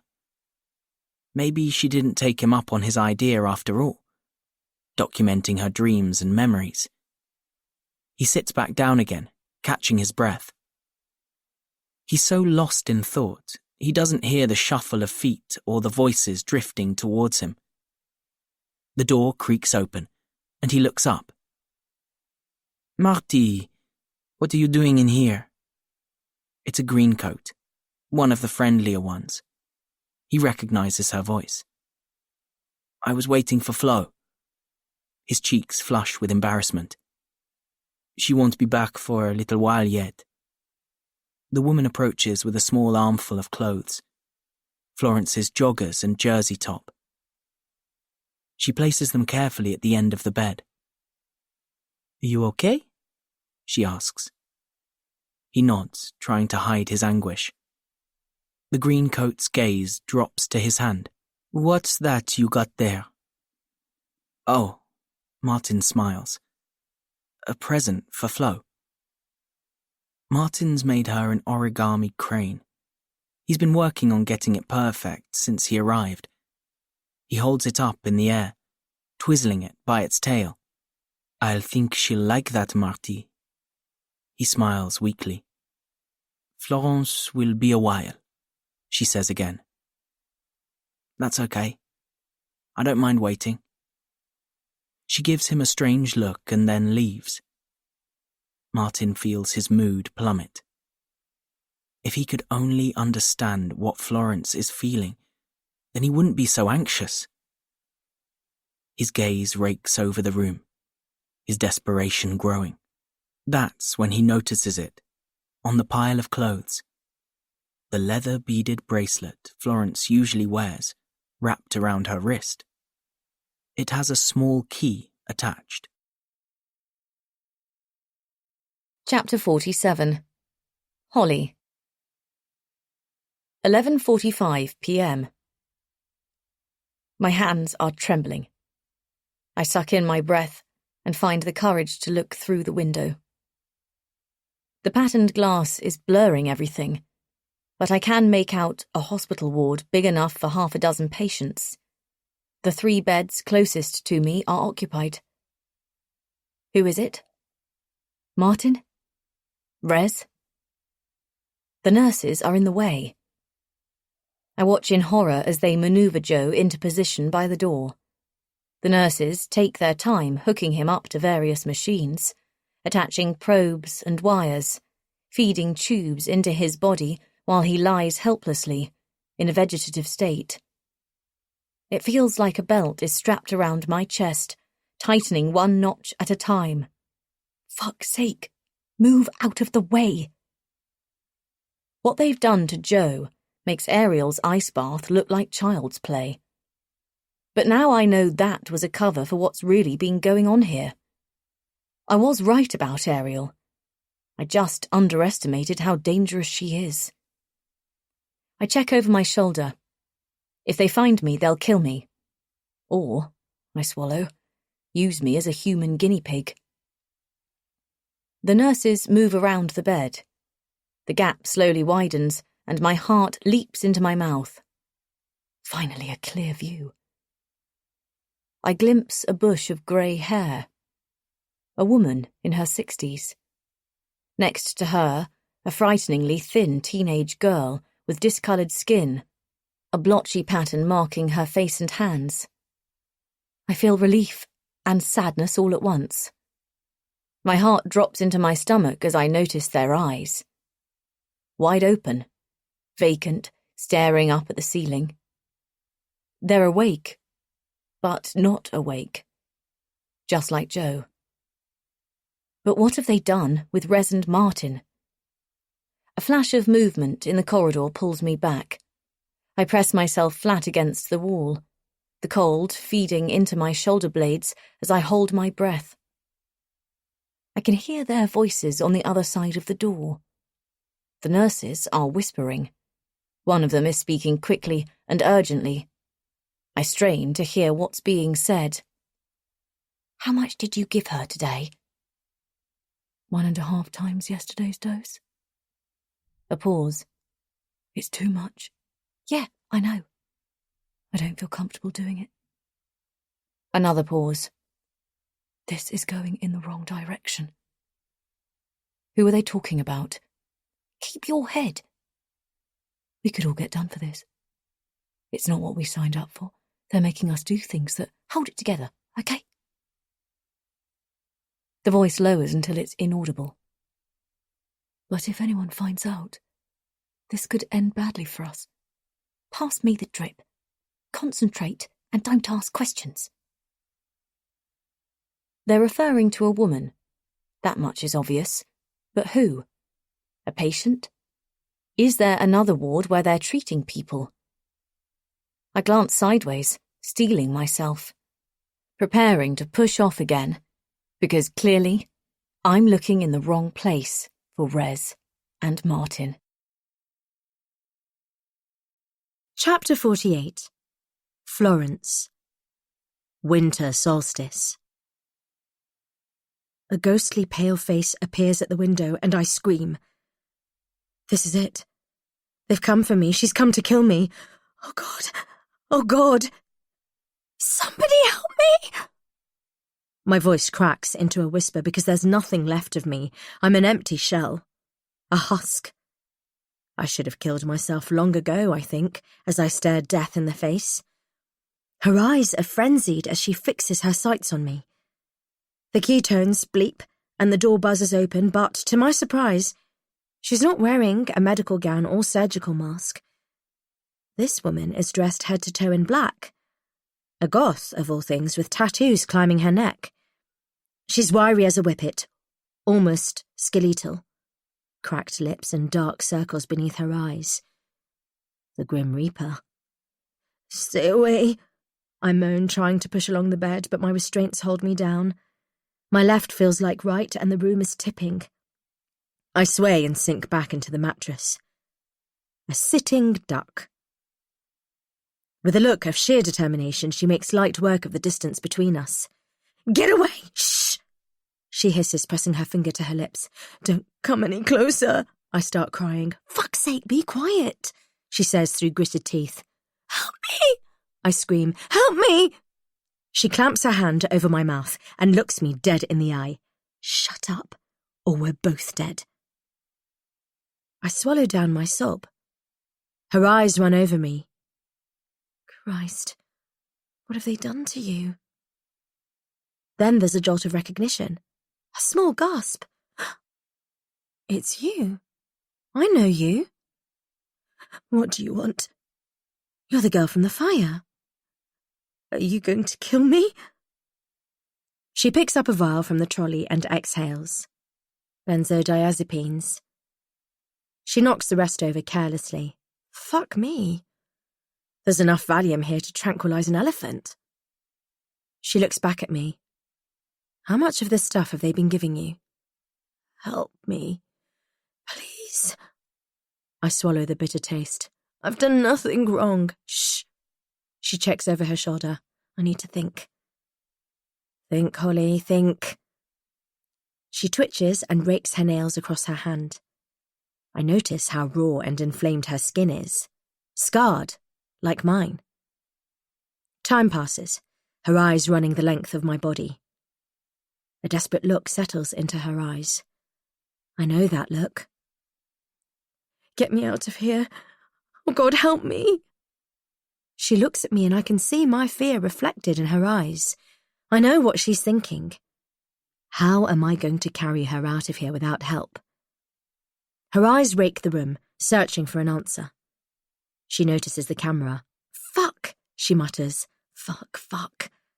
She turns her back on me, heading out the way she came in. Don't leave me here! I scream, shut the fuck up! She looks back, flashing me angry eyes, and I see fire in this girl. Maybe there is hope. She picks up a tool off the trolley and crosses the room. Springing into the air, she knocks the camera off its fixing in one fell swoop. It clatters into the corner and she stamps on it, smashing it until it's in pieces. She drops the tool and it lands with an echoing clang. Her eyes narrow with determination as she returns to me. Listen up. I'll try to lift you off the bed, okay? She yanks the tubes from my nose and out of my vein, and I'm wincing as she pulls the wires off my chest.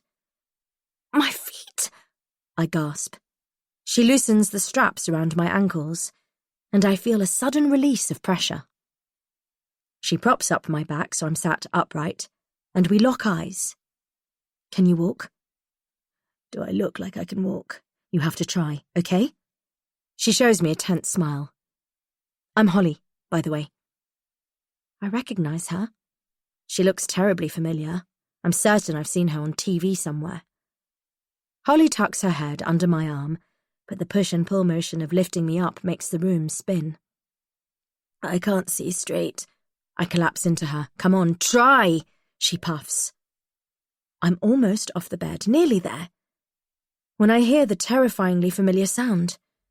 The noise I've grown accustomed to over the days, weeks, maybe months I've been held prisoner here. Footsteps, coming up fast. They're here, I moan. She looks up. Fuck. Holly drops me back down, shoves me along the bed. Pretend you're asleep. They've seen us. I try rolling back into position. They know. Just do it. With clumsy fingers, I reattach the electrical probes to my chest. The ECG machine comes back to life with my rapid heartbeat. What are you going to do? She searches the room again, terror mounting behind her eyes. I don't know. Her eyes are wide in panic. There is nowhere for her to hide except under the bed. I grab a fistful of bedding, letting it spill over onto the floor. Holly lowers onto all fours and then quickly rises back onto her feet. What are you doing? She sprints across the room, collecting the broken pieces of camera into her arms before returning to my side. I hear the hard knock as her knees make contact with the floor, a shuffle as she crawls into the narrow space beneath me. I drape the sheet around her and she tugs the ends to meet the floor. I can hear her breathing heavily. This can't work. If they haven't already seen us on CCTV, they'll know within seconds. I shut my eyes and pretend to be asleep, drawing on what's left of me to tame my ragged breathing, to quieten my noisy pulse. The door unlocks, and I tune into the sounds. 2 pairs of feet. They're whispering to one another in low, threatening tones, but the routine feels the same. One moves around the side of the room, fiddling with the equipment. There's a ripping noise, the sound of hands being wiped across overalls. The other comes to a stop at the end of my bed. I keep my eyes tightly shut and I pray for a miracle. Pray. The word slides into my thoughts. A memory. A boy, a sweet, religious boy. We were friends. Here? Is this where we met? But the image of his face passes by before I can grab hold of it, like a train leaving the station. I return to the room and the silence that's opened up around me. Why's it gone quiet? I think I can hear Holly breathing, or maybe it's me. My heartbeat, it's as loud as a drum in my ear. I can sense their eyes watching me, their thoughts ticking over. I hold my breath. A sudden movement as one of them comes to my side. My heart jumps into my throat. Another unbearable silence. Silly girl. You've pulled your tube out again.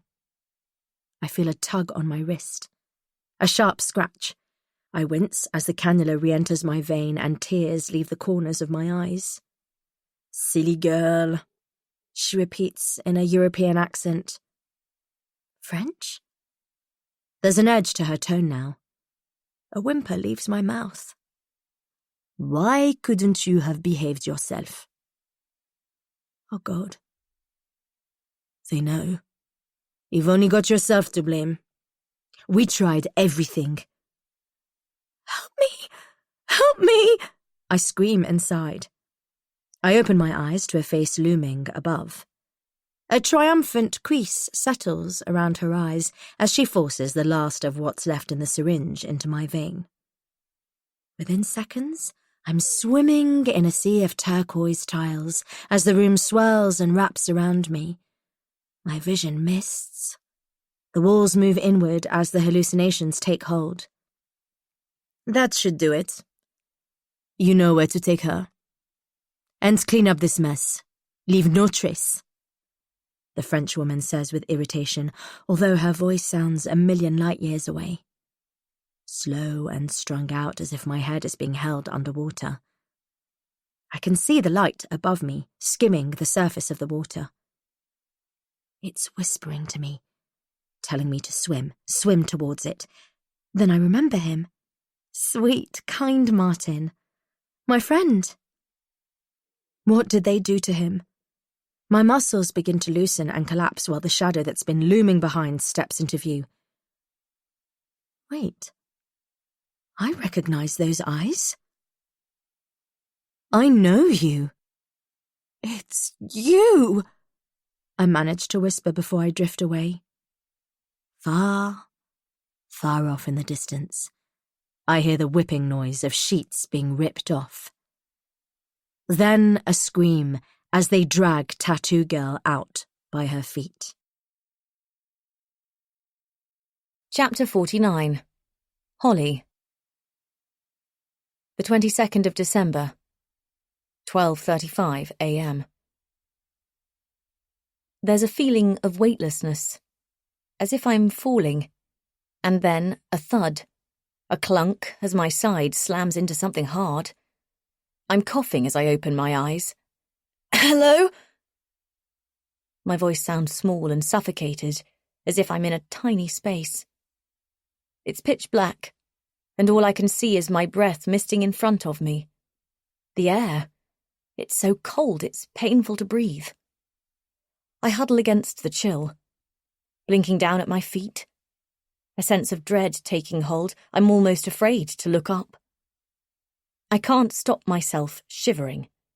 The roof of my mouth is papery, and my entire body is sore, but mostly my ribs. The side of my head feels like it's been crushed under a boot. I bring my hand to where it hurts most. The skin on my temple is slippery, and when I pull my fingers away, they're covered in blood. A slick of red.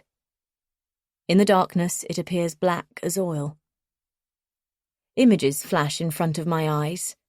Being dragged out from under the bed, a rag soaked with chloroform held over my mouth. I didn't go quietly, though. Fuck no. I kicked and scratched and fought like an animal. They had to abandon the rag, discard the needle and resort to knocking me out with... I feel a shooting pain between my temples as I struggle to remember the final few seconds.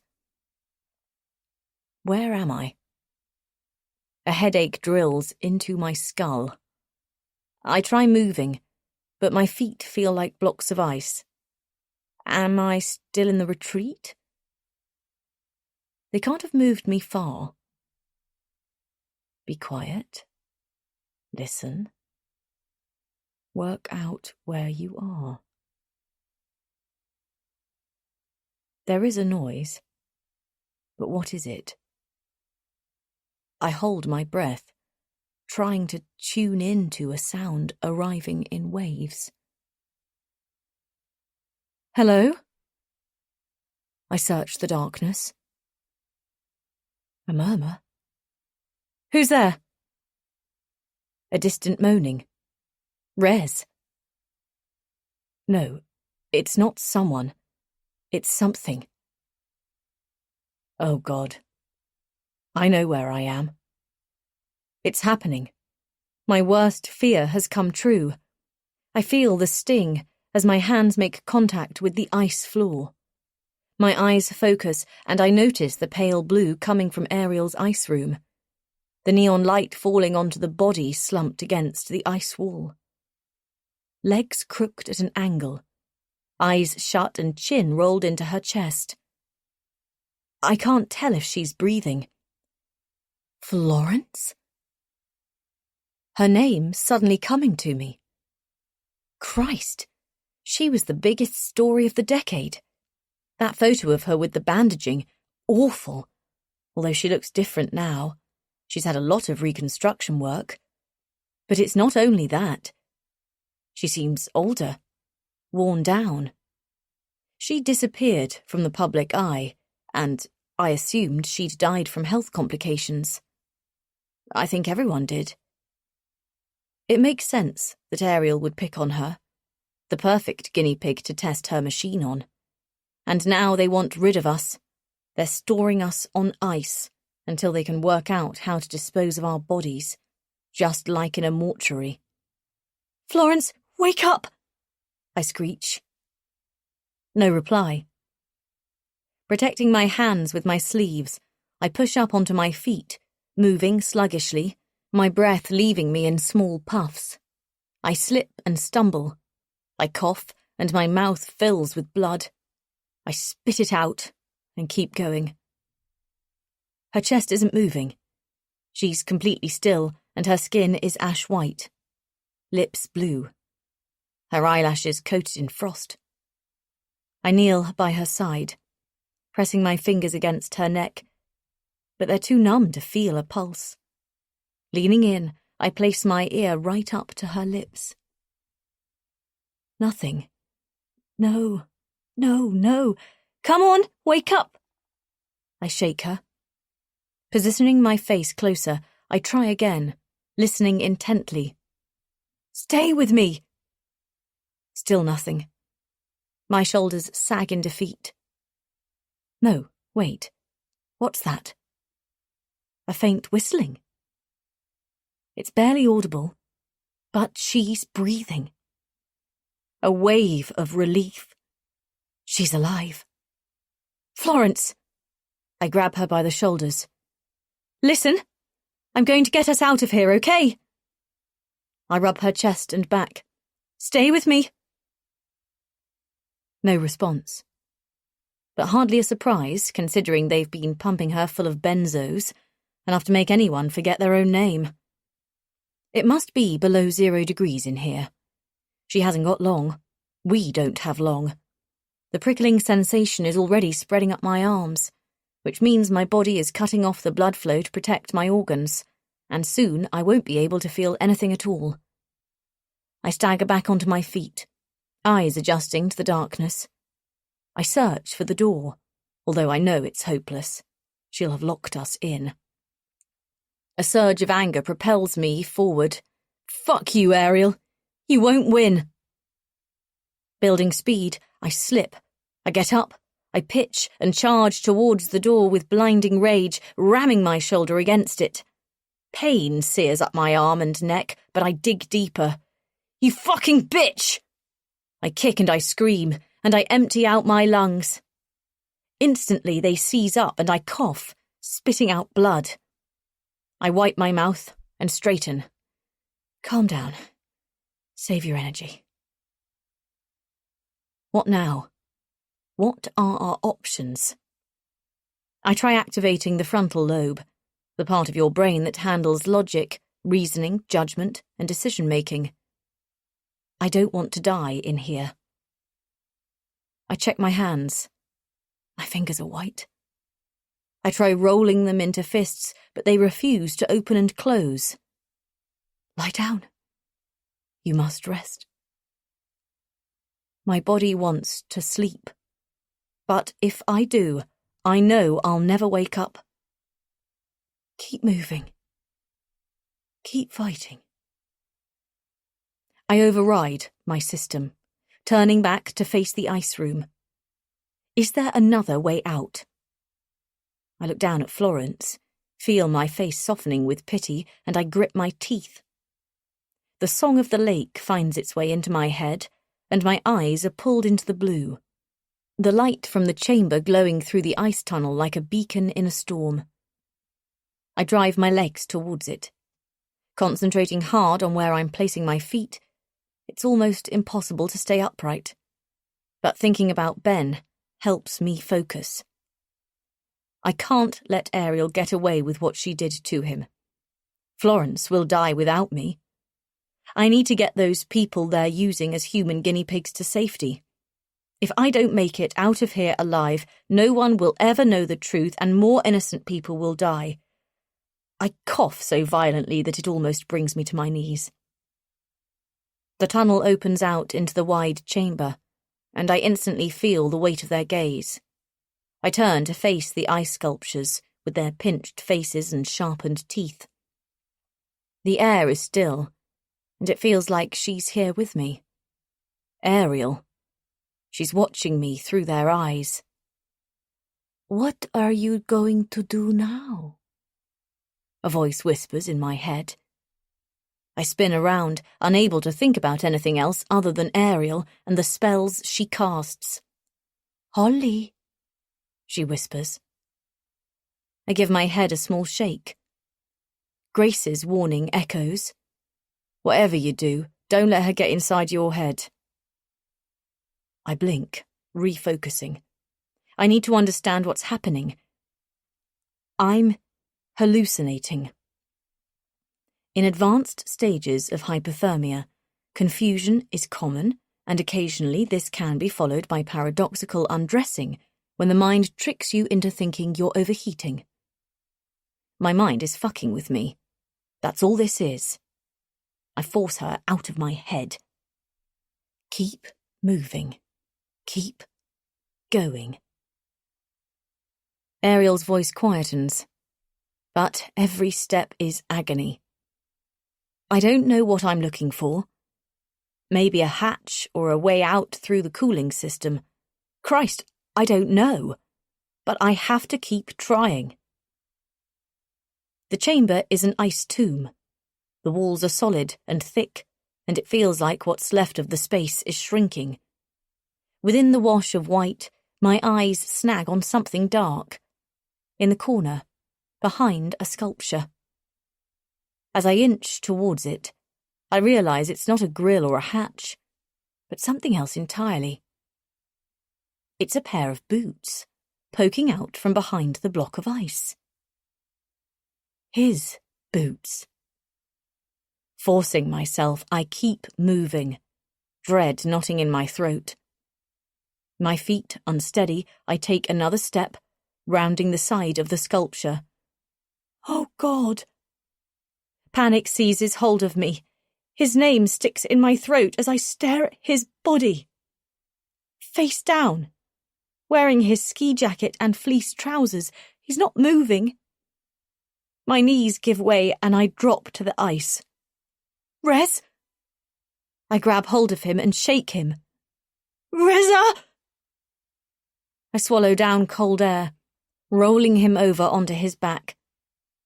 His arms are rigid, dropping lifelessly by his side. Oh God, no! The shock of it makes me fall backwards. Please, no! I stare at the horror. What have they done to you? Emotion wells up in the back of my throat. I bring my hand to my mouth, stifling my scream. Chapter 50. Holly. 12:45 a.m. His beautiful brown eyes are filled with blood. Burst capillaries splinter his cheeks. The hair around his temple is matted. His features slack. Blood frozen to his face. I can't breathe. I can't scream. I can't tear my eyes away from the horror. My friend. Dead. With part of his head missing. I stare at the brain pulp and the blood, the mush and the splintered bone, the gaping hole where he's been shot. The bile shoots up into my throat. Then I turn away and retch. I'm trembling as I go into shock. There's no fight left in me. I try clenching and unclenching my fists, but nothing can move except my eyes. Don't look! Don't look! But I look. I return to Rez, staring at his shattered skull, still unable to connect with the horror. I can't cry. I'm numb. Just like when Ben died. Pain and grief sitting on my chest like a brick. A single bullet to the temple. Like an execution. Ariel did this. It seems too cold-blooded even for her. I think back to Rez's final message and I play out the scene. Someone was watching him when he took the drone out, and they must have panicked when Rez connected the dots. Someone who had a gun. I laugh at the absurdity of it. Delirium taking hold of me. How do they expect to get away with this? I'm a famous presenter. It's not like people won't notice I'm gone. How will they hide our bodies? Then I think about the kind of money involved and how they've managed to keep this experiment a secret until now. And I collapse in defeat. Rez came here because of me, and my obsession with Ariel killed him. My brother wouldn't have come here if I hadn't paid for the therapy. I think about Rez's elderly mother, eagerly waiting for his return. The thought of it makes bile rise in my throat. Why does everyone I care about die? You won't make it out alive. I nod and smile to myself. You're going to freeze to death.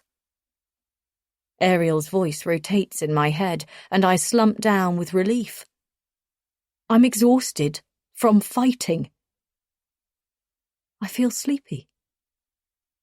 That's okay, I murmur. It's for the best. I shut my eyes. I settle back onto the ice, but I don't feel cold. Strange. The hypothermia, it's almost become snuggly, a tender hug. An electric blanket warming my back, and it feels nice to let go. It's peaceful now. I've found a place to rest my head. I feel myself drifting. The distant sound of the lake soothes me like a lullaby. I wake up on a bench in the snow with a view across the mountains. An oasis of calm, ringed in by tall ancient pines. The smell of fresh needles rides the air, like menthol in a spa. And I lean back and inhale. A kestrel caws in the distance, and there's the crunch of snow as someone approaches. Hey, sis. Ben grins and takes a seat beside me. He's not dressed for the weather, but neither am I. I'm still in my black oversized hoodie, and he's wearing the same jeans, t-shirt, and buttery leather jacket he had on the last time I saw him alive. The sky is pale blue, and the alpine sun burns brightly, warming the back of my neck. It's so quiet and peaceful here. I close my eyes and let the sunshine soak into my skin, and I take his hand in mine, just the way I've imagined every day since he left me. His skin feels rough but warm, just the way I remember. I'm dying, aren't I? I say quietly. It's not as bad as everyone makes out, hey? I make a snorting noise in the back of my throat. Typical Ben, making light of a desperate situation. I playfully punch his arm, but then the giggle dies as grief and shame find their way in. I swallow hard. I'm sorry. Come on. We don't need to do this. Don't stress it, sis. But I wasn't there for you. When were you not there? You're the only person I can count on.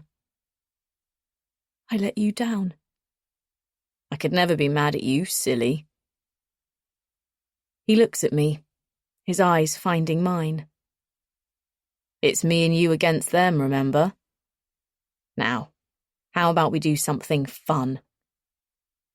He smiles, a big Ben grin, his eyes creasing with happiness. The light blazes, iridescent white, washing out the view. The thick canopy of pines loosens its grip on us. The trees fade from view, leaving us alone on the bench in a column of light. Ben yawns and stretches, leisurely rising to his feet. He moves, stepping 1 foot outside the circumference of light. Then he turns and looks back at me. You coming? Chapter 51. Holly. 12:55 a.m.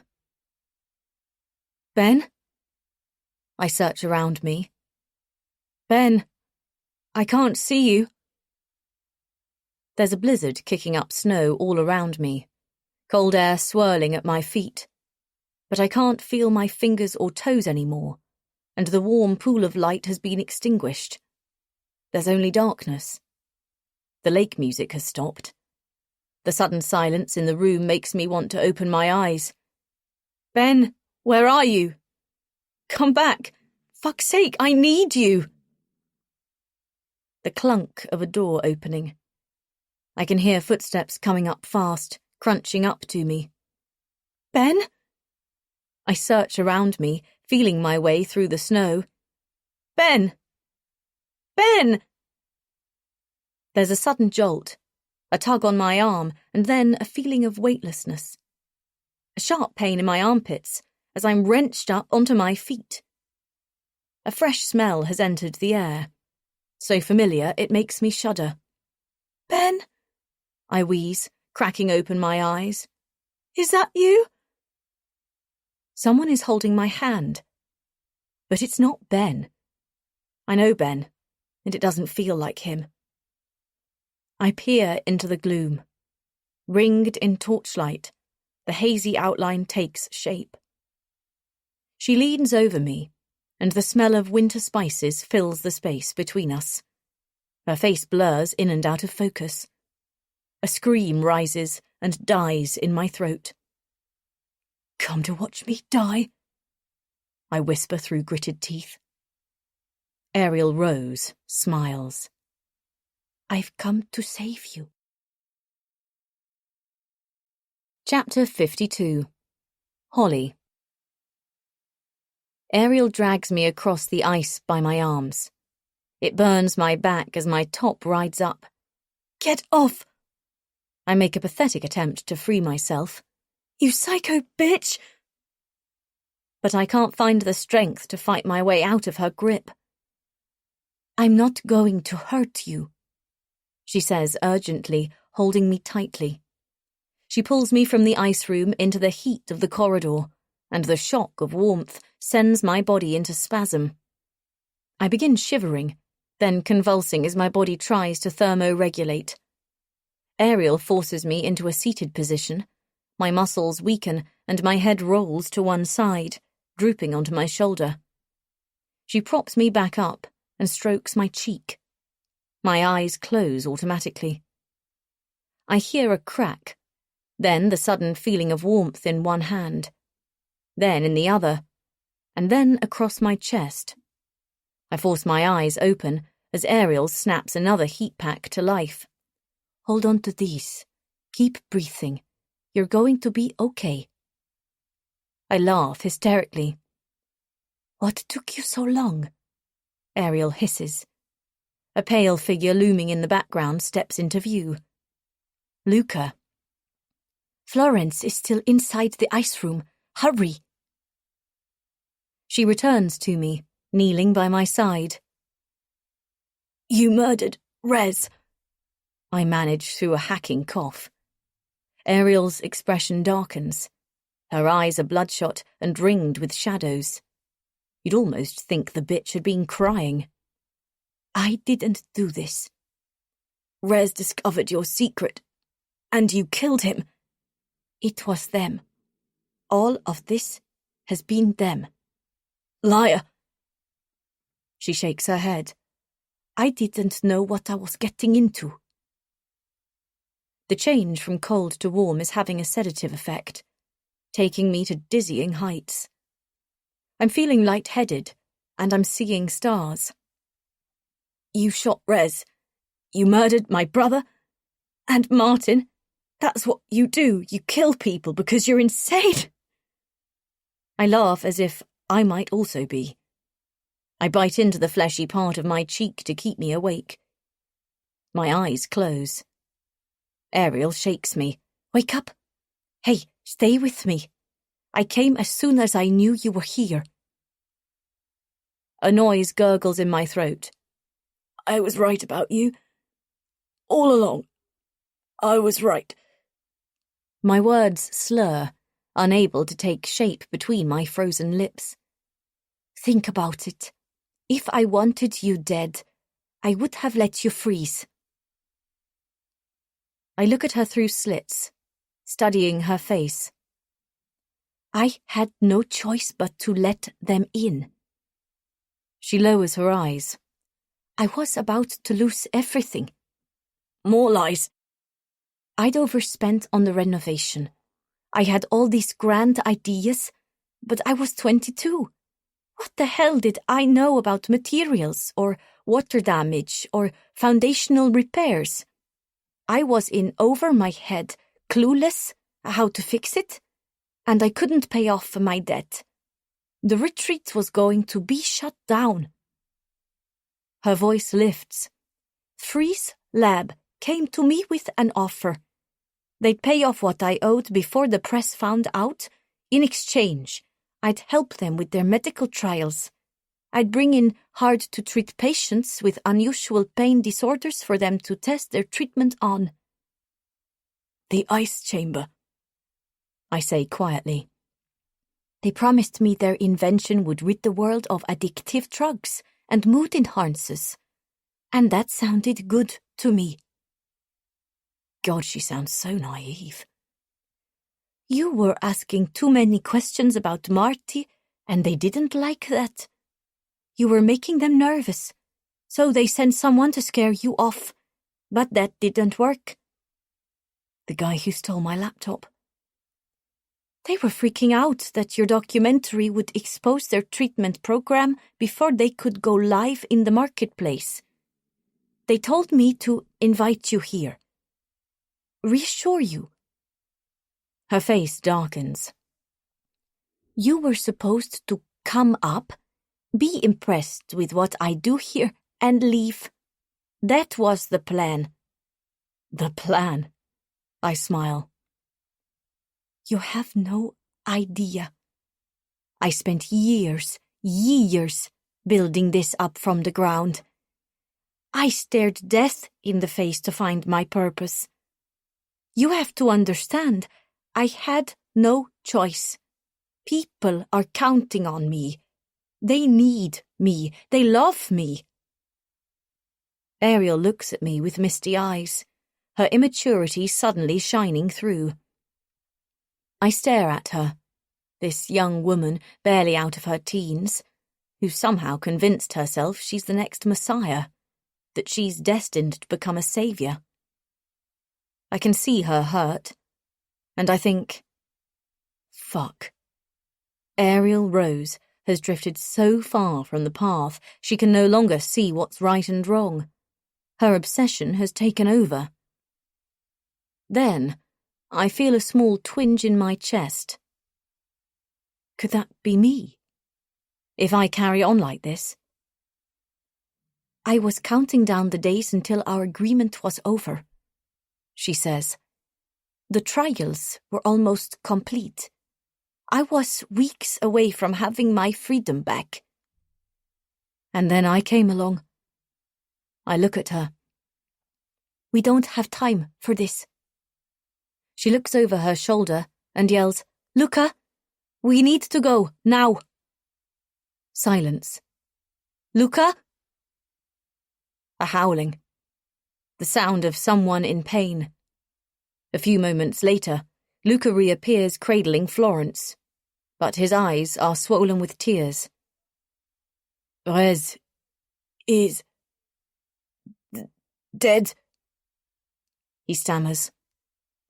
He places Florence down carefully. Luca looks to me and bursts into tears. Poor guy. He must have really fallen hard for Rez. I suppose months of living in isolation will do that to you, especially stuck in a place where feelings and emotions are amplified. Ariel leaves my side to be by his. She locks her hands around his arms and looks him in the eye. Listen, I know this is scary and overwhelming, and that's my fault. But we need to help them. We have to get them to safety, and we must focus, work as a team. His features crumple. I can't do this anymore. He trips over the words. I know, sweetie. I've let you down. I liked him. I wanted to be with him. Please, I need your help now. This one last time. Be strong for me, sweetie. The numbness is slowly subsiding. I push myself over onto my hands and knees and crawl to Florence's side. She looks so fragile in her hospital gown. Bare legs and arms, goosebumped and marked with scars. But she's breathing. She's stirring. And that's something. Her eyes open and then close. Why? I turn to Ariel. What did they want with her? I don't know. Ariel shakes her head. All I had to do was talk them into coming and be the friendly face when they arrived. I rarely went down there. I couldn't bring myself to. She lowers her gaze.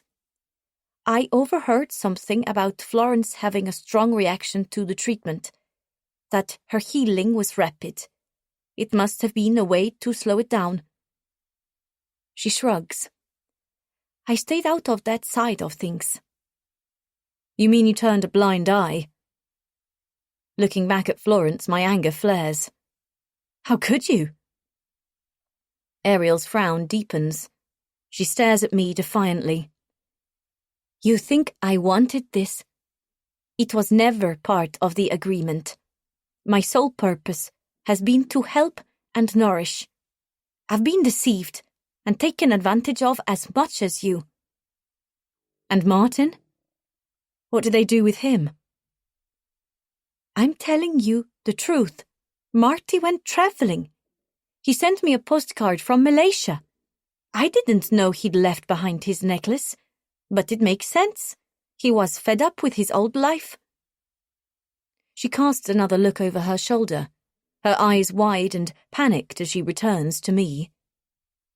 I know you don't want to die. She stares down at me, daring me to contradict her. So we have to go, now. I grit my teeth, my head filling with questions. The suicides. Why did Ben want to kill himself? A side effect of the treatment? Luca, is the roof the quickest way to the cable car from here? She says. He nods. This way. She points to a short corridor that leads into another. Can you stand? Ariel's right about one thing. I don't want to die in this godforsaken place. An ice grave. I need to get Florence to safety and help the others, and I still don't know what's happened to Martin. Did he escape after all? Something's bothering me about the necklace. Something I can't put my finger on. I try to get up and stumble. My feet are still blocks of ice. Wait there. Ariel grabs 2 sets of ski jackets and boots from the rack outside the ice room. She helps Florence first. Florence slumps forwards and sideways as she's eased into the warm clothes. Luca then lifts her up, cradling her in his arms, her rake-thin body draping over him, her head resting on his chest. I feel an intense burst of sadness, and then Ariel loops her head beneath my armpit and counts us down. 3, 2, 1. She hauls me up onto my feet. The pins and needles feeling intensifies. The rush of blood into my extremities, it's burning, and I have no choice but to lean on Ariel. We follow Luca, staggering around the corner, returning to the labyrinth. A long stretch of corridor with huge windows looking out into darkness. It's eerily quiet. Too quiet. The silence is deafening. It feels like a trap has been set, and I slow, hesitating. You sure this is the right way?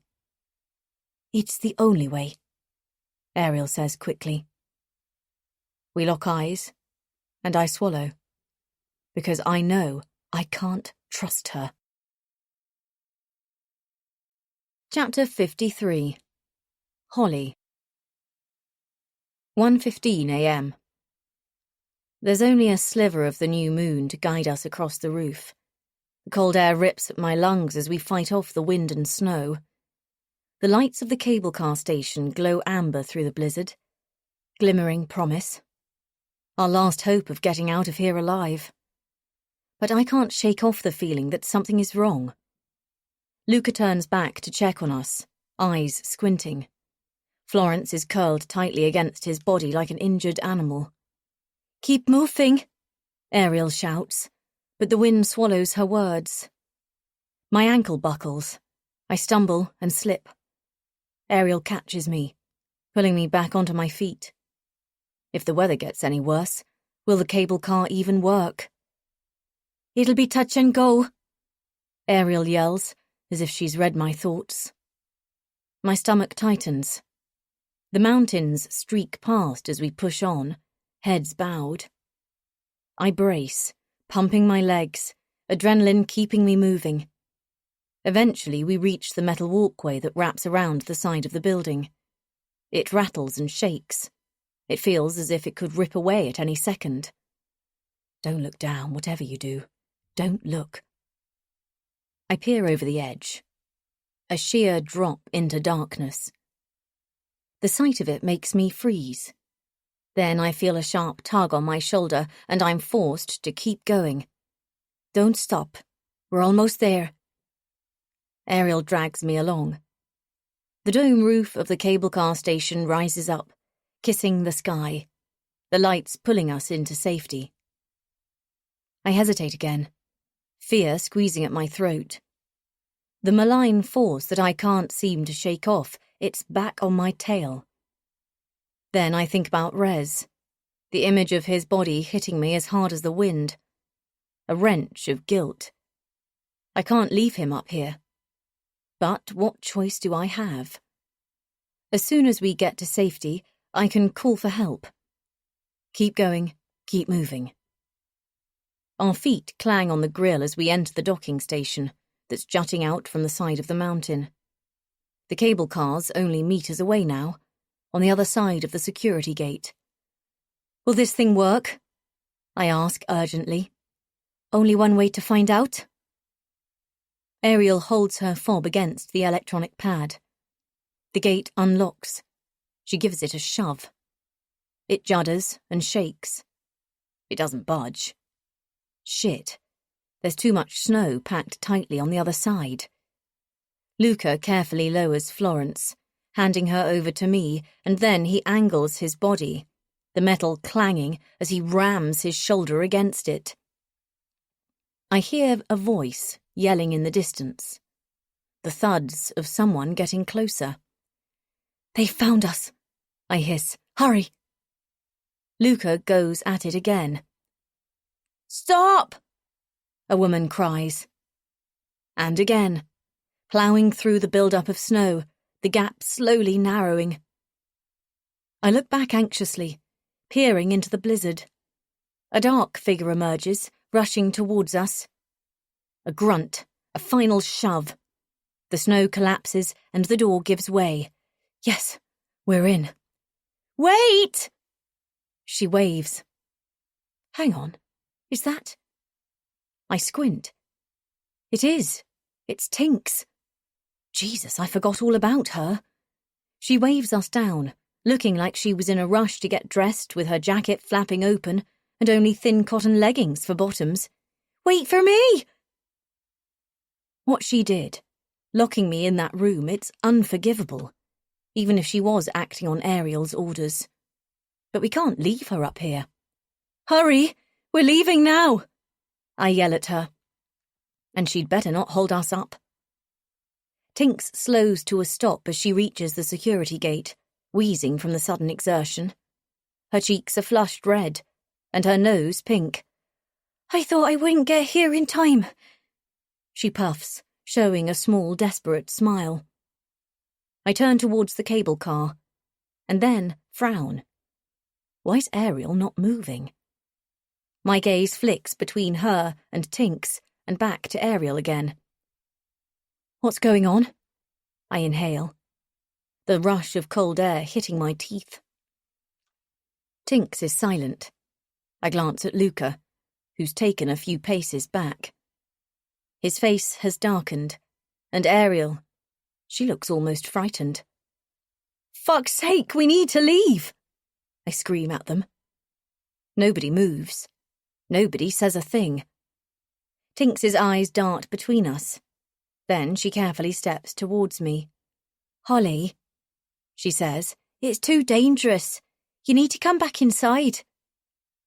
What? No. Are you crazy? I turn to the others. Come on, let's get out of here. Holly, she repeats. There's an edge to her tone now. Come back inside, now. No, wait! Ariel cries out. Stay where you are! What the fuck's going on? More silence. The tension is unbearable. My arm is aching from holding Florence upright. My heart pumps harder while the storm whips up around us. I look sideways at Florence. She cracks open her eyelids and mouths, "Help me," before her eyes roll back into her skull. Enough, we're going. I turn my back on them, focusing on the small runway of metal left between us and the cable car. Holly! Tinks barks, her voice hard. I won't ask again. Slowly I turn and meet her gaze.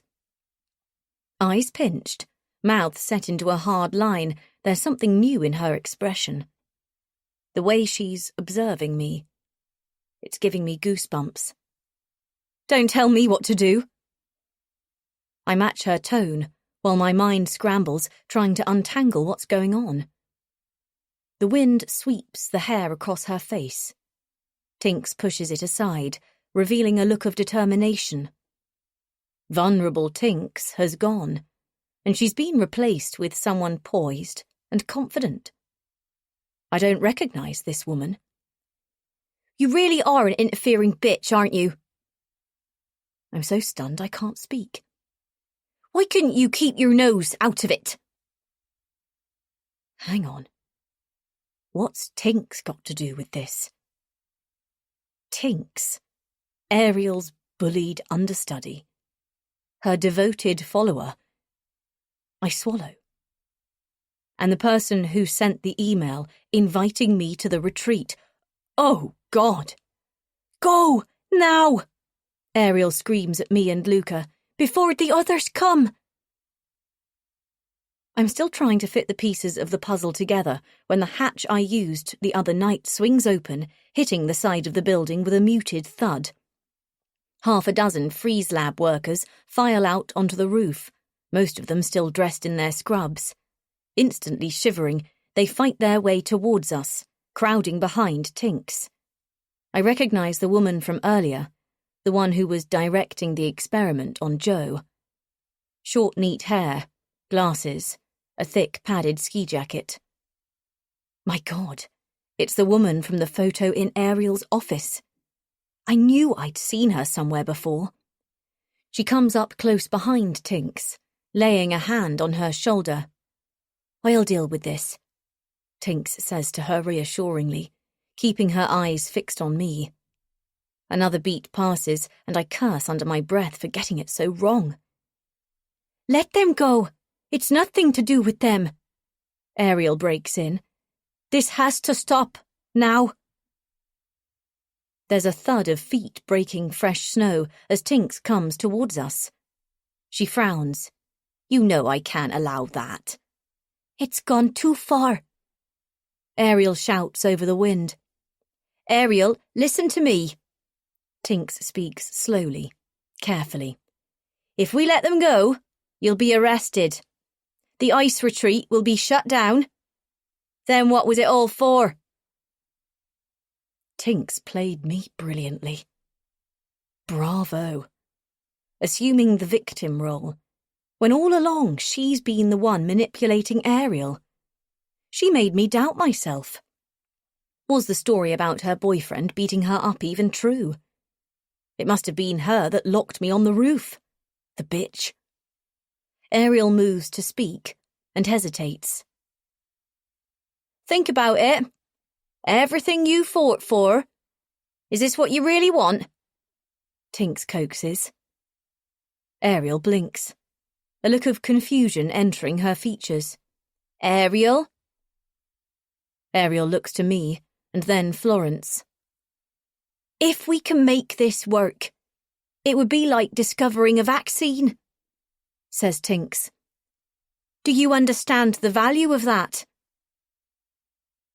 Ariel gives her head a small shake, as if she's trying to dislodge Tinks from her thoughts. You know this makes sense.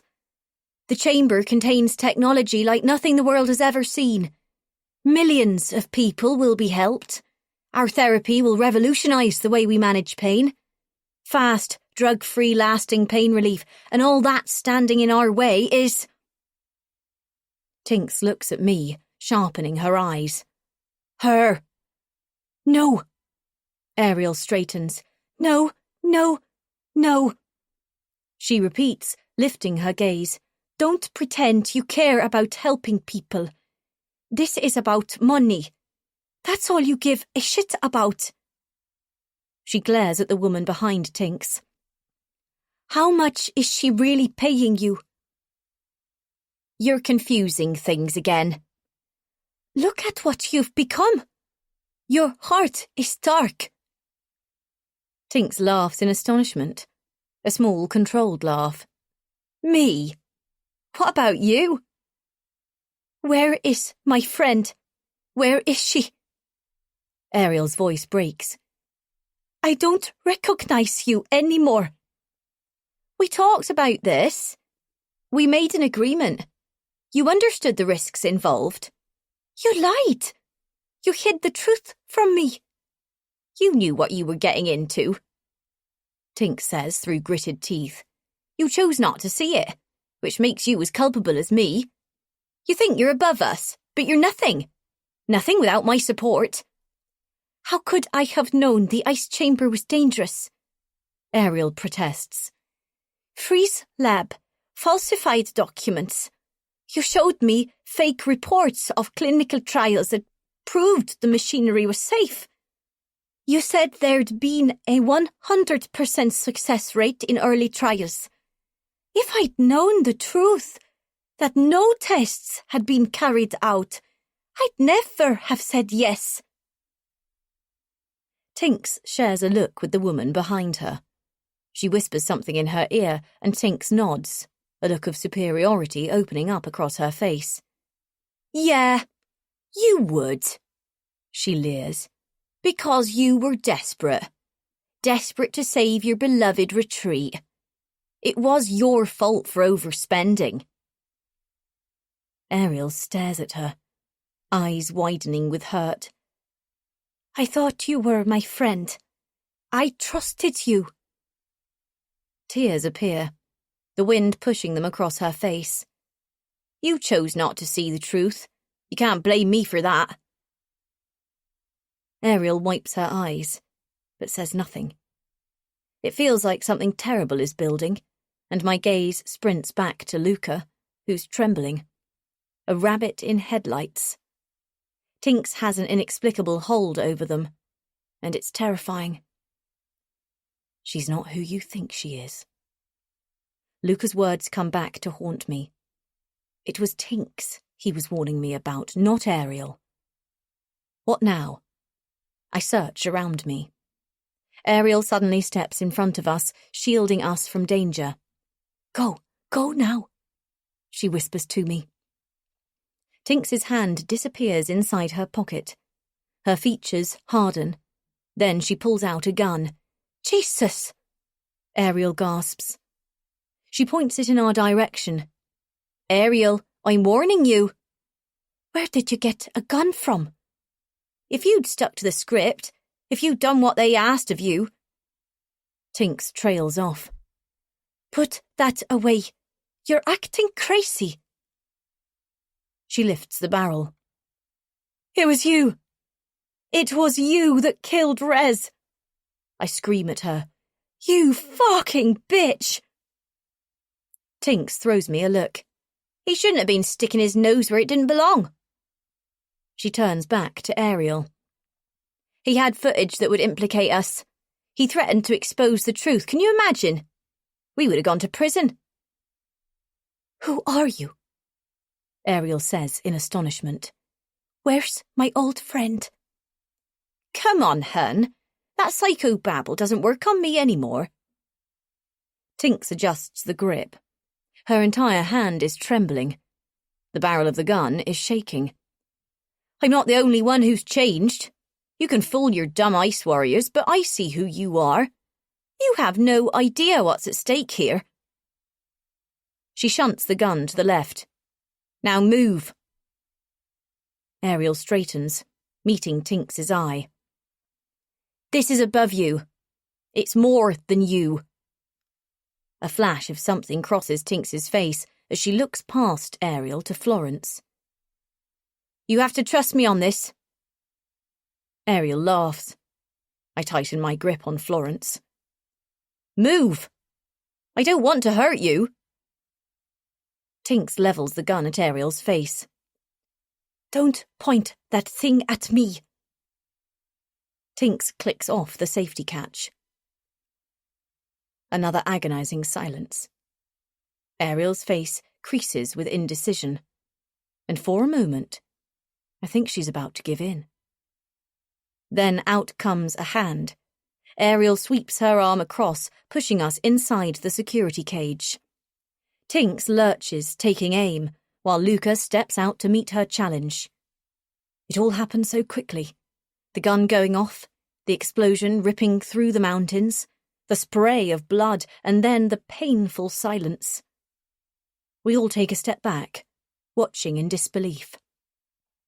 Luca stumbles and staggers forward, clutching his right side. Blood seeps between his fingers, bubbling up like hot lava. Luca! Ariel screeches. He drops to his knees. His features slacken as he tips forward, gravity doing the rest as he lands face down in the snow, blood spreading around him like ink on blotting paper. The sight of it brings bile into my throat. I tighten my grip on Florence, and then Ariel's choked voice rings out, Run! Ariel closes the gate before Tinks can reach us and smashes in the electronic pad with her elbow, small sparks flying. Then she searches around, returning seconds later with a snow shovel and a look of determination. Go now! Her voice is a rasp as she wedges the steel handle across, blockading the entrance. I turn, and haul Florence towards the cable car while Ariel races for the control room. "Stop!" Tinks rattles the gate. Behind her, the Freeze Lab workers are gathering, forming a huddle. "You can't leave!" Bang. She fires a shot through the bars. I duck for cover, lifting Florence right off her feet. The cable car swings as we get in. I lay her down on the bench, gasping for air. "No! No! No!" Tinks screams. "I should have killed you when I had the chance!" Another round of shots, fired at me, then in the other direction. The glass of the control room explodes, shattering onto the floor. I look across, holding my breath. "I'm okay," Ariel yells. Her head bobs up, and we lock eyes. She gives me a sharp nod, and there's a sudden clacking, the noise of an engine whirring as the giant wheels clunk into motion. The steel suspension cable moves, pulling the cable car towards the slope. We jerk forward, swinging from side to side, and I hold on to Florence tightly. Bang! Bang! And again, in quick succession. I throw myself over Florence, flattening her to the floor. A bullet pierces the metal side of the car, whistling past and only narrowly missing me. Then I hear the scream. I look up, and our eyes meet. Tinks is pressed against the gate, staring down at us through the bars with a look of horror. "You're making a huge mistake!" Her voice is silenced by the glass panel doors as they slide to meet each other. The cable car judders and moves, arcing in a semicircle around the boarding dock, chugging like a roller coaster towards the drop. Oh God, I hope Ariel can hold them off long enough to get us down. We knock side to side against the guide buffers, and then we plunge into darkness. A short tunnel flushing us into the valley. My stomach plummets as we swoop and drop, accelerating, entering the storm. Rocking from side to side, the wind takes us in its grip. I manage to drag myself up off the floor and onto the bench, pulling Florence into my arms. It doesn't take long for it to fade. The heavy snow draws a curtain around the glass structure, and within seconds, it's vanished. The horror of what went on there, hidden once more. Turning my back on the ice retreat, I let out a sigh of relief. Almost there. Almost safe. Chapter 54. Holly. 2:30 a.m. I owe it to my brother, to Martin, to Rez, to survive. I hold on to that thought as we drop and rock. Our small bubble car is buffeted by the winds, at the mercy of the storm. I cling on to Florence, pulling her into my chest, my maternal instinct showing itself as I plant a kiss lightly on her forehead and reassure her it's going to be okay. She looks up at me through heavy eyelids and blinks, still shivering, but she cracks a smile. Relief. Florence is starting to come round. She's managed a few words. I need her lucid when we reach the bottom because we'll have to hit the ground running. The thought of what's waiting for us at the other end fills me with dread. Have they assembled a team? What if we don't make it to the terminal? If we get stuck halfway down? Stay focused. Stay present. It's going to be okay. Passing through the clouds, it's instantly calmer on the other side. Less windy, the snowfall gentle. Spruce trees and rocky ledges sprint past as we sink lower, the cable car terminal rushing up towards us. I breathe out sharply. Almost there. The cable car slows to a crawl as it loops around the platform. The doors open automatically, and I hold my breath, bracing for an ambush. But there's no one. Only the clanging of metal, the wind howling as it passes from one side of the midway terminal to the other. I help Florence out, bowing into the gale as we make our way to the far side. We're less than a metre from the car that will take us down when the engine fires up behind us. The clunk-clunk of the bull wheel vibrating, a grinding noise filling the valley as it pulls the car we've just got out of back up the mountain. Tink's found a way into the control room. They're coming for us. I look around urgently, trying to find something to sabotage the pulley or the engine. I notice there's a diesel backup if the electric goes down, and the steel cable is far too thick to cut through.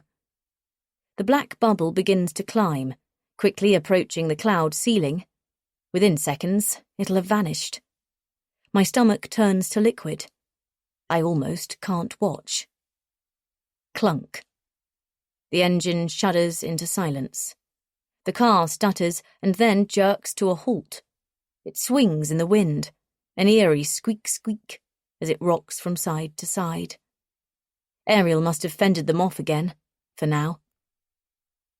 A shot of adrenaline. Let's go. I haul Florence up, her feet dragging as we cross the terminal. But as we near the rock face, I hesitate. The stillness comes to meet us. What's happening? Florence slurs. I don't know. I slow. This feels wrong. Florence groans. Why's no one here? I look around anxiously. Tinks would have warned them by now. Where is Freeze Lab's security team on the ground? Wolf, Cooper, did they really go home for Christmas? It's impossible to know if they're working for Ariel or for Tinks and the farmer, but I can't take the risk. I look across the terminal grid to our only way off this mountain. Doors open, an invitation to step inside, and all my hairs stand on end. I don't like this. She moans, leaning into my shoulder. I feel sick. It could be a trap. What if they're waiting for us at the other end? Her legs buckle and I pull her upright. Come on, hang in there. I hear the tremor pass through my voice as I desperately search around, my gaze hovering over the ledge. We're 1,600 metres above sea level, with a sheer drop into the valley.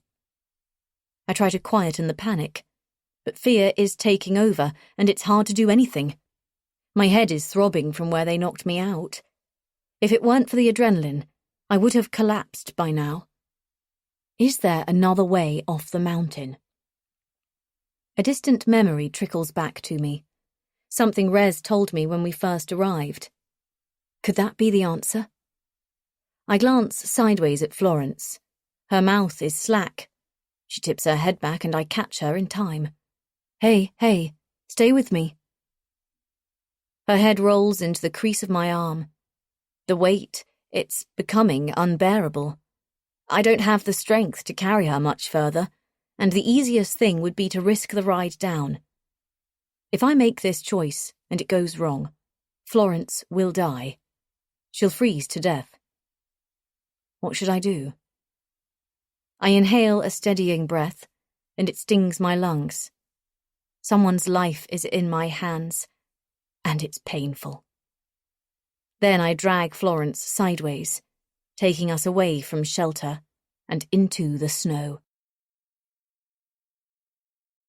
Chapter 55. Holly. Around the back of the terminal is an old maintenance shed made of rough wood, with a rusty padlock struggling to hold the double doors together. It breaks apart in my hand. I guess thieves aren't a problem up here, not when you've closed off the lifts to the public.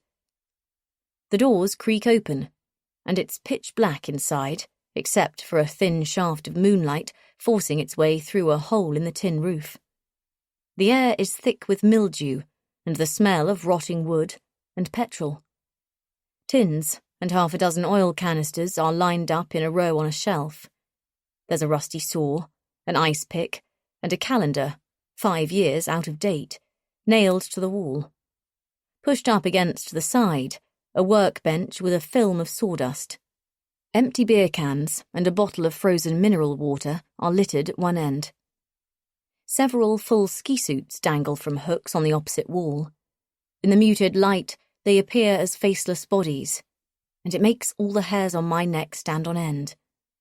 I carefully lower Florence to the ground and then search their pockets. Crusty tissues, a menthol sweet, a single glove, and a striped beanie hat. I pick out the smallest suit and help Florence into it. Then I kneel next to her, taking her hands into mine, rubbing them back to life. Her fingers are ice cold. Her lips are trembling in the moonlight, and the scars across her scalp appear silver.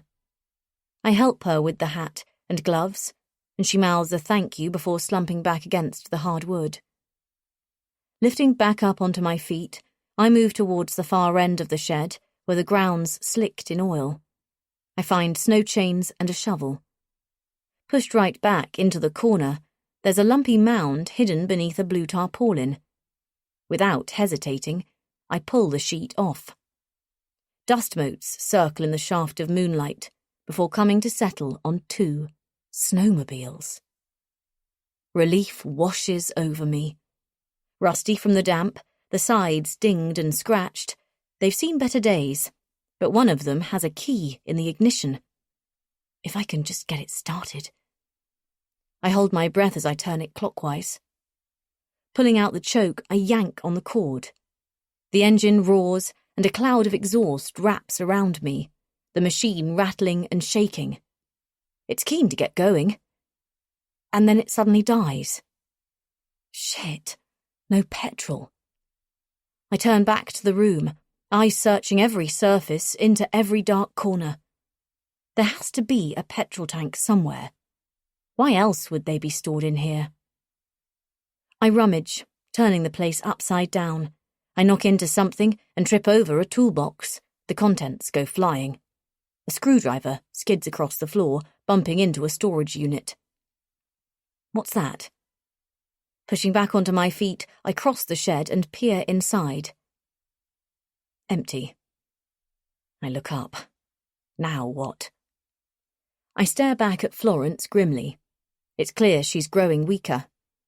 I'm going to have to abandon this idea and head out on foot. The thought of carrying her through the snow feels impossible, but what choice do I have? We have darkness on our side, and the fresh snowfall will cover our tracks. I start wheezing, and the sudden rush, the shock of cold air into my lungs, makes me burst into tears. How did this get so out of control? The shock of finding Rez dead, of seeing what was left of his face, it's finally hitting me. One graphic image after the other.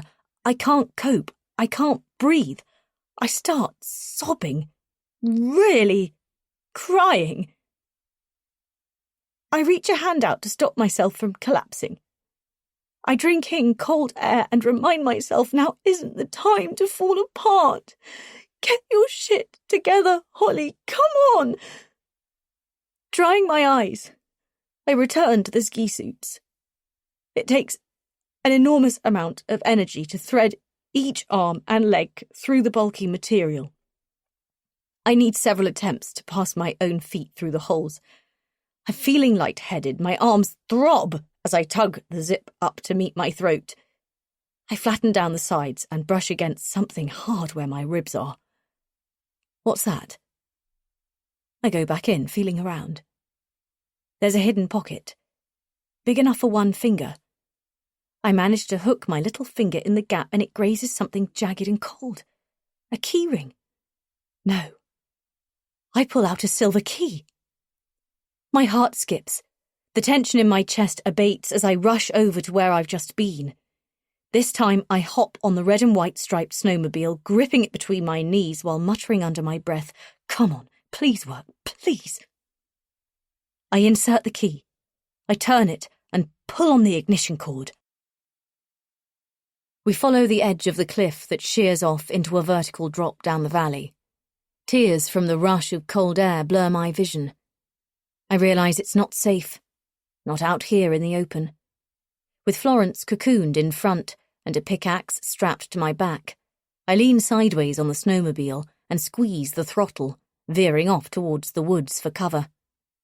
First circling around a copse of spruce trees, then narrowly missing a patch of black ice, I skid and turned sharply, readjusting my grip on the handlebars.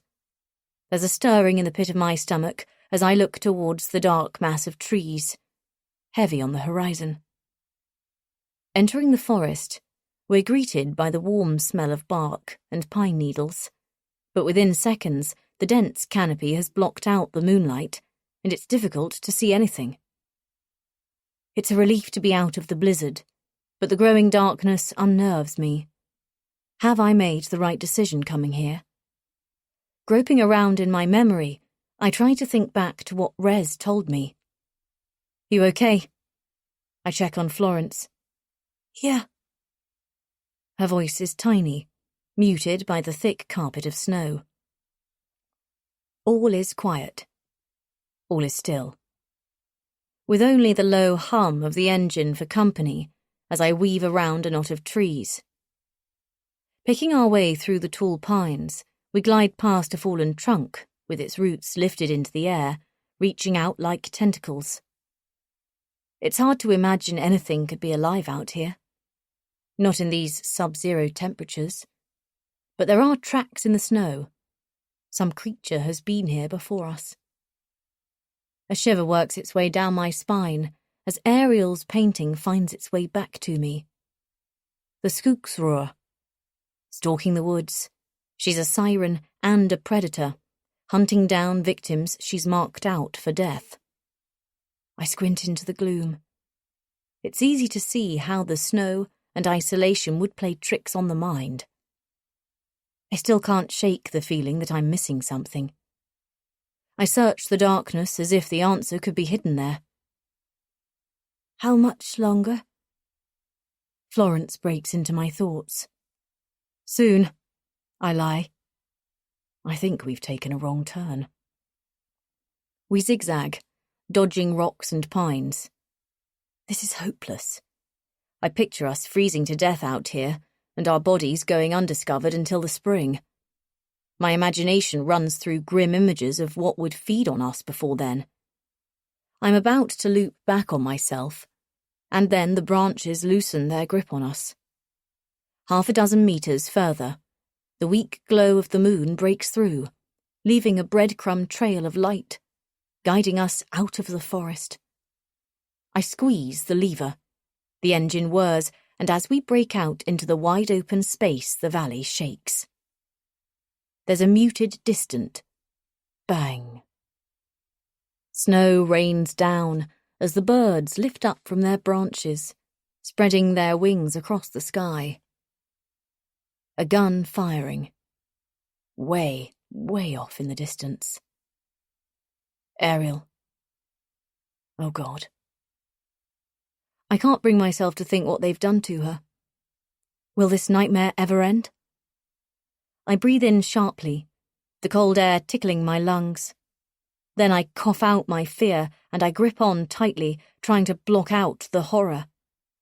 I keep my gaze fixed ahead on the small ski village that's appeared on the horizon. Chapter 56. Holly. 3:15 a.m. It's a ghost town. Slowing to a crawl, we make our way along the high street, lost in the desolation. Passing by hotels and holiday lets and boarded-up shop fronts, the once brightly painted red and green shutters now faded, the paint peeling right off. Some of the windows are broken, flower boxes cracked wide open and the soil spilling out. A chalkboard claiming the best hot chocolate in Switzerland, half rubbed out and tipped over on its side. Sodden outdoor blankets hang heavily over the back of chairs like carcasses.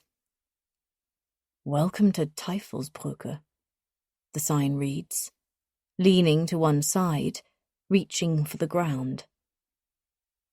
I try to imagine what it must have once been like. Bustling with life. Holidaymakers lugging skis across their shoulders, locals stopping in the street to exchange stories. I can almost smell the sweet spice of glühwein and grilled sausages loaded with caramelized onions, the sweet, doughy scent of freshly cooked pancakes.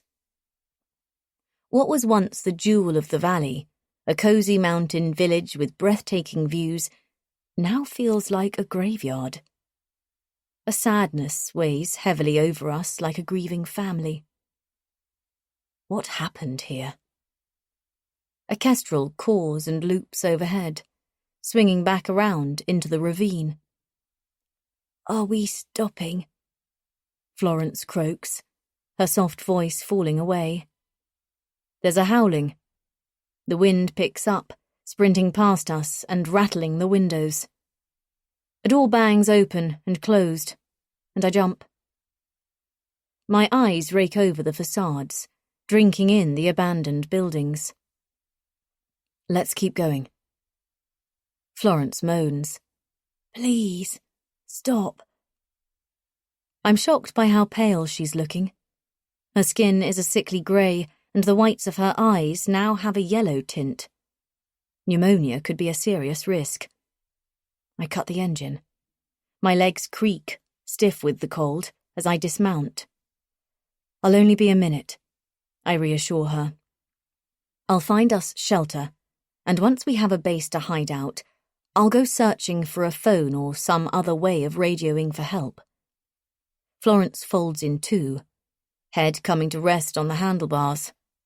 She lets out a faint whimper, and I pick up the pace, heading for a guest house directly opposite. Cupping my hands, I peer through the window that looks onto the street. In the weak torchlight, I can just make out the lumpy shape of a sofa and chairs, a side table pushed up against the wall, a fur rug, and walls cladded in biscuit yellow wood. The front door is locked. I move around the side of the building, but the windows are all sealed tight. I'm about to take my pickaxe to the glass when I hear a click. Don't even think about it. A man's voice instructs me. Slowly, I turn to stare down the barrel of a hunting rifle.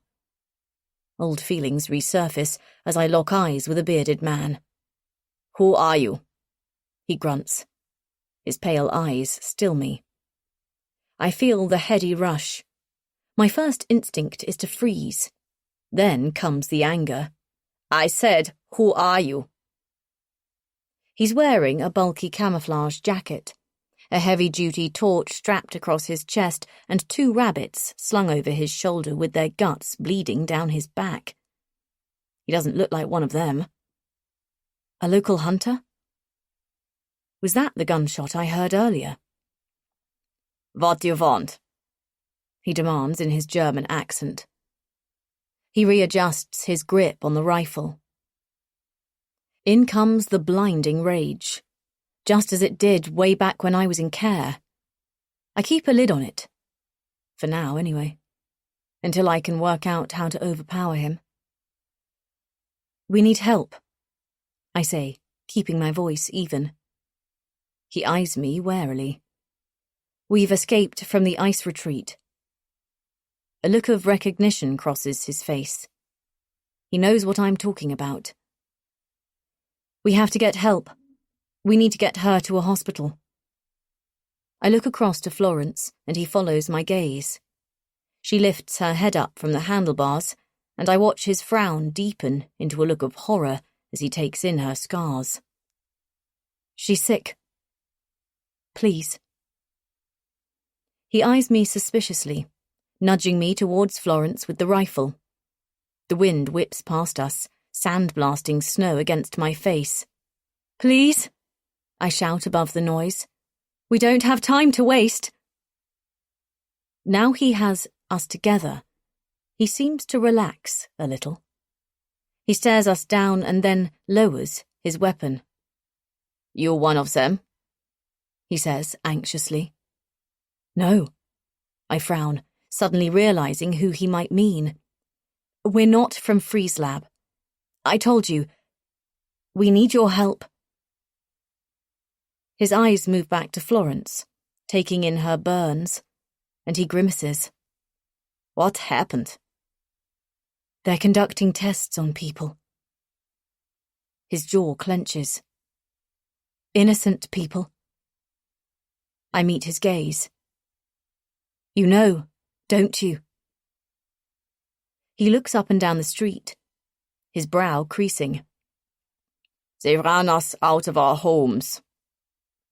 We escaped just in time, I say, but there are others trapped up there, and we have to call the authorities before they... He breathes in sharply. They're dangerous, I say urgently. What they're doing is illegal. His eyes harden against the storm clouds. His jaw pulses. It's no good hiding out here. He looks around at the buildings. If they're tracking you, this is the first place they'll think to check. He looks the other way, staring off into the distance, and says quietly, Come with me. I don't like this, Florence whispers. Got a better idea. I hiss, and immediately I feel bad for snapping. It'll be okay. I keep my voice low and get back on the snowmobile. I pull her into me, making sure she's secure. We can't do this alone. I have no idea who this man is, or his connection to the retreat, but he's frightened. That much is obvious, and I can use that to our advantage. This way. He points into the distance and revs his snowmobile. He skids to a start and takes off quickly along the high street. Some bunting pulled down by the weather lies strewn across our path. I accelerate, blades hissing as they slice across what feels like the finishing line. The snow is falling heavily again. This, coupled with nightfall, makes it almost impossible to see past 5 meters ahead. He fades in and out of view, slipping behind the curtain of white, and I pick up the pace, afraid I might lose him. As we move away from the village, the buildings start to thin out. The grand hotels are swapped for humble-looking homes. Simple designs, one up, one down, rough wood cabins with sloping roofs, and a balcony wrapped around the outside. He's right. The more distance we put between them and us, the less risk of being found. I crush any doubt by imagining the warmth that's waiting for us. Fuck, I hope we can trust him. It's blowing a gale, the cold wind firing snow pellets in our faces, and I can barely feel my hands. With the ravine to our right, the ground ahead suddenly steepens. Within seconds, we're crowded by trees. The stranger vanishes behind a copse of tall pines. I turn sharply to keep up, and then hit the brakes as he jumps out in front, waving us down. Park up here. He points to a makeshift shelter of wood and corrugated iron. I help Florence off the snowmobile, looping my arm around her back. She staggers, but manages to straighten. I think she might finally be coming round. The cold blast of air has been sobering, flushing out the sedative effect of the drugs. We power through snowdrifts that reach our knees. With the wind driving at our faces, we march uphill, heat quickly building inside my snowsuit. I feel the sweat clinging to my back. I pull the zip down, allowing the cold in. And that's when I feel it. A sensation. We're being watched. I slow to a stop and look around. What is it? Florence croaks, eyes half closed. Shush. I hush her. Picking out shapes in the darkness. There, again. The opposite of cold. A warm breath on my neck, as if they're right behind me. I spin around. Florence stumbles as I take her with me. Shush. I grab hold of her, and then quieten, trying to tune in to the sounds. A creaking noise. The wind sweeps through the spruce trees, and cold brushes against our faces. The smell of pine, riding the air. The skooks roar. She finds her way back to me. The feeling that a malign force is out here with us. I cast around, exhaling a shaky breath. I'll say it again. I don't believe in ghosts. But this place, it feels haunted. Over here. The man turns back and waves. You coming? I don't like this. Florence looks sideways at me. It's okay, come on. Just until we get help. I shrug off the feeling, leading us towards the log cabin that's emerged between the knot of trees. Amber lights glow through misted-up windows. A plume of smoke, lifting up from a chimney stack, drifts across the night. From the outside, it almost appears warm and inviting. Chapter 57. Holly. There's a wood stack piled up beneath a tin roof. I try peering through the window, but it's too steamed up to see inside, and I'm left asking myself, what sort of person lives out here, all alone? Out of nowhere, a great hulk of a thing rushes at us, barking. Coffee, he says firmly, calling the Bernese mountain dog to heel. She whines at his feet, baring teeth, and I take a step back. She's harmless, he says. Come here, girl. He whistles with his fingers, and the black and brown dog, at least half the size of me, loops around his legs and disappears inside. Two glassy eyes watch us closely from the gloom of the hallway. Out of the corner of my eye, a flash of silver. The grille of a 4x4 peeking out from under a protective sheet. Another way off this mountain. I let out a small sigh of relief as we follow him inside.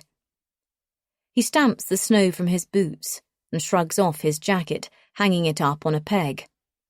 Now, under the light, I can finally get a better look at him. He's wiry but strong, his features dominated by a bent-out-of-shape nose and a jutting jawline. He's tanned, his skin leathery and lined by the extreme climate, but he carries a quiet confidence, the air of a survivor. We limp into the warmth, and he leads us into a kitchen. It smells of wood chip and food that's been bubbling on the hob for hours. It's the first warmth in what feels like forever, and never have I felt so grateful. He disappears into a back room with the rabbits and the rifle. There's the sound of a key turning in a lock. The gun cabinet, I assume. He reappears seconds later with his beanie hat in one hand, ruffling his hair with the other. Rugged-looking, he's more handsome than I first thought. A bramble of sandy hair, a scruff of a beard.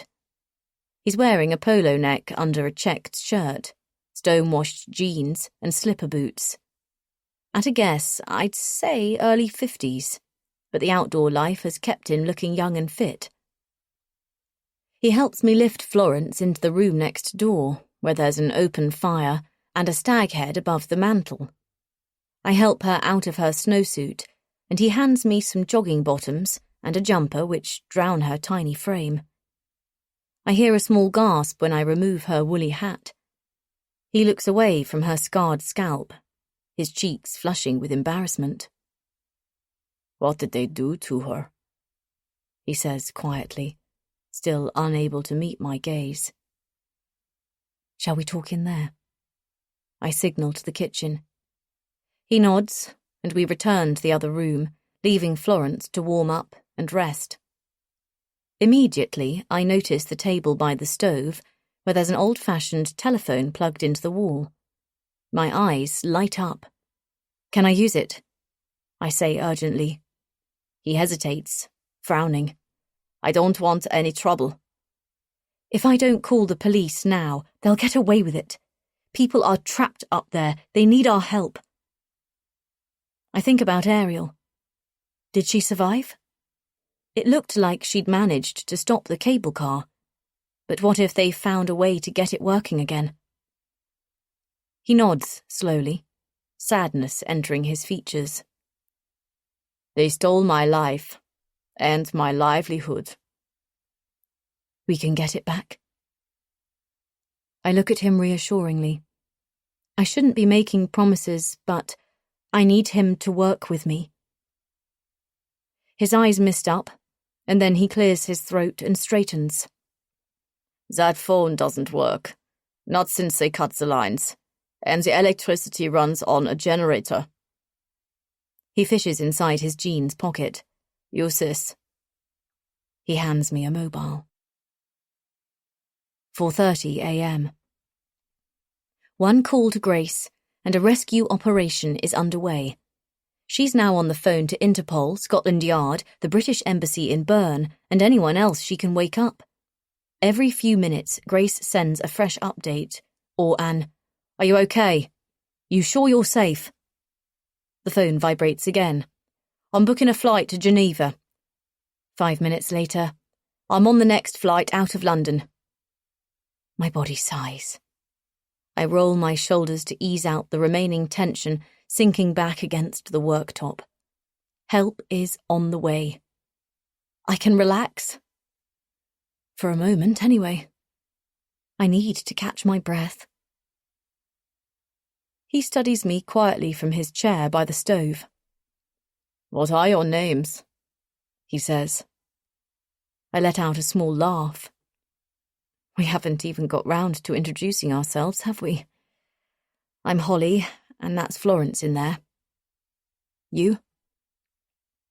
The dog whines, and it's his turn to crack a smile. "She's jealous. She's used to having my undivided attention, hey girl." He rubs behind her ears, and she flops over onto her side, inviting cuddles.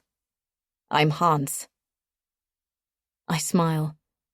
He reminds me a little of Mikkel, a more rugged version, and all of a sudden I'm overwhelmed with longing for my husband. His mobile vibrates. It's Grace. "Air rescue team on the way. Sit tight." Want some food? He looks at me with concern. My stomach growls before I can answer.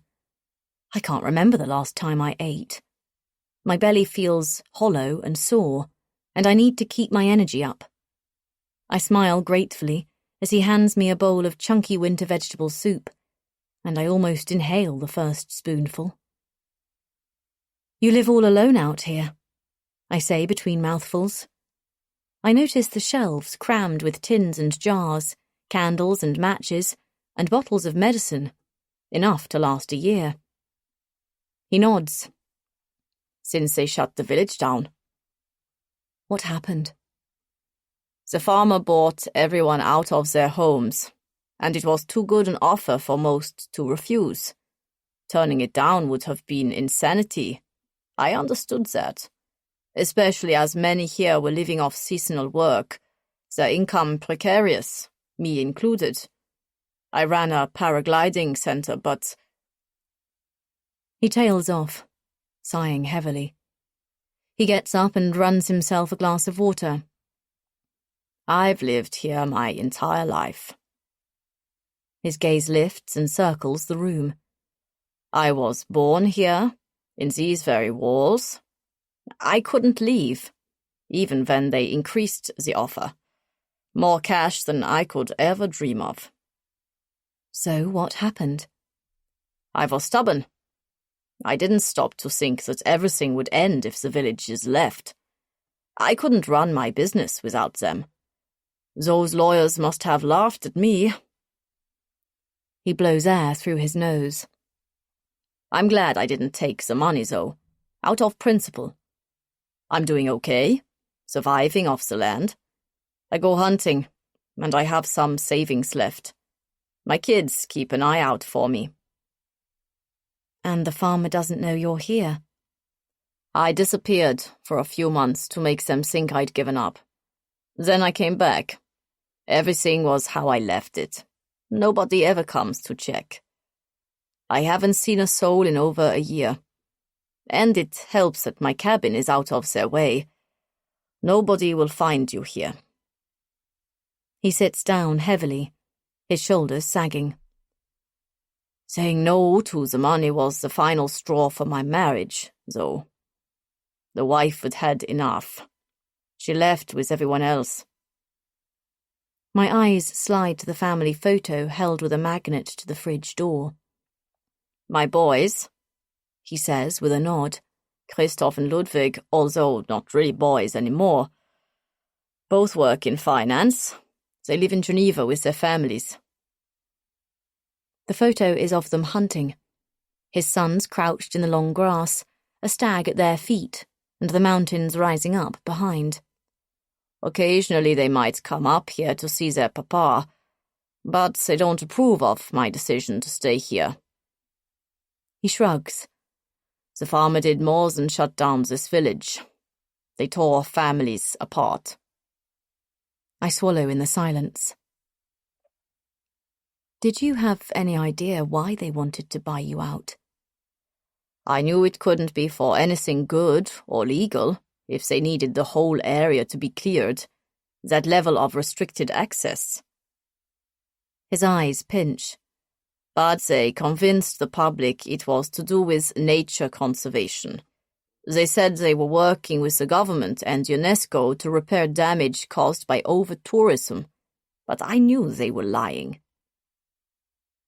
I think about the steel wall blocking off the valley, and I wonder if Freeze Lab paid off the government as well. With that kind of money, it wouldn't surprise me. My first thought was drug testing. Hans continues. After all, that's what the place was originally built for, up until the end of the Second World War. He shudders. The thought of what went on up there and what's left behind. Left behind? You know, spirits. I frown. The undead. I don't believe in that stuff. You should, he says darkly. The way he's looking at me now, it's unnerving. When people do bad things, he goes on, it doesn't go anywhere. It hangs around. You can feel it, like electricity. The strange silence takes a seat next to us, until Hans lifts onto his feet and holds out a hand for my bowl. More? That was great, thank you. Now what? He says. I guess we wait. Another silence comes between us. It's making me feel on edge, so I try to keep him talking about life on the mountain. How do you get supplies? I stock up in autumn. I've got everything I need stored in the basement, and I go out hunting. There is a track down the mountain that thaws in spring. He shrugs. I like being alone. And that's why you have the car, for when the snow melts. Hans moves his gaze to the window, suddenly distracted. I guess it's too dangerous to drive now. I tail off, watching him closely. Something wrong? He turns to the side, like a dog tuning in to a sound. My stomach hollows. What is it? Shush. Hans warns me with his eyes. Then he quickly crosses the room and turns off the kitchen light. What?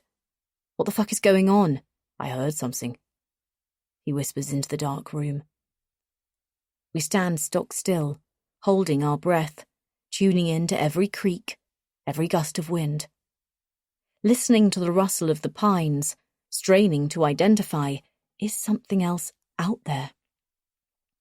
Our tracks will have been hidden by fresh snow, but someone could have made it down the mountain, or come up to search for us. We're sitting ducks until help arrives. Hans returns to me, his features relaxing. It's okay. I think it was the wind. I look at him warily. It's unlikely they'd found us. Not unless someone has been following you. The feeling I had in the woods of being watched, it makes my skin prickle. But let's get you upstairs, just in case. He moves towards the next room. You can hide in the attic until the rescue team come. It's insulated. It's warm up there. He helps me lift Florence, and we carry her up the stairs. At the crest of the landing, there's a rope tucked behind a painting.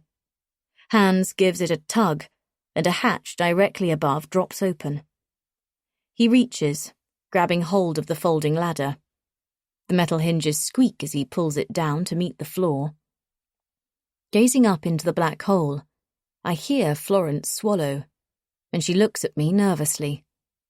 "It's okay," I mouth to her. Hans takes off along the hall, disappearing into one of the rooms. In a low voice, I say, "He's a bit of a loner, but this guy seems genuine." Hans returns a minute later with a thick blanket. He eyes us suspiciously. "She's going to be all right," he says to me. "Yeah. She's been drugged with Valium and it's affected her memory. She can't remember much, but when that starts to wear off, she should be fine." He nods. "I'll help you up there." Chapter 58. Holly.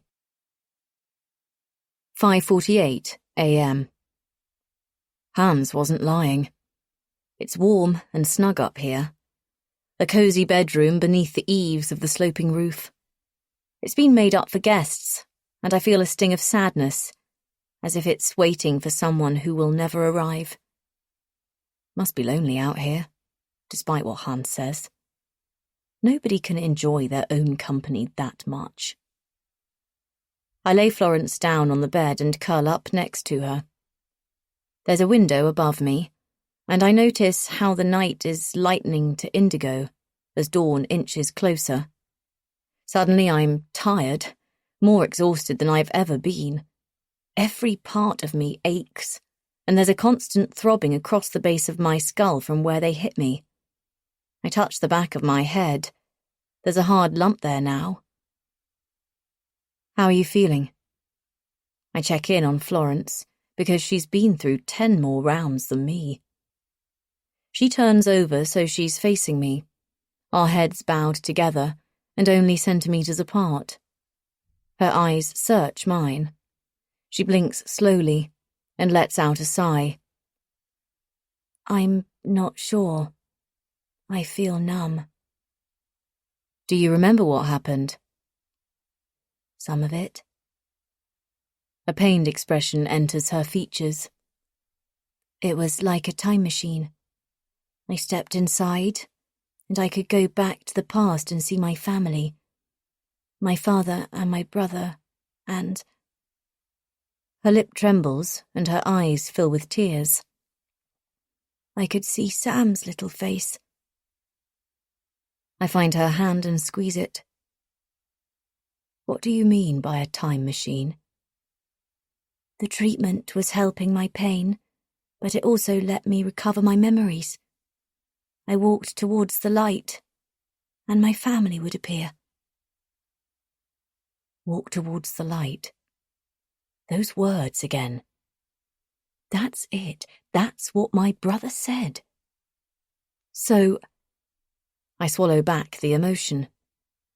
Every time you had a near-death experience, induced by the treatment, you remembered the past. She nods weakly. "I was desperate to keep seeing them," she whispers. I think back to the last time I saw my brother, in a cafe opposite Ben's office. He kept wanting to talk about Mum and the light. I didn't understand, and I was distracted with what I still had to do when I got back to the lab. I was being impatient. I shrugged it off. That could have been the reason. I say out loud. Florence smiles, closing her eyes. Her palms rest against her chest. What if Ben hadn't meant to kill himself? What if? Florence's face relaxes. She sighs peacefully. I'm so tired. I need to sleep now. What if Ben was trying to recreate the ice chamber at home? What if the strangulation was a means to bring on a near-death experience, an attempt to recapture memories and relive the past, just as the chamber did for Florence? Ben could have been trying to return to our childhood before we were taken into care, to bring back Mum. Our wonderful Mum, who had taken a drugs overdose when Dad left her. Ben had always clung to a fairy tale image of who she wasn't. In his eyes, she was perfect. I inhaled sharply. What if all the suicides linked to the ice retreat weren't suicides, but attempts to recapture the past, near-death experiences gone wrong? Who's Ben? Florence murmurs. My brother. You have a brother too. She sighs drowsily, her eyes slowly blinking. Had, I say softly. I had a brother. I make myself think about how Ben was found strangled, how hard it would have been to pull himself back from the brink of death. Santiago, the teenager who drowned in his bath. What if he'd become too weak to lift himself out? It makes sense. The pieces, they're starting to come together, all except... Why were they keeping you locked up in that room? I look at Florence. Her brow furrows. I thought it was about Daddy and the fire. I thought they wanted my inheritance, and then they started asking the same question over and over. What question? What can I remember? Again and again, the same question, which I couldn't answer, and that seemed to please them. They were happy you'd forgotten. They wanted me to forget. The drugs, the Valium. That would fit. At high doses, they would induce amnesia. Can you tell me anything else? She frowns. Every time I try, it fades. A shadow passes over her face. There was a boy, a sweet religious teenager I made friends with. Martin. Martin, she echoes softly. Yes. I think I told him things. About your past? I say urgently. She nods slowly. I think he knew. I just can't remember what I said. Do you know what happened to him? What did they do to him? Tears fall from her eyes. I wish I could tell you. I'm worried I might be the reason he's missing. Shush, it's okay. I stroke her back. Rest now, while we can.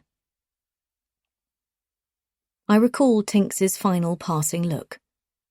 How desperate she was to not let go of Florence. What am I not seeing? There can't be anything else. Even though every inch of me is aching for sleep, I push myself upright and move off the bed to the armchair, where I've got a clear view of the hatch. I feel better here, alert and in control of what might happen next. I glance across to where Florence has already fallen asleep. Curled into a ball on her side, the blanket pulled right up to her chin as she hugs it into her chest. Her breath is still wheezy and ragged, but that's hardly surprising given what she's been through. She cracks open her eyes and catches me staring, and I smile. But inside, my heart is breaking for her. How can one person suffer so much pain? Then I think about Martin.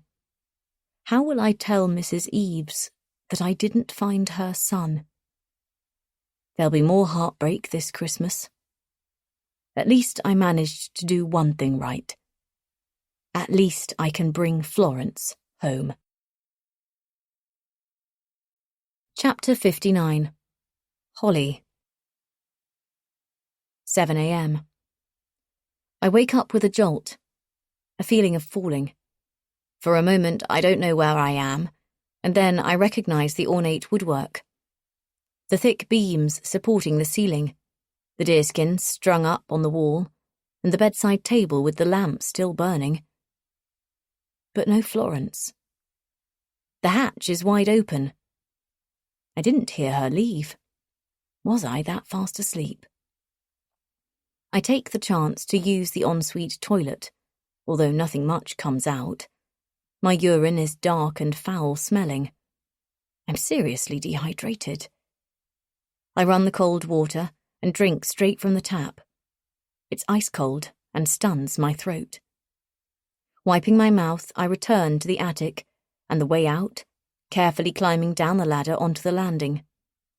It's several degrees colder than when I was last here, and with the lights all off, it feels eerily quiet.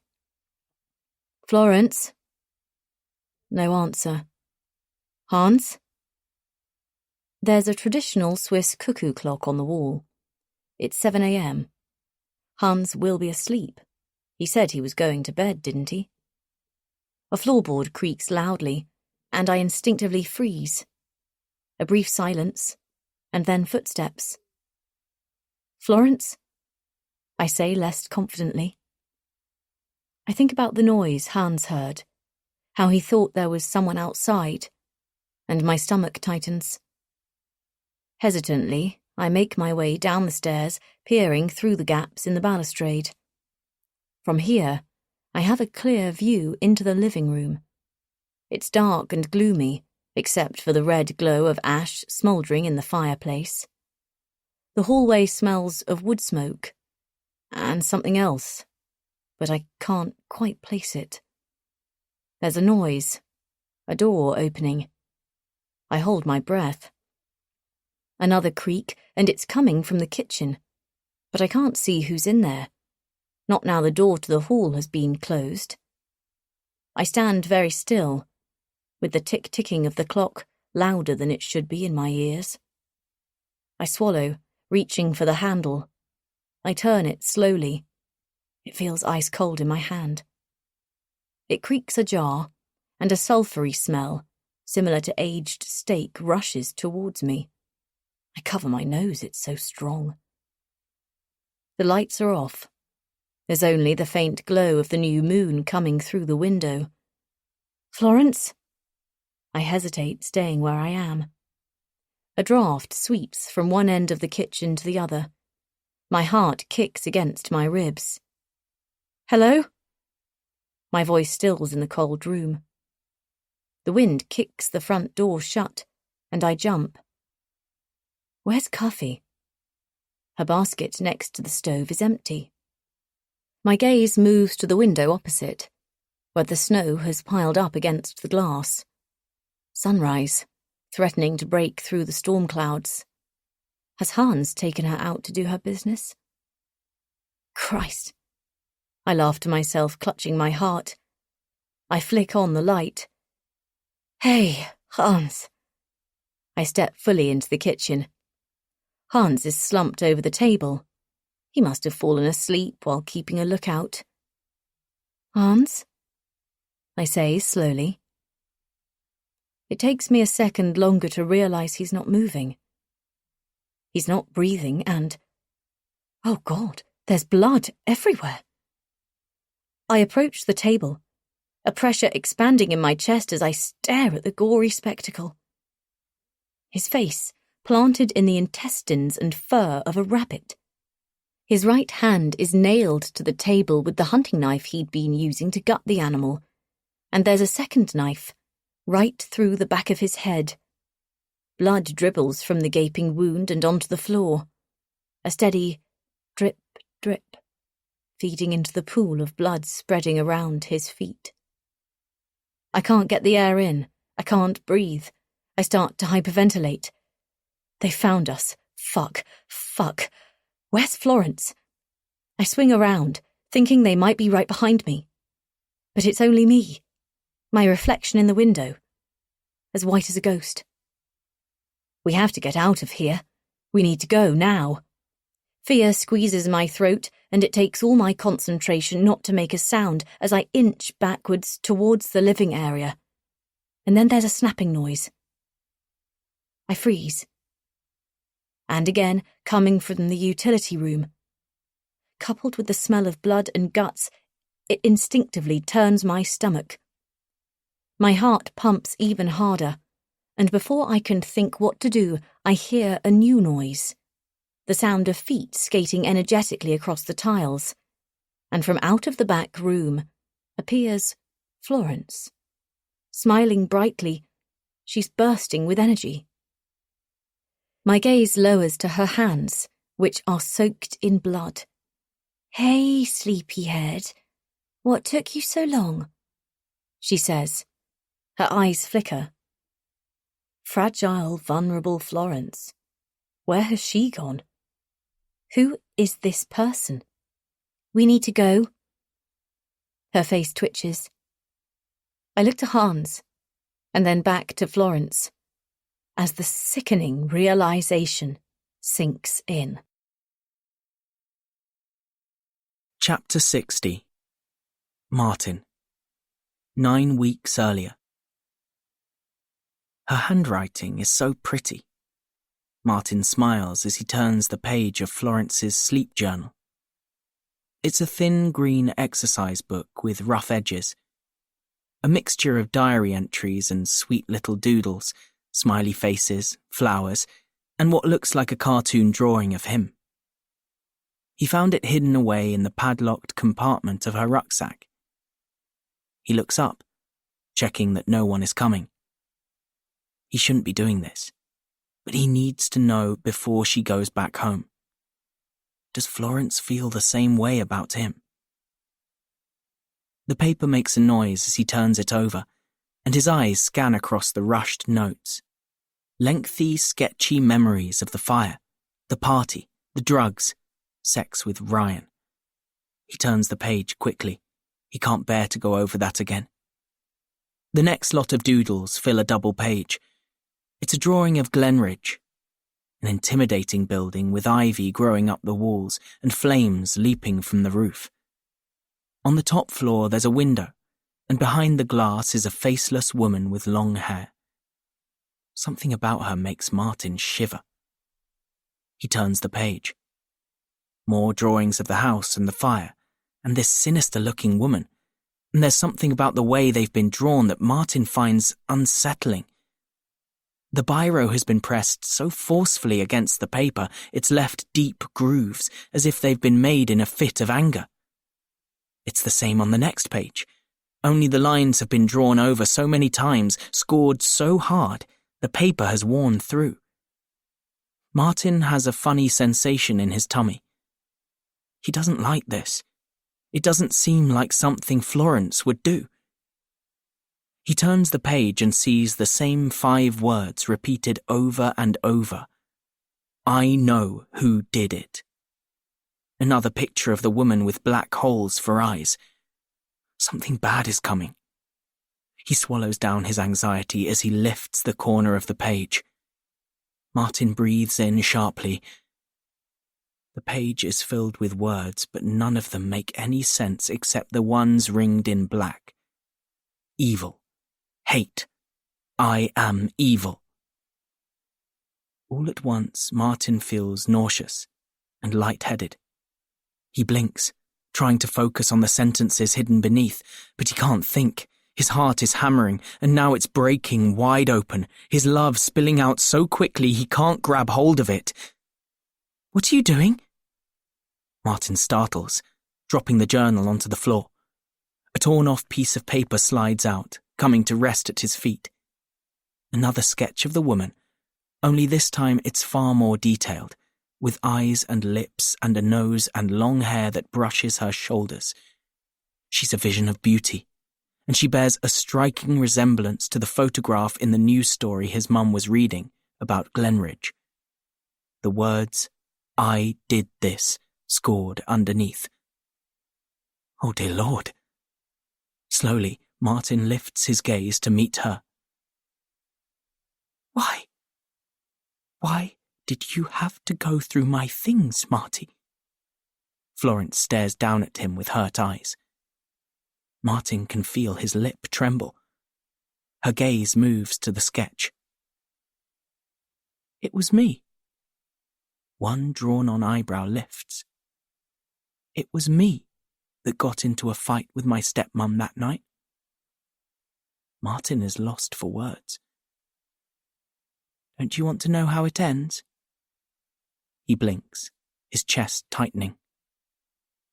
We arrived home from the party off our heads.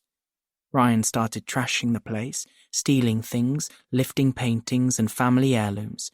He wanted to sell them for gear, and I found it funny. Then Vanessa came downstairs in her dressing gown. She took one look at Ryan and then at me, and she swore that this was the final straw. Florence frowns. Vanessa was going to persuade Daddy to cut me out of the will. She said I was returning to form, that my father should never have adopted me, that I was no better than my junky birth mother. Ryan looked at me then, and he said, "You're not going to let her speak to you like that, are you? Shall I kill her for you?" I was so off my face I didn't know what I was saying or doing. I laughed. I remember nodding at him, because I hated her. She wasn't Mummy. She was a spiteful bitch that had been driving a wedge between Daddy and me ever since they met. But he did it. He really did it. Ryan had a penknife on him. He grabbed her, then he cut her throat, and then everything suddenly became real. Oh my Lord. Martin's words seem to disappear as he says them. The activists had nothing to do with it, Marty. Ryan staged it to look that way. He lit the hob and turned all the rings up to full. We had minutes before the gas would ignite. As we were running from the house, Daddy and Sam came home. I managed to pull myself out of Ryan's grip and I ran back. I couldn't let them die. "I know you didn't mean it," Martin blurts. I did mean it, Marty. That's the whole point. I did mean it. You were on drugs. It wasn't your fault. I'm a fucking awful person. I didn't stop him. I should have told Ryan to stop, but I couldn't have her poisoning Daddy against me. It's okay. I know you're a good person. You tried to save them. Martin wants her to know he still cares.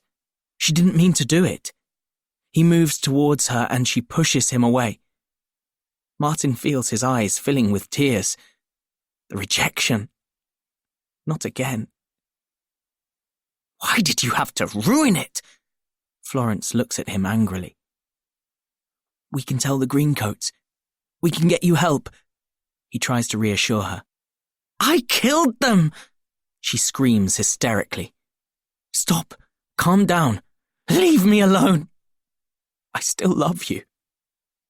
She stills, a fresh look entering her features. Disgust. Love me? Love me? You don't even know me. I... Martin searches for the words. I thought you felt the same. Her lip curls in disgust. Get away from me. Martin tries to reach out to her, but Florence moves around him, removing something from her wash bag. Nobody can ever find out the truth. Her voice is shaky, her eyes glassy with tears. She takes a sudden step towards him, and Martin feels something sharp enter his stomach. Similar to a needle, only more painful. His skin prickles. It feels warm and slippery. And when he looks down, his t-shirt is stained with blood. He looks up. Florence stares back at him in astonishment. She's clutching a small pair of nail scissors in her shaky hand. Martin suddenly feels cold. He's shivering. The muscles holding him up quickly weaken, and he stumbles. He falls back against the wall, slumping to the ground. Florence stands over him, strong and impressive looking. A cruelty he never knew she possessed enters her eyes. Please, Flo, don't hurt me. She lowers, straddling him, a flash of someone else crossing her features as she raises her arm.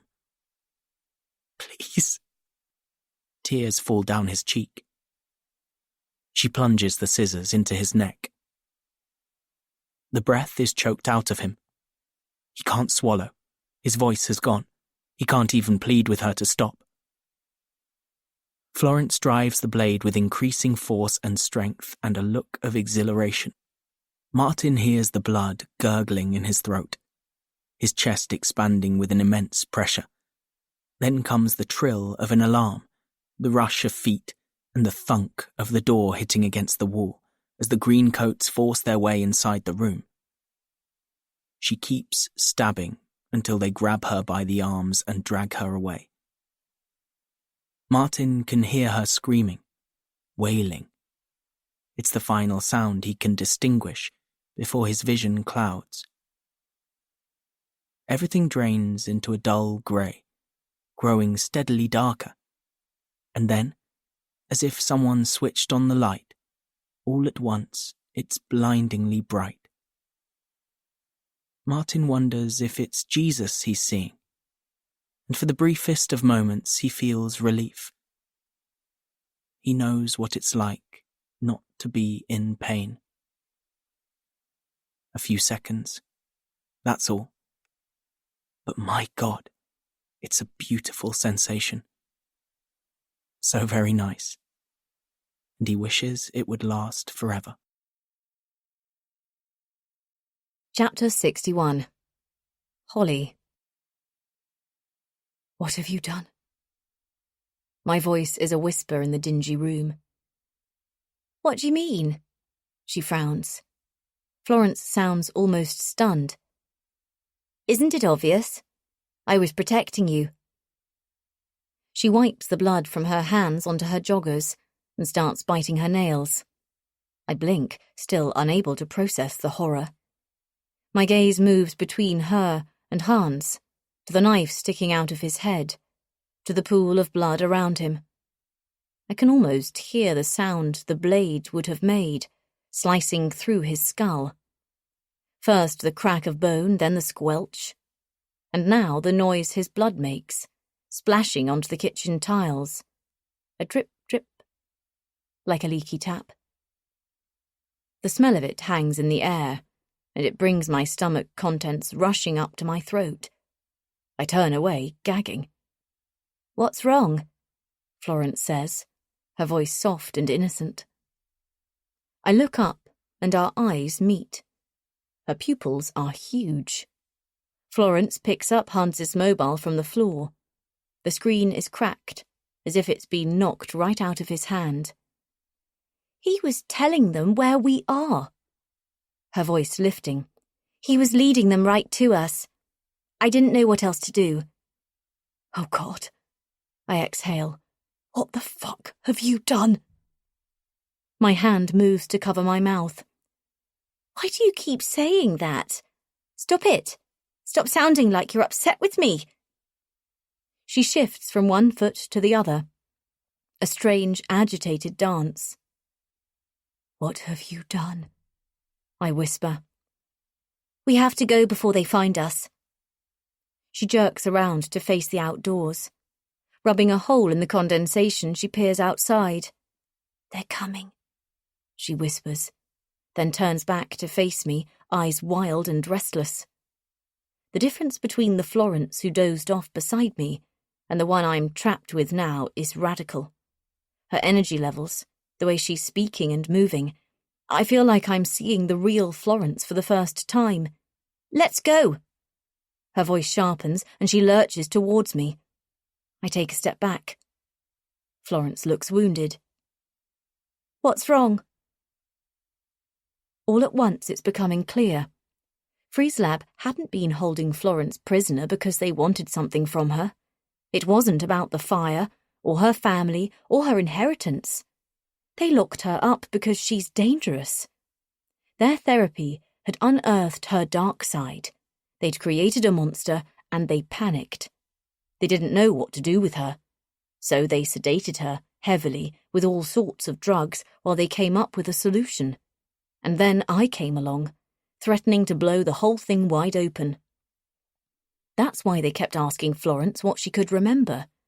They were hoping the drugs would erase her memory, maybe somehow reverse who she'd become. Perhaps they wanted to understand how to avoid something similar happening again.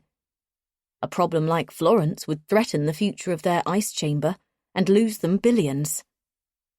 Tinks's final warning is now ringing in my ears. You're making a huge mistake. You're afraid of me. Florence looks at me with astonishment. I search around for an escape, my stomach sinking. She cracks her knuckles. I feel good. Incredible, in fact. She moves from one side of the kitchen to the other. Now I've slept it off, my energy is back. She smiles. It's wonderful. My memories are returning. I never want to be locked up again. She shifts position, bending and stretching, limbering up as if she's preparing to run a marathon. Stop wasting time. Come on. She pitches for the door. What happened to Martin? I say, trying to keep the fear out of my voice. She stops and looks back at me. Instantly, her face clouds over. Why are you bringing that up now? I'd like to know. She grits her teeth impatiently. We don't have time for this. What did you do to him? Florence shrugs. I notice how her hands have rolled into fists. She's trying to keep her rage in check, and I'm frightened how she might react if I push her to the edge. But I need to know. I owe it to Mrs. Eves to find out the truth. She sniffs, rubbing her nose aggressively. He was going to tell on me. It was his fault for snooping around. He read my sleep journal. Nobody was ever meant to see that. He had no right. The words explode from her. It was your confession. Are you coming with me? You killed your family. No, that's not what happened. I tried to save them. Her eyes pinch, and she stares at me as if I'm the one who's mad. I take another step back. Look at me! She screams. Don't you think I've suffered for what happened? Look at me! Can you think of a punishment worse than this? She drags her finger across her face. I'm grotesque, and I wish I'd died 1,000 times over. You have no idea what it's like. I got what I deserved, and now the pain's gone. I can see some hope. Everything's become a little less unbearable. I can't go back. I won't. You killed Martin. He didn't do anything to hurt you. He was your friend. Ariel was telling the truth after all. She'd had no idea Martin had been dead all this time. Tinks had kept the horror from her, so Ariel wouldn't interfere with the experiments. She must have filed Martin's necklace away, ready to pull out along with her cock-and-bull story of Martin wanting to free himself of his past, if anyone like me came asking. It certainly was a convincing story. Tinks must have arranged for someone to send the postcard. She was the one WhatsApping from Martin's phone. If I'd searched a bit harder, I'm certain I would have found that too. Martin wanted me locked up. He wanted to help me. Florence cruelly parodies his voice, her features twisted. She follows my eyes as I look back to Hans. That old man had it in for us. I warned you not to trust him, she says. He was helping us. He was working for them. No. She clamps her hands to her temples. Schizophrenia? Possibly. Paranoia almost certainly. The ice chamber has unlocked a personality disorder, and now the drugs are wearing off. She's changing again. Her lips stretch over her teeth. mutated and pale pink. She sucks in her breath, and then she bursts into tears. I didn't mean to hurt Marty or Sam, but sometimes I snap, and I can't control it. Marty was going to tell the Greencoats what I did. What choice did I have? You have no idea what it feels like to be trapped inside your body and then to be freed after a decade of chronic pain. I had a second chance at living, and I couldn't let him take that away from me. Okay, I say gently. Let's calm down. I search around me. Florence is considerably stronger than she appears. She's capable of anything. I'm trying to find a way out of this, but I can't clear the panic. I can't think. Fuck. Don't hate me. Florence's watery eyes search mine. You won't tell, will you? When I don't answer immediately, her expression drops. Promise me. Her voice cracks. I feel my mouth open, but I say nothing. Promise me, Holly. There's an edge to her tone now. How about we go through to next door and sit by the fire and... Her features collapse. Why can't you tell me? Everything will be okay. Florence sounds like a small child, desperate for love and approval. Then she moves towards the table, her skin glassy beneath the kitchen light. The knife makes a wet squelching noise as she pulls it from Hans's hand. A sickening crunch. She barely notices. Blood spurts and dribbles across the table, while the hooked end of the blade, designed to cut through fur and intestines, glimmers in her hand. I inch backwards, knocking into a side table. A glass wobbles and falls, exploding across the floor. We can talk about this. But I can't keep the fear out of my voice. I know you didn't mean to hurt Marty or Hans, and you don't want to do this. I search around, looking for another way out. I don't want to hurt you. Her face crumples. Shh, calm down. I won't make you do anything, okay? I don't want them to lock me up. Her eyes return to Hans, and she starts sobbing. I don't ever want to go back to that place. Nobody's making you do anything. She blinks rapidly, trying to clear the tears from her damaged eye. It clouds, misting over. Put the knife down, and we'll find a solution. That's what Marty said. I'm not Marty. I can help. I'm not going to hurt you. She whimpers. Trust me. I try to keep my tone even. Florence lowers the blade, her eyes filling with confusion. I step towards her. She hesitates, a frown developing. They'll lock me up for what I've done. She starts crying again. It won't be like that. Put the knife down. They won't understand. There's nothing you can do. Her knuckles turn white as she tightens her grip.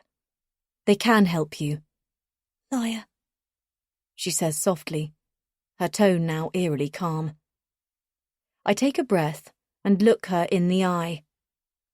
You're talking shit. She brings her left hand to meet her right, raising the hunting knife, pointing it at me with both hands. Her moods are cycling and shifting, and if I don't act now, she'll kill me too. I remember the knife in my pocket, the switchblade Luca gave me. Slowly, I reach around. My fingers fumble over it, trying to locate the trigger button on the handle. What are you doing? Florence's eyes narrow. I swallow. What I'm about to do, I do because I have to. She murmurs, her eyes filling with tears. Florence shifts her weight onto her left foot. She lifts off, flinging herself at me, the double hook of the blade angled at my face. I lift my arm to block her. She lowers the knife. Instant pain explodes across my ribs, and she comes at me again, screaming, a hidden strength showing itself. Managing to lift up my leg this time, I kick her in the chest. She wobbles, pinwheeling backwards, pulling the pots and pans from the stove as she crashes to the floor. I clutch my side while she scrambles into the corner, teeth clenched, eyes flickering. "Drop the knife, Florence," I say, pulling out my own. I flick it open, and she flinches. Suddenly still, watching me closely as she considers her next move. I pull my hand from my side, and it's streaked in blood. I quickly check the damage. It's not as severe as it looks. She's clipped my abdomen, penetrating the epidermis, but I'll survive. Her gaze travels from me to the knife, her eyes filling with tears, her expression a strange mixture of anger and fascination. I adjust my grip, my fingers prickling with adrenaline. Florence smiles strangely, and then something loosens across her features. It all happens so quickly. The speed at which she lifts back onto her feet, spins around and pitches for the door. A blast of cold air, snowflakes blowing into the kitchen, a dark silhouette of a body disappearing into the drift. She makes her escape before the gale slams the door shut in my face. I can't let her get away. That call to action making itself known as the blinding rage tips into my veins. Grabbing Hans's coat from the hook, I slip into his boots and rush into his storeroom. As I thought, he locked the rifle inside a cabinet. Without pausing to think, I pick up the snow shovel parked against the wall, and with fire in my blood, I smash the cabinet right off its fixing. The wood splits and the gun clatters to the ground, the bullets scattering, rolling across the floor like marbles. I load the chambers. I fill up my pockets and tighten the leather strap, fastening the gun diagonally across my back. Then I head out into the storm. Hunting. Chapter 62. Holly. Kafi leaps out at me barking, and then chokes as the lead yanks her back. She's been tied to a post, and I let out a small breath of relief Florence didn't kill her too. I kneel to untie her, stroking her head. She pants happily, and I hear a crack. Kafi growls, and I glance sideways, but not quickly enough. Florence launches herself at me, knocking me flat onto my back. The breath is thumped out of my chest. I sink into the snow as her face looms above me. Her eyes bloodshot as she raises the hunting knife. "I killed to survive," she screams at me. Her arm arcs. Kafi barks wildly as Florence drives the knife towards me like she needs to teach me a lesson. I roll to one side. The blade narrowly misses my eye, but it clips my face, slicing my cheek open. I can feel the skin coming apart, but the cold has an instant numbing effect and gives me that bit of strength I need to bat the weapon out of her hand. With a look of surprise, Florence holds my gaze for a second, and then she leans in, wrapping her hands around my throat, and squeezes, a high-pitched, grotesque noise coming out of her mouth as she presses and tightens her grip. I cough. The morning light is dimming. My vision blurs, and then I feel a sudden release of pressure as Florence howls in pain. Kafi is bearing down, sinking her teeth deeper into Florence's ankle, growling as she shakes her from side to side. Florence bucks and twists while the dog strains under her leash. I roll over onto all fours as Florence lands a kick on Kafi's muzzle. The dog yelps and loosens her grip, and Florence picks up the knife while I grab the rifle. We lock eyes, and then she turns and flees, headed for the tree line. The darkness is still thick, and the snow is falling heavily. Florence scrambles towards the snowmobiles. She's at least 10 meters ahead, but it's not enough of a lead to get the ignition started. She reaches the hut, thinks better of it, and turns sharply. Looking over her shoulder, our eyes lock before she disappears into the woods. I stop and bring the rifle into position. I have no idea how this thing works or what I'm doing. So I look to the past. I call on the time I finally found the courage to turn the gun on the man who'd threatened me for years. I didn't pull the trigger then, but I do now. The jolt, the hard shove against my shoulder, almost sends me flying backwards, and the bullet shoots skywards. I stumble and recover my balance. Shit. I pitch and lurch, chasing after her again. The snow is driving into my eyes. I can't get a clear shot. Florence weaves between the trees and the swathes of darkness. I take aim while I'm running. Bad fucking idea. And fire blindly. She cries out in pain. I got her. Everything is suddenly still. Did I kill her? I just wanted to stop her getting away. All is quiet except for the wind, howling as it passes through the holes in the trees. I drop, knees ploughing the snow, shut my eyes, and listen. A whistly, wet breath. A muted whine. The sound of someone injured. I snap my eyes open and chase after it. I run with the rifle cradled in my arms. It jiggles, bouncing up and bumping against my chin. I fall down, get up and wade through drifts that reach past my knees. When I think I'm gaining ground, everything swaps around. Her tracks disappear, and the forest seems to spin on its axis. Left becomes right, and I have no idea where I'm heading. Towards Teufelsbrücke? Or another direction? I've escaped one maze to find myself trapped inside another. It feels as if the forest is protecting her while throwing curveballs to slow me down. Low-hanging branches scratch at my face. Fallen trees block my path. I slip on patches of mulchy pine needles. I slow to a stop and catch my breath. One hand nursing a stitch, wheezing, I peer into the darkness. A shiver crawls across my neck. I've got the gun, so why do I feel as though I'm the one being stalked? It's her. Florence is the Skooksroer. She's the shapeshifter. Weak and vulnerable one minute, and the next she's someone else entirely. It's as if I've sensed her presence all along.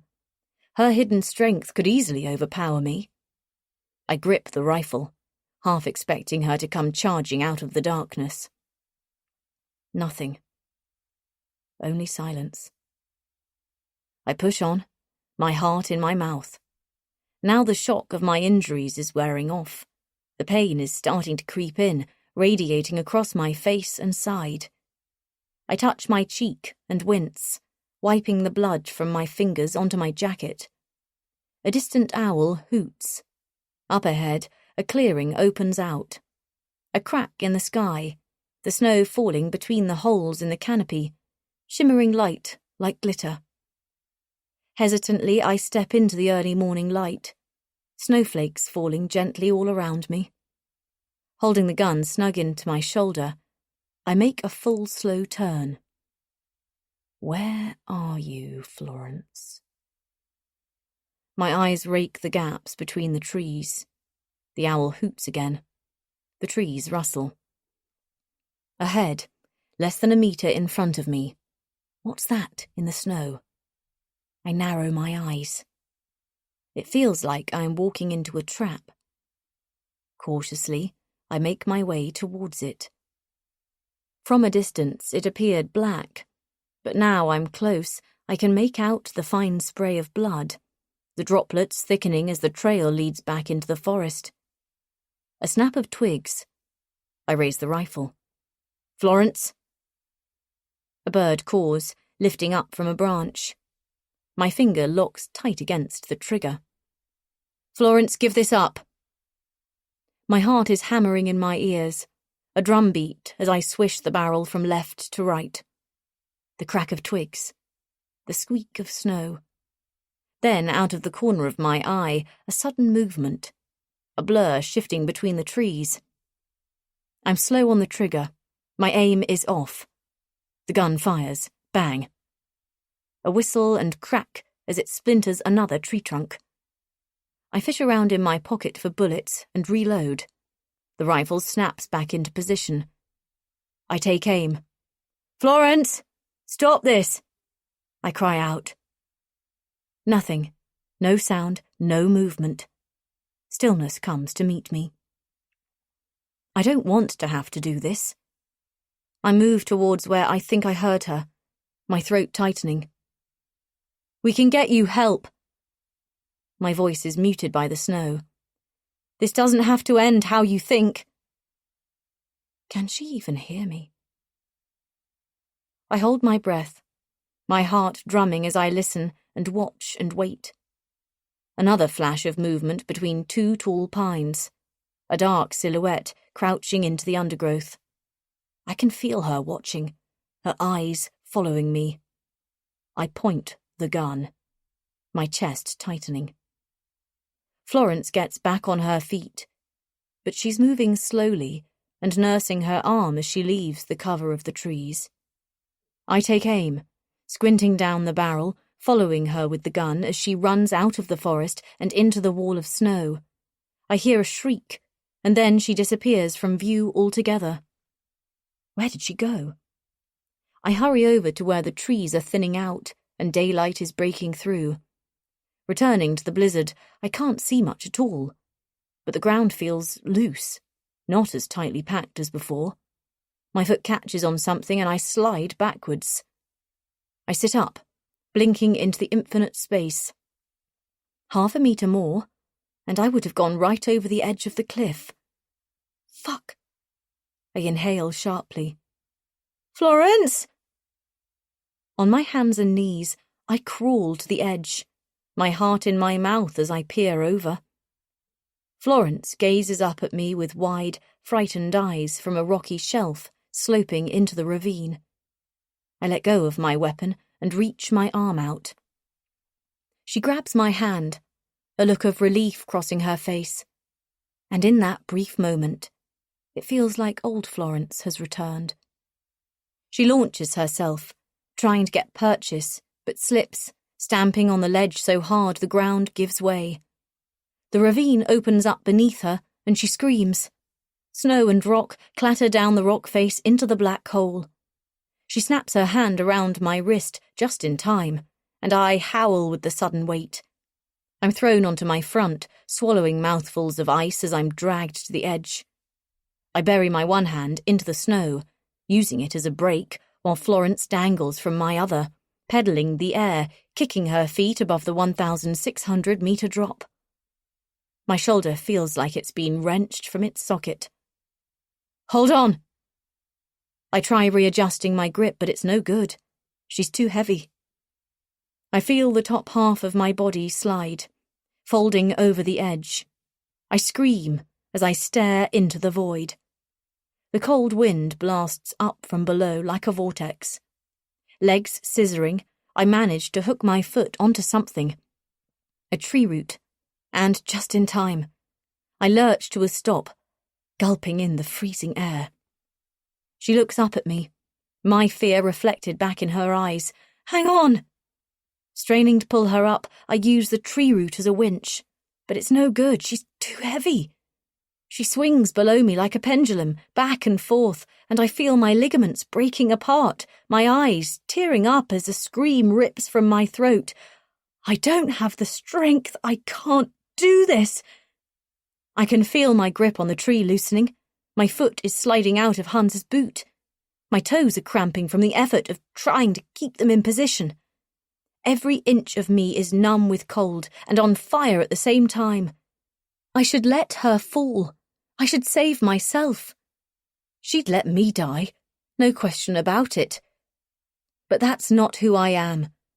"Fuck's sake, Florence, give me your other hand!" I yell at her. All the nerves in my shoulder are screaming. I grip my teeth, fighting through the pain. Ahead, the sunrise is breaking on the horizon, and it's the most beautiful thing I've ever seen. I dig even deeper, yelling at her. Florence's breath whistles. Her features suddenly slacken, and her brow unfurrows. as if she's resigning herself to what's to come. "Give me your hand!" She looks down into the ravine, and then back up at me. "It's you or me," she says. "No, wait! Stop!" And then, with a smile and a look of enormous relief, she lets go. Chapter 63. Holly. The 24th of December. 5 p.m. Mrs. Eves stares silently out of the kitchen window onto the street at the unremarkable row of houses. Fingers fastened tightly around her crucifix, she runs it back and forth along its chain. There's nothing I can say that can console her. The only thing I have to offer is peace. Peace in the knowledge that her son, Martin, didn't abandon her.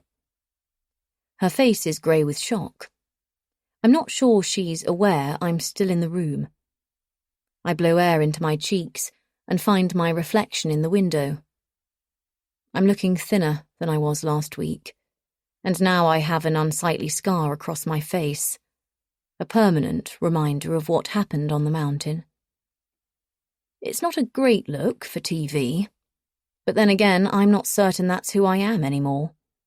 All that fire, that call to action that kept me up at night, it seems to have diffused since I got home.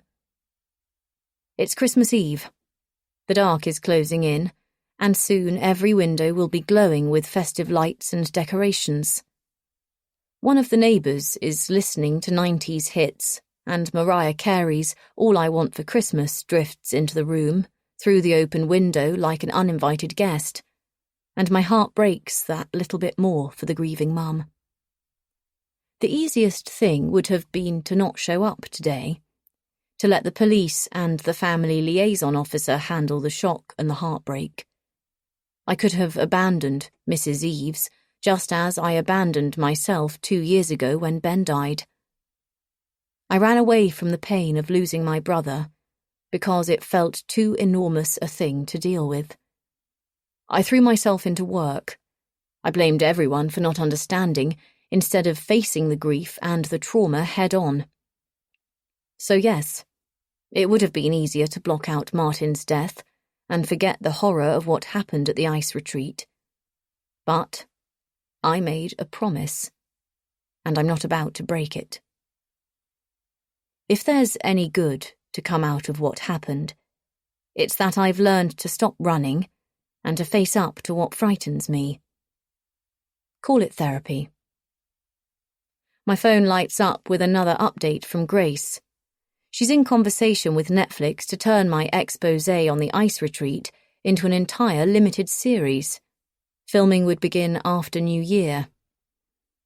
I sigh heavily. Just the thought of revisiting the horror terrifies me, although I know it's a story that needs to be heard, as a tribute to all those who lost their lives, if nothing else. When the air ambulance and police arrived at the retreat, they found Ariel close to death, suffering from severe blood loss. A gunshot wound to the shoulder. She'd stood by her promise, though, sacrificing herself to make sure nobody left that mountain. Detectives uncovered the lab and the ice chamber, and a dozen arrests have been made, including Tinks and the dark-haired woman, Manon Rousseau, a well-known figure in the pharmaceutical world. The news has sent shockwaves to the industry. Nobody can understand how human trials on this level were able to go undetected for so long.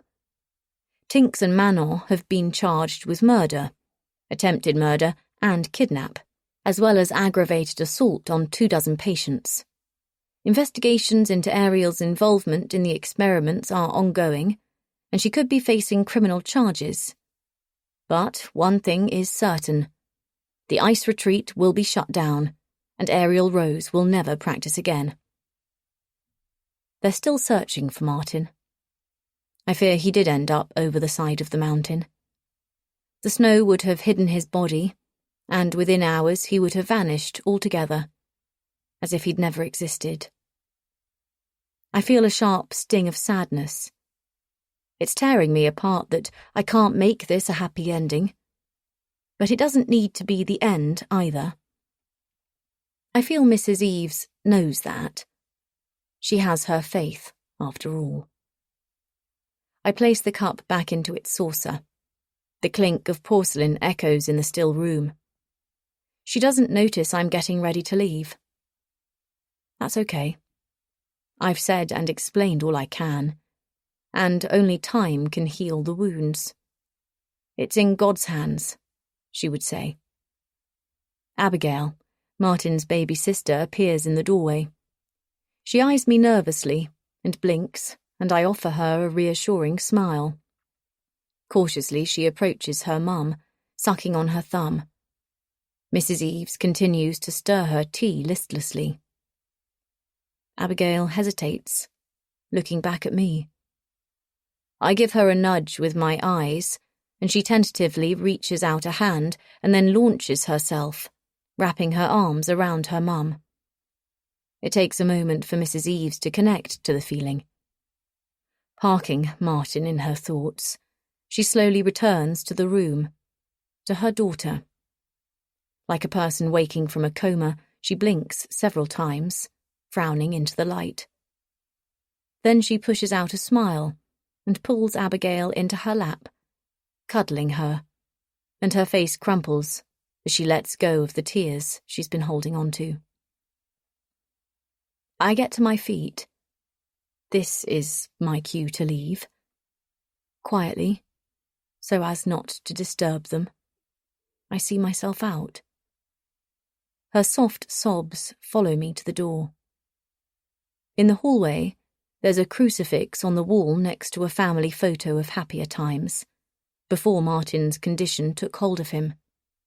Striped windbreakers, ice creams melting in the sunshine, freckled Marty building sandcastles on the beach with his father, back when they were still a family. My gaze returns to Jesus on the cross, and even though I'm not religious, I say a small prayer for the Eves anyway. As I reach for the door handle, I notice the small fillet crochet wall hanging. And God said, "Let there be light." And there was light. Genesis, chapter 1, verse 3. Light. I smile at the word, immediately thinking of Ben and how he came to find me when I was trapped in the ice room. I think back to the warmth on my face, the sensation of being bathed in light as we sat together on a bench in the snow. I remember how peaceful it felt, how easy it would have been to stand up and take his hand and go where he was travelling. But I didn't. I'm needed here. I turn the handle and step outside into the cold. The door closes on my heels with a gentle clack. I fish around inside my pocket and pull out a loose cigarette. Cupping my hand around the lighter, I take a drag and look out across the street. Squinting through the smoke, I peer into other people's lives. I watch a family gathering for dinner, the steam of hot food filling the room. One door down, the kids are crowding around the television, sharing a bowl of popcorn.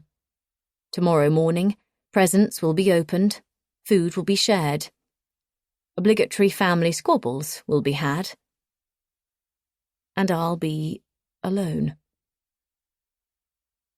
I take some deep breaths.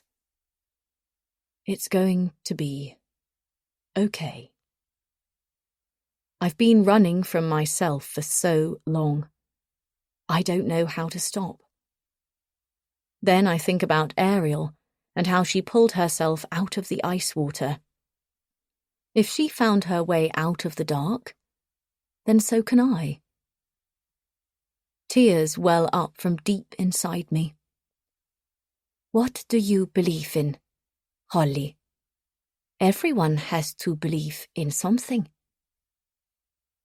Ariel's voice carries on the wind, whispering in my ear. I shake my head, loosening her from my thoughts. I toss the rest of my cigarette away, stubbing it out with my toe. Blinking away the tears, I pull out my mobile and scroll through the list of contacts, searching for the one person I shouldn't have pushed away. I press dial and wait. But Mikkel answers immediately. "Hey," I say to my husband.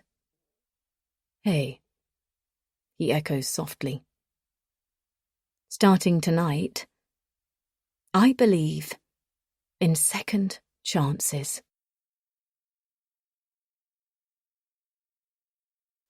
Thank you for listening to this audio production of The Ice Retreat by Ruth Kelly, read by Polly Edsel, Daphne Kuma, and Alex Wingfield.